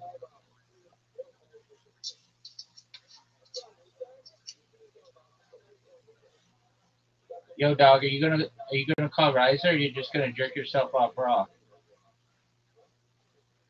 You can rise up. I'm trying to charge my phone. No, he never picks up my call because one time I called him like 50 times in a row. What is this bullshit, dude?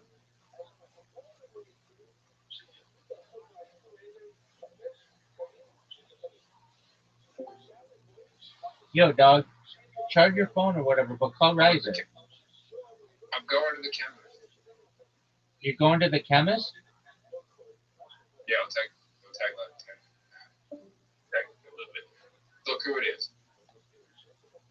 Who is it? It is Mr. Torres. Yeah. So where's the chemist, dog?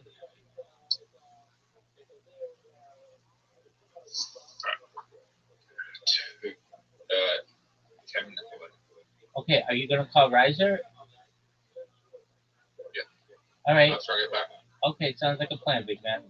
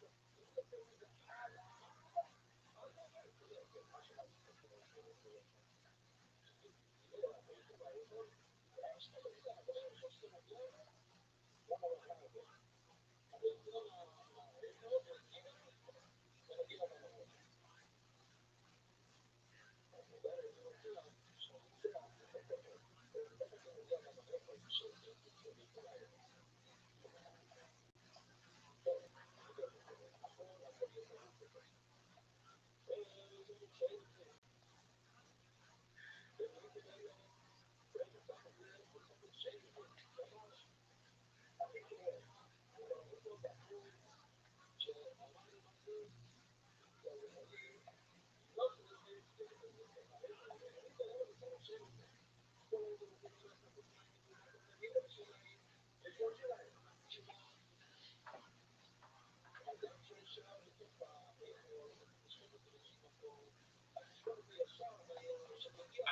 so honored to be in front of Dan Show. These guys are goddamn fucking legends. You're damn right they are. You look like a fourth generation Confederate flag maker. I have to know what's in your back pocket. It says stickers that says I'm not funny. What you want? And it's been, Yeah, I can't give them out anymore because they're showing up on this place. I'm in trouble. that's true. You don't want them to show up here. It's a whole business. Well, Mikey, what else has changed in life since the last time that you've been on? Normally, you work at try to wrap your heads around this, guys. He works at the Bubba Gump Shrimp Factory in real life in Santa Monica on the pier. No, Universal Shitty.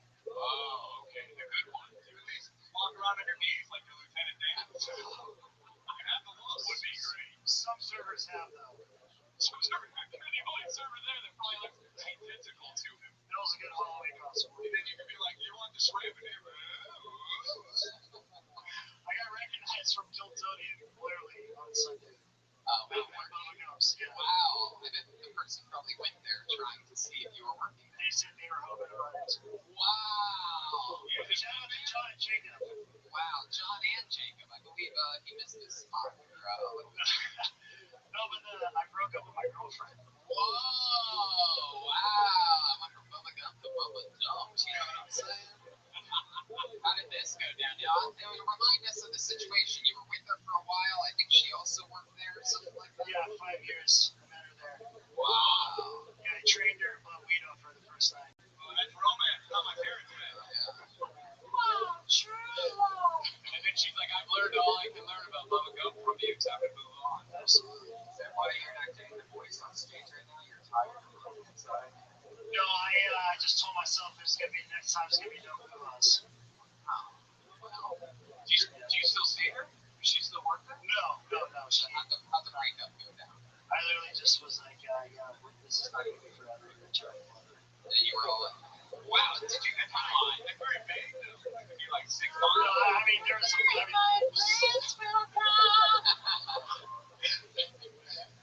You told her she was a terrible lover? Yeah, no, Did you at least go, ooh, ha, afterwards? No, she immediately after we broke up, she posted that she'd have to pretend that she thought it was funny. Wow. You were with her for 5 years? Yeah. It took you that long to realize she was a terrible lover? No, fuck, you're close. Why are you let me try one more time to see if she can step it out? One more. What makes her a bad lover? Yeah, No, she said she just laid there. Sex was not. It's not a happy place for her to go to. Wow, Jesus, what were you raping her? No, that was her past. You met her in Bubba Gump and you're surprised she was a dead fish. Oh, you didn't think that she had it all together? Were you guys both wearing your uniforms? No, I Tying those aprons together? She was not into any of that. Yeah. What did she post on her Facebook? She said she doesn't have one and you're not funny. Yeah, she thought like that. Still follow her on Facebook. No, not anymore. So someone told you that she said that? Yeah, there's a couple people who really. It's my coworkers actually. Whatever, like a week later too, she like had to come back and get the rug, and she like ripped me apart again. I don't want to make some housekeeping. I love the rug so much that you're like, I gotta get that rug back. You're not keeping that. Go there. She wanted one last fuck from the tremendous lover over. I didn't give it to her. How do you know that you weren't the bad lover? That's. So I don't have video. Okay, let me fuck her, and then let me fuck you, and then on the side. So that emotion in the ocean. Nobody knows that better than me. Is your story true about the virgin? Yeah, that's true. She was ever how old was she? She was 28. Yeah. Took the girl's virginity. No, I didn't go through with it. Yeah, she didn't want to stick around for the resurrection. Oh, shit.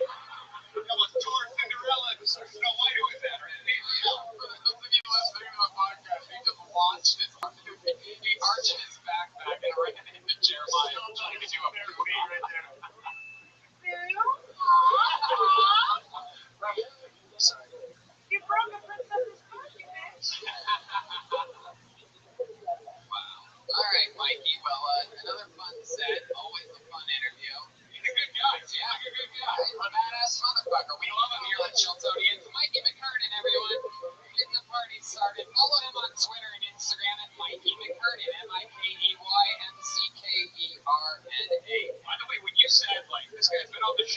court, like 10 people all stood up. They're like, it's my time to shine.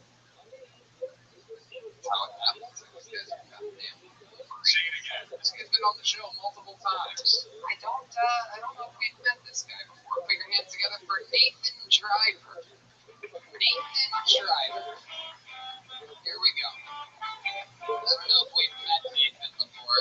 Here he comes. Wow, there's two guys coming. Are you Nathan Driver? Guy in the pink hat. You're not Nathan Ocean. I'm not. Oh, I thought it was Nathan Driver. Yeah, I thought there was two. Like, So you're not it's not me. I thought that. There you go. You gotta go. There he goes. Wait, what's There your goes name? Nathan, somebody else. Keep going. There he goes. It's all good. You just gotta listen.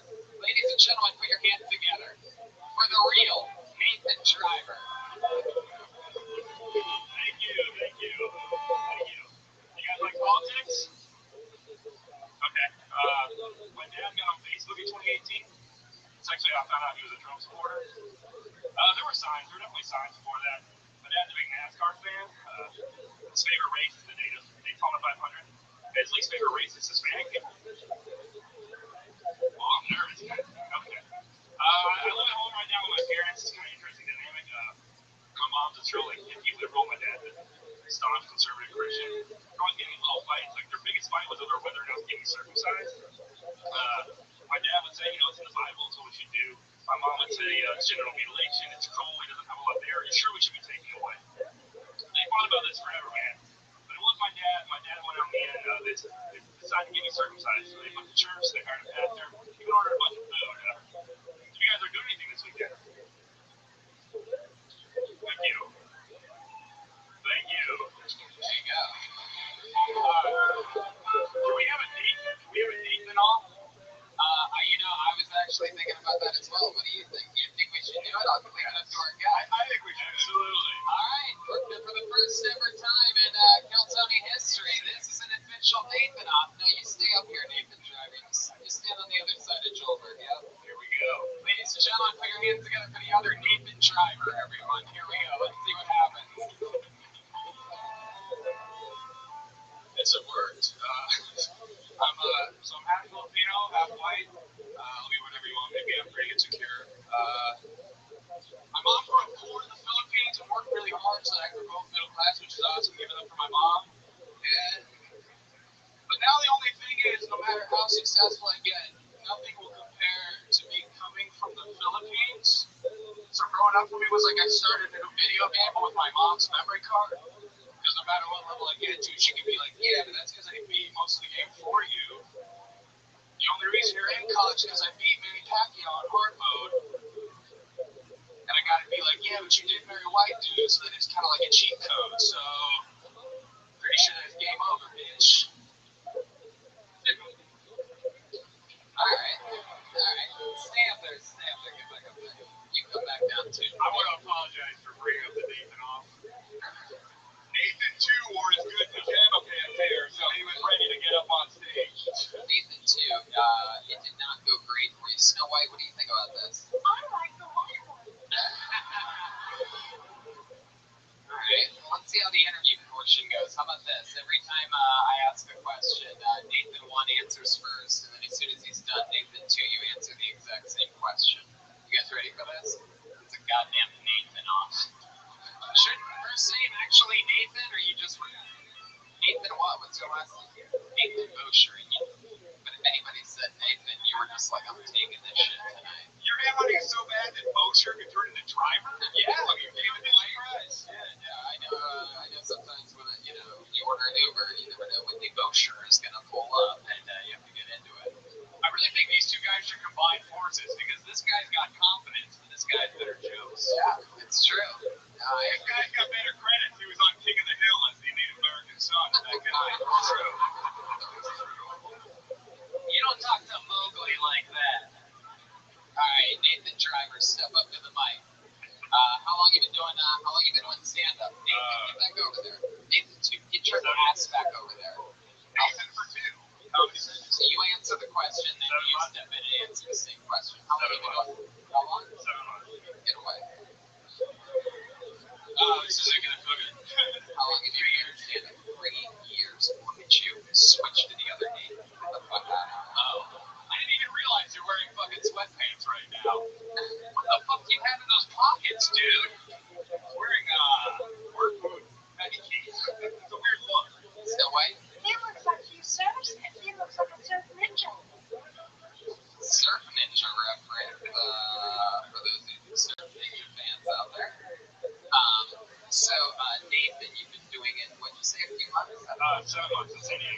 from?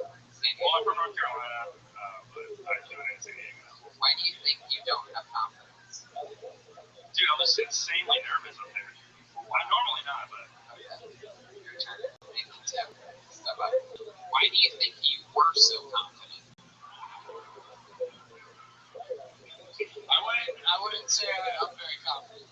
This guy tried to steal this guy's identity in front of his face. That's the most, like, how could he not be a confident guy? You literally saw you. I don't know. Another man walking up here and you go, I know it's not the right last name, but this guy can't pass. I didn't see it. Yeah, I didn't see it. This motherfucker is Shanghai Bar Mitzvah sometimes on Saturdays, and then takes all the money the kid gets. You Filipino all the way? So half. Half of that, half with the other half. What do you do for a living?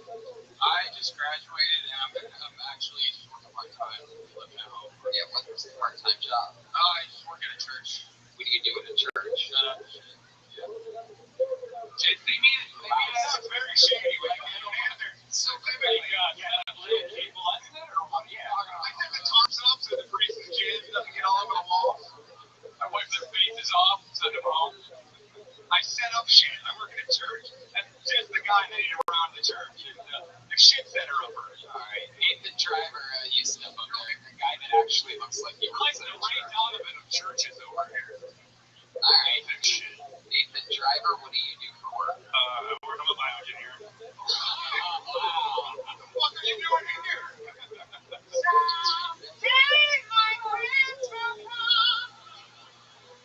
Just leave comedy behind.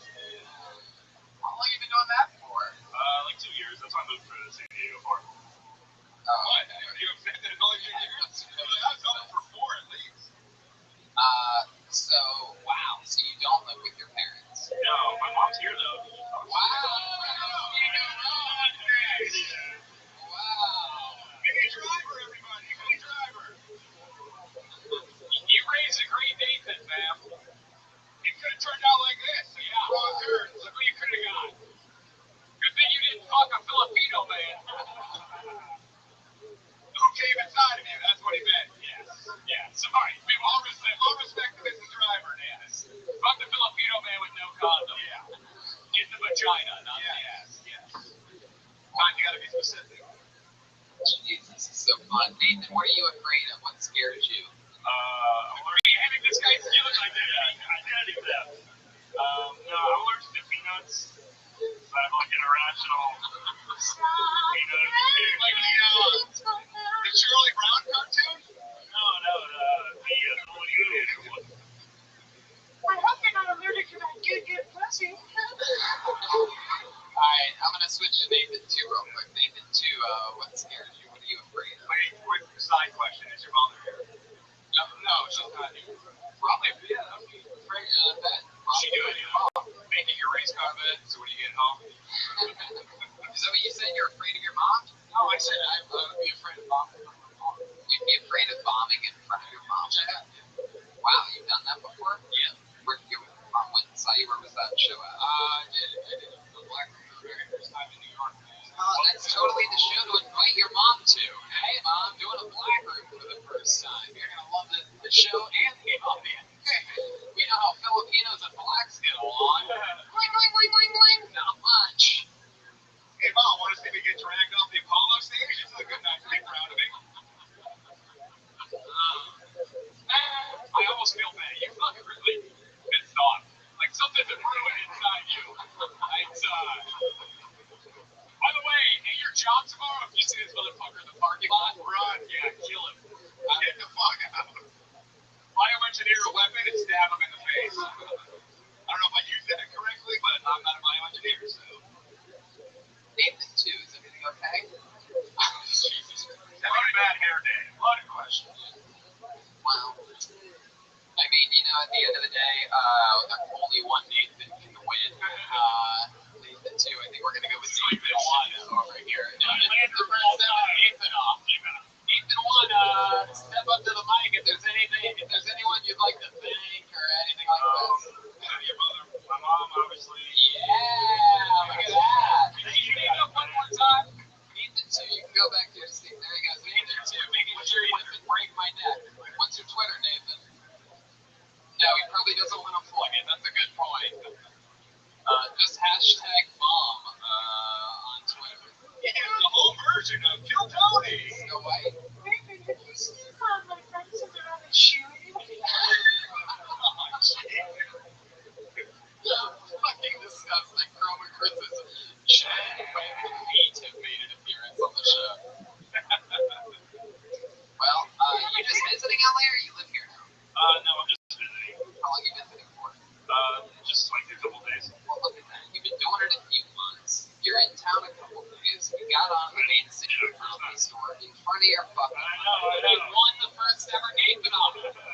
is everybody? Nathan Schreiber.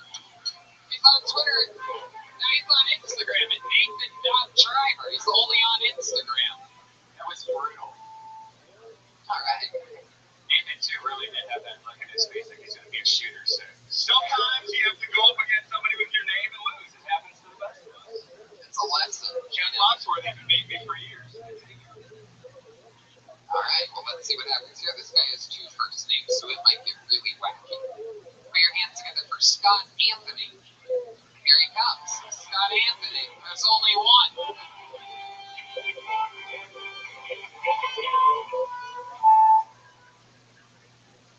All right, guys. Yeah, so going through some changes recently. Just turned 30 years old. All right. And, for 30 right here. Yes. And also just sold my car there for like 10 years. And it was kind of sad because it reminded me of how I just recently joined this dating app. Because when you're 30 years old and you're on a dating app, it's kind of like selling a used car. There's a lot of wear and tear. There's some mileage. A lot of it's emotional, and that's all. But it's funny though, because I'm on that app. It's kind of hard when you're skinny. Like I look like I did like a half-ass job of finishing puberty altogether. And you know, it's interesting. Nobody has sympathy for that though, for being skinny. All right, it's like being a redhead person complaining about people's use of the word ginger. Like nobody gives a shit. It's not that kind of a hard R slur. Also, when I'm on that app, it's like, you know, I'm not picky. I'm not picky, okay, which is a nice way of saying I'm low. Damn, that was great. Holy shit. All right, sweet. There you go, Scott Anthony. All right. Well, Scott, this is your first time on the show, right? First time. Oh, yeah. That was an interesting set. I think I saw Snow White dozing off a couple times. She did. I think she did. Scott, how's it going, man? How long have you been on stand-up? Dude, that was actually my third time. Third time Ever. Wow. You're 30 years old. What made you want to start doing stand-up? You know, it was always one of those things I love. I love stand-up. I love going to comedy shows, and there's just been some different nights where I'm just, you know, I'm out some folks and friends. Everyone's kind of laughing. I was like, oh, you know, let's go throw my name in the hat. I've been a huge fan of yours. Huge fan of the podcast. Watch it all the time. Have you ever told you that you look like a grown-up version of the Boss Baby? Oh, I was gonna say it looks like they stretched out way back. Oh shit, Schulberg is arrived. There he is. Oh shit. Getting warmed up in round 2 back there. Uh-oh. You seem very comfortable on stage, dude. Were you in like plays or? No, I've watched just so much fucking comedy over the years. You're the backup point guard of your grade school basketball team. I was. Did I actually write about that? I actually was. I could only hit threes. That was it. No vertical. Backup point guard. I called the position and his order in the fucking lineup. You look like every backup point guard. I do. I really do. You really do. Yeah. You're the black one. Because they have talent and don't look like you. Basketball talent. Who's out here comedic influencers? Oh man, besides this guy sitting right here, huge fan, you know, oh man, you know, Chris D'Elia, Joe Rogan, Anthony Jeselnik, you know, Bill Burr is my favorite of all time. Love Bill Burr. I'm sure you're right around the corner here. So,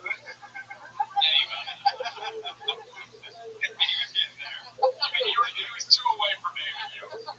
Almost there. So Scott, that's cool. What do you do for a living? I am a dog trainer, professional dog trainer. A dog trainer?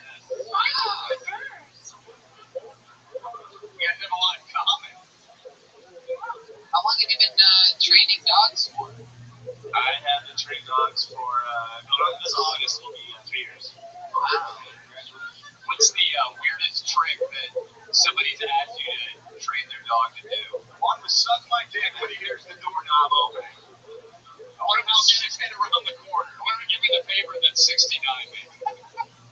I want to have a personal dog trainer. Exactly, so the things that you can get them to do when no one's looking is incredible. I was having a lot of confidence. Good God. Is this a job that you think you're going to stay at for a while? Yeah, I'm having fun with it right now, so I'm going to keep with it. So you're going to stay. Alright. Is there a high rollover rate in that business?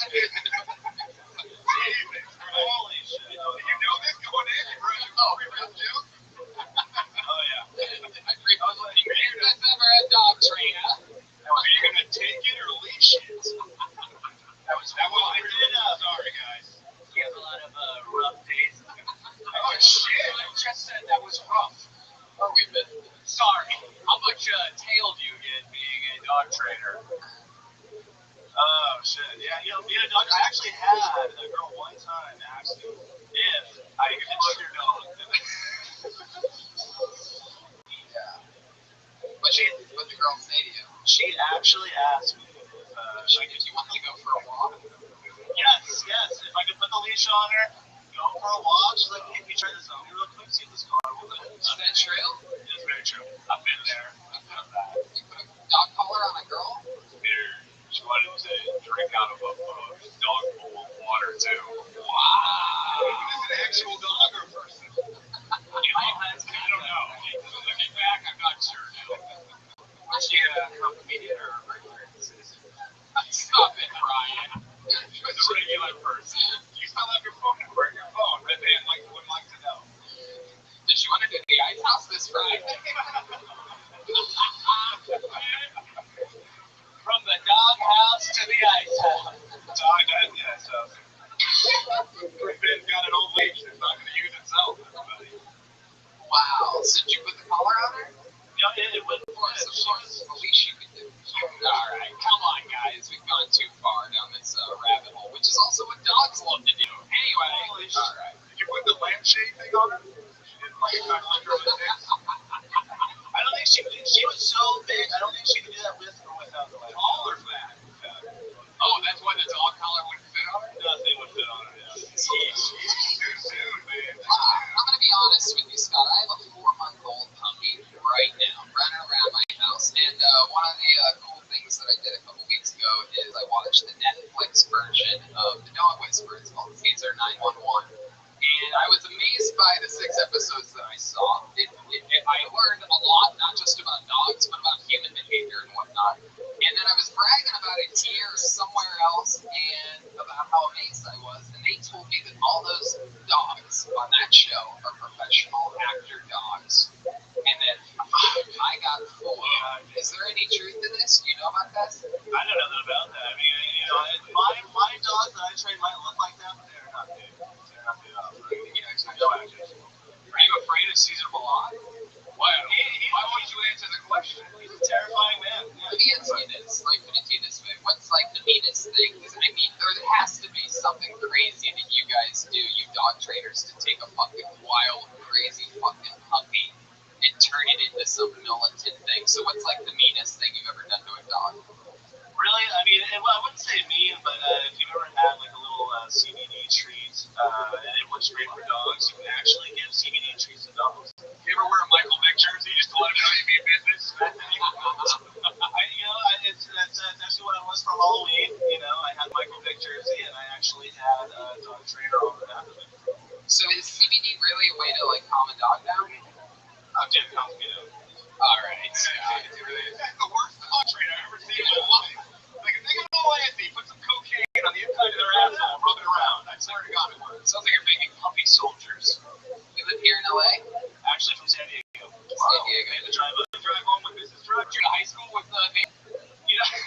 No, I don't want to go to any school with Nathan. If you're talking about Nathan too, I don't want to go to school with him. No, Nathan was a good dude. Oh, Nathan, yeah, he looked like kind of like Dean Ambrose. Yeah, I would definitely, I'd go to school with him. I'd play cheat on this test. You should have closed on the I don't want to go to school with Nathan driver too, or Nathan too. You should have gone on. Anyway, Scott, here you are. You made the drive all the way up to San Diego for this. You got pulled out of the bus. The odds of that are incredible. I actually called my shop too, my best friend that I called and said, hey, it's coming up next. Wow. Well, look at that. Who said you can't teach an old dog new tricks? There you go. Scott Anthony, everybody. Thank you. There he goes. Sit, Scott, sit. Stay. Yeah. All right. I pulled another name out of the bucket. Put your hands together for DJ Sandu. DJ Sandu. No? I don't see any movement. Aww. Is there any penalty for that? Like, I guess Kane, if he comes back next week? You get blacklisted unless it's it's impossible to keep track. We don't know somebody specifically who's watching all the things going on. Your hands go for Lizzie Weissman. That sounds like a new name. She comes. Be careful. It's on a chair. Just making it over. It's a the swing of the Comedy Store. Here she comes. Yeah. Come on, Comedy Store. Put your hands together for Lindsay Weitzman. Hello. Hello. I'm Lindsay Weitzman. I am from Los Angeles, California. Yes, I'm Jewish and I'm in my 30s. I'm single. Don't worry, my mom's fine. She's cool. She's trying to set me up with people. She's like, Lizzie, set you up with this guy. He works for Disney. You're the big head of the company. Everybody loves him. Everybody knows him. Go out with him. You guys, he was Mickey Mouse at Disneyland. I mean, it was a cool day till I had a stick in my mouth and he shouted, "Oh, what? I'm slow." Like, bitch, I'm bringing one home with you, okay? No, seriously, Goofy's in the corner, like, okay, yeah. You guys, I don't know, people are like, go out, go to these adult summer camps, that's a way to meet somebody. I was like, Jews in camps. We don't have a great relationship, so. I don't know, there's just too many apps. Tinder, Bumble, Come Fuck Me, I mean, we've been on we all been on that. But everyone's talking about curvy bodies. Curvy bodies are in. I'm feeling it. Listen, don't be the motherfucker who says, I like a girl with a curvy body and talks to the skinniest bitch in the whole room. What kind of curves do you like? Scoliosis? Jesus, so close. So close. How does it end? What kind of curvy body do you like? What? How does it end? What kind of curvy? What kind of curves do you like? Scoliosis? Oh, there you go. Everyone likes some good back humor. That's, so white. What do you think of there? She gives me a poison apple. Oh, shit. Snow White never forgets. He's got a lot of skills, cat skills. Yeah, Lindsay, this is your first time ever on the show. This is my first You are one of the funniest weather ladies we've ever had on, for sure, in the history of all of our newscasts that we've had. He looks like a Jew who somehow infiltrated Telemundo's weather program. Tell a Jew no. Exactly. Love it. Oh, that's great. How long have you been with stand-up? Like 4 years. 4 years. Yeah. Like all continuously? Yeah. Okay. Little stand-up, I was a preschool teacher too. Oh, yeah. Holla. Exactly. Yeah. How long did you teach preschool for? 7 years. Is that what you do for a living? I actually work in higher education now. Higher education? What does that even mean? College? Yeah. Like, I'm a college most recruiter. people would just say, I work at a college now. Why'd you say higher education? When you're going to preschool, It's a big jump. Preschool to college? I know, right? Like, fuck high school. It's just bullshit. it's a lot better for the romances with the students. Hell fucking yeah. I was like that hot teacher, It's like, Have you ever thought about having sex with one of your students? When the you're preschooler? absolutely the preschooler. You're like, that kid finger paints well, I bet he could do some good Exactly. I potty train kids. I see what's up. Like in 7 years, I'll have that in my mouth. Exactly. Going on a show. I'm like, what's up there? Should drag 30 into the galaxy. Let's get the camera in the bathroom and put James Gunn humor over there from Red Band. All right. So you've been doing it a few years. Yeah. You've done improv as well. Yeah. You study improv at. Second City. Yeah. And that was fun. It's good stuff. Do you like improv better or Stand up. What do you do at the college that you teach at? What do you specialize in? I recruit students to go to school, so I'm just like, drive around in a van? I'm like, hey, come to You want to see more of these? I'm the person behind the table, all the pamphlets, and I'm a, schmoozer, so What's the school? I don't think I should. I think you should. Who thinks you should? Maybe a student didn't even want to go. Yeah. Somebody might be All looking. right. Anybody know who the Jayhawks are? Yes. You live in LA though? Yeah. Born and raised. LA recruiter. Yeah, I do on the West Coast. I believe we have an alumni sitting right over there. This is Snow White. Really, can you? No, Johnson, can you give me a joke?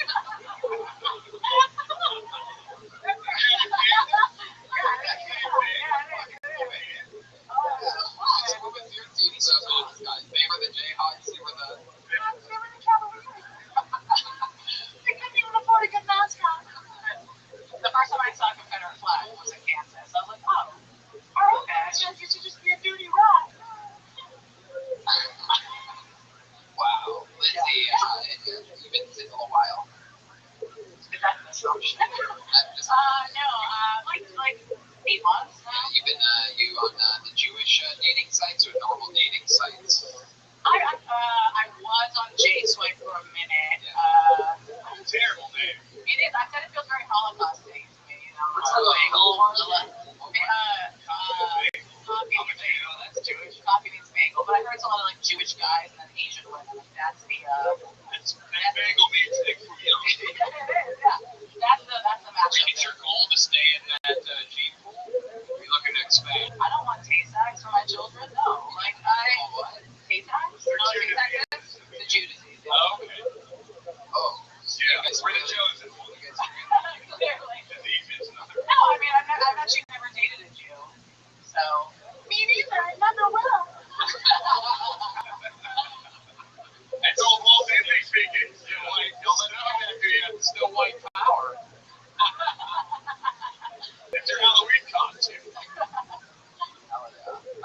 So, Lizzie, what else about you? You have a big family. You guys from LA? I am from LA. My mom's from England. My dad, I have like baby boomer parents. My dad's actually 83 years old, and he like produces black gospel music. So that's kind of interesting. Ew, gross. Yeah. How's your mom? She's 72. Yeah. Oh, they have you. They were like 68. My dad was 50 when he had me. Yeah. How long has your dad been producing black gospel music? As long as I've been alive, I don't know how long time. I mean, it's his hobby. It's what he does. It's so strange to be a Jewish guy helping other people, musicians, produce their own thing. Yeah. Right. And then you take the money. You don't believe in the gospel side. Yeah. Exactly. How long's your dad been producing children? Are you like the oldest or? No, it's just me and my sister. Okay. We're 5 years apart. He's like, all right. Yeah, he's like, I've been trying for a long time. Yeah. It's clever how you use the word produce there. Yeah, Crowd there you picking go. up on that. Yeah. They hated it. Cool. Great, Lizzie. Well, Was that good for you? wow. Lord, Now someone, we're looking into a lot like where maybe going wrong. someone needs to get laid. What's next? Are you gonna light a cigarette over there? Or like the money? You would be perfect for Nathan too. Yeah, for sure. Get in on some of that. Take all that energy, please. Yeah. Take a slice of that Filipinas. It'll be an easy transition. He's used to living with his mom, so. Alright. Lizzie, you're great. This was fun. There you Thank go. you. Lizzie Weiss, Thank you so everybody. much. There she goes. She's on Twitter, Lizzie_White, WEISMAN. Talk about this show. It's like she had to climb over like 15 people to get to stage. It was incredible. Mine must be Unbelievable athleticism. our red band's game. Red Band does have a full-blown cage for you podcast listeners, by the way. Did you have to buy that or did you just have that like in store? No, it was CVS, and they only had sparkly blue or sparkly pink. They don't have like anything in between. That's only women go to CVS for That's where you go. Oh, red game. Swoosh. Put your hands together for Jerome Tennyson, everyone. Here we go. Jerome Tennyson. Here he comes. Mighty Morphin Power Rangers, go Power Rangers. One of four songs, they go Power Rangers. Yeah, what's up, Comedy Store? So it's summertime for me. I'm a high school math teacher, so I'm enjoying the summer. I love my job, but I needed a little bit of a break. You know what I mean? Because I had this one student who kind of scared me. He had these tattoo teardrops under his eye. And you know, that usually means you kill somebody, right? So I remember one time students came into class and I was like, all right, yo, pop quiz. He was like, what class? I was like, not today. So I gave him the answer key. I'm enjoying the summer, but like now, like I have so much free time, I'm addicted to the strip clubs. And like they got this thing where they like make it rain, right? So this football player, he came in with like this trash bag full of money. And I knew he was a football player because he had his t-shirt on that said I play for the Rams. Like I want everybody to know. And he reached into his bag, and I don't know how much money he threw up in the air. All I know is I made $300. I was down there with the students for anybody. Alright, that's what's up. There you go, Jerome Tennyson. Hell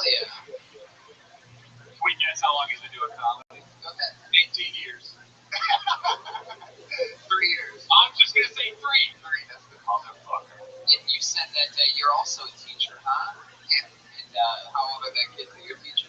How old? Yeah. Most of them are seniors, so like 17, about to be 18. But I have a freshman. I had a freshman class. I thought seniors were like 50. There you go. This is an Oldberg back there. They can't all be winners. How old are you? 33. Oh. What's going on with the sweatpants today? I know, man. Is that the new style? Yeah, the comments we agree. We let them wear sweatpants. Is House Party 4 comedy Jamie Jam? Fuck yeah. Jerome, how long have you been teaching high school students? This was my first full school year. Oh, hell yeah. How was it? I love it, man. It's an easy job. It is. It's like, it's, you know, So you don't think you should be paid for it? oh, I do think we should be paid for it. It's too easy.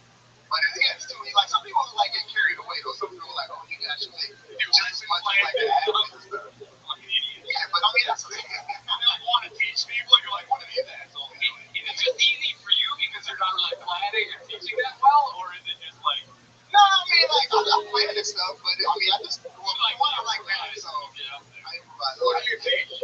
I was teaching AP Calc and then what they have called integrated math, too, which is like algebra and algebra. That's where the whites and the blacks do the algebra integrated. In one class, That's the only kind of algebra I support, my friend. Integrated, unsegregated algebra. It's true. It's true. It's over. So you're like a math whiz. You're like the jizza. What, they black? That's like with the MIT for math. The guy with the Wu-Tang shirt, the dog trainer, looked that up. Yes. Jerome, so with you only been doing stand-up exclusively in LA? Yeah, exclusively in LA. I know I've had a few gigs, like, out of state recently, but This is where you're born and raised? this one born in What's your family like? What part of town did you grow up in? I grew up a little bit in LA, in Gardena, and then I spent the rest of my time in high school in the suburbs. Be honest, do you ever work out a bit on your class? All the time. Especially if I can't make it to an open mic like that day. Oh, yeah, I do. That's why your job is DJ. You're like, let me grab this microphone, guys. And I've bombed in front of them a few times, and usually when I bomb, that's when the pop quizzes are. Do you just stand up? Oh, that's not funny. Just stand on a milk crate or anything when you give the presentation? Or you like, hey guys, to deal with pre. No, I just go right into it. I just like treat it like it's they'll come in and we'll be talking, and then I'll just go into my material. So the other day, before we get enough of the parabola, I was fucking this woman last week. Never have that smelly pussy. You know, like your mom had. You know what I'm talking about. Yeah, you guys aren't old enough to go to strip clubs yet, but they do this thing called taking it right there. Yeah, but you know what? I did do that joke, strip club joke in front of them. They were seniors. It was like they were on their way out. Yeah, they know. They're already, yeah. They know about making it rain, so. Mr. Jerome are not a good teacher. Tax dollars harder than I think teachers be paid half of what they're being paid now. If you're any indication, I'd say more than 3/4. Have you ever I'm good at my job, though. I'm really good at it. Have you ever had other teachers come out and watch you stand up and shows? No, but I've had like some of the district employees come and see me. Okay. Superintendent, like the lunch lady. Not the luckily like the secretary of the district, and there's this one. She's like, I forget what her name is. Not the Secretary. That's like the financial. She's like in charge of like the Secretary of the Treasury. Is it true that you love going to strip clubs? I do. Yeah. You're single right now too? No, I'm in a relationship. I'm still like going to strip club. If Jerome walks into a strip club with $458,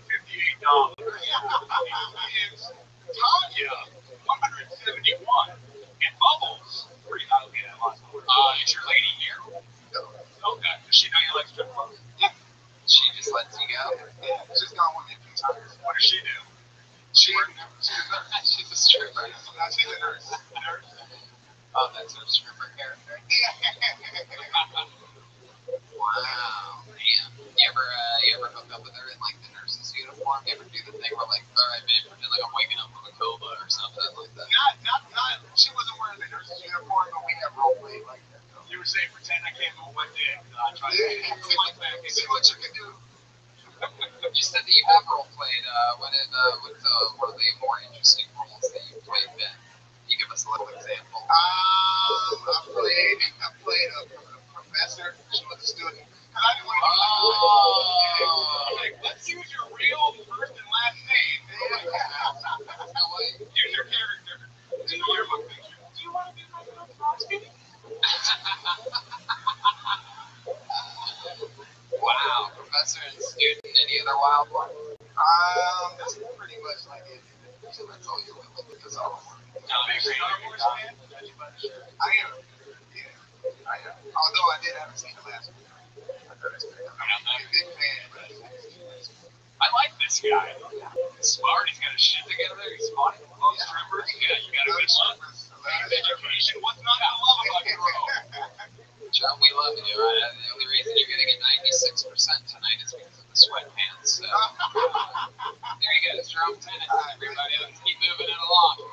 He's on Twitter at Oklahoma. You guys get the show, right? You guys having fun out there? Huh? Just gonna keep moving along. Let's see what happens. Oh, Snow White. This looks like definitely a new name. Put your hands together for Noah Shark Robertson.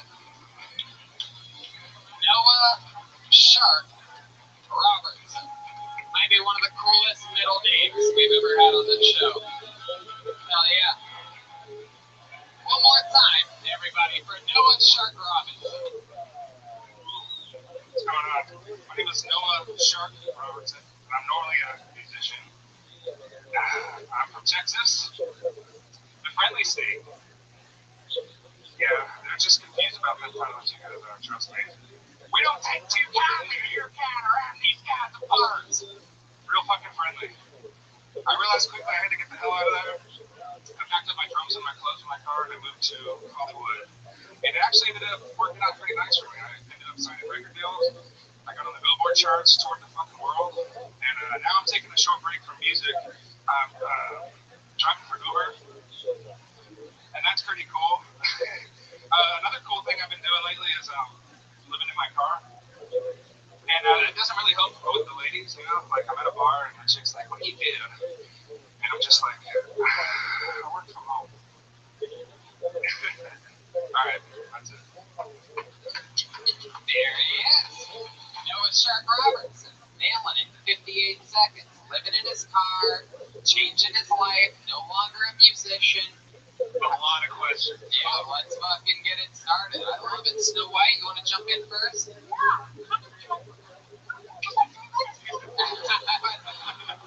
Noah Shark Robertson, where do we even begin? How about with a little bit something from Snow White?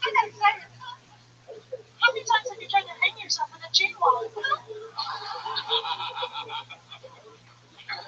Fuck yeah. Did you forget your jokes and just decide to read your resume instead? Because literally we know everything about you. Are you really a world-renowned musician?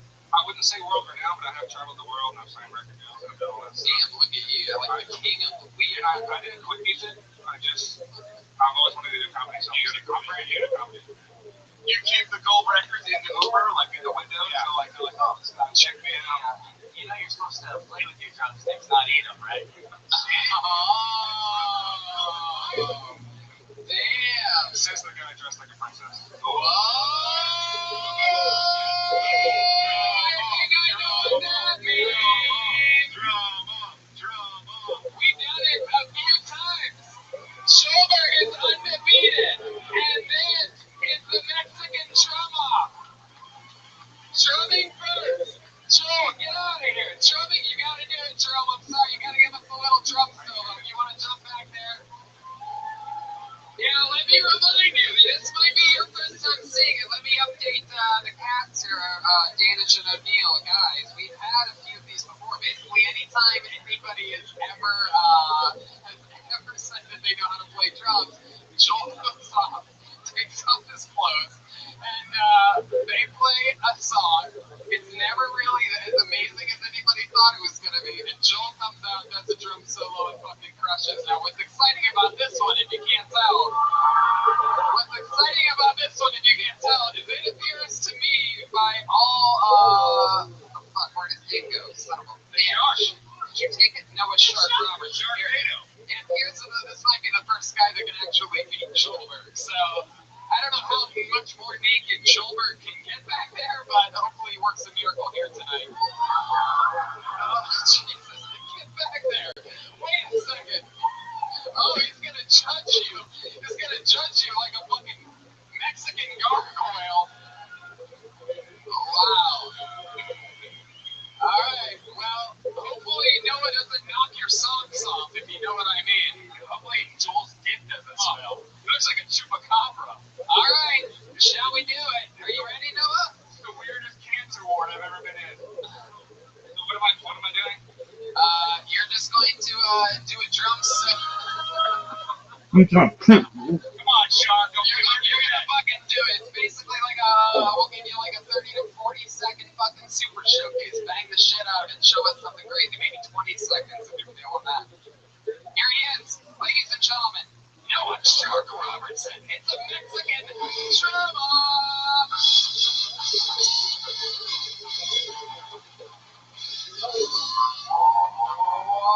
Wow.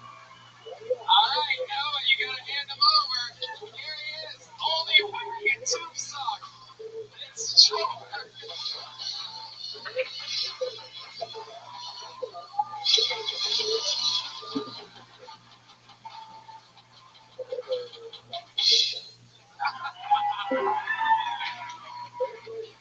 Well, look who the fuck it is.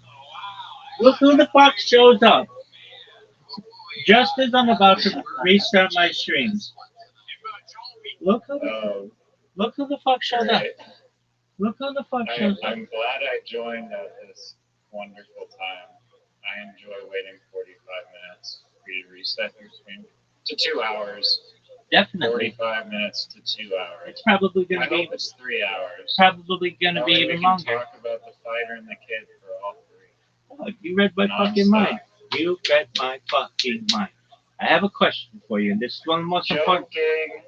One of the most important questions I think you've ever been asked, and potentially anybody's ever been asked in the history. You didn't even know about the Tom Green show. Well, I invented it.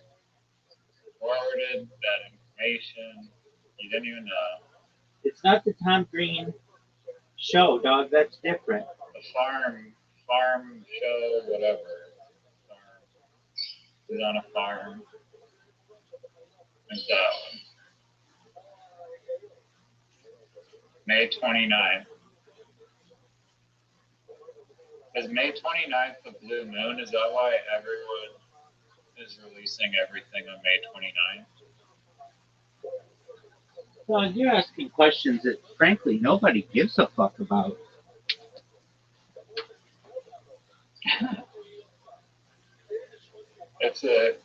You don't think that the moon cycle influences people's release date decisions? It could, perhaps. It does. It does a lot. Okay. Is that your story?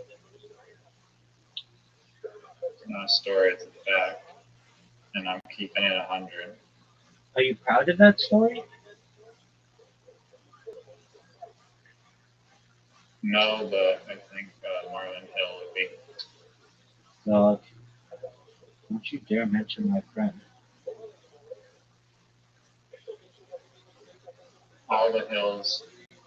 What's your shitty thing that you wanted to say that no one gives a shit about? Hold on. I am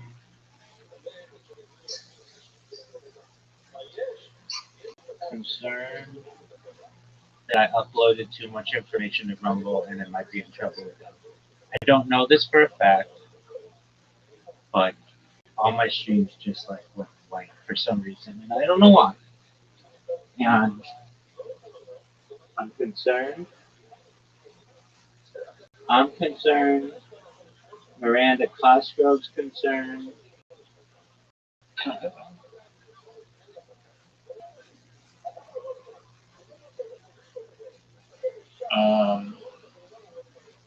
What information do you think you would have possibly said to piss off Rumble? Dude, I created 10. You constantly promote Rumble and shill Rumble.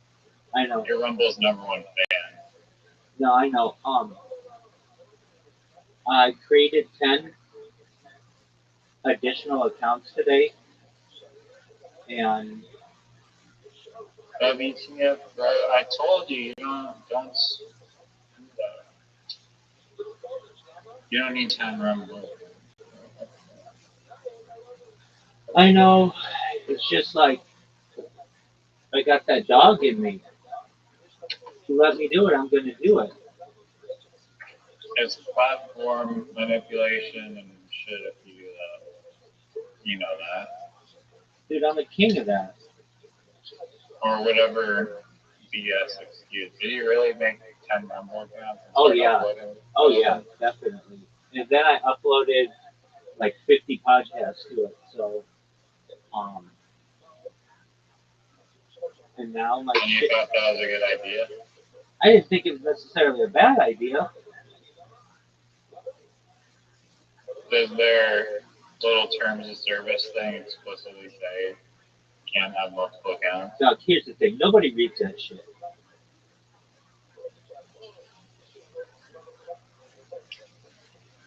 I don't read that shit.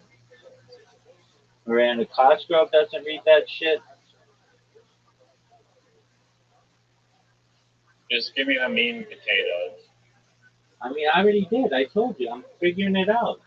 You're coming in here all fucking thinking that the world revolves around you, dog, and it does not. Have you seen The Big Lebowski? Yes or no? I'll wait.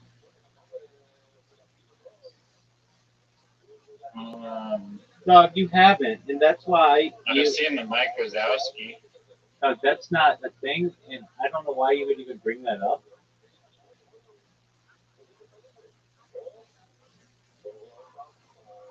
You haven't seen The Big Lebowski? I've definitely heard of it and seen the memes. Okay, so why haven't you watched it?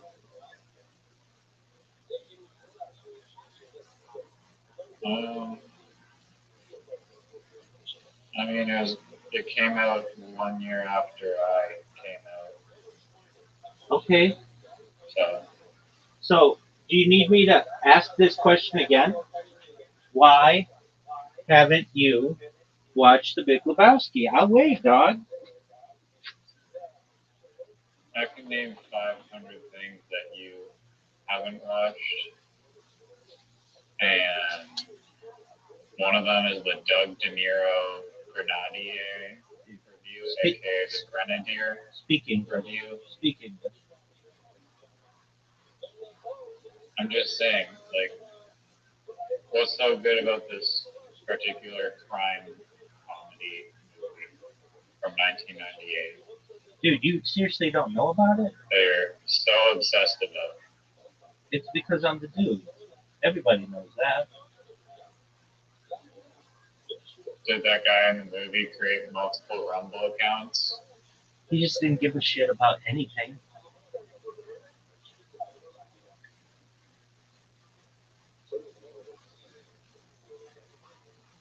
Okay. How's Yellow?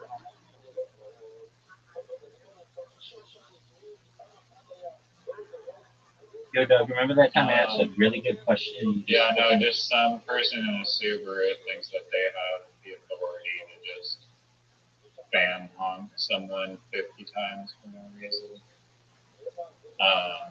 Yeah, Yellow's good. We went to the beach today.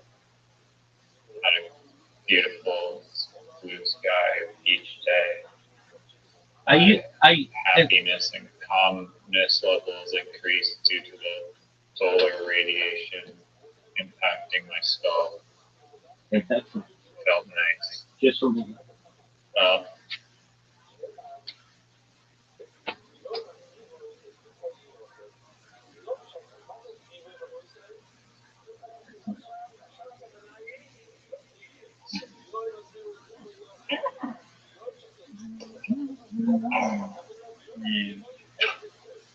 There's a nice puppy.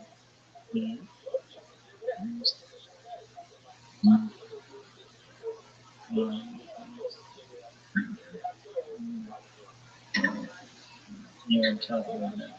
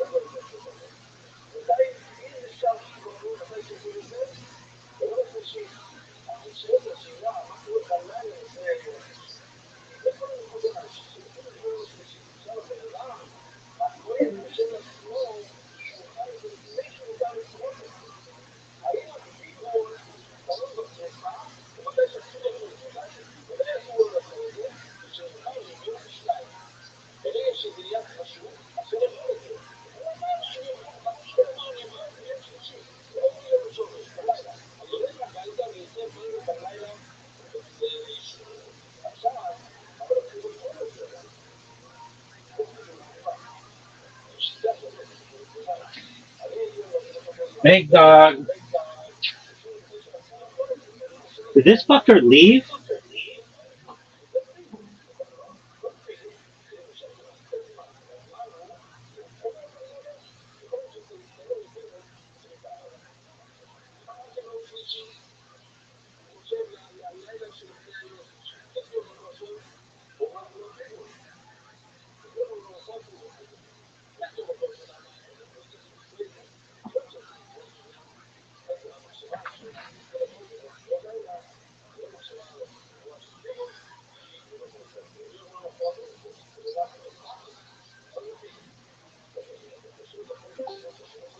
What the fuck is this shit? Wow, so you missed me.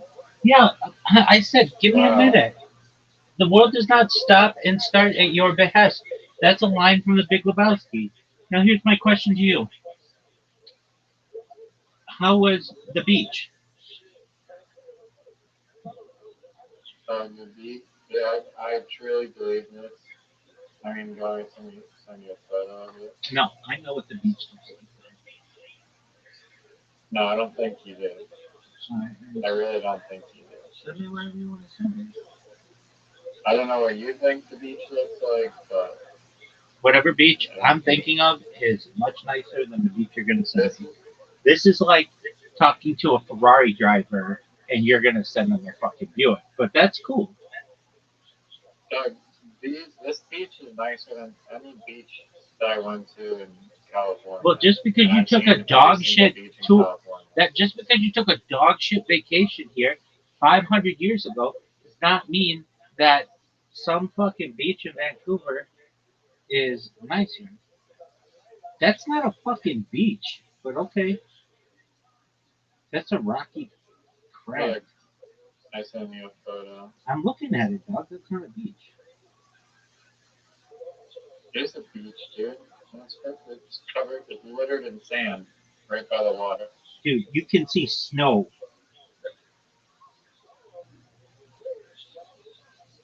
Yeah.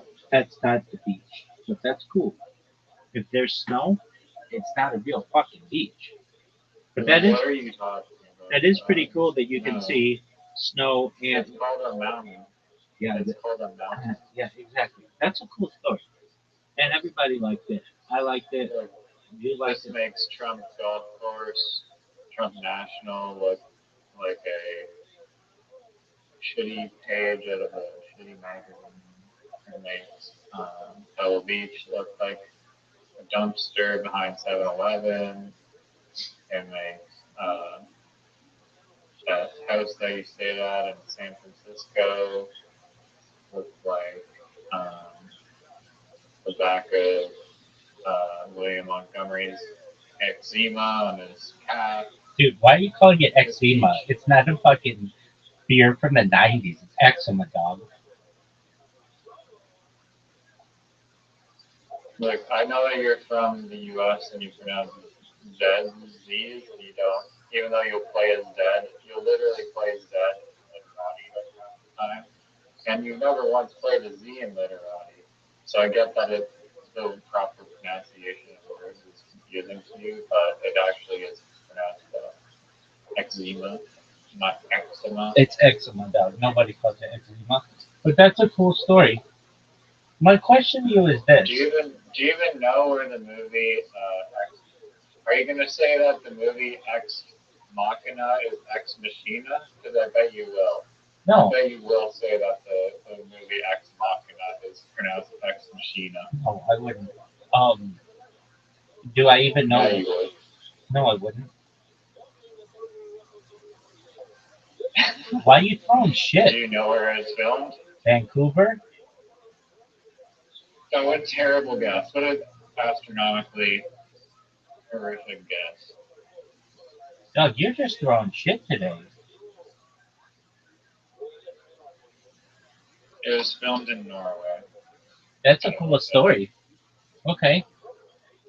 I'll watch Ex Machina when you watch. I've already seen that movie. Big Lebowski. All right, so here's my question to you. How did you become independently wealthy where you can play paddleball all day and go to the beach? Because I'm a G. Yeah, I know. Tell us your secrets. You've never made us aware. I mean, I'm able to live within my means because I've had a job, like a career, multiple. How are you able to do it? I'm a wizard. No. I hack into people's Wi-Fi networks and then steal every single dollar and then upload it to the dark web. Press play. That's a cool story. No, seriously, how are you able to like not have to work?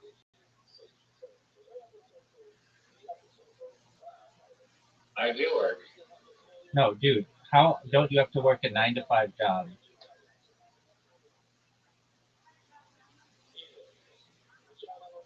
Um, like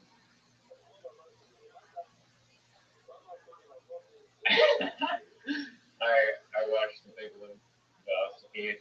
No, I'm asking a serious I do question. whatever that character does. Did you get an inheritance or something? No. Okay, I mean, how you've got rent, you've got food, you've got utilities. Like, you don't work enough to be able to cover that, and you're in a high, um, an expensive area. How are you able to do that? I told you, man. I was there. I mean, why wouldn't you just tell me? Because it'll give away my secret. I can't tell the secret way that I do things. Unfortunately, I don't do anything illegal. I mean, why wouldn't you like if a girl asked you, what do you do for a living, or how do you support yourself? What would you say?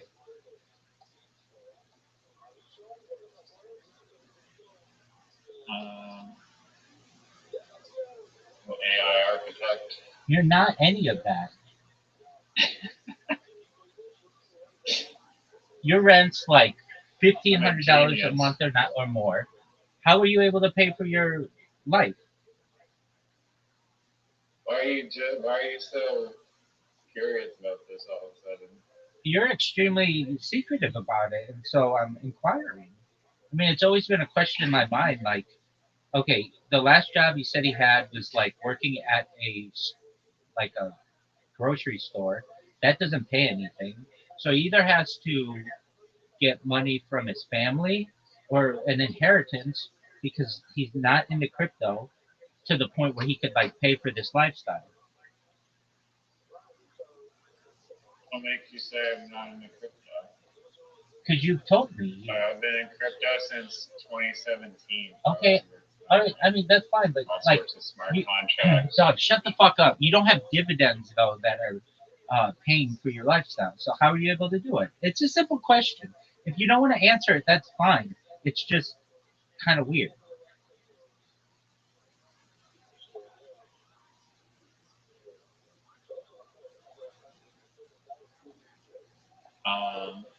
It's a secret.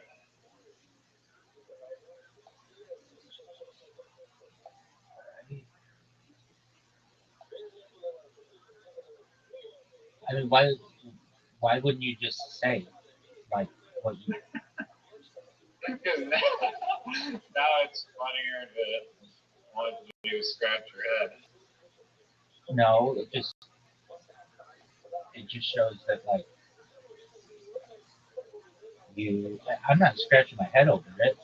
It's got to be an inheritance or your family pays for your lifestyle because you just haven't lived enough time to be able to amass a certain amount of wealth to be able to do that. I mean, it's as simple as that.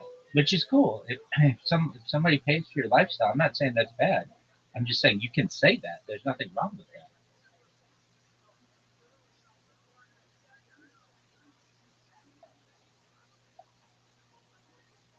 It's not exactly that. Okay, then what is it?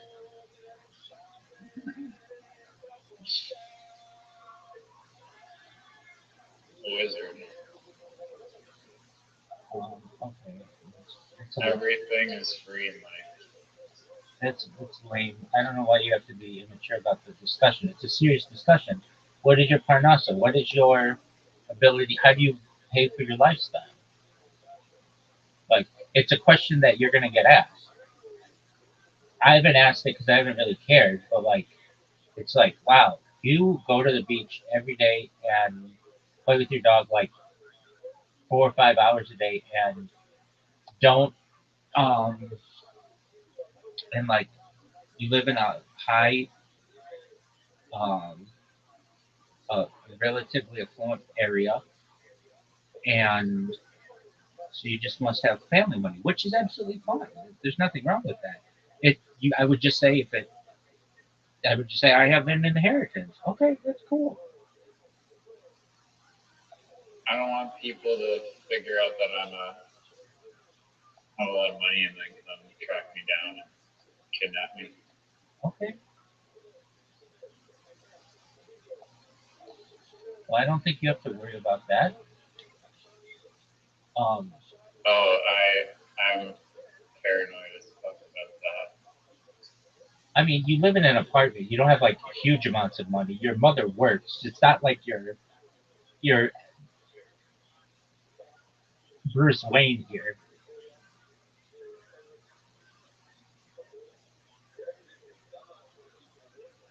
I guess.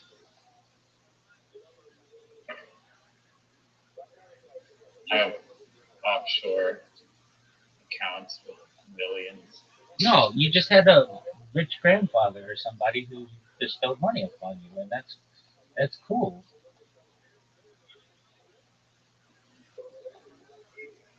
There's nothing wrong with that. Like, Okay. you shouldn't be ashamed of that.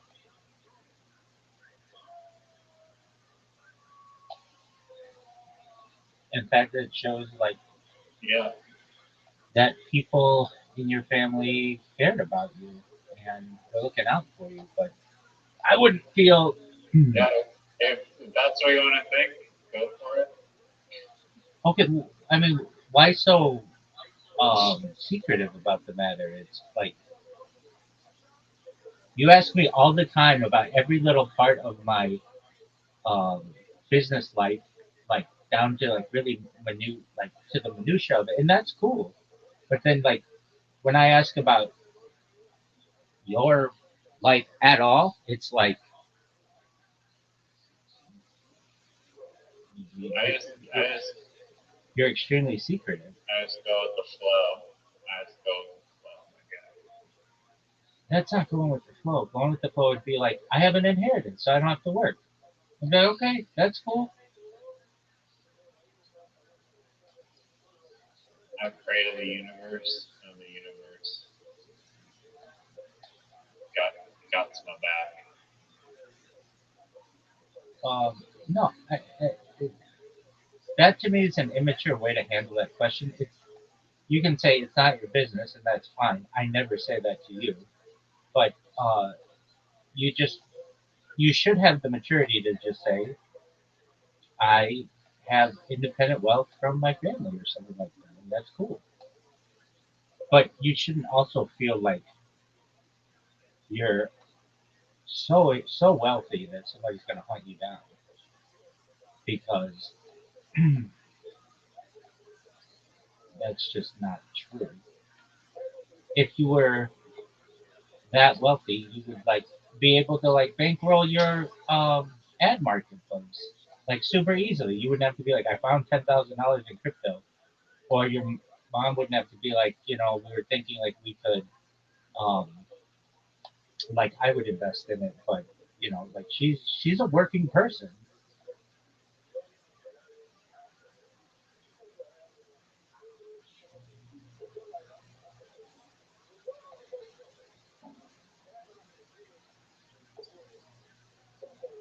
So Yeah. No, if you want the truth, that's all I want. I pull basically just carbon copy of the Zoot. You live with you live with your family? No, Zoot just gets checks from the government. Oh no way! Really? Yeah. How are you? How are you? How I'm are you? looking to change my murals and stuff. Okay, how are you able to pull that off? Like, what's the rule in Canada? Everything is free. Yeah, but I mean, like the um, Your housing isn't. Your food isn't.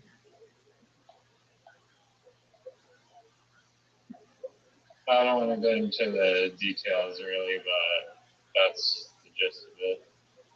Okay, so you just live off the government. That's fine. There's not, I was talking with somebody earlier today, and I was trying to get them to do that because they really needed it. You have any intention to get a real job like your mom has? No, I want to. I'm painting a mural soon downtown Flamish, and then hopefully I'll do a really good job, and then I can just leverage that and then travel around the world painting murals that are really dope. Okay. I think I can do it. Pretty confident I can do it. All right. I'm also, yeah. And there's no there. Going. Go ahead. Yeah, also just going all in on the ad marketplace too. Okay. So one of those two things will hit. Okay. And I appreciate you telling me. I mean, it's like, um, from as your friend, it's like, okay, well, that makes sense. And um, but if you're like, I'm so independently wealthy, I'm afraid of people hunting me down. It's like,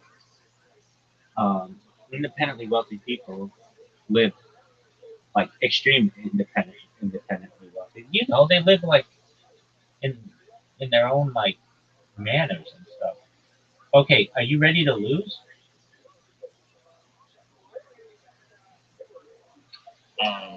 Sure. Okay. I mean, I've won like five to eight times in a row, but I'm glad that you lost track of counting. Consider that a loss, and yeah. So if a chick says, "How do you support yourself?" What do you say? Artist. Okay. Have you ever been paid for your art? Yeah. And it's not enough to make a career right now, but hopefully in a week that'll change. Oh, something happens in a week? Yeah, I'm painting a mural in my town. Okay, and so last we spoke on this matter, and I could be wrong, but didn't they say like, hey, you have to do something like, or there was like somebody who said you couldn't do it? Yeah, but and I was able to basically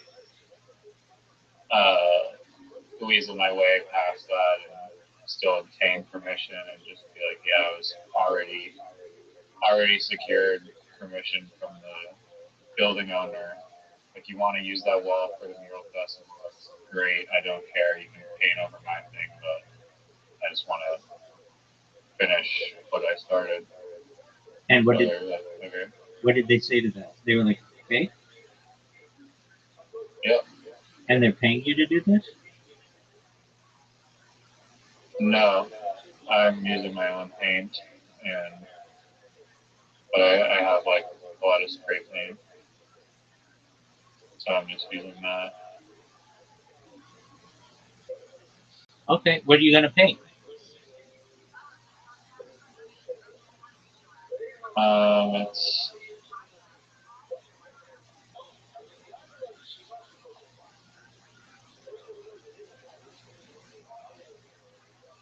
It is. If you've ever seen like a patchwork of, you know what patchwork is, like sewing. Yeah. Or like a quilt that's like a bunch of different pieces of fabric sewn together. It's like thing I'm painting is an animal sleeping beside its stuffed animal with like this patchwork blanket that is like transitioning into flowers and clouds with like there's like these other things around it. or underneath it. Do you have to like show them what you're going to paint beforehand, and they have to approve it, or do you? Yeah, I already did that. Okay, cool. And they were like, "This looks great." Yep. All right. Well, when you're done, send pictures. We'll just see it. And so this is your first work. Most definitely. Is this your first mural?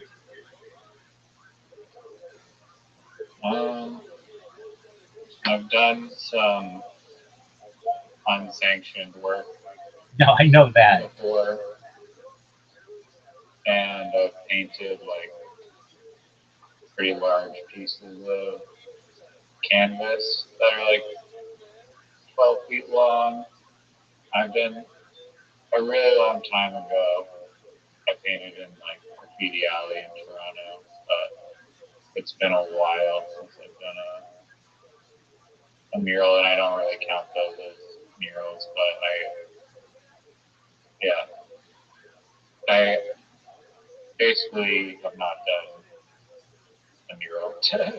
So this is a really big deal for you. Yeah. Well, I've been planning this one for a while, so I just need to like execute it. And the person who was like, we don't want Riser to do this until it becomes it's supposed to be a prize or whatever.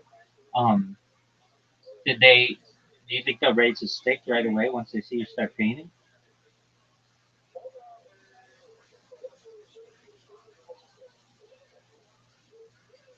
Sorry, what was the question?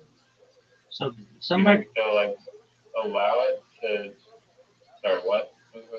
You said to play and answer questions. I understand. So somebody said that, like you said, somebody was going to raise a stink. If you painted this, and do you think they're going to raise a stink still? If you as soon as you start to paint, do you think they're going to raise a stink? That was banned. What do you mean raising? Like someone doesn't want me to paint it? I thought there was already somebody who said we don't want this painted yet until the contest or whatever. Yeah, that was the business association, but because I made it clear to the district that this mural won't interfere with that at all, it'll just be painted like a few months before, then they're like, okay. And they officially said that was okay? Yep. Okay, well that's great. So at least you know that this will be your first mural that is published legitimately. Yeah. That's great.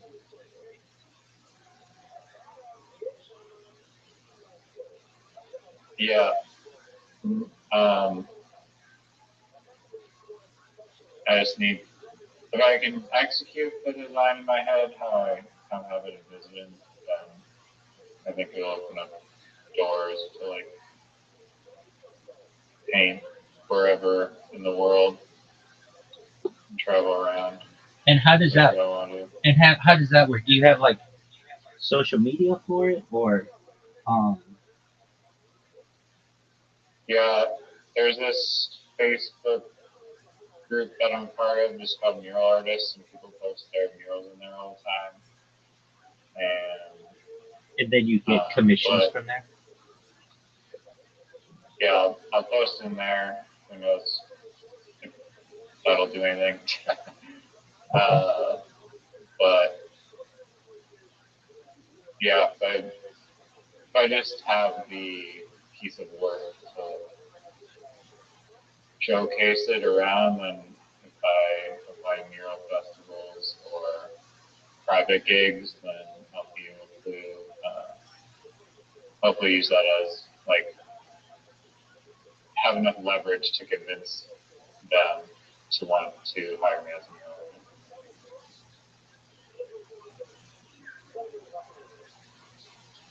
So that sounds fun. How many days do you think it's going to take you? I reserved like 3 days, and I think I can get it done in either 1 or 2 days. Oh, okay. So you got this bad boy down. Yeah, right now I'm just, I need insurance, so I've just been contacting places trying to get $5 million worth of general liability insurance. And you have to get this insurance by next week? What? You have to get this insurance by next week?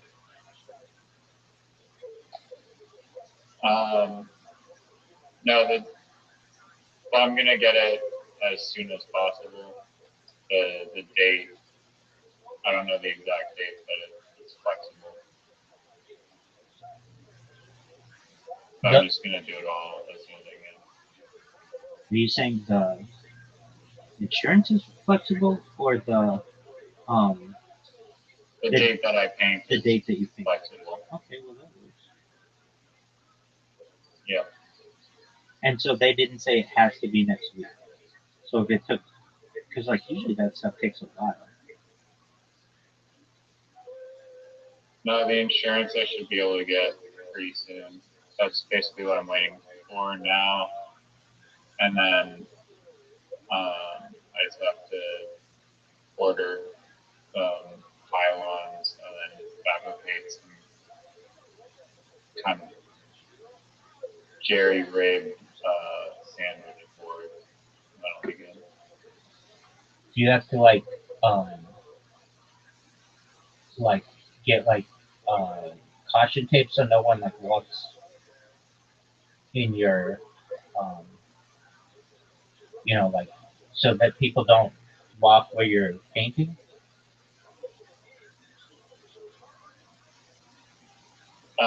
There's just two like sandwich boards basically.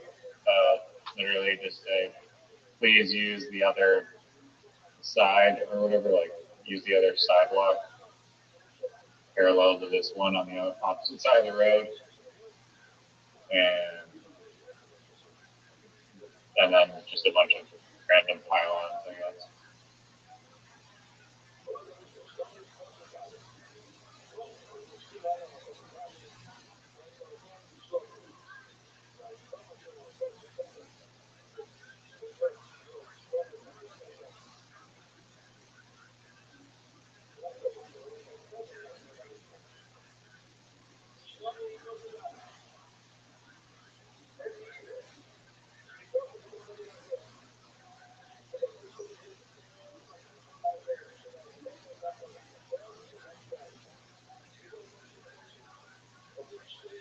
Wow, 60 points. Puts him I back. haven't played that word before.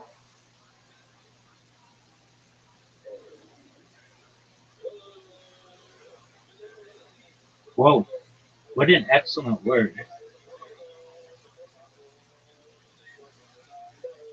If I'm going to lose, I want to lose. Damn, I almost caught up to you for a sec.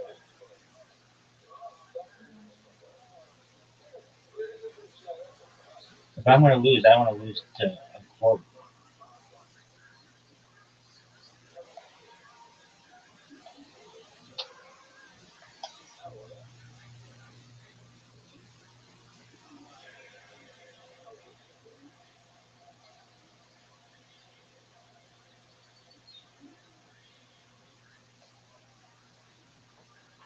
Whoa. What a phenomenal play. Isn't it cloth? I think it's close. Well, I mean, I guess it could be either, but to me, it is like to quote something, but like in the like old way that they used to talk about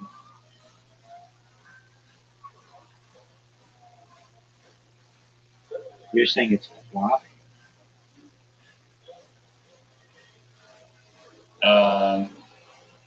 I don't know.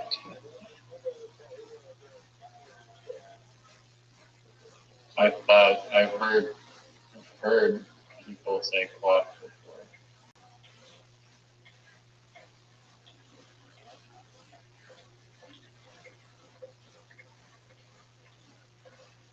Fudge.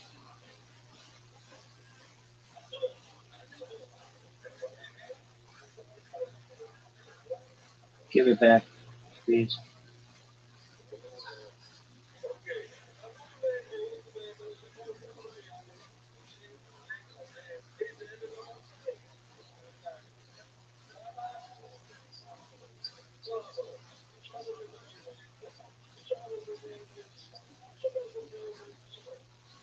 Like I've heard quote, like it's usually quote the Raven Nevermore, but maybe it's quote whatever it is. It's a huge word, one of the best words that I've seen played. So that was really good.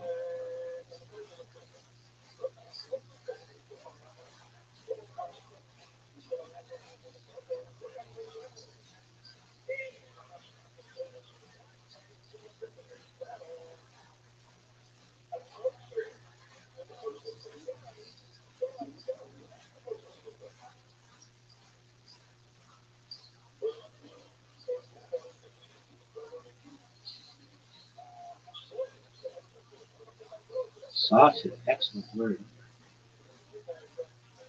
Almost ran out of time there.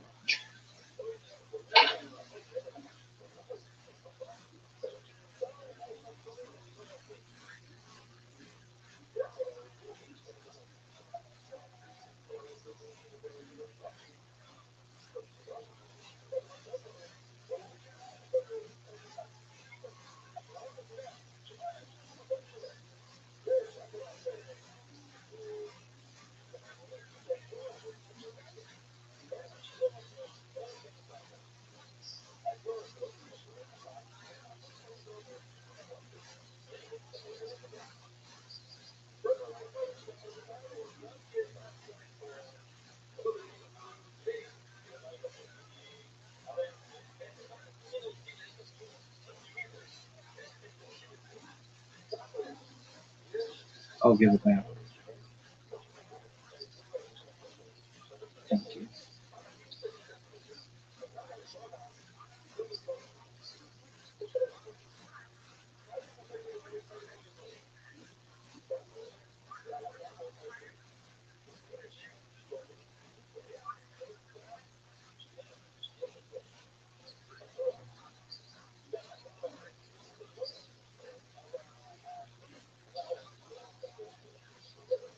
Oh no.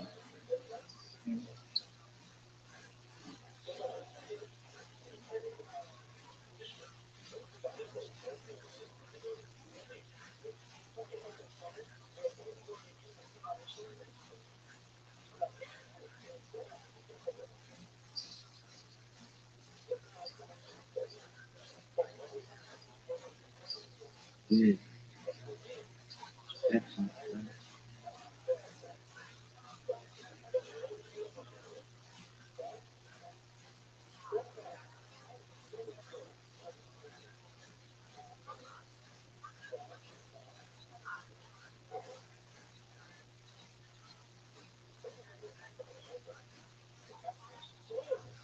Oh, that's a word.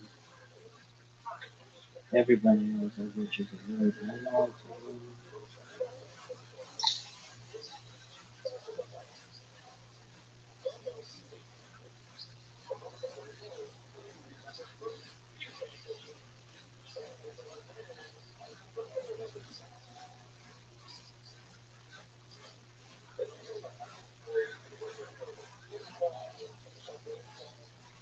If this, there you go.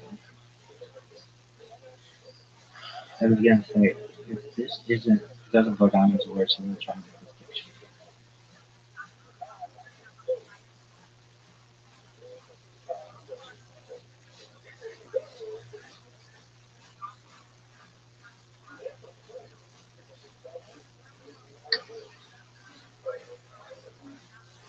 Veg and green.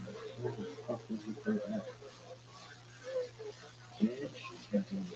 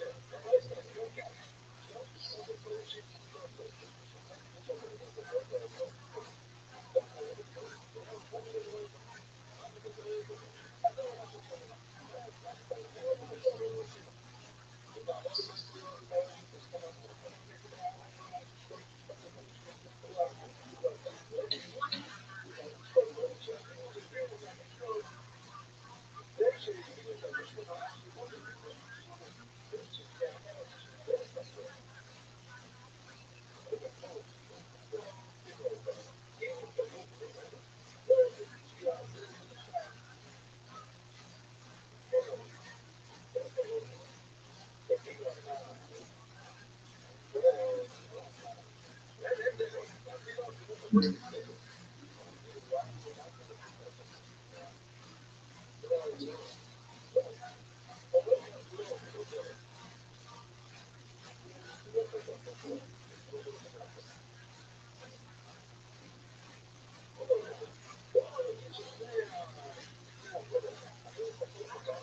Yeah, interesting. How many tiles are left? 6.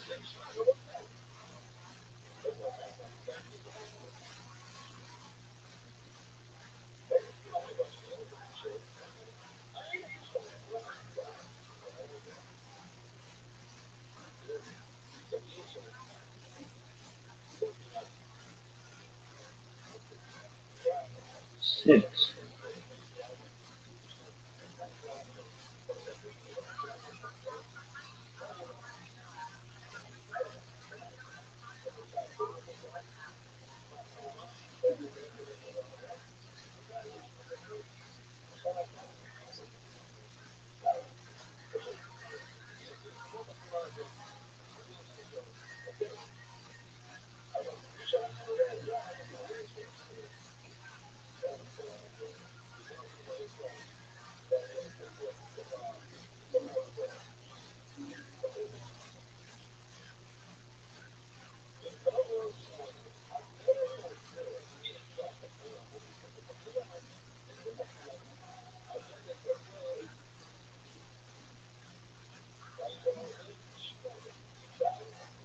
Brennan.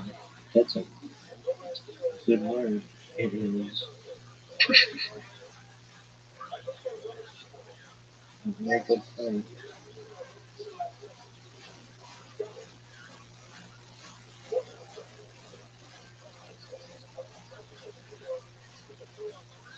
Sorry.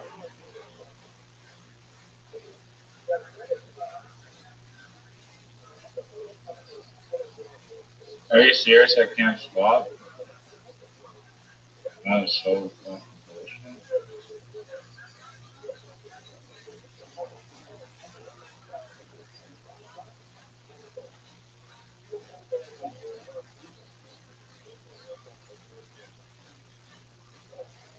These are criminal tiles to use on there.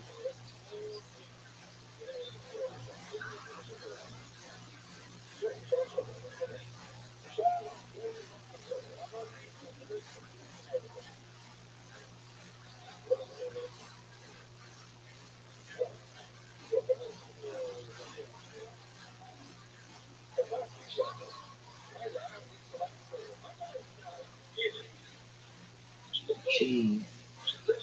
Where the fuck is the third G? I'm gonna lose.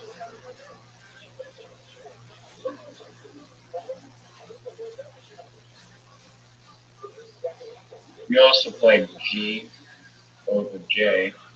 J-E-E.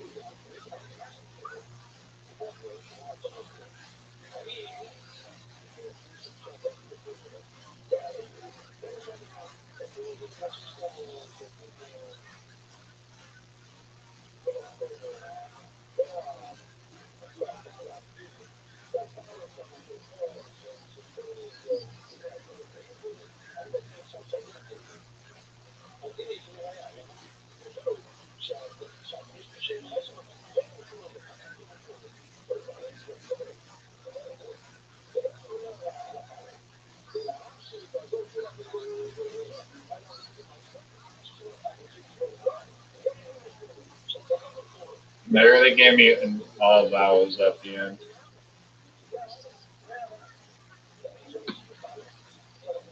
Wait, quote? You want to hit me with quote? I believe it's quat. It's quote. It's like quote the Raven.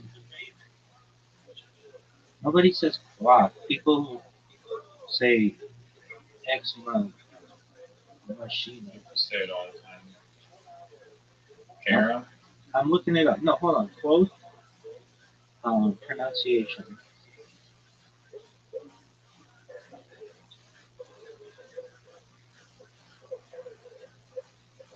altered said, um, archaic use, fossilized. How do you say it? How do you pronounce it? It like rhymes with. It's rhymes with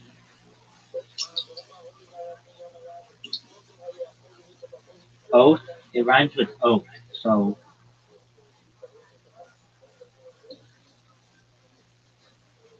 hold on. But perfect rhymes moth. And didn't you say cloth? Yeah. But then they also put both, which would be like maybe it's both.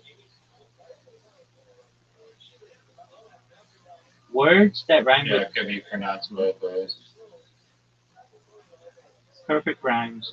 Loath, both, loath, cloth, moth, both, and loath. Um, yeah, I'll play Carom, but you got to give me a little bit of time. So in the meantime, um, you want to know what's new with Zoom?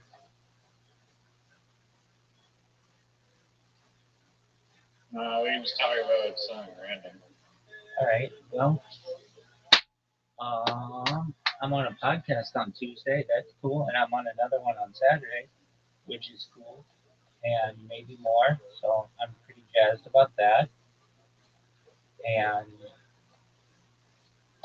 I have been uploading podcasts all fucking day, and um,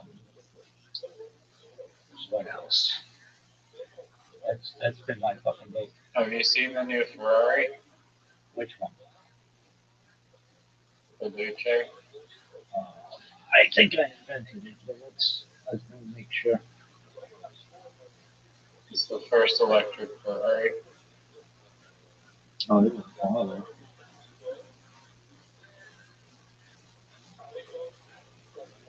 Is that what you want? No. You could have any car. What would They you, really messed up the styling a lot. if you could have any car? What would you want?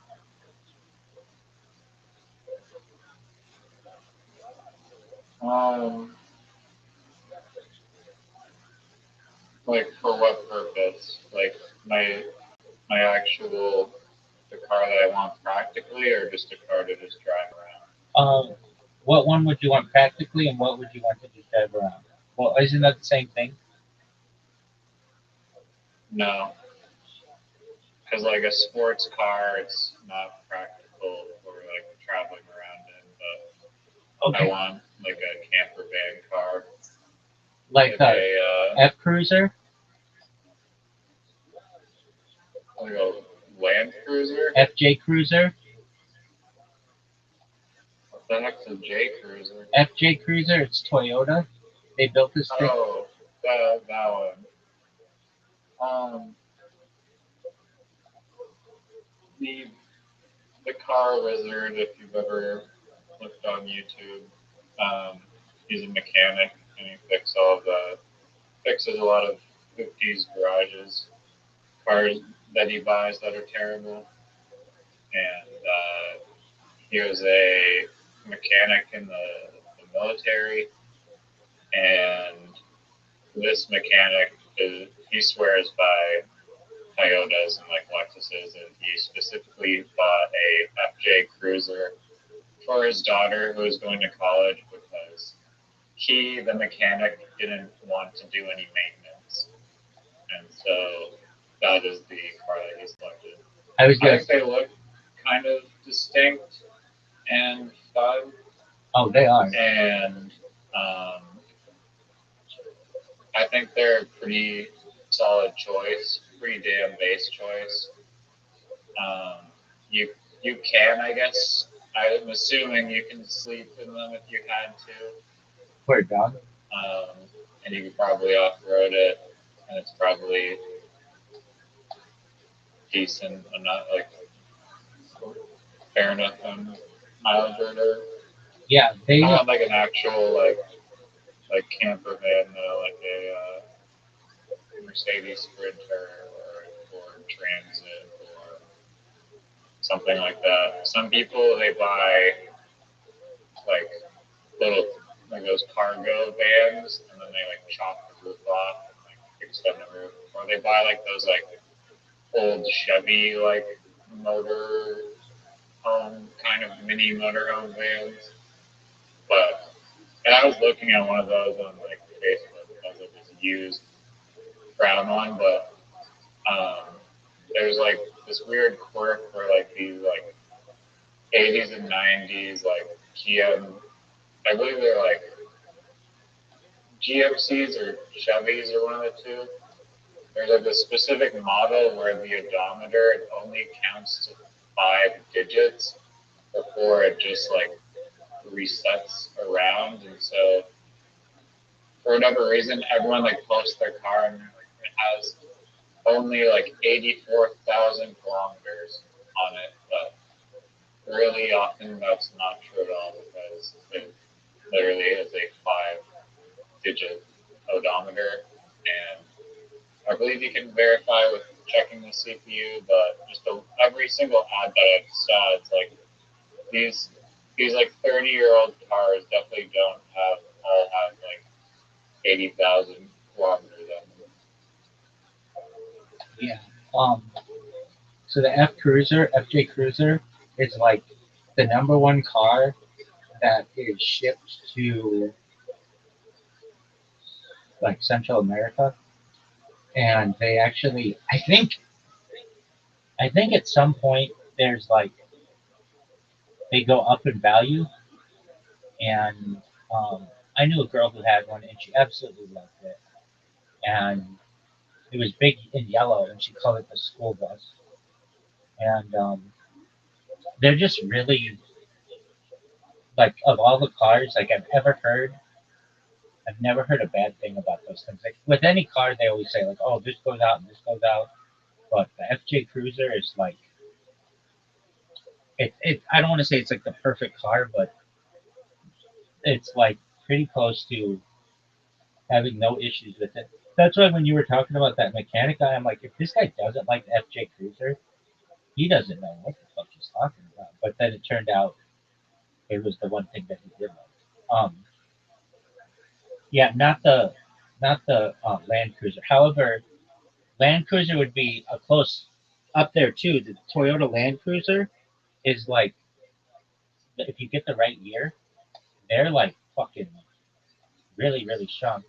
Same with Toyota or Toyota Tacomas. Um, in LA, every fucking like Latinx person who does any kind of like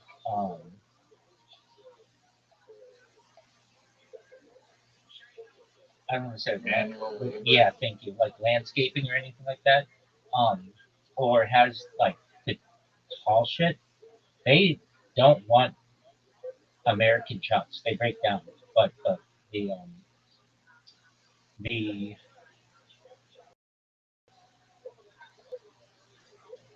the Toyotas are like they go up in value.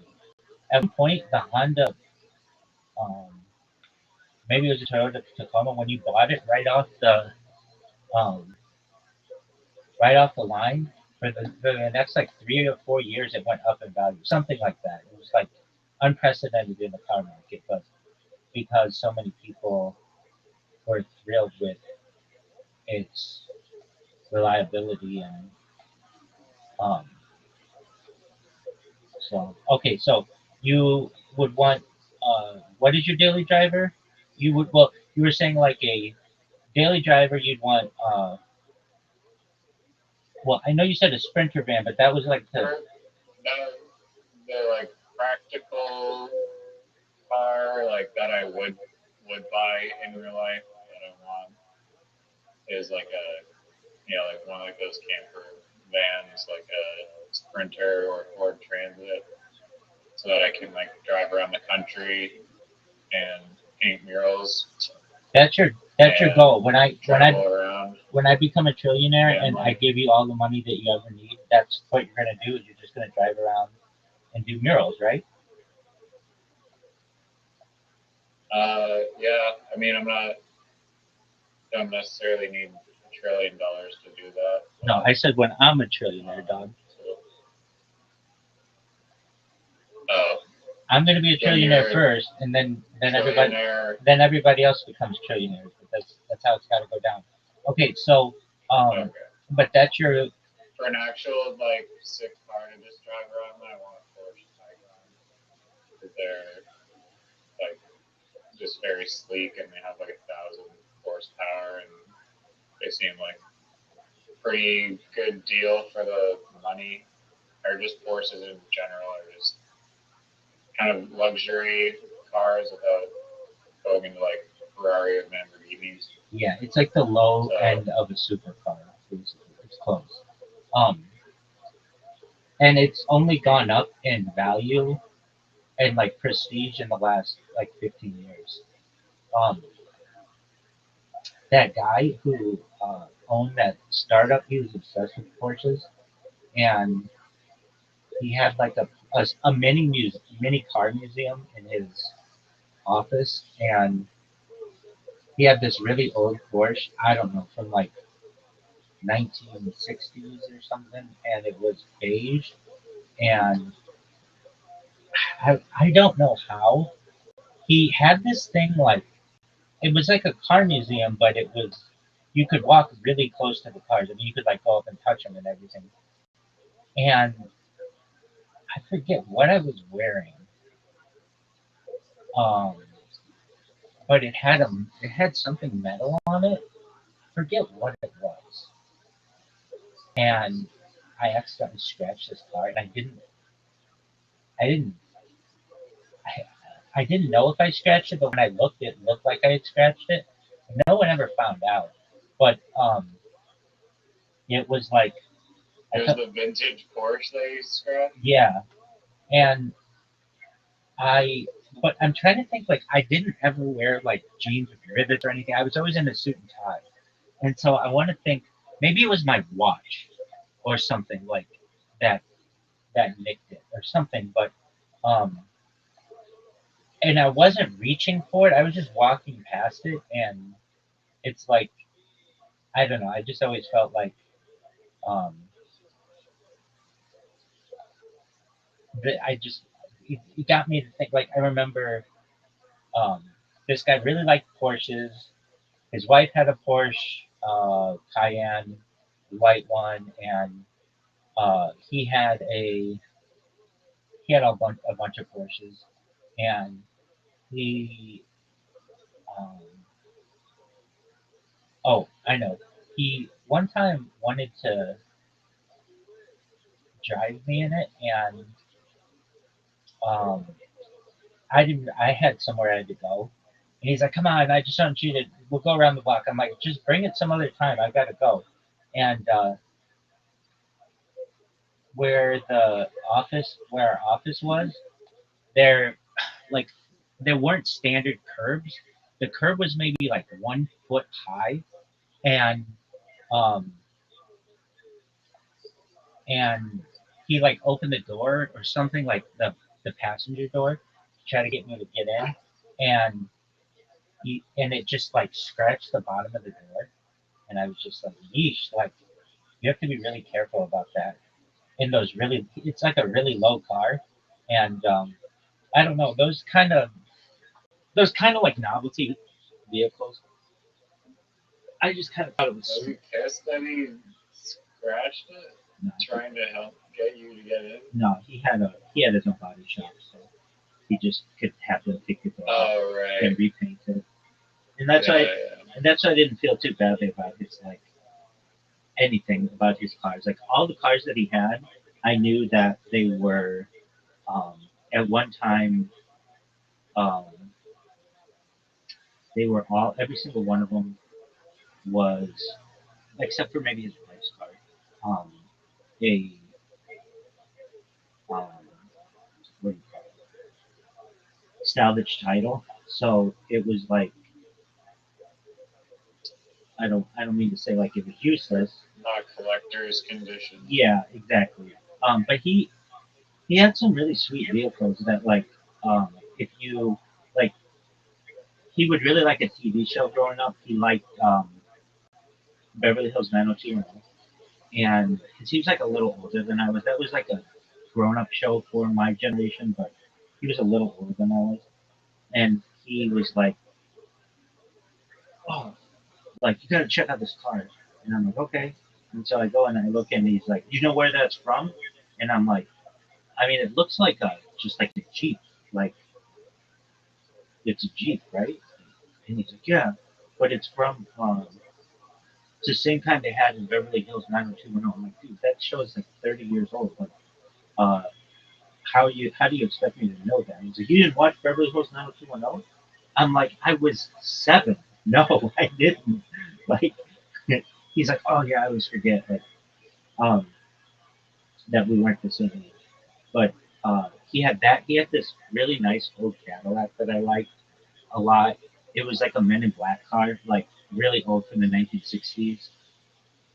He had a Ferrari, a couple Ferraris, a couple Lamborghinis, and um, he had like Shelby Cobras and stuff. And Does this guy have like kids or like what is it? he's a self-made person. I really think at the end of the day, he um, was the Armenian mafia, and I think his dad was the head of the Armenian mafia. Though they didn't come off as having like extreme wealth, they came here from Armenia without a lot of money. His dad was like an ice cream man, but not even like an ice cream man with like a truck, but like there's this thing you can do in LA when you first get here. If you're an immigrant, you can get like an ice cream cart and then just go in populated areas and sell ice cream as like a vendor. And they started that way, and then this guy, they were poor, and they went through high school. Like so, Armenia, there was this huge immigration of Armenians to Glendale, California. And like all the Armenians live in Glendale, California. Uh, to the point where it's a joke, like on Kill Tony. If anybody says Glendale, it's like, oh, you're fucking Armenian. And it's not necessarily true, but it is. Like many, many years ago, my great grandmother, um, she owned an apartment building, the entire building in Glendale. But this is like in the 1920s or something. Um, but since then, it has um, become like extremely Armenian. And a lot of people don't even know what Armenia is. It was once part of the Soviet Union and now is like in um, the Caucasus area. But it's like always at war with um, the Turks, and the Turks like have this huge genocide of the Armenian people, and so this guy like I don't want to say he couldn't stand Turkish people because he could, but there's always like this rivalry. Anyway, um, Armenians got into some industries, and automobiles was a big one of them. And the way that this guy made his money, he first started out as a valet, and then he got into like insurance scams where he would um, basically, I don't know exactly, but I just remember he would say, uh, like, he would ask me like this corner way in the valley, like the corner of like I forget exactly where it was, but it was like Van Owen and Van Nuys or something. It's like he's like when it rains at that intersection, if you drive your car through there, it will flood the car, and then um, you can get it, you can get it, you can get the insurance money for it.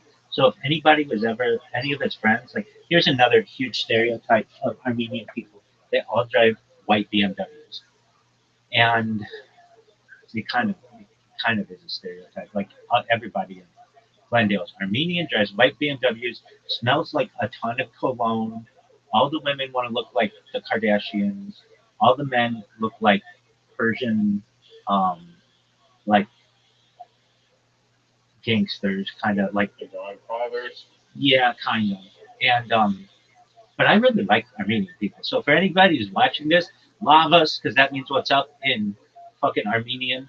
Um, but ask anybody. This is like a stereotype on Family Guy. So anyway, this guy then started and he got into auto auctions, which is and he got really really good in it. And then he sold his first business. Basically, um, he had a gift to some extent that he could look at a car and know the year, make, and model of it faster than anybody else. It was like almost like he did flashcards, but he was always like around cars, so he got to know cars really, really well. And so he knew what cars would sell at faster than like even like the best people in the auto auction. And he just had a feeling like he knew he had to make at least $5,000 on every car that he bid on, and he would only buy like high-end BMWs, Porsches, Lamborghinis, Rolls Royces, Bentleys, like anything over like $150,000.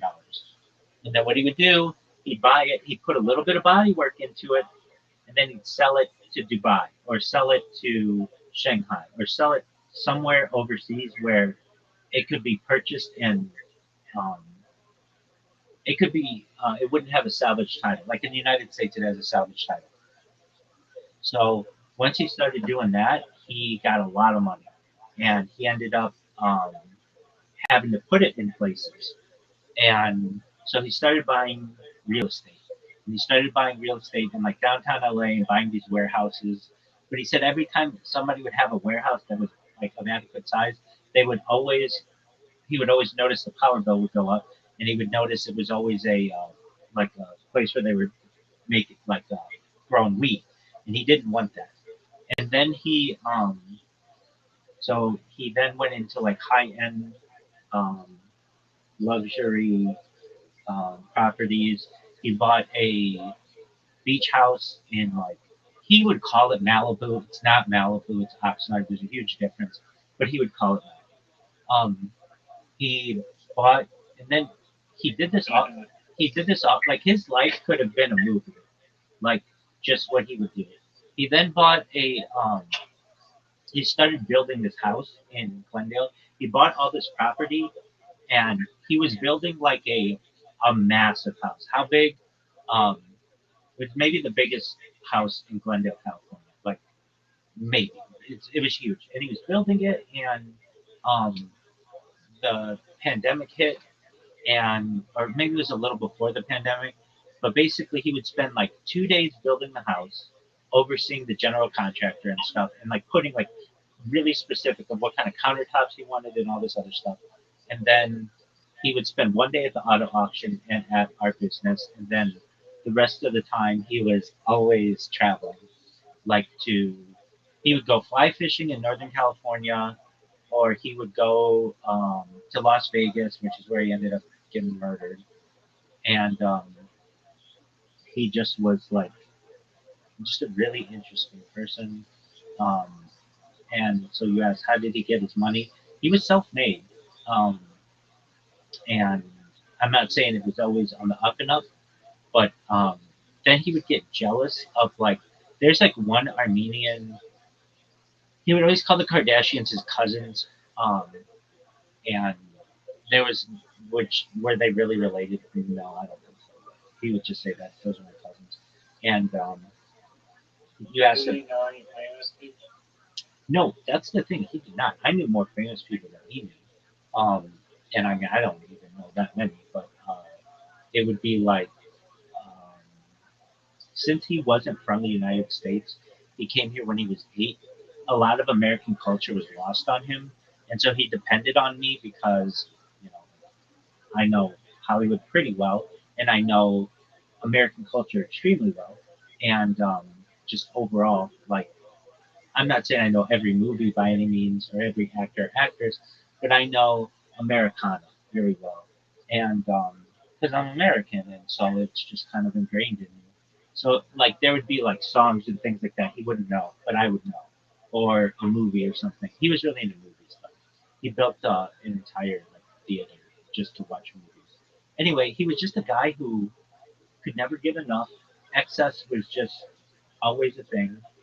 Um, he always had to have control though, over absolutely everything in his life, and I was just like the one. I don't want to say the one thing he couldn't control, but Was he making $5,000 per car flip? no, he had to make at least $5,000 per car flip. So he would maybe flip like he was making okay. If you want to know, I think he was making $1 million a month just on one of his businesses. So that's like $12 million a year. That was just in the car business. So that doesn't include all the rent he was getting. And he was an inventor. An interesting thing that he invented. I could have you sit here all day long and you would not guess what he invented. So I will tell you. It's this thing called the Titan stone. Well, what the fuck is a Titan stone? So Armenians are really big into hookah and water pipes and stuff like that. And he wanted a stainless steel pipe, like thing for a bong. You know, like the thing you smoke out of, that, like where the cherry goes. That little stem. You know what I'm talking about? Like you know the thing that you put weed in a bong or whatever. The gold piece? The bowl piece, yeah, exactly. So he made a stainless steel one of those that was like indestructible, and he patented it, and it was just like the most perfect. Like he was high one day and wanted to come up with like a better mousetrap, so to speak, and he did, and this thing was considered like the best bowl or whatever you want to consider it in the world. It didn't. There weren't that many sales. There were some. I mean, but here's the thing: there's always somebody who's going to come through and make a better one. So uh, they were doing well for a while, but then somebody just started to make that same thing in a disposable form, and that basically put that out of business. Like a plastic bowl that you could use. There's something like that, and it basically put him out of business. Um, and I mean, he wasn't out of business completely. What else did he do? He had just a lot of businesses. He never wanted to share them. He was like when you first met him, he would never tell you his real name. He would until you got to know him. Like then he would start to share some of his life. And like I got to meet his children and his wife and I knew his dad really well. His dad didn't speak much English, but he would always come in and just make sure I was doing a good job. Like when his son wasn't there, his son might have been gone for a week or so. In like I don't know, they would travel to um, just all over the world, and his dad would come in and just ask why we. When he first would come in, he would be like, "How many washes today?" And I'd be like, "Oh, 50." And he'd be like, we need more. And I'm like, I know, we're doing everything we can. And then he would come in and he'd be like, how many washes? I'd be like, 250. He'd be like, okay, that's pretty good. Like I was finally, like, he was happy where the business was going.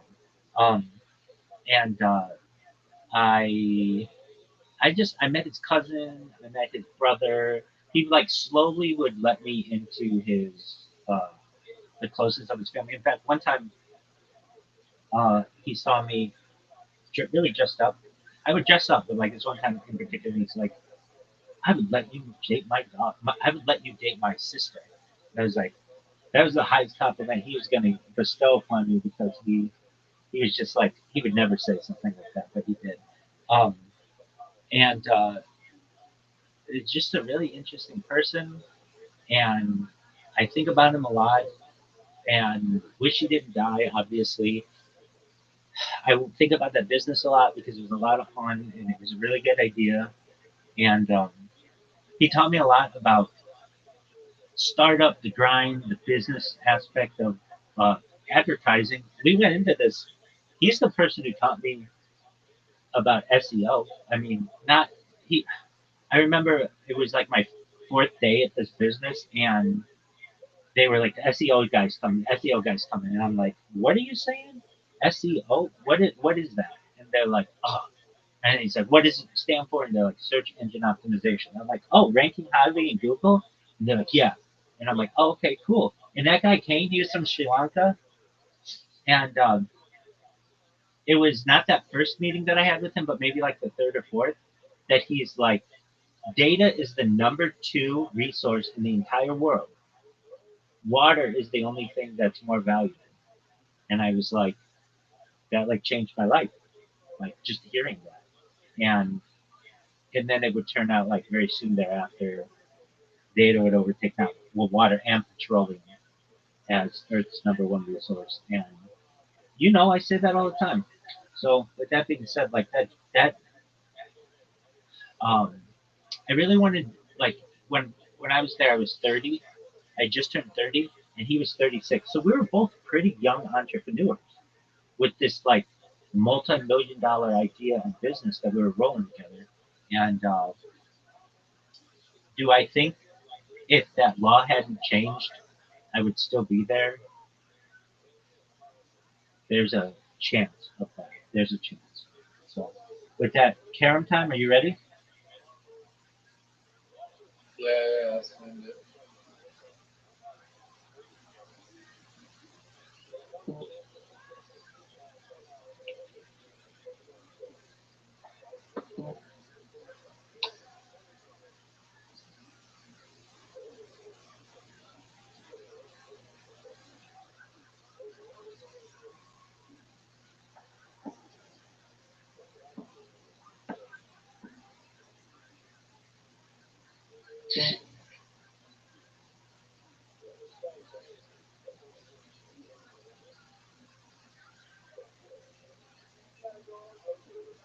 Are you proud of that shot? That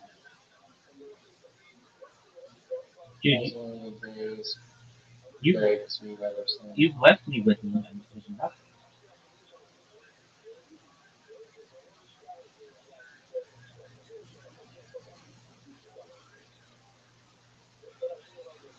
Garbage.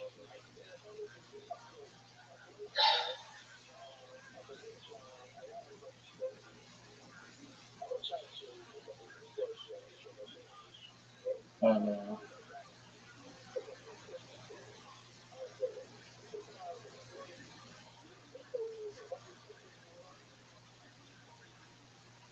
The actual like real carom table is so sick. It's like 6 by 6 feet. That was a cool one. Thank you. I'm multitasking, baby. What are you multitasking with? Uploading like 50 fucking um, podcasts simultaneously. Oh, make it. Nice.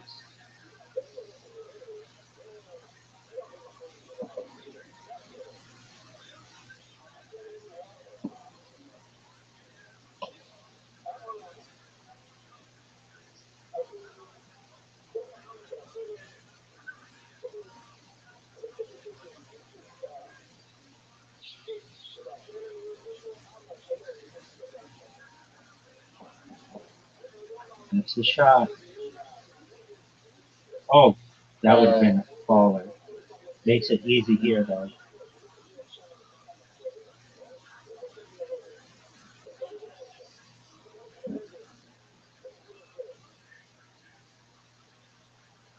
Dude, Andy make that shot really difficult.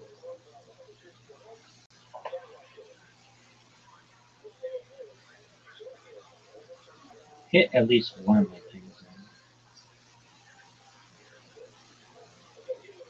Hit at least one of my things.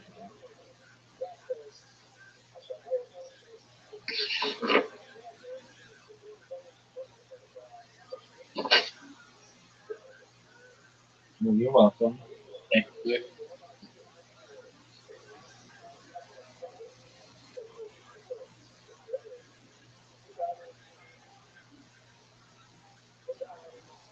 What the hell is that? Newfie. Oh, what the other thing was See, when your Yeah, fingers bring it back. Bring it back.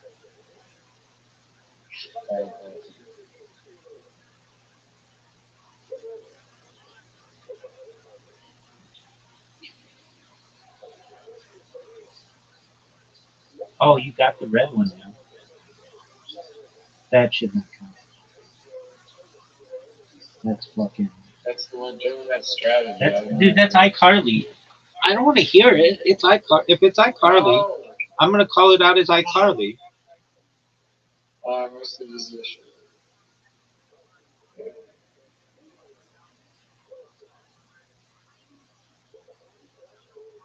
Actually, no, I missed that shot. Why are you trying to go for random shots?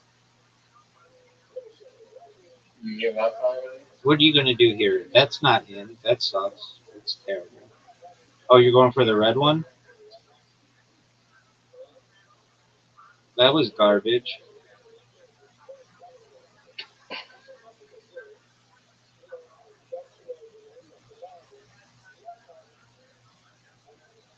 Kevin Jonas thought that shot sucked.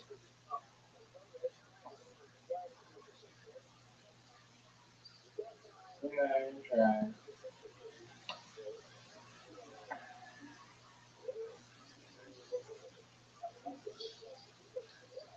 If you miss this, there's a very good chance I win. If you miss this. Oh no, I just helped you tremendously.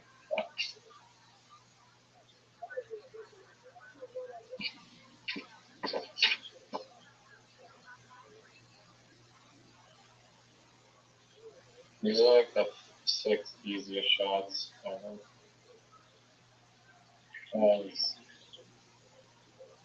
Yes. Oh, went the wrong way. Devastating.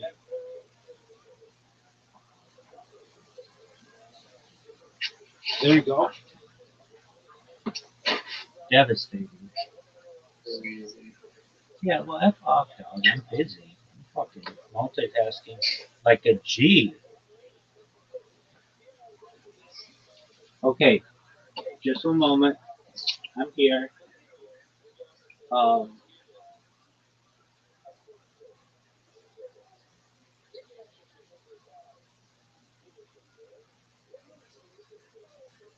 what the fuck?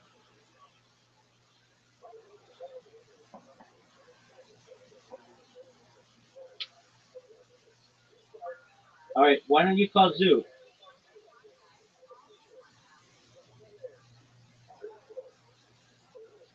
Well, then, I'm gonna go sleep soon. Okay, go to sleep. Big dog. Because I've got to reset these. I've got to reset these strings, and it sucks. It's gonna take me 45 minutes. So, sweet dreams to you. Reach out and care 'em, and I'll make. You say that, like, was it you that said it? I think so. It's like captures and stuff will be obsolete in like Yeah. 2 months. I said The that. new AI. I said that. Yeah, so can you get like AI to do your like streaming stuff for me? No, it's a limitation of a Chromebook that it doesn't like. Um, auto clickers don't work well enough. They're just underpowered. Like, though I can use them on tablets pretty well, and I can use them on phones pretty well. Um, it's just an issue with like. Can you stream your like Chromebook to another device? Yep, yeah. There's Chromecast. Yes, then can you control your Chromebook with a mouse clicker? Make a bot for it? I mean, I could, but I have like 1, 2, 3, 4. I have like 5 Chromebooks, and that's a lot of processing for one device. Even for 2 or 3, it's like okay, that does the the clicker, but now those devices can't do anything in the meantime. They have to literally just sit there. They do them one at a time. I don't know the process. No, you're okay. I have um, tablets that auto click. That works. So when I'm asleep or whatever, they'll just click while I'm doing my thing. The Chromebooks are a little different. The program that you need to be able to use a Chromebook, like the auto click like that, does not, for one reason or another, it does not work on a Chromebook. It, let me see, let me make sure that's correct. It does work Didn't on. they say like you could download like Linux though onto that thing? And then Yeah, I did. Like a Linux. I did, and so I did that on one of my devices, and I just haven't had a lot of time to be able to experiment with it because I've been doing all this other shit. And even if it does work, I've been told it doesn't work well. Um, the there are like there are issues that just occur that are unforeseen. Like Rumble Studio, for some reason, all of my Rumble streams simultaneously went blank. And I thought like, oh, did they like, are they on to me? Did they delete all my accounts or something? And I don't think that's true because some of my streams are still going. But if something like that happens, then the timer's not going to anticipate that. You need you need something that does image recognition at that point, and then you're just looking at a computer. Like that's a pretty heavy program to run. So, in answer to your question, can't you just get apps to do, or can't you just get AI to do? Well, can't you get an auto clicker to do it? Um, it already does do it on some of my devices. Just some of my other devices, it is they're just not powerful enough to run that type of program. So all of the ones that I'm like, so all the ones that I'm like, I have to reset my thing or whatever. It's because they're not powerful enough to do that and to like restart themselves. And there are just other issues that occur. You kind of have to babysit them. Like what happens? You'll get like the like I'm sure you get this sometimes. Chrome just crashes for whatever reason. Have you ever gotten this? I've had browser crashes every single day for the last 3 years. There you go. There you go. Perfect. Perfect. Perfect. Perfect. So you recognize how often you get a browser crash. At least once per day for the last 3 years. And I love how you put that. So it's the same thing. Like I get crashes, and if it crashes because I because the devices are underpowered, they can't run the program that I would need. Like I could program something that could, when something crashes, like be aware of it and fix it. But it would be that macro recorder program. But these devices are just not powerful enough to be able to run that. And maybe they could. Maybe somebody can figure that out. I'm sure it's possible, just like anything's possible. But um, actually, I don't think it's possible. Maybe I don't know. Maybe I don't know enough about Linux or whatever. But even the little that I know about it, and I installed it correctly and everything, I've been told Chrome does not want Linux like people to use it, so they make it really difficult. And then I've also read, even for like the auto clicker, I can get the auto clicker to work uh, on a book, which was like a big accomplishment. However, it does not. The auto clicker, like on a computer, will click anything that you want and do anything you want. On a Chromebook, it does not override like Chrome processes. So what do I mean by that?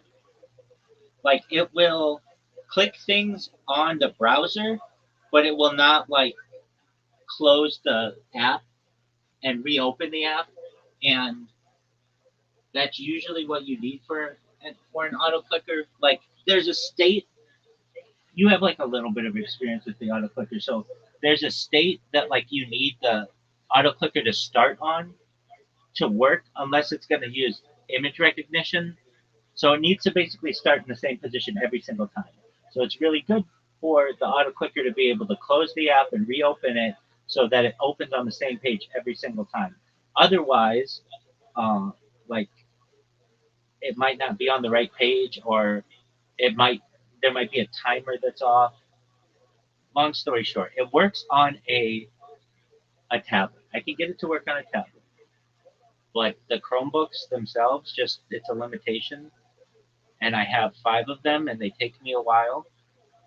And then I have 3 laptops that I have to do, and then I have 2 iPhones that I have to do, and then I have one, two, three, like another 5 handheld devices that I have to do.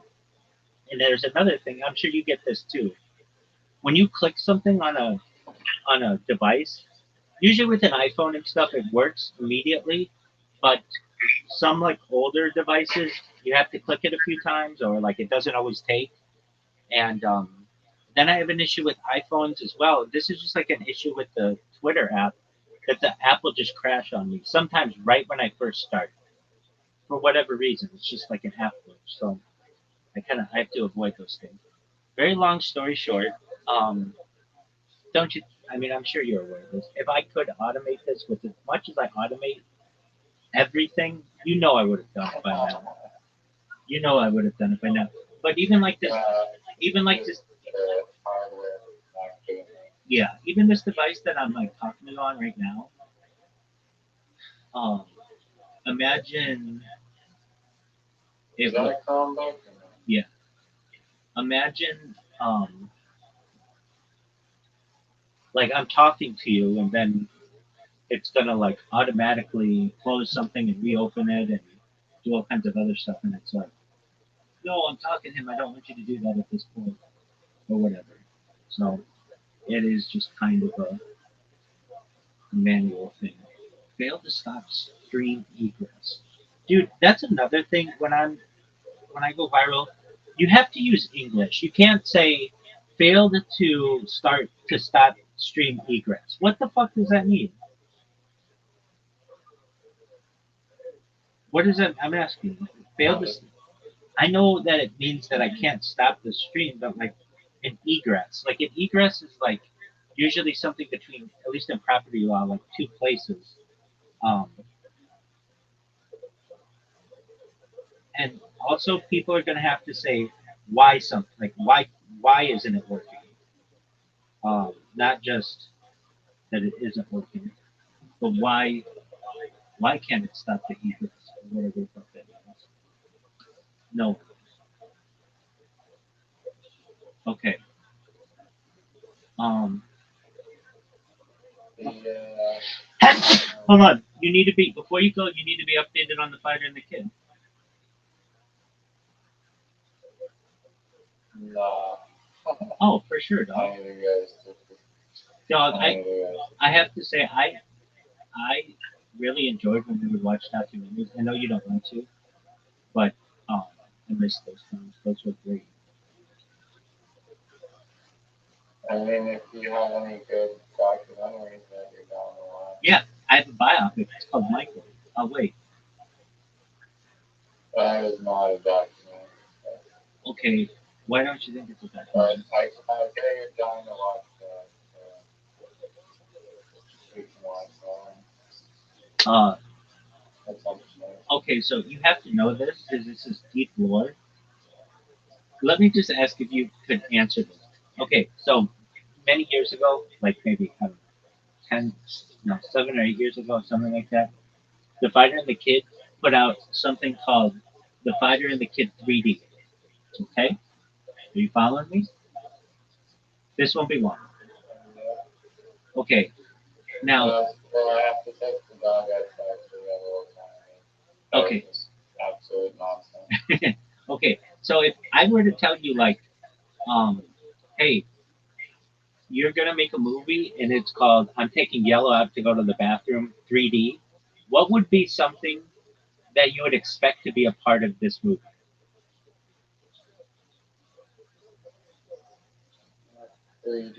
Oh, that's a brilliant, brilliant answer, right? So they made this movie that's called The Fighter and the Kid 3D, except it's not in 3D. And everybody shits on it. Like, why would you call your fucking podcast The Fighter and the Kid 3D, but it's not in 3D? I think that's like a perfect summary of something that they would do. And they also did this thing, which Do is they have any explanation for it? no, not to my knowledge. I've never seen it, frankly. There's this deep like this show has been on for 14 years, and I've obviously only been into it like for 2 years or so, and so I don't know all the. I've seen part of it. Dude, there's this fucking hilarious scene of Brendan. Yeah, he's been on like 2 or 3 times. Sometimes with Brian Callen, sometimes not. You watched those episodes, and is he like bad? He's not exceptionally bad, but he's pretty quiet during the. He's not funny. Like he's one of those guests who's just kind of sits there. Brian Callen, on the other hand, is super creepy. He's like, and I do this impression of other people who do impressions of him, where he's like, exactly, like they feel my primal energy. I hunt. I'm a hunter. I like to track my prey and then slaughter it and eat the meat. It's like a fudge consistency. It's like, dude, who the fuck do you think you are? And he's been doing that for a long time. Dude, his wife does these skits on TikTok, and they're just the most. They're the most. What's the word? Vapid things. They're like her skit today. Not that I watched this. It was on the subreddit. Um, was she was having like the whole skit is about how she has trouble fitting her finger into her purse because her wedding ring is too big. How vapid is it?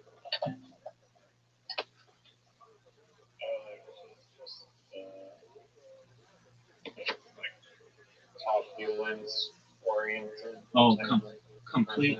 And part of the reason why their downfall is so enjoyable is because she's obsessed with brands. She's absolutely obsessed with brands. And she went from driving like Lamborghinis to like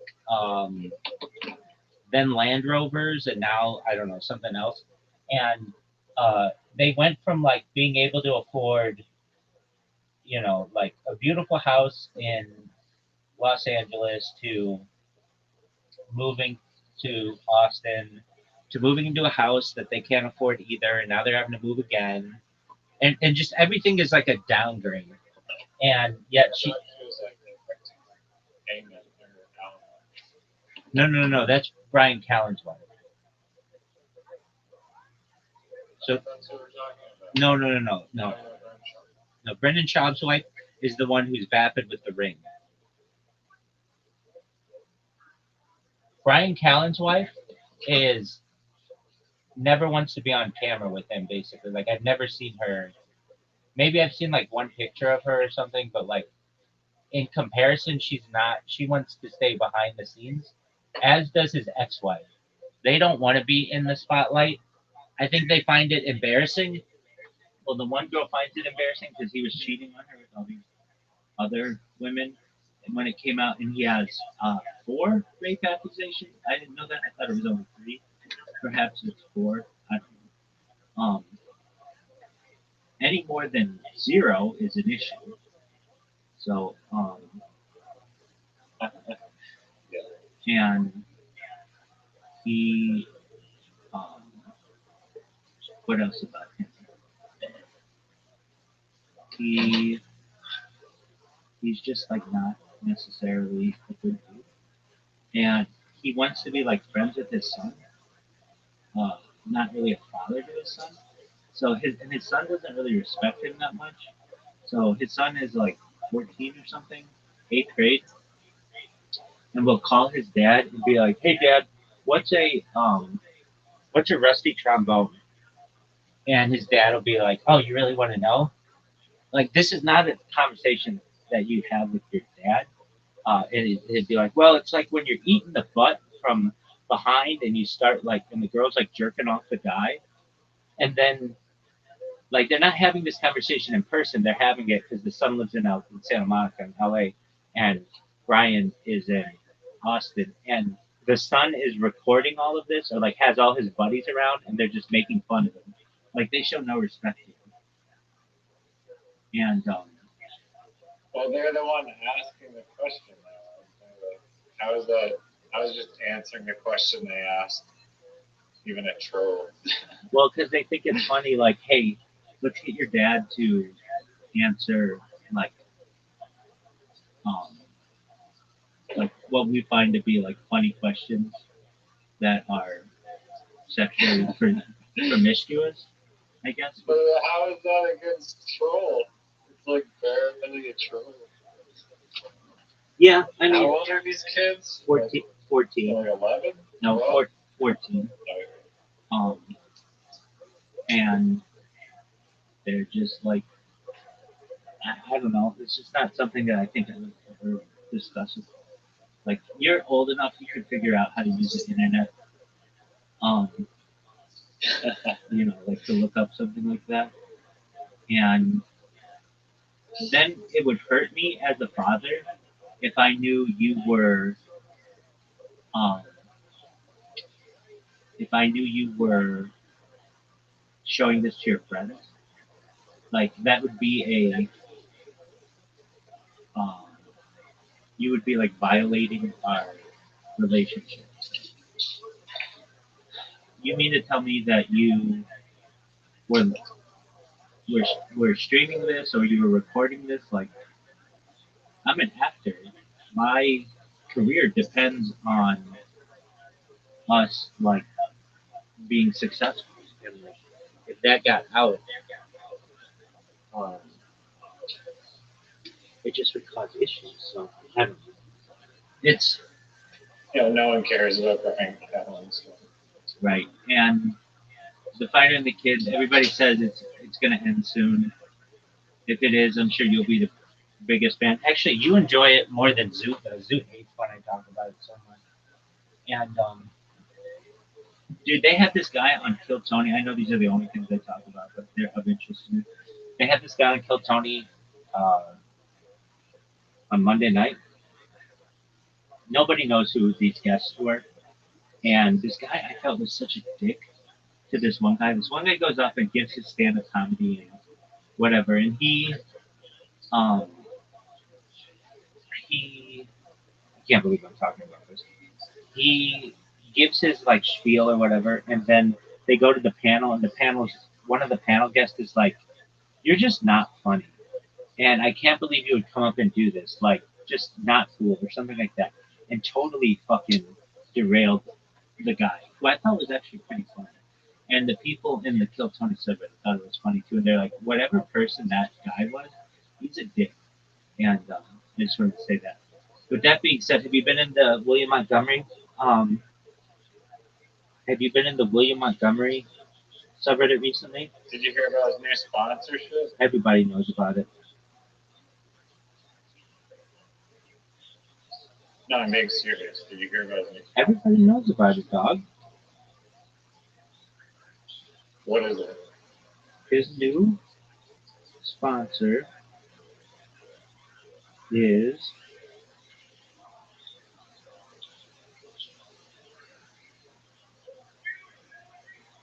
Kirkland Brands. No, I said seriously. Did you hear about it? Why don't you enlighten the room? So you don't know about his new sponsor? Now, I know about his new sponsor. You're publicly declaring that you don't know his new sponsor? You don't have any more guesses? No, I don't need to guess. I'm right. The Kirkland brand was once his sponsor. I know it. No, I said his new sponsor. Okay, well, new is subjective. Yes, I know who it is. Okay. His sponsor is, and everybody New knows. sponsor. Yeah, his new sponsor. Most recent sponsor. His most recent sponsor, which everybody knows. Yeah, keep typing with your thumbs there for all to see. I'm not typing anything, Doug. You're literally frantically searching it up right Doug, you didn't even know his podcast had ended. It didn't end. It's still going. Because he got a new sponsor. Which you don't even know about. Doug, why don't you just hold on?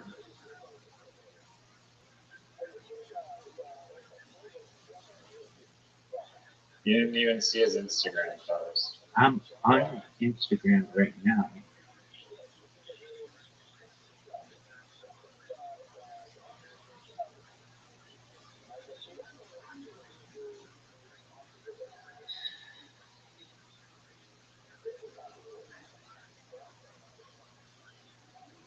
It was like a story from yesterday. I don't know if it's still up.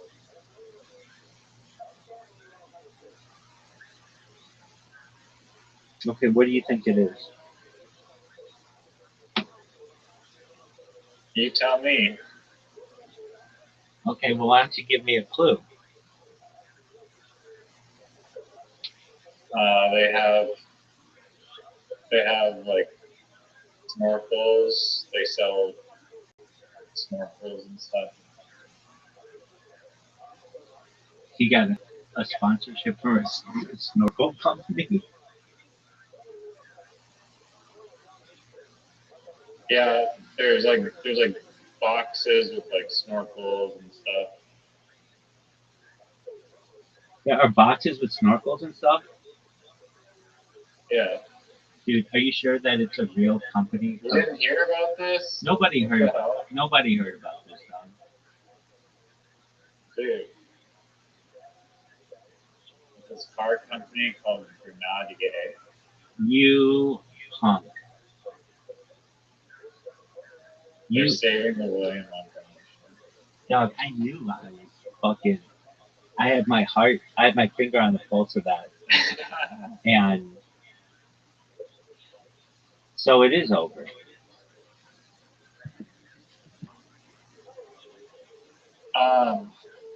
It's not over. He'll be back on the Kill Tony podcast. That's really a show in no time. Back on the William Montgomery show. That's actually a podcast. Funny how that works. William Montgomery show is a podcast. The Kill Tony podcast show. And he'll return to both. Do you really think he will? What do you think?